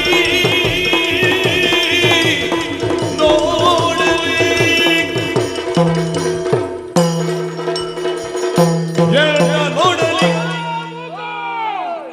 ನಿನ್ನ ಅಪ್ಪ ಮೂಕ ಎಲ್ಲಿ ಬೇಕಾದ್ರೂ ಮೂಕ ಅಂತ ಹೇಳು ಹೆಣ್ಣು ಮಕ್ಕಳಿದ್ರೆ ಮಾತ್ರ ಮೂಕ ಅಂತ ಹೇಳ್ಬೇಡ. ಯಾಕೆ? ನನ್ನ ಗುಟ್ಟು ಗೊತ್ತಾಗ್ತದಲ್ಲ. ನೀನು ಎದ್ದದ್ದು ಯಾಕ? ಹೇಳುವುದಕ್ಕೆ ಕಾರಣ ಉಂಟು. ಅವಳು ನನ್ನನ್ನೇ ನೋಡ್ತಾ ಇದ್ದಾಳೆ, ನಾನು ಅವಳನ್ನೇ ನೋಡ್ತಾ ಇದ್ದೇನೆ. ಅವಳನ್ನು ನನಗೆ ಮದುವೆಯಾಗಬೇಕು. ನಿನ್ನ ಈ ಮುಖಕ್ಕೆ ಅವಳು ಮದುವೆ ಆಗುದಾ? ಮತ್ತೆ ಯಾಕೆ ಮದುವೆ ಆಗುದು ಬೇಕಲ್ಲ? ಹರಕ್ಕೆ ಹೇಳ್ತೇನೆ ನಾನು. ಈಗ ಹರಿಕೆ ಹೇಳಿ ಆದ್ರೂ ಮದುವೆ ಆಗ್ಬೇಕು. ಮದುವೆ ಆಗಲೇಬೇಕು ನನಗೆ. ಯಾರಿಗೆ ಹರಿಕೆ ಹೇಳ್ತಿ? ಭೂಲೋಕದಲ್ಲಿ ಕಣ್ಣಿಗೆ ಕಾಣುವ ದೇವರು ಯಾರು? ಬ್ರಾಹ್ಮಣರು. ದೇವರಾಣೆ ಹೌದು. ಹೌದಲ್ವಾ? ಹೌದು. ಅವರು ಎಷ್ಟು ಮಂದಿ? 1000 ಮಂದಿಯನ್ನು ಕರೆತರುವುದು, ಕುಳ್ಳಿರಿಸುವುದು ಸಾಲಾಗಿ. ಕುಳ್ಳಿರಿಸುವುದು ಮಾತ್ರವಲ್ಲ, ಅವರಿಗೆ ಬೇಕಾದಷ್ಟು ಪೂರಿ ಭೋಜನ. ಒಂದು ಸಮಸ್ಯೆ ಆಯ್ತಾರೆ ಈಗ. ಏನು? 1000 ಮಂದಿಗೆ ಪೂರಿ ಸಾಕಾಗದಿದ್ರೆ ಚಪಾತಿ ಮಾಡಿಸ್ತೀಯ? ಪೂರಿ ಭೋಜನ. ಪೂರಿ ಭೋಜನ. ಹೌದು. ಆಮೇಲೆ ಅಷ್ಟು ಮಾತ್ರವಲ್ಲ, ಕೈ ತುಂಬ ದಕ್ಷಿಣೆ. ಬ್ರಾಹ್ಮಣರಿಗೆ ಊಟ ಹಾಕಿದ್ರೆ ಸಾಕಾಗುದಿಲ್ಲ, ತೃಪ್ತಿ ಪಡುವುದಕ್ಕೆ ದಕ್ಷಿಣೆ ಕೊಡಬೇಕು. ಅಷ್ಟು ಸಾಕಾಗುವುದಿಲ್ಲ. ಮತ್ತೆ ಭೂದಾನ, ಭೂದಾನ, ಗೋದಾನ, ಎಣ್ಣೆದಾನ. ಇಷ್ಟು ಮಾಡ್ತೀಯಾ? ಮಾಡ್ತೇನೆ. ಇಲ್ಲಿ ಬಾ. ಏನು ಇಷ್ಟೆಲ್ಲ ಹರಿ ಕೇಳಿದ್ಯಲ್ಲ? ಬ್ರಾಹ್ಮಣರಿಗೆ 1000 ಮಂದಿ ಬ್ರಾಹ್ಮಣರಿಗೆ ಊಟ ಹಾಕಿಸುದ? ನಾ ಕೊಡಿಸ್ತೇನೆ. ಸತ್ಯ ಹೇಳು. ಏನು? ನಿನ್ನ ಮನೆಯಲ್ಲಿ ಒಲೆಗೆ ಬೆಂಕಿ ಹಾಕದೆ ಎಷ್ಟು ದಿವಸ ಆಯ್ತಾ ಮಗನೇ? ಅದೊಂದು 4-5 ವರ್ಷ ಆಯ್ತು. ಇವನಿಗೆ ಊಟಕ್ಕೆ ಗತಿ ಇಲ್ಲ ಅಂತ ಹೇಳಿ ಯಾವಾಗಲೂ ಬಲಿಯಣ್ಣನ ಮನೆಗೆ ಹೋಗುದು. ಬಲಿಯಣ್ಣನ ಮನೆಯಲ್ಲಿ ಇಲ್ಲಂತ ಆಗುವಾಗ ನನ್ನ ಮನೆಗೆ ಬರುದು. ನಮಗೆ ಅಲ್ಲಿ ವ್ಯವಸ್ಥೆ ಇರುವಾಗ ಮತ್ತೆ ಯಾಕೆ ಮನೆಯಲ್ಲಿ ಬೆಂಕಿ ಹಾಕಬೇಕು? ಬೆಂಕಿ ಹಾಕುವುದು ಮತ್ತೆಂತದ್ದು? ದಕ್ಷಿಣೆ ಕೊಡುದು. ದಕ್ಷಿಣೆ. ಗೋದಾನ, ಗೋದಾನ, ಭೂದಾನ. ಭೂದಾನ. ನಿನ್ನಲ್ಲಿ ಬೇಕಾದಷ್ಟು ಭೂಮಿ ಉಂಟಾ? ಭೂಮಿ ನನ್ನಲ್ಲಿ ಬೇಕಾದಷ್ಟು ಉಂಟು. ಅವನಿಗೆ ಬೇಕಾದೆಲ್ಲ ವ್ಯವಸ್ಥೆ ನಾನು ಮಾಡ್ತೇನೆ. ಹೌದಾ? ಇವರ ಮುಖ ನಿನ್ನ ಅಪ್ಪ ಮುಖ. ಹಾಗಲ್ಲ, ನೀನು ನಾನು ಮದುವೆ ಆಗ್ಬೇಕು. ಯಾಕೆ? ನಿನ್ನ ಹರಿ ಕೇಳ್ತೀಯಾ? ನಾನು ಹರಕೆ ಹೇಳ್ತೇನೆ. ಯಾರಿಗೆ? ನಮ್ಮ ದೇವರು. ಯಾರು? ಕಾಳಿಕಾಮಾತೆ. ಕಾಳಿಕಾಂಬ. ನನ್ನನ್ನು ಸೇರಿಸಿ ಹರಕೆ ಒಟ್ಟಿಗೆ. ಕಾಳಿಕಾಂಬ ದೇವಿ. ಅವರಿಗೆ ನಾನು ಹರಕೆ ಹೇಳ್ತೇನೆ. ಏನು ಅಂತ? ಹೇಗೆ? ಬಲಿ ಕೊಡ್ತೇನೆ. ಯಾರನ್ನು? ಯಾರನ್ನು ಬಲಿ ಕೊಡುದು? ಇನ್ನೇನಲ್ಲ, ಮತ್ತೆ ಕೋಣಗಳ ಬಲಿ. ಒಂದಲ್ಲ, ಒಂದೇ, ಎರಡಲ್ಲ, ಅಲ್ಲ, 3 ಅಲ್ಲ, 10,000 ಕೋಣಗಳನ್ನು ಬಲಿ ಕೊಡುದು. ಬಲಿ ಕೊಡ್ತೇನೆ. ಇಷ್ಟು ಮಾಡ್ತೇನೆ. ಎಲ್ಲರೂ ಕಿವಿ ಕೊಟ್ಟು ಕೇಳಿ. ನಾಳೆಯಿಂದ ನಿಮ್ಮ ಕೋಣಗಳನ್ನು ಗುಡ್ಡೆಗೆ ಬಿಡಬೇಡಿ ಆಯ್ತಾ? ಇವ ಕದ್ದುಕೊಂಡು ಹೋಗ್ತಾನೆ. ಇವನಲ್ಲಿ ಒಂದು ಕೋಣವೂ ಇಲ್ಲ. ನನ್ನಲ್ಲಿ ಇಲ್ಲದಿದ್ರೇನು, ಬಲಿಯಣ್ಣನಲ್ಲಿ ಉಂಟಲ್ವಾ? ಅಲ್ಲಿಂದ ಮತ್ತೆ ಅಷ್ಟೇ ಅಷ್ಟೇ ಅಷ್ಟು ಸಾಕಾಗ್ತದೆ. ಈಗ ನಿಮ್ಮನ್ನು ಮದುವೆ ಆಗುದಿಲ್ಲ. ಯಾಕೆ? ನಾನು ಹರಿಕೆ ಹೇಳ್ತೇನೆ. ಹೌದು. ನೋಡುವ, ನೀನು ಏನು ಕೊಡ್ತಿ ನೋಡ್ತೀನಿ. ಯಾರಿಗೆ? ಯಾರಿಗೆ? ಗಣಪತಿ. ಗಣಪತಿ, ಗಣಪತಿ ನಾವು ಸ್ತುತಿ ಮಾಡಿದ್ದು ಮೊದಲು. ಗಣಪತಿ ದೊಡ್ಡ ಹೊಟ್ಟೆ. ಗಣಪತಿ, ಗಣಪತಿ ಸ್ತುತಿ. ಅವರಿಗೆ ಹರಿಕೆ ಹೇಳ್ತೇನೆ. ಏನು? ಒಂದು ತೆಂಗಿನಕಾಯಿ ನೇರ ಬಲ್ಯಣ್ಣನ ಮನೆಗೆ ಹೋಗುದು. ಸಾಲವಾಗಿ ಒಂದು ತೆಂಗಿನಕಾಯಿ ಕೇಳುವುದು. ಸಾಲವಾಗಿ. ಸಾಲವಾಗಿ. ಅದ್ಯಾಕೆ ಸಾಲವಾಗಿ? ಹಾಗೆ ಕೇಳಿದ್ರೆ ಕೊಡುದಿಲ್ಲ, ದೊಡ್ಡ ಪಿಟ್ಟಾಸ ಮನುಷ್ಯ. ಸಾಲವಾಗಿ ಸಾಲ ಕೇಳಿದ್ರೆ ಪುನಃ ತಿರುಗಿಸಿ ಕೊಡ್ತೇವೆ ಅಂತ ಗೊತ್ತುಂಟು ಅವರಿಗೆ. ಒಂದು ತೆಂಗಿನಕಾಯಿಯನ್ನು ಇಟ್ಕೊಂಡು ಬರುದು. ನನ್ನ ತಲೆಗೆ ಮೂಗು ಸುತ್ತಾಕುದು, ಹುಡುಗಿಯ ತಲೆಗೆ ಮೂಗು ಸುತ್ತಾಕುದು. 6 ಸುತ್ತಾದ್ರೆ ಕಂಕಣ ಬಲ ಕೂಡಿ ಬರ್ತದೆ ಅಂತ ಜೋಯಿಸರು ಹೇಳಿದ್ದಾರೆ. ಅದನ್ನು ಗಣಪತಿ ದೇವರ ಸೊಂಡಿಲಿಗೆ ಹಿಡಿಯುವುದು. ಹಿಡಿಯುವುದು ಮಾತ್ರ, ಹೊಡಿಲಿಕ್ಕಿಲ್ಲ. ಈಗ ಓಡಿದ್ರೆ ಗಣಪತಿ ದೇವರು ತಿಂತಾರ? ಹಣ್ಣು ಕಾಯಿ ಮಾಡಬೇಕು. ಹಣ್ಣು ಕಾಯಿ ಮಾಡಿದ್ರೆ ಗಣಪತಿ ದೇವರು ತಿನ್ನುವುದಿಲ್ಲಲ್ಲ. ತಿಂತಾರೆ ಅಂತಾದ್ರೆ ಇವರೆಲ್ಲ ದೇವಸ್ಥಾನಕ್ಕೆ ಹೋಗುವಾಗ ಹಣ್ಣು ಕಾಯಿ ಇಟ್ಕೊಂಡು ಹೋಗ್ತಾರ? ಹಾಗೆ ಹಣ್ಣು ಕಾಯಿ ಮಾಡಿ ಈ ಹುಡುಗಿಯನ್ನು ನಾನೇ ಮದುವೆ ಆಗ್ತೇನೆ. ನನ್ನ ಕೊರಳಿಗೆ ಮಾಲೆ ಆಗ್ತೇನೆ. ಬಂದು ಕಂಡಳು ಸಭೆಯ ಸುರರ ಸುರತತಿಯ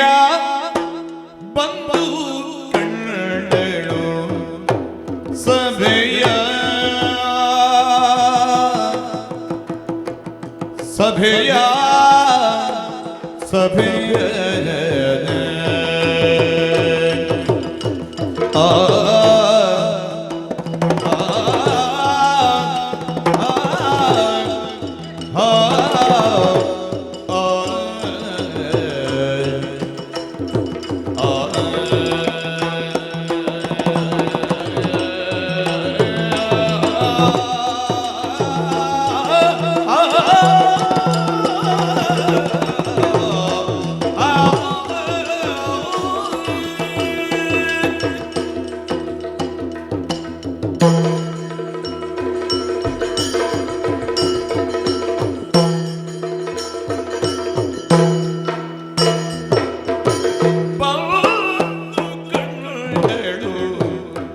ಸಭೆಯ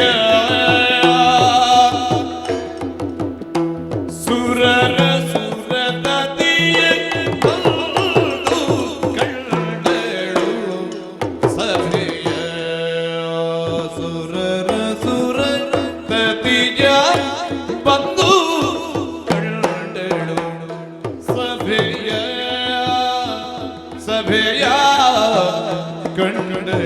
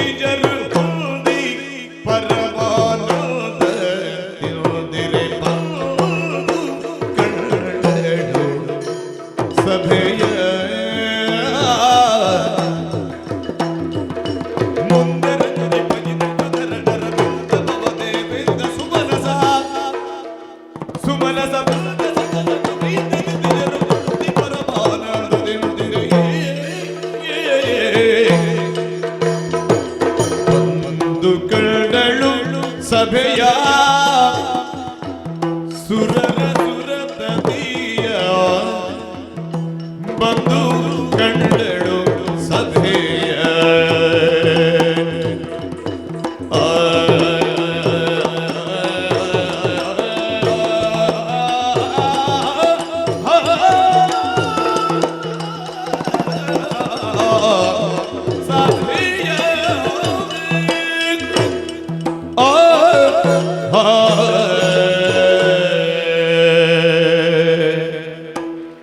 ಶರದಿಯನ್ನು ಬಂಧಿಸುವ ಕಾಲಕ್ಕೆ ಉದಿಸಿ ಬಂದವಳು ನಾನು. ಉದಿಸಿ ಬಂದ ಕಾಲದಲ್ಲಿ ನೆರೆದಿರುವಂತಹ ಜನಸ್ತೋಮವು ಹರ್ಷೋದ್ಗಾರದಿಂದ ನನ್ನನ್ನು ಸ್ವಾಗತಿಸಿದ್ದು ಮಾತ್ರವಲ್ಲದೆ ನಾನಾ ರೀತಿಯಲ್ಲಿ ಉಪಚರಿಸಿದರು, ಶೃಂಗರಿಸಿದರು. ದೇವಕನ್ಯೆಯರು ಎಲ್ಲರೂ ಒಂದಾಗಿ ಅಭಿಷೇಚನವನ್ನ ಮಾಡಿ ಸ್ವರ್ಣಾಭರಣಗಳಿಂದ ನನ್ನನ್ನು ಶೃಂಗಾರಗೊಳಿಸಿ ಸಿದ್ಧಗೊಳಿಸಿದ್ದಾರೆ. ಪರಮೇಶ್ವರನಾದರೂ ಕೈಯಲ್ಲಿ ಸುಮಮಾಲಿಕೆಯೇನೇ ಇತ್ತು. ಲಕ್ಷ್ಮೀ, ನೀನು ಮದುವೆಯಾಗಬೇಕಾಗಿರುವಂತಹ ವರನನ್ನು ನೀನೇ ಆಯ್ಕೆ ಮಾಡಿಕೊ ಎನ್ನುವ ಹಾಗೆ ಅಭಿಪ್ರಾಯವನ್ನು ಹೊಂದಿದ್ದಾನೆ.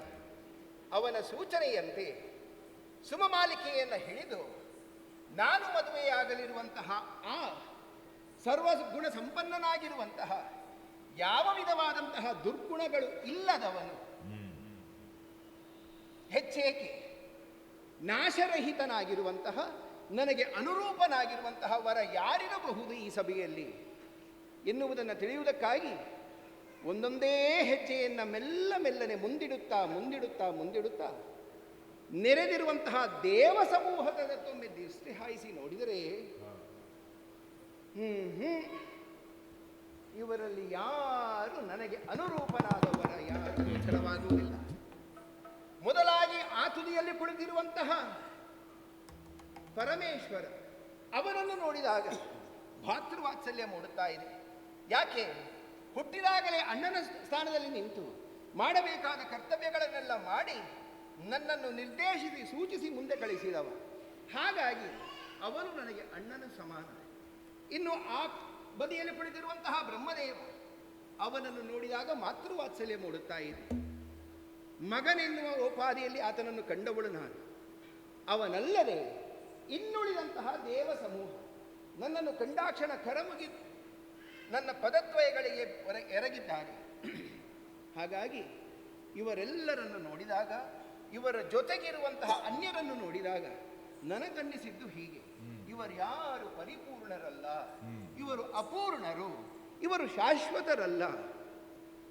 ಕಾರಣ ಕೇಳುವುದಿದ್ದರೆ ನೋಡಿ ನೋಡಿ, ಈ ಸಮೂಹದಲ್ಲಿ ಕೆಲವರು ತಪಸ್ಸಿನಿಂದ ಮೇಲೆನಿಸಿಕೊಂಡವರಿದ್ದಾರೆ, ಆದರೆ ಅವರು ಯಾರು ಕೋಪವನ್ನು ಜಯಿಸಿದವರಲ್ಲವಲ್ಲ. ಇನ್ನು ಕೆಲವರು ವಿದ್ಯೆಯಿಂದ ಮೇಲೆನಿಸಿಕೊಂಡವರಿದ್ದಾರೆ. ಹಾಗೆಂದು ಅವರೆಲ್ಲರೂ ಸ್ವಪ್ರಯೋಜನಾಪೇಕ್ಷಕರಾಗಿ ವ್ಯವಹರಿಸುತ್ತಾ ಇದ್ದಾರೆ. ಯಾವ ಜ್ಞಾನವೇ ಆಗಲಿ ಸ್ವಂತದ್ದಾದಂತಹ ಸ್ವಾರ್ಥವನ್ನು ಇರಿಸಿಕೊಂಡು ನಾವು ಗ್ರಹಿಸಿಕೊಂಡೆವು ಅಂತಾದರೆ ಅದು ಪರಮಜ್ಞಾನವಾಗುವುದಿಲ್ವಂತಲ್ಲ. ಹಾಗಾದರೆ ಅವರೂ ಅಲ್ಲ ಅಂತಾಯಿತು. ಇನ್ನು ಕೆಲವರು ಐಶ್ವರ್ಯದಿಂದ ಸುಪ್ರಸಿದ್ಧಿಯನ್ನು ಪಡೆದವರಿದ್ದಾರೆ. ಅವರ ವಿಷಯವಾಗಿ ಸರಿಯಾಗಿ ಆಲೋಚಿಸಿ ನೋಡಿದರೆ ಅವರು ಸಂಪಾದಿಸಿಕೊಂಡಿರುವಂತಹ ಐಶ್ವರ್ಯ ಅವರದ್ದೇ. ಪರಮ ಪುರುಷೋತ್ತಮನೆನಿಸಿಕೊಂಡಂತಹ ಆ ವ್ಯಕ್ತಿಯ ಕೇವಲ ಸಂಕಲ್ಪದಿಂದಲಾಗಿ ಮಾತ್ರ ಉದಿಸಿ ಬಂದಂತಹ ಐಶ್ವರ್ಯವಿದು. ಇವರ ಸ್ವಂತ ದುಡಿಮೆಯಲ್ಲ. ಅಲ್ಲವೇ ಈ ಐಶ್ವರ್ಯ ಶಾಶ್ವತವೂ ಅಲ್ಲ, ಸ್ಥಿರವೂ ಅಲ್ಲ. ಹಾಗಾಗಿ ಅವರನ್ನು ಪರಿಗಣಿಸದೆ ಮುಂದೆ ಸಾಗಿದಾಗ ಕಂಡದ್ದು ಏನು? ಓಹೋ ಹೋ ಹೋ, ಚಿರಂಜೀವಿಗಳಾದವರು ಅನೇಕ ಮಂದಿಗಳಿದ್ದಾರೆ. ಆದರೆ ಏನು ಮಾಡೋಣ ಹೇಳಿ? ಇವರಾರನ್ನು ನಾನು ಪರಿಗಣಿಸಲಾರೆ. ಯಾಕೆಂತ ಹೇಳಿದರೆ ಅವರದ್ದಾದಂತಹ ನಡೆಯಲ್ಲಿ ನುಡಿಯಲ್ಲಿ ಒಂದಿಷ್ಟು ನಿರ್ದಿಷ್ಟವಾದದ್ದು ನಾನು ಕಂಡನಿಲ್ಲ. ಇನ್ನು ಸತ್ಯಶೀಲವಂತರೂ ಇದ್ದಾರೆ. ಹಾಗಂತ ಅವರ ವ್ಯವಹಾರದಲ್ಲಿಯೂ ನಾನು ನ್ಯೂನ್ಯತೆಯನ್ನು ಕಂಡಿದ್ದೇನೆ. ಓ, ಅಲ್ಲಿ ಧರ್ಮಸ್ವರೂಪರಾದವರು ಅನೇಕ ಮಂದಿಗಳು ಕುಳಿತಿದ್ದಾರೆ. ಆದರೆ ಏನು ಮಾಡೋಣ, ಅವರಾರಿಗೂ ಪ್ರಾಣಿಗಳ ಮೇಲೆ ಕಿಂಚಿತ್ತು ದಯೆ ಎನ್ನುವುದಿಲ್ಲ. ಹಾಗಾಗಿ ಒಬ್ಬೊಬ್ಬರಲ್ಲಿ ಒಂದೊಂದು ರೀತಿಯದ್ದಾದಂತಹ ದೋಷವು ಗೋಚರವಾಗುತ್ತಾ ಇದೆ. ದೇವ ಸಮೂಹವನ್ನೆಲ್ಲ ಪರಿಗಣಿಸಿ ನನ್ನ ಅಭಿಪ್ರಾಯವನ್ನು ವ್ಯಕ್ತಪಡಿಸಿದೆ ಅಂತ ಆದರೆ ಮತ್ತೊಂದು ಕಡೆಯಲ್ಲಿ ಅಸುರರು ಕುಳಿತಿದ್ದಾರೆ. ಇವರನ್ನು ಕಂಡಾಕ್ಷಣ ನನಗೆ ಯಾವ ಭಾವನೆಯೂ ಹುಟ್ಟುವುದಿಲ್ಲ. ಕಾರಣ ಏನು ಅಂತ ಹೇಳಿದ್ರೆ, ಪರಿಗಿಸುವುದ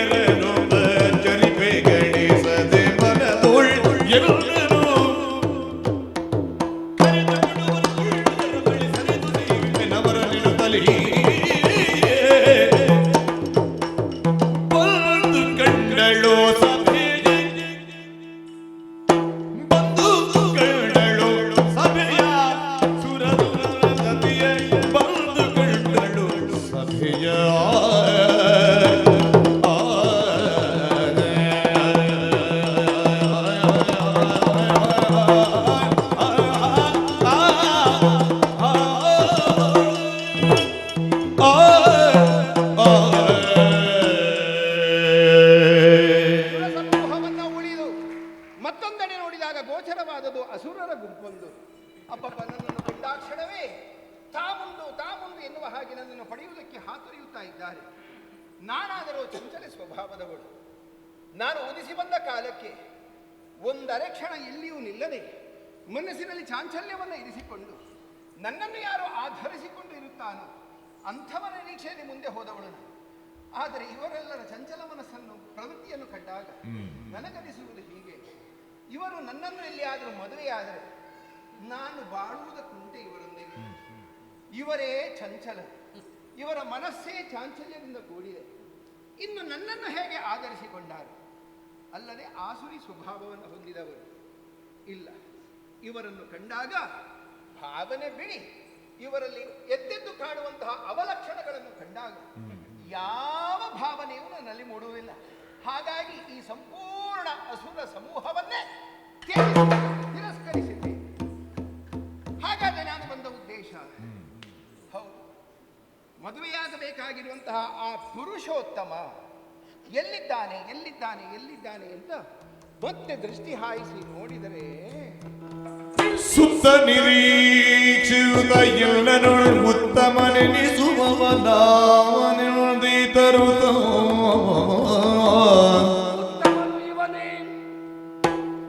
ಚಿತ್ತ ಜಪಿತ ನಿದ್ದೆಡೆಗೋ ಚಿತ್ತ ಜಪಿತ ನಿದ್ದೆಡೆಗೋ ಭಕ್ತಯಳು ಮಾಲೆ ಮಣಿಯುತ್ತನೆ ಒದಡೋ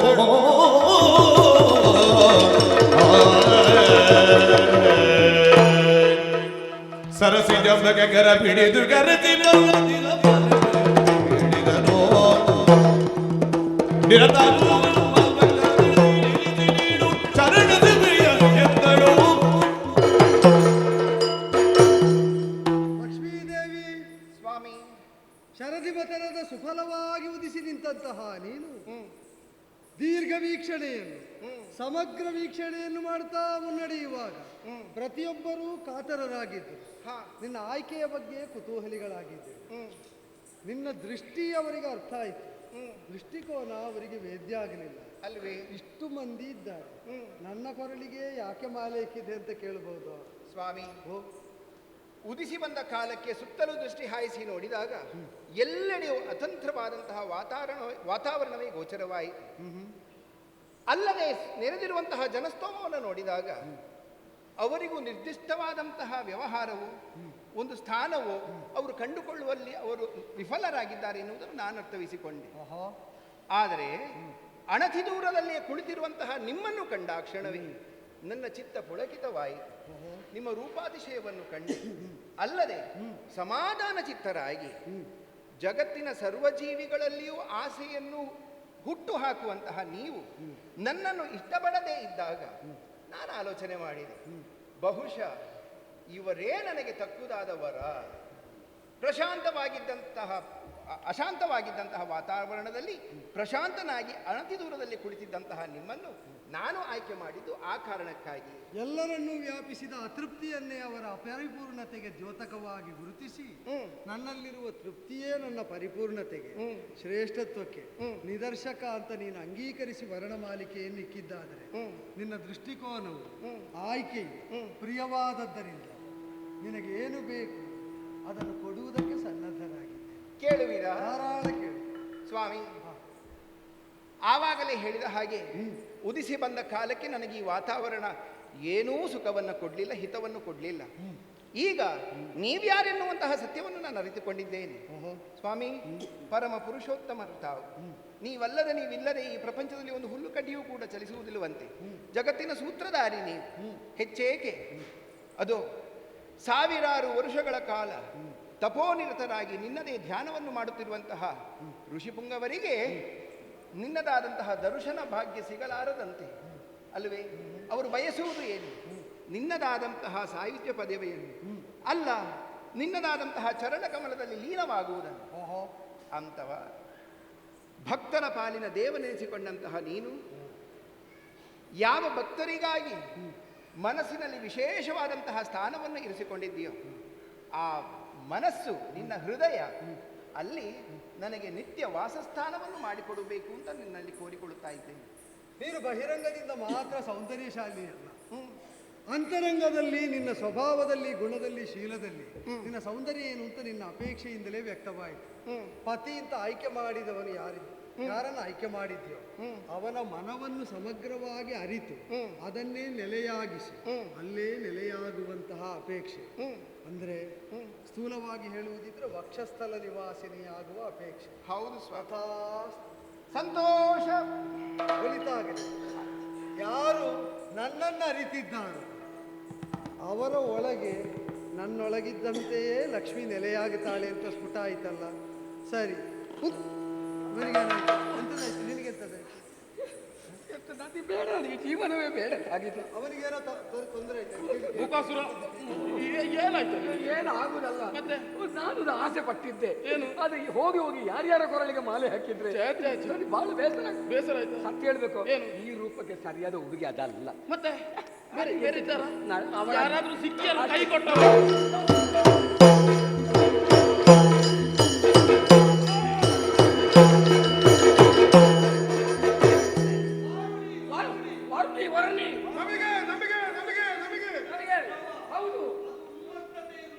ನಮಗೆ ಸ್ವಲ್ಪ ಬೇಕದೀಗ, ಏನು ಕೂಡುದಿಲ್ಲ ಈಗ ಬಂದದ್ದು.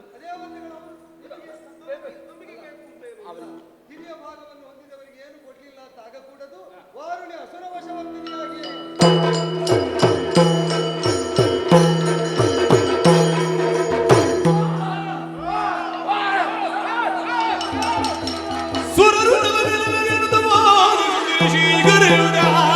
ಇದಕ್ಕೊಂದು ಪ್ರಾಯವನ್ನು ವಿರಚಿಸುವೆನಾನೇನೋ ಪತಿಸುವಂತಹ ಸಂದರ್ಭದಲ್ಲಿ ಬಂದದ್ದು ಇದೇನು?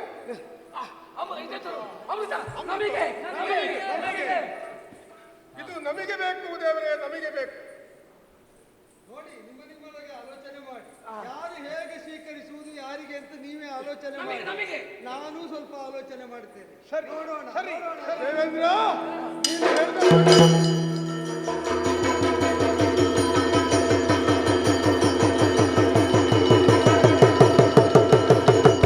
ಕಾಣುತ್ತ ಕಡಲ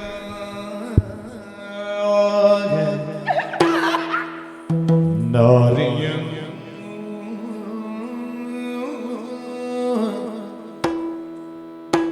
ಲೋಚನೆ ಸಾರಸರೋಚನೆ ನಾರಿ ಶಿರೋರನ್ನೇ ಸರೋಜನಿ ನಾರಿ ಶಿರೋರನ್ನೇ ವೈಯಾರಿ ಸುಗುಣ ಪೂರ್ಣೆ ಗುಣ ಪೂರ್ಣೆ ಆ ಆ ಆ ಆ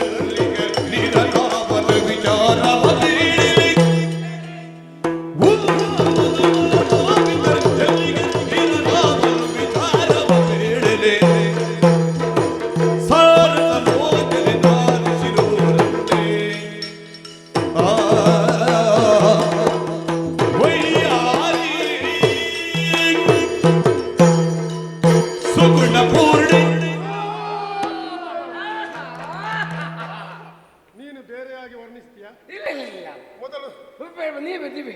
ಓ ಹೆಣ್ಣೆ, ಓ ಎಣ್ಣೆ, ಹೆಣ್ಣೆ ಅಲ್ವಾ? ಎಣ್ಣೆ, ಓ ಹೆಣ್ಣೆ, ಎಣ್ಣೆ, ಓ ಕುಂದರವದನೆ, ಓ ಕುಂದಾಪುರ ಬದನೆ, ಕುಂದಾಪುರ ಬದನೆ, ಕುಂದಾಪುರ ಬದನೆ ಅಲ್ಲೇನು? ಹಾ. ಓ ಕುಂದರವದನೆ, ಓ ಕೋಸುಮಲ ಗಾತ್ರೆ, ಕೋಮಲಗಾತ್ರ, ಕೋಮಲ ಗಾತ್ರೆ, ಓ ಬಿಸಲೆ ಕಂಡಿನಿ, ಸಜಾಕ್ಷಿ ಓ ಕರ್ಮು ಕಂಡಿನಿ ಕಂಬು ಕಂಟಿನಿ ಕಂಡಿನಿ ಯಾವುದು ಸರಿಯಾಗುವುದಿಲ್ಲ.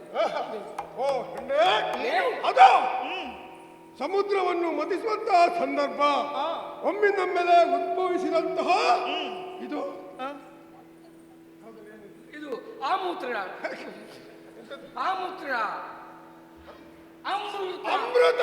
ಅದೇ ಇದನ್ನು ಬಡಿಸುವುದಕ್ಕೆ ಯಾರಿದ್ದಾರೆ ಯಾರಿದ್ದಾರೆ ಯಾರಿದ್ದಾರೆ ಯಾರಿದ್ದಾರೆ ಎಂಬ ಹಾಗೆ ನಮ್ಮೊಳಗೆ ತರ್ಕಿಸ್ತಾ ಇದ್ದೆವು. ಆ ವೇಳೆಗೆ ನೀನು ಪ್ರತ್ಯಕ್ಷನಾಗಿದ್ದಿ. ನಿನ್ನ ಪರಿಚಯ ನಮಗಿಲ್ಲ, ಆದ್ರೆ ನಾವು ನೋಡು ಶೂರರಿದ್ದೇವೆ, ಪರಾಕ್ರಮಿಗಳಿದ್ದೇವೆ. ಹಾಗಿರುವಾಗ ನೀನು ಬಂದವಳು ಯಾರು, ಅಪ್ಪ ಯಾರು, ಅಮ್ಮ ಯಾರು, ಎಲ್ಲವೂ ಊರೆಲ್ಲಿ, ಸವಿಸ್ತರವಾಗಿ ಹೇಳುವೆಯ? ನನ್ನ ಪರಿಚಯ. ನಾವು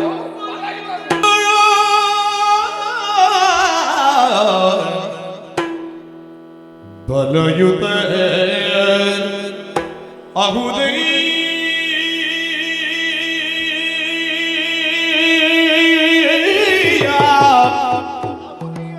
ಅಹುದೈಯ ಬಲಯುತ ರಹುದೈಯ ಅಯ್ಯ ಬಲಯುತ ಬಲಯುತ ಬಲಯುತ ರಹುದೈ ಅಹುದೈಯ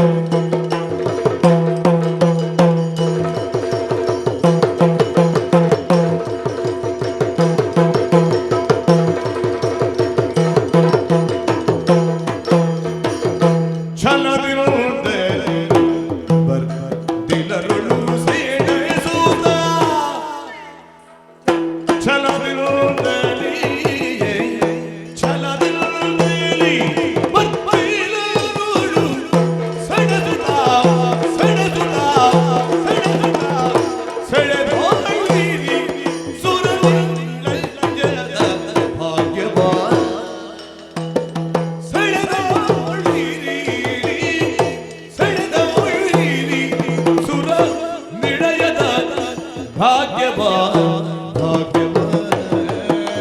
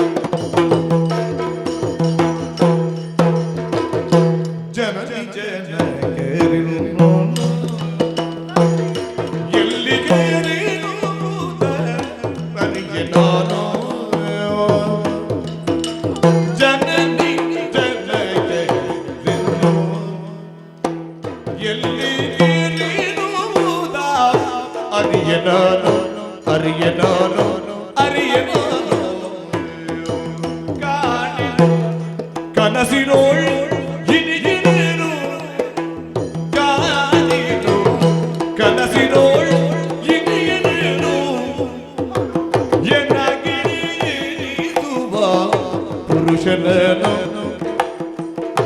ಎನಗಿಣಿಸುವ ಪುರುಷನನು ಕಾಣೆನು ಕಾಣೆನು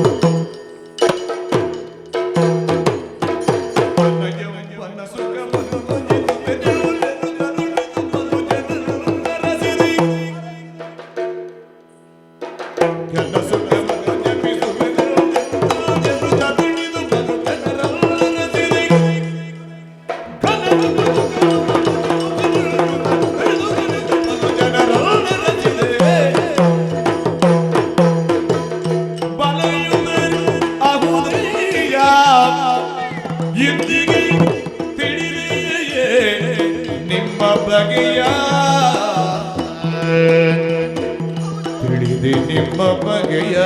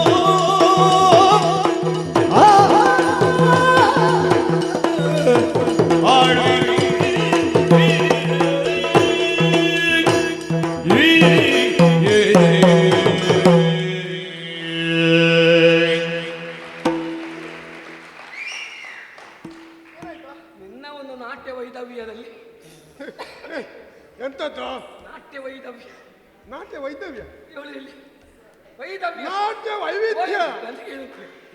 ನಾಟ್ಯ ವೈಭವ ಹೌದು ಆಶ್ಚರ್ಯವನ್ನು ಕಾಣುತ್ತಾ ಇದ್ದೇನೆ ಹಾ. ಪರಮಾಶ್ಚರ್ಯ ಏನು ನಾ ಸರಿಯಾಗಿ ದೃಷ್ಟಿ ಹಾಯಿಸಿ ನೋಡಿ ಎಂದಾದ್ರೆ ಹಾ. ಅಬ್ಬಬ್ಬಬ್ಬಬ್ಬಬ್ಬ. ಏನು ನೀವು ಬಲಯುತರು ಹೌದಯ್ಯ ಅವನು ನಮ್ಮ ರಟ್ಟೆ ಫಲಯುತರು ನಾವು ನಿನ್ನ ರಟ್ಟೆ ನನ್ನ ಹೊಟ್ಟೆ ಅವನ ಹೊಟ್ಟೆ ಹೌದು, ಹೌದು. ಅವನ ಹೊಟ್ಟೆ ಹೌದು, ನನ್ನ ರಟ್ಟೆ ನಿನ್ನ ಮುಖ ಮುಖ ನಿನ್ನ ಮೂಗು ಅವನ ಕಾಲು ಹಾ, ಹಾ. ನಿನ್ನ ಕೈ ಅವನ ಸೊಂಟ ಅದೇಗೆ ಅದು ನನ್ನ ನಿನ್ನ ಸೊಂಟ. ಕೈಗೆ ನನ್ನ ಸೊಂಟ ಹೇಗ ಅಲ್ಲಲ್ಲಿ ಒಳ್ಳೆ ಒಬ್ಬರಿಗಿಂತ ಚಂದ ಅಂತ. ಹಾಗೆ ಹೌದು ಪರಾಕ್ರಮ ಎನ್ನುವುದು ಎದ್ದು ಕಾಣುತ್ತಾ ಇದೆ ಹೌದು. ಪ್ರತ್ಯೇಕವಾಗಿ ಹೇಳಬೇಕಂತಹ ಅಗತ್ಯವೇ ಇಲ್ಲ ನಾನು ಕೇಳಿಬಲ್ಲೆ ಹಾ. ಬರ್ತಿಲರು ಬರ್ತಿಲರು ಇವರು ಬರ್ದಿಟ್ಟಿದ್ದಾರಾ? ಬರ್ತಿಲರು ದೇವತೆಗಳು ಹೌದು ಸುರರು ಹೌದು. ಈ ಕಾಲಕ್ಕೆ ನಿಮ್ಮಲ್ಲಿ ಸೋತಿದ್ದಾರಂತೆ ಹೌದು, ಹೌದಂತೆ. ನೋಡ್ಲಿಕ್ಕಾಗುದಿಲ್ಲ ಪಾಪ ಪಾಪ. ಮುಖ ಎಲ್ಲ ಮಾಡಿ ಅಲ್ಲಿ ಯಾವಾಗ ಎಷ್ಟು ಹೊತ್ತಾಯ್ತು ಎಷ್ಟು ಹೊತ್ತಾಯ್ತು ಕಟ್ಟಿ ಮುಗಿಸಿಲ್ಲ. ಮುಖವೇ ಮಾಡಿ ಹೋಗಿದೆ ಪಾಪ. ನೆಲನೋಟಕರಾಗಿದ್ದಾರೆ ಹೌದು. ನಾನು ಯಾರೇನುವ ಹಾಗೆ ಕೇಳುತ್ತಾ ಇದ್ದೀನಿ ಹಾ.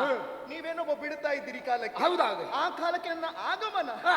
ಆದ್ರೆ ಒಂದು ಏನು? ನಾ ಎಲ್ಲಿಂದ ಪ್ರಾರಂಭಿಸಲಿ ಮೂಲ ಮೂಲ ಬುಡಕ್ಕೆ ಕೈ ಹಾಕು. ಮೂಲಕ್ಕೆ ಮೂಲ ಮೂಲ ಹೌದು ಹೌದು. ಆ ಮರಕ್ಕೆ ಮೂಲ ಯಾವುದು ಮರ ಬೇರು. ಹೌದು ತಾನೆ ಹಾ. ಪ್ರತಿಯೊಬ್ಬ ಜೀವಿಗೂ ಮೂಲ ಯಾರು ಅಪ್ಪ ಅಮ್ಮ. ಅಪ್ಪ ತಂದೆ ತಾಯಿ ತಂದೆ ತಾಯಿ ನಾ ಅಲ್ಲಿಂದಲೇ ಪ್ರಾರಂಭಿಸಲಿ ಒಳ್ಳೆಯದು. ನಾ ಹೇಳಲೆ ಹೇಳಬೇಕು. ನಾ ಪ್ರಾರಂಭಿಸಲಿ ಹೇಳಲೇ ಪ್ರಾರಂಭ ಒಮ್ಮೆ ಅದೊಂದೇ. ಬೇಗ ಮುಗಿಸಿದ್ರೆ ಒಳ್ಳೆದಿತ್ತು ಅಲ್ಲ ಪ್ರಾರಂಭ. ಹೌದು ಬಾ. ಹಾಗೆ. ಬೇಗ ಪ್ರಾರಂಭಿಸಿದ್ರೆ. ಹೌದು ಹೌದು. ಅಪ್ಪ ಅಪ್ಪ ಯಾರು? ಅಪ್ಪ ಓ ಅಪ್ಪ ಅಪ್ಪ ಹೆಣ್ಣೆ, ಓ, ಇಲ್ಲಿ ನಿನ್ನ ಅಪ್ಪ ಕಾಣ್ಲಿಕ್ಕೆ ಸಿಗ್ಲಿಕ್ಕಿಲ್ಲ ಇವಳು ಸಿಕ್ಕಿದವರನ್ನೆಲ್ಲ ಅಪ್ಪ ಅಂತ ಇದು ಕರೆಯುವಳು. ಸರದಿ ಇಲ್ಲಿ ನಾವು ಮಾತ್ರ ಎಂತದ ಆ ಕಡೆ ಈ ಕಡೆ ಅಪ್ಪ ಅಪ್ಪ ಇಲ್ಲಿ ಬಂದಿದ್ದಾರಾ? ಈಗ ಸ್ವಲ್ಪ ಹೊತ್ತಾದ್ರೆ ನಮ್ಮವರೇ ಕರ್ಕೊಂಡು ಬಂದಿದ್ದಾರಾ? ಯಾರು ಹ? ನಾ ನರಿಯೇ ನೀ ನರಿ. ನಾ ನರಿ ಅಪ್ಪ ಯಾರು ಅಂತ ಗೊತ್ತಿಲ್ವೋ? ಗೊತ್ತಿಲ್ಲ ಅಪ್ಪ ಇಲ್ಲ ನಿನ್ನ ತಂದೆ ಯಾರು ಅಂತ ನಿನಗೆ ಗೊತ್ತಿಲ್ಲ ಇಲ್ಲ ತಾಯಿ ಅಮ್ಮ ಓ ಅಮ್ಮ ಪೂವಮ್ಮ. ಓ ಅಮ್ಮ ಓಮ್ಮ ಓಮ್ಮ ಓಮ ಅಲ್ಲ ಓ ಅಮ್ಮ ಕರೆಯು. ಹೌದು ಅಮ್ಮ ಅಪ್ಪ ಒಟ್ಟಿಗೆ ಬಂದಿದ್ದಾರಾ? ಅಮ್ಮ ಅಮ್ಮ ಉಮ್ಮ ಉಮ್ಮ. ಇವಳು ಉಮ್ಮನ ಮಗಳು. ಏ ಹಾಗಲ್ವೋ ಅಮ್ಮ ಉಮ್ಮ ಅಂದ್ರೆ ಆ, ಗೊತ್ತಿಲ್ಲ. ಸಾಮಾನ್ಯ ಭಾಷೆಯಲ್ಲಿ ಉಮ್ಮ. ಅಮ್ಮನೂ ಗೊತ್ತಿಲ್ಲ ಅಪ್ಪನು ಯಾರು ಅಂತ ಗೊತ್ತಿಲ್ಲ ಅಮ್ಮನು ಯಾರು ಅಂತ ಗೊತ್ತಿಲ್ಲ ಮತ್ತೆ ನೀವು ಹಾಗಿದ್ರೆ ಆಕಾಶದಿಂದ ಕೆಳಗೆ ನೀನು ಬಿದ್ದವ? ಹೇಗೆ ಬಂದದ್ದು? ನಾ ಹುಟ್ಟಿದ ಬಳಿಕ ಅಪ್ಪನನ್ನು ಕಳೆದುಕೊಂಡೆ ಹಾ, ಹಾ. ಹೌದು ಆ, ಆ. ಸ್ವಲ್ಪ ಸಮಯ ಕಳೆದ ಬಳಿಕ ಅಮ್ಮನನ್ನು ಕಳೆದುಕೊಂಡೆ ನೀನು ಮೂಲ ನಕ್ಷತ್ರದಲ್ಲಿ ಹುಟ್ಟಿದ್ದ? ಯಾರಿಗ್ ಗೊತ್ತು ಅಲ್ಲ ಇಲ್ಲ ಅಪ್ಪ ಅಮ್ಮ ಇಲ್ಲ ಅಂತ ಹೇಳಿ. ನೀನು ಹಾಗೆ ಹೇಳುವುದಾ ಊರಿನವರು ಹಾಗೆ ಹೇಳ್ತಾರೆ ಬೇಡ ಬೇಸರ ಮಾಡಬೇಡ. ಇಲ್ಲಿಗೆ ಅಲ್ಲ ಅಳ್ಬೇಡ ಅಳ್ಬೇಡ. ನಿನ್ನಂತವರೆಲ್ಲ ಅಳ್ಳಿ ಹತ್ರ ನನಗೆ ನೋಡುದಕ್ಕೆ ಆಗುದಿಲ್ಲ. ಓ ಹೆಣ್ಣೆ ಓ ನನ್ನ ಮುಂದೆ ನೀನು ಅಳುವುದು ಬೇಡ ಬೇಡ. ನಿನ್ನ ವಿಳಾಸವನ್ನು ನಾನು ಅದೇ ಕೇಳಿದ್ದು. ನೀನು ಯಾರು? ಅಪ್ಪ ಯಾರು? ಅಮ್ಮ ಯಾರು? ಅಪ್ಪ ಅಮ್ಮ ಯಾರು ಅಂತ ಅಪ್ಪ ಅಮ್ಮ ಗೊತ್ತಿಲ್ಲ ಇಲ್ಲ ಹಾಗೆ ಹಾಗೆ ನಿನ್ನನ್ನು ಇಲ್ಲಿಯವರೆಗೆ ಸಾಕಿ ಸಹಿದವರು ಬೇಕಲ್ವಾ ಸುಜನ ಸುಜನರ ಮಗಳ ನೀನು? ಹೌದು ಸುಜನ. ಸುಜನ ಸುಜನ ಒಳ್ಳೆಯ ಜನ, ನೋಡಿ ಒಳ್ಳೆಯ ಜನ, ಸುಜನರು ಸಾಕಿ ಸಲಹಿದ್ದು ಒಳ್ಳೆಯವರು. ಹೌದು. ಹಾಗಿದ್ರೆ ನೀನು 10 ಸಮಸ್ತರ ಕೊಡುಗೆ. ಆ, 10 ಸಮಸ್ತರು ನಿನ್ನನ್ನು ಎಲ್ಲ ಊರಿನವರೆಲ್ಲ ಸಾಕಿದ್ದಾರೆ. ಹೌದು ಆ, ಸುಜನರು ಎತ್ತಿ ಪೊರೆ ಆ, ಹೌದು. ಹೌದು ಆ. ನನ್ನ ಹೆಸರು ಹೇಳ ಅದೇ ಹೆಸರು ಬೇಕಲ್ಲ? ಹೇಳ ಅಲ್ಲ ಹೇಳಲೇಬೇಕು, ಅದಕ್ಕೆಲ್ವ ಕೇಳ. ಹೇಳ ಹೇಳಲೇಬೇಕು ನಾ ಕೇಳ ಹೇಳ್ತೇನೆ ಹೇಳು. ನನ್ನ ಹೆಸರು ಹೆಸರು ಕೇಳಿತಾ ನಿನಗೆ ಕೇಳಿತಾ ಇವತ್ತು ನಾನು ತಿಳ್ಕೊಂಡು ಕಿವಿ ಕಚ್ಚಲಿಕ್ಕೆ ಬಂದದ್ದು ಅಂತ ಅರ್ಥವೇ ಆಗ್ಲಿಲ್ಲ. ಬೇಗ ಬೇಗ ಹೇಳು ಗೊತ್ತಾಗ್ಲಿಲ್ವಾ? ಇಲ್ಲ. ಮೋಹಿನಿ ಎಲ್ಲಿಗೆ? ಯಾವುದು ಮೋಹಿನಿ. ಆಹಾ ಮೋಹಿನಿ ಮೋಯ್ ಅಲ್ಲ ಅಲ್ಲ, ನೀನು ಮೋಹಿನಿ ಅಲ್ಲ. ಹೌದು, ಅಲ್ಲ, ಹೌದು. ನೀನು ಜಗನ್ಮೋಹಿನಿ, ತ್ರಿಭುವನ ಮೋಹಿನಿ. ಹಾಗೆ ವರ್ಣಿಸಿ ಛೆ, ನಿನ್ನ ಹಾವ ಭಾವ, ನೀನು ತೆಕೊಂಡ ಒಂದು ಭಂಗಿ, ಹೇಗಿತ್ತು ಭಂಗಿ ಶಿಲಾ ಬಾಳಿಕೆ. ಬಾಳಿಕೆ ಅಲ್ಲ ಬಾಲಿಕೆ. ಹೌದು.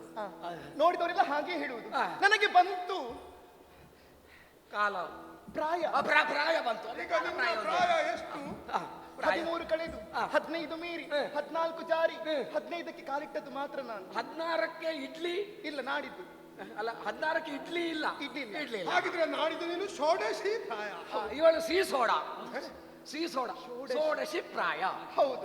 ಈ ಪ್ರಾಯದಲ್ಲಿ ಏನಾಗಬೇಕು ಹೇಳಿ? ಉಟ್ಟುಕೊಳ್ಳುವುದಕ್ಕೆ ಹಾಕಿಕೊಳ್ಳುವುದಕ್ಕೆ ಆಭರಣ, ಉಟ್ಟುಕೊಳ್ಳುವುದಕ್ಕೆ ಸೀರೆ, ಹಾಕಿಕೊಳ್ಳುವುದಕ್ಕೆ ಕುಪ್ಪಸ, ಹತ್ತು ಕಿವಿಗೆ. ಹಾಗಲ್ವೇನು ನೀನು ಹೇಳಿದ್ದೆಲ್ಲ ಮೇಲೆ ಕೆಳಗಾಯ್ತು. ಮತ್ತೆ ಅಲ್ವಾ? ಅದೆಲ್ಲ ಇದೆ. ಮತ್ತೆ ಯಾವ್ದು? ಅದಲ್ಲ. ಮತ್ತೆ ಅವ ಬಿಡುವುದು. ಯಾರು? ಅವನೇ ಬಿಡುವುದು. ಅವ ಎಂತ ಬಿಟ್ಟದ್ದು ಅವಾಗ? ಯಾರು? ಗಾಳಿ ಬಿಟ್ಟದ? ಅಲ್ಲ. ಮತ್ತೆ ಅವ ಕಣ್ಣೇ ಕಾಣ ಸಿಗುವುದಿಲ್ಲ. ಯಾರು? ಮಾರ ಮನ್ಮತ ಅನಂಗ. ಮನ್ಮತ ಶರಗಳನ್ನು ನನ್ನ ಎದೆಗೆ ಬಿಟ್ಟ. ಹೌದು. ಮಾರನ ಶರಾಹತಿಗೆ ತುತ್ತಾದೆ ನೀನು. ಹೌದು. ನನಗೇನು ಬೇಕು ಬೇಕು ಬೇಕು ಬೇಕು ಅಂತಾಗು. ಏನು ಬೇಕು ಬೇಕು ಬೇಕು ಬೇಕು ಅಂತಾಗು. ಬೇಕು ಬೇಕು ಅಂತ ಆಗುವಂತ ಪ್ರಾಯ ಇದಲ್ವಾ? ಹೌದು. ಹೌದು. ಈ ಹಾಗೆಂತಲೇ ಏನು ಬೇಕು ಅಂತ ಬೇಡವಾ? ಮದುವೆ ಆಗಬೇಕಂತ ಈ ಪ್ರಾಯದಲ್ಲಿ. ಪ್ರಾಯದಲ್ಲೇ ಮದುವೆ ಆಗಬೇಕಾದ್ದು. ಈಗ ನಿನಗೆ ಮದುವೆ ಆಗಬೇಕು ಅಂತ ಆಸೆ ಉಂಟು. ಹೌದು. ಯೋಗ್ಯ ವರ ಬೇಡವಾ? ಈ ಬಣ್ಣಕ್ಕೆ, ಈ ಅಂದಕ್ಕೆ, ಈ ಚಂದಕ್ಕೆ, ಈ ಲಾಲಿತ್ಯಕ್ಕೆ ಒಪ್ಪುವಂತಹ ಒಂದು ಗಂಡು ಬೇಕೇ ಬೇಕು. ಹಾಗಾಗಿ ಅರಸಿದೆ, ನಾನು ಅರಸಿದೆ. ಸಿಕ್ಕಿದ್ದ? ಎಲ್ಲಿದ್ದಾರೆ ಎನ್ನುವ ಹಾಗೆ ಹುಡುಕಿದೆ. ಎಷ್ಟು ಮಂದಿ ಬಂದ್ರು. ನಾನಾದೀತ ನನಗಾದೀತು. ಹೇಳುವವರು ಬಹಳಷ್ಟು ಮಂದಿ ಇದ್ದಾರೆ. ಇದ್ರು. ಹೆಣ್ಣೆ, ಓ ನೀನು ಎಲ್ಲಿ ಹುಡುಕಿದ್ರೆ ಆಗ್ಲಿಕ್ಕಿಲ್ಲ. ಹುಡುಕಲ್ಲೇ ಸಿಕ್ಕುವಲ್ಲೇ ಹುಡುಕಬೇಕು. ನನ್ನನ್ನು ಒಪ್ಪುವಂತಹ ಜನ ಬಹಳಷ್ಟು ಮಂದಿ ಇದ್ದಾರೆ. ನಾನೊಪ್ಪುವವರು ಯಾರೂ ಸಿಗ್ಲಿಲ್ಲ. ಹೌದು. ಅದಕ್ಕೇನು ಮಾಡಿದೆ? ಬೇಡ ಅಂತ ಬಿಟ್ಟೆ. ಬೇಡ್ವೆ. ರಾತ್ರಿ ಮಲಗುವಾಗ ಒಬ್ಬನ ಬಾಧೆ. ರಾತ್ರಿ ಮಲಗುವಾಗ ಒಬ್ಬನ ಬಾಧೆ. ಉಪ್ಪಟ್ಟಣ ನೀಡುವುದವ ಒಂದು ರೀತಿಯ ಕಚ್ಚಗುಳಿ. ನೀವು ಹೇಳ್ಬೇಡ, ಅವರ ಎದುರಲ್ಲಿ ಹೇಳಬೇಡ. ನಾನು ಬಂದದ್ದು ಕನಸಿನಲ್ಲಿ. ಹೌದು. ಆ ಸುಂದರ ಪುರುಷ ಯಾರಿದ್ದಾನೆ, ಹೇಗಿದ್ದಾನೆ ಎನ್ನುವ ಹಾಗೆ ಅರಸಿದೆ. ಹೀಗೆ ಅರಸುತ್ತಾ ಬರುವಾಗ ಈ ಕಡೆಯಲ್ಲಿ ಬೊಬ್ಬೆ. ನಮಗೆ ಬೇಕು ಎನ್ನುವ ಹಾಗೆ. ಹಾಗಾಗಿ ಈ ಕಡೆ ಸಾಗಿ ಬಂದೆ ನಾನು. ಆಯ್ತಲ್ಲ. ವರಾನ್ವೇಷಣೆ ನೀನಿತ್ತಿ, ನೀನು ಈ ಕಡೆಗೆ ಬಂದವಳಿದ್ದಿ. ಅದೇ ನಿನ್ನನ್ನು ನೋಡಿದ ನಾನು ಏನು ಬಾರಿ ಬಳಿಗೆ ಸೊಗಸಿನಲ್ಲಿ ಮೋಗಿನಿ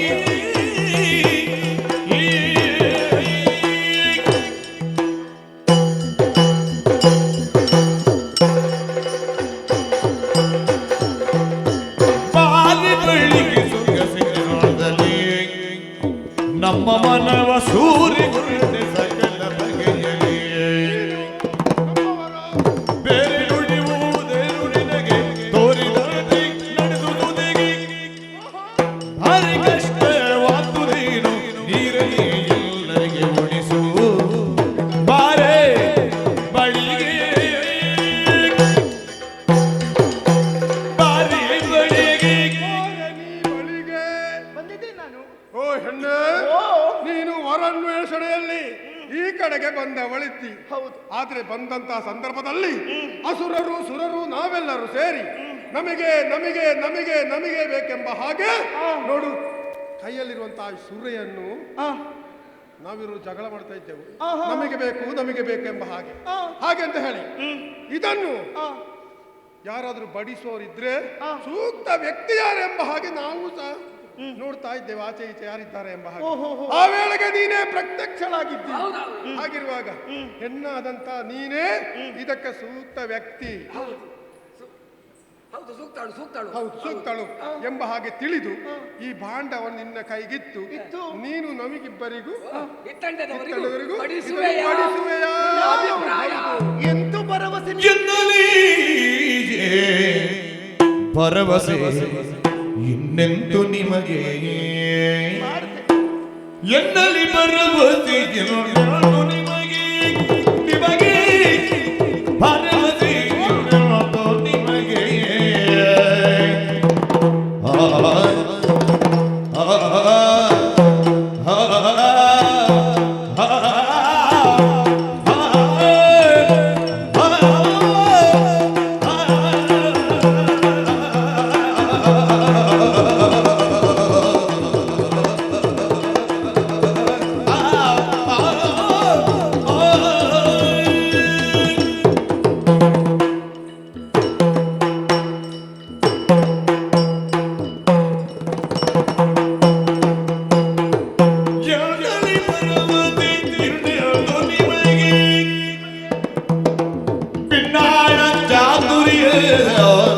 ವಂಚನೆಯೊಳಗೆ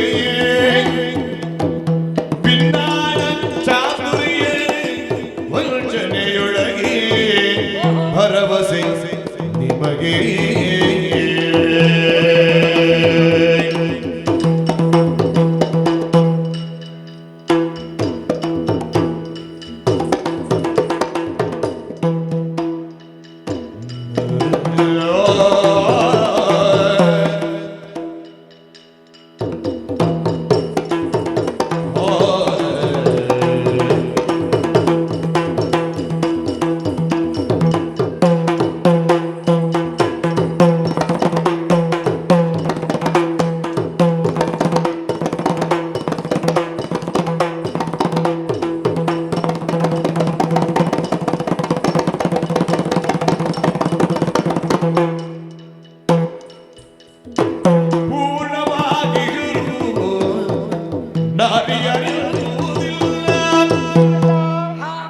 ಪೂರ್ಣವಾಗಿಯರು ನಾರಿಯರಿರುವುದಿಲ್ಲ ನಿರ್ಣಯಗಲ ಬೇಡುವುದಿಲ್ಲ ನಂಬಿಕೆ ಇಲ್ಲ ತಿಳಿದು ಬೇಳೆ ಸುಳ್ಳ ಪೂರ್ಣವಾಗಿಯರು ನಾರಿಯರಿರುವುದಿಲ್ಲ ನಿರ್ಣಯಗಲ ಬೇಡುವುದಿಲ್ಲ ನಂಬಿಕೆ ಇಲ್ಲ ತಿಳಿದು ಬೇಳೆ ಸುಳ್ಳ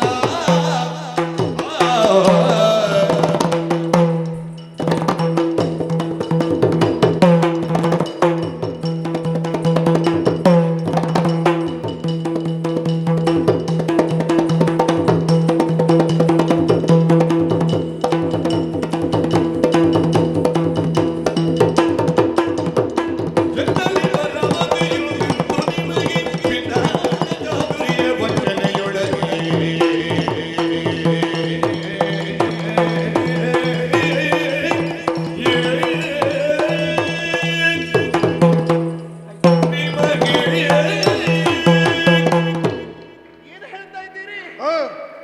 ಈ ಅಮೃತವನ್ನು ನೀನು ಬಡಿಸುವುದಕ್ಕೆ ನೀನು ಸೂಕ್ತಳು. ಹೌದೇ? ಹೌದು. ನಾನೇ ಸೂಕ್ತ ವ್ಯಕ್ತಿ ಅಂತ ನೀವು ಭಾವಿಸಿಕೊಳ್ಳಿ. ಹೌದು. ನಾನು ನಿಮ್ಮಲ್ಲೇ ಪ್ರಶ್ನೆ ಕೇಳುವುದು. ಹೇಗೆ? ನನ್ನ ಮೇಲೆ ಭರವಸೆ ಬರುವುದಾದ್ರೂ ಹೇಗೆ ನಿಮಗೆ?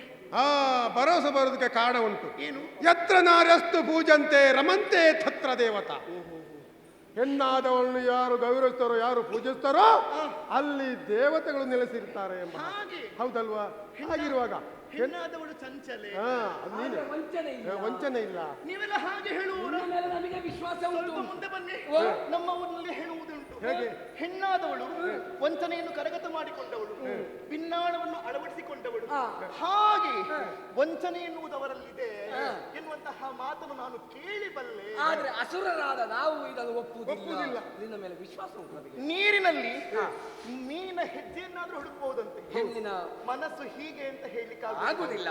ಸ್ತ್ರೀ ಬುದ್ಧಿ ಎಡವಿ ಬಿದ್ದಿ ಅದಲ್ಲ, ಅದು ಹಾಗಲ್ಲ. ಅದೇಗೆ? ಸ್ತ್ರೀ ಬುದ್ಧಿ ಪ್ರಳಯ ಅಂತಕ್ಕಂತ ಕೇಳಿ. ಹೌದೌದು, ಅದು ದೊಡ್ಡದೆಲ್ಲ ನನಗೆ ಬರುವುದಿಲ್ಲ. ಹೆಣ್ಣೆ ಅದು ಹುಡುಗ ಬುದ್ಧಿ ಎಡವಿ ಬಿದ್ದಿ. ಯಾರು ಬೇಕು ಹೇಗೆ ಬೇಕಾದ್ರೆ ಹೇಳಿ, ನನಗೆ ನಿನ್ನ ಮೇಲೆ ಭರವಸೆ ಇದೆ. ನೀವೇನೋ ಭರವಸೆ ಅಂತ ಹೇಳ್ತೀರಿ, ಆಮೇಲೆ ಕೆಲಸವನ್ನು ವಹಿಸಿಕೊಟ್ಟು ಅದು ಸರಿಯಾಗಿಲ್ಲ ಇದು ಸರಿಯಾಗಿಲ್ಲ, ನೀನು ಹಾಗೆ ಮಾಡಬಾರ್ದಿತ್ತು ಹೀಗೆ ಮಾಡಬಾರ್ದಿತ್ತು ಎನ್ನುವಂತಹ ಅಪವಾದ ಹಾಕಿದ್ರೆ ಸ್ವಲ್ಪ ಇದ್ದದನ್ನು ಅಷ್ಟು ಮಂದಿಗೆ ಬಡಿಸಬೇಕು ಅಂತಿದ್ರೆ ಅದು ಹೆಣ್ಣಿಗೆ ಮಾತ್ರ ಸಾಧ್ಯ. ಮತ್ತೆ ಇವರು ಹೇಳಿದಾಗ ಇವರ ಆಚೆ ಅಂತ ನಮ್ಮವರೆಲ್ಲ ನಡಿಬಹುದು. ಇವರು ಏನು ಹೇಳಿದ್ರೆ ನಾವು ಸರಿಯಾಗಿ ಆಲೋಚನೆ ಮಾಡಿಕೊಂಡು ಆಲೋಚನೆ ಮಾಡಿ ನಾವು ಇನ್ನೊಮ್ಮೆ ಯೋಚನೆ ಮಾಡಿ ಇನ್ನೊಮ್ಮೆ ಯೋಚನೆ ಮಾಡ್ಲಿಕ್ಕಿಲ್ಲ, ಯೋಚನೆ ಮಾಡಿ ಆಗಿದೆ. ನೀವು ಸಮಾಲೋಚನೆ ಮಾಡಿ ಸಮಾಲೋಚನೆ ಮಾಡಲೇ ಆಗಿದೆ. ಅವರನ್ನೆಲ್ಲ ಕೇಳಿಕೊಂಡ ಹಾಗಾಯ್ತಾ? ಅವರಲ್ಲಿ ಕೇಳಬೇಕು ಅಂತ ಇಲ್ಲ. ಅವರು ಎಲ್ಲರೂ ಹೇಳಿದ್ದಾರೆ ಕಾಲಮಿತಿಯಲ್ಲಿ ಮುಗಿಸಬೇಕು ಅಂತ. ಮೊದಲೇ ಬೇಕಿತ್ತು ಈ ಜ್ಞಾನ, ಕಾಲಮಿತಿಯಲ್ಲಿ ಮುಗಿಸಬೇಕಿತ್ತು. ಏನೋ ನಾನು ಮುಗಿಸ್ತೇನೆ. ಹಾಗಿದ್ರೆ ಕೊಡಿ, ಇದನ್ನು ನಿನ್ನ ಕೈಗಿತ್ತಿದ್ದೇನೆ. ಇದರ ಆಸೆ ಬಿಟ್ಟು ಬಿಡಿ. ಬಿಟ್ಟು ನೋಡಿ ನೋಡಿ, ಅದಕ್ಕೆ ಹೇಳು ನನ್ನ ಮೇಲೆ ಭರವಸೆ ಇಲ್ಲ ಅಂತ. ಇಲ್ಲಿಯವರೆಗೆ ಭರವಸೆ ಇತ್ತು, ನಿನ್ನ ಮಾತಿನಲ್ಲಿ ಏನೋ ದ್ವಂದ್ವ ಆಗ್ತಾ ಇದೆ ನೋಡಿ. ಅದಕ್ಕೆ ಹೇಳುವುದು. ಹೇಗೆ? ದ್ವಂದ್ವಾರ್ಥ ಕಲ್ಪಿಸಿಕೊಳ್ಳಬಾರದು. ಇದರ ಆಸೆ ಬಿಟ್ಟು ಬಿಡಿ ಅಂತ ಯಾಕೆ ಹೇಳಿ? ಹೇಗೆ? ನನ್ನ ಕೈಗೆ ಬಂತು ಆಮೇಲೆ ಅದು ಸೇರುವಲ್ಲಿಗೆ ಸೇರ್ತದೆ. ಆಗಲಿ, ನಿನ್ನ ಕೈಗಿತ್ತಿದ್ದೇನೆ. ಸರಿ, ಆದ್ರೆ ಒಂದು ಈಗ ಹಂಚಬೇಕು ನಾನು. ಹೌದು. ನೀವು ನಿತ್ಯಾನ್ನಿಕೆಲ್ಲ ಪೂರೈಸಿ ಬರ್ಬೇಕು. ನಿತ್ಯಾನ್ನಿಕ ಪೂರೈಸಿ ಬರ್ಬೇಕು. ಈಗ ನಮಗೆ ಮೊದಲು ಕೊಡ್ಬೇಕಲ್ವಾ ನೀವು? ಹೌದು, ಕೊಡುವ. ನೀವು ಸ್ನಾನ ಮಾಡಿ ಬಂದಿದ್ದೀರಾ? ನಾವು ಇರುವುದೇ ನೀರಿನಲ್ಲೇ ಇರುವುದು. ಇನ್ನ ಮೈ ನೋಡು, ಬೆವರ್ತಾ ಇದೆ. ಮುಖ ನೋಡು, ಮುಖದಲ್ಲಿ ಮೂಗೆಲ್ಲಿ, ಕಣ್ಣೆಲ್ಲಿ, ಆ ಹಲ್ಲು ನೋಡು.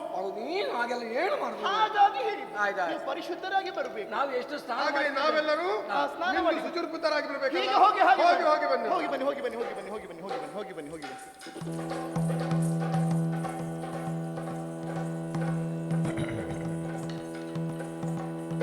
ಆಯ್ತು, ಬೇಗ ಬನ್ನಿ. ನೋಡಿ, ಆಯ್ತು. ಈಗ ಎರಡು ಪಂಕ್ತಿ ಇತ್ತಂಡ, ಎರಡು ಪಂಕ್ತಿ. ಎರಡು ಪಂಕ್ತಿಗಳಲ್ಲಿ ಕುಳಿತುಕೊಳ್ಬೇಕು. ಹೌದು. ಈಗ ನಾವಿಲ್ಲಿ ಹಸುರರು ದೇವತೆಗಳು ಮೊದಲೇ ಕುಳಿತುಕೊಂಡಿದ್ದಾರೆ. ಕುಳಿತುಕೊಳ್ಳುವ.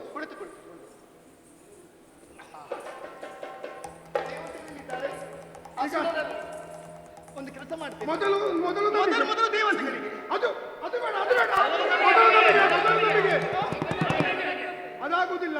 ನೀವು ಇಲ್ಲಿ ಬನ್ನಿ, ಅವರಿಗೆ ಅರ್ಥ ಆಗುವುದಿಲ್ಲ. ನೀವು ವಯೋವೃದ್ಧರೂ ಹೌದು, ಜ್ಞಾನ ವೃದ್ಧರೂ ಹೌದು. ಎಲ್ಲರ ಸಮ್ಮುಖದಲ್ಲಿ ಹೇಳಿದ್ದು ಅದು ವಿಷಯ ಹೌದಲ್ಲ? ಏನು? ನೀವೇ ಆಲೋಚನೆ ಮಾಡಿ. ಮೊದಲು ನಿಮಗೆ ಹಂಚಬೇಕು ಅಂತ ಹೇಳ್ತಾ ಇದ್ದಾರೆ. ಹೌದು.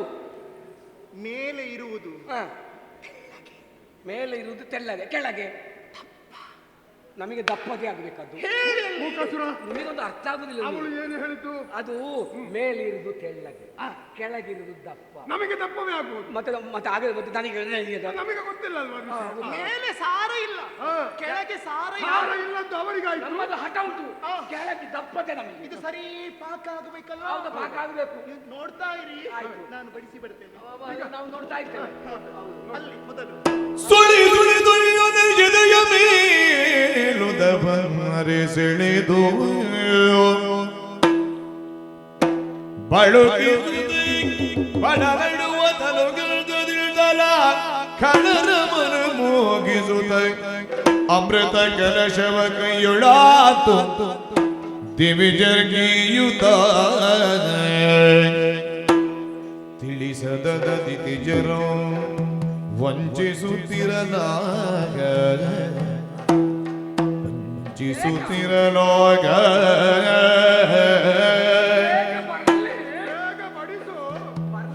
ಕೆಲಬರರೆ ನಯನದೇವ ಪರಿಸರ್ಗಾದರೊಳ ಇಳೆಯುತಾಕೃತಿಯ ಸ್ವರ್ಭಾರು ಸುರರುಳಿ ಕುಳಿತುಡುವ ಒಳವರಿಯುತ್ತ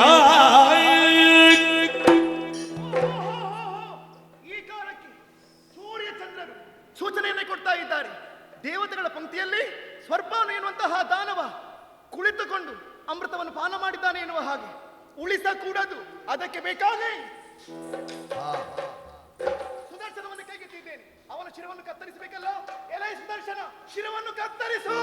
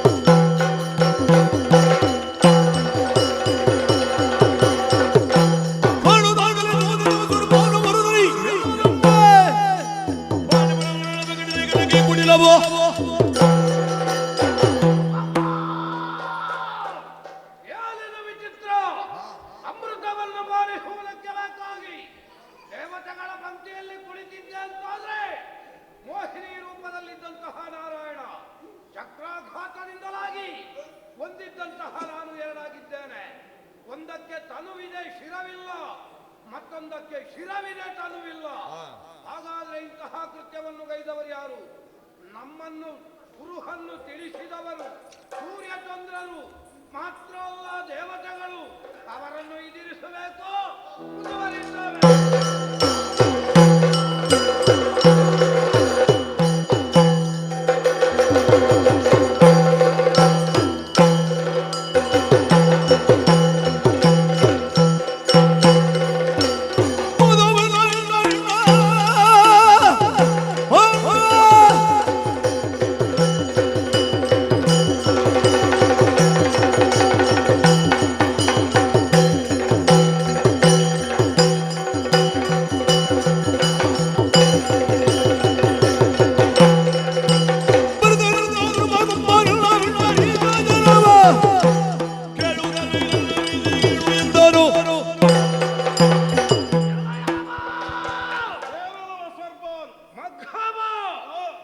ಅಹಂಕಾರದಿಂದಲಾಗಿ ಸರ್ವಸ್ವವನ್ನು ಕಳೆಕೊಂಡೆ ಮರಳಿ ಬರೀಬೇಕು ಎನ್ನುವಂತಹ ಉದ್ದೇಶದಿಂದ ರಾಕ್ಷಸರಾದಂತಹ ನಮ್ಮ ಜೊತೆಯಲ್ಲಿ ಸಂಧಾನವನ್ನು ಮಾಡಿದಂತಹ ನೀನು ಕೊನೆಯ ಕ್ಷಣಕ್ಕಾಗುವಾಗ ಅಪರಾಧವನ್ನು ಸಗಿದೆಯ.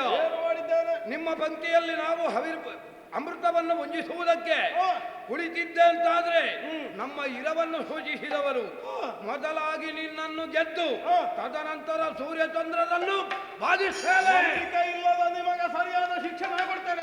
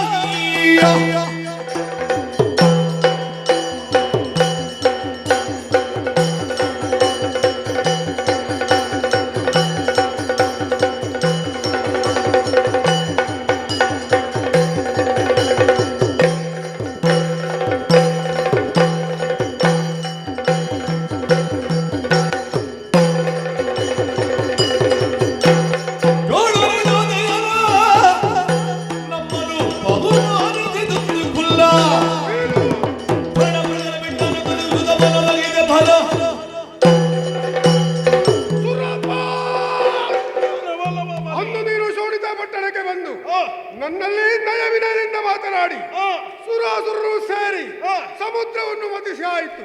ಬಂದಂತಹ ಸುವಸ್ತುಗಳೆಲ್ಲವನ್ನು ನೀನೆಲ್ಲವೂ ನಾಲ್ಕಲೋಕಕ್ಕೆ ಬರುವ ಹಾಗೆ ಮಾಡಿದ್ದಿ. ಇದಕ್ಕೆಲ್ಲ ಕಾರಣಕರ್ತ ಹರಿ ಎಂಬುದಾಗಿ ಅವನ ಮಾತಿಗೆ ಮನ್ನಣೆ ಇತ್ತು ಬಂದವ. ಆದ್ರೆ ಈ ಕಾಲಕ್ಕೆ ಮೋಸದಿಂದ ಅಮೃತವನ್ನು ಕುಡಿಯುವಂತಹ ಸಂದರ್ಭದಲ್ಲಿ ಸ್ವಲ್ಪವನ್ನು ತಲೆಯನ್ನು ಕತ್ತರಿಸಿದ ಕಾರಣಕರ್ತದಿಂದ ತಲೆಯನ್ನು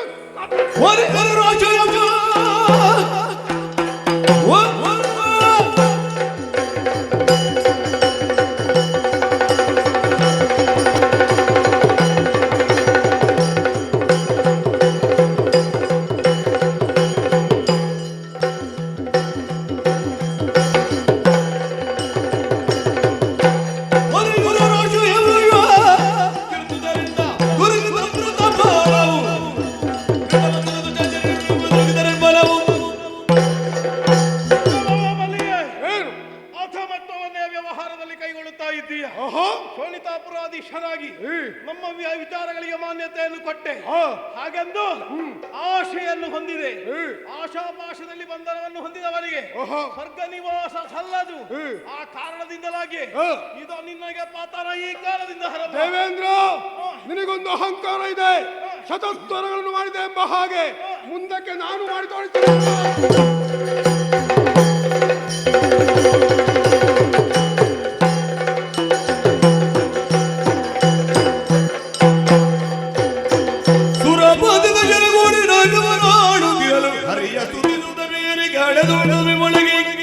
ಸುರಸಭೆಯ ಆರತಿಯ ಬೆಳಗ್ಗೆ ಸುಮಳೆಗರೆದರ ಕೆಳದಿ ಅಂದು ಸಮುದ್ರ ಮಥನ ಎನ್ನುವಂತಹ ಈ ಭಾಗದಲ್ಲಿ ದೇವತೆಗಳಾದ ನಮ್ಮನ್ನು ಎಲ್ಲವರೂ ಕೂಡ ಅಭಿಮಾನದಿಂದ ಕಾಣುವ ಹಾಗಾಯಿತು. ಒಂದು ಕ್ಷಣಕ್ಕಾದರೂ ಅಹಂಕಾರ ತಲೆಯಲ್ಲಿ ಅಡರಿ ಪರಿಣಾಮದಿಂದ ದೇವತೆಯಾದರೂ ಕೂಡ ಬೀಳಬೇಕಾದ ಸ್ಥಿತಿಯಾಗುತ್ತದೆ ಅನ್ನುವುದಕ್ಕೆ ನಾವು ನಿದರ್ಶನಕಾರಿಯಾಗಿದ್ದೇವೆ. ಹಾಗೆಂದು ಬಿದ್ದಾವಾಗ ಬಿದ್ದಲ್ಲಿ ಏಳುವುದಕ್ಕೆ ಮಾರ್ಗ ಏನು? ನಮ್ಮಲ್ಲಿರಬೇಕಾದದ್ದು ಸತ್ವಗುಣಗಳು. ಆ ಸತ್ವಗುಣ ಅನ್ನುವುದೇ ಅಂತರ್ಯದಲ್ಲಿದ್ದ ಕಾರಣ ಹರಿಯಿಂದ ರಕ್ಷಿತರಾದವರು ನಾವಿದ್ದೇವೆ. ಈ ಕಾಲಕ್ಕೆ ಸಮುದ್ರವನ್ನು ಮಥಿಸಿ ಸುವಸ್ತುಗಳು ಸ್ವರ್ಗಲೋಕಕ್ಕೆ ದೊರಕಿದ ಹಾಗಾಗಿದೆ. ಇಂತಹ ಪುಣ್ಯತಮವಾದ ಕಥೆ, ಕಥಾಂತರ್ಗತವಾದ ತತ್ವಪ್ರಸಾದ ಸರ್ವರಿಗೂ ಸಿದ್ಧಿಸಲಿಂತ ಹಾರೈಸುತ್ತಾ ಕಥಾಭಾಗಕ್ಕೆ ಮಂಗಳಗೀತೆಯನ್ನು ಹಾಡೋಣ. ಶರಣಿಂಬೆ ಶರಣಿಂಬೆ ಶ್ರೀ ಸುಬ್ರಹ್ಮಣ್ಯ, ಶರಣಿಂಬೆ ಶರಣಿಂಬೆ ಶ್ರೀ ಸುಬ್ರಹ್ಮಣ್ಯ, ಕರುಣ ಸಾಗರ ದೇವ ಗುರು ವಿಶ್ವಮಾನ್ಯ, ಕರುಣ ಸಾಗರ ದೇವ ಗುರು ವಿಶ್ವಮಾನ್ಯ ಶ್ರೀ ಸುಬ್ರಹ್ಮಣ್ಯ, ಶರಣು ಮಯೂರ ವಾಹನ ದೇವ ದೇವಾ ಶರಣು ಮಯೂರವಾಹನ ದೇವ ದೇವಾ ಚರಣಕ್ಕೆ ಮಣಿವೆವು ಕಳೆವೆಮ್ಮ ನೋವ ಚರಣಕ್ಕೆ ಮಣಿವೆವು ಕಳೆವೆಮ್ಮ ನೋವ ಶರಣಿಂಬೆ ಶರಣಿಂಬೆ ಶ್ರೀ ಸುಬ್ರಹ್ಮಣ್ಯ ಕರುಣದ ದೇವ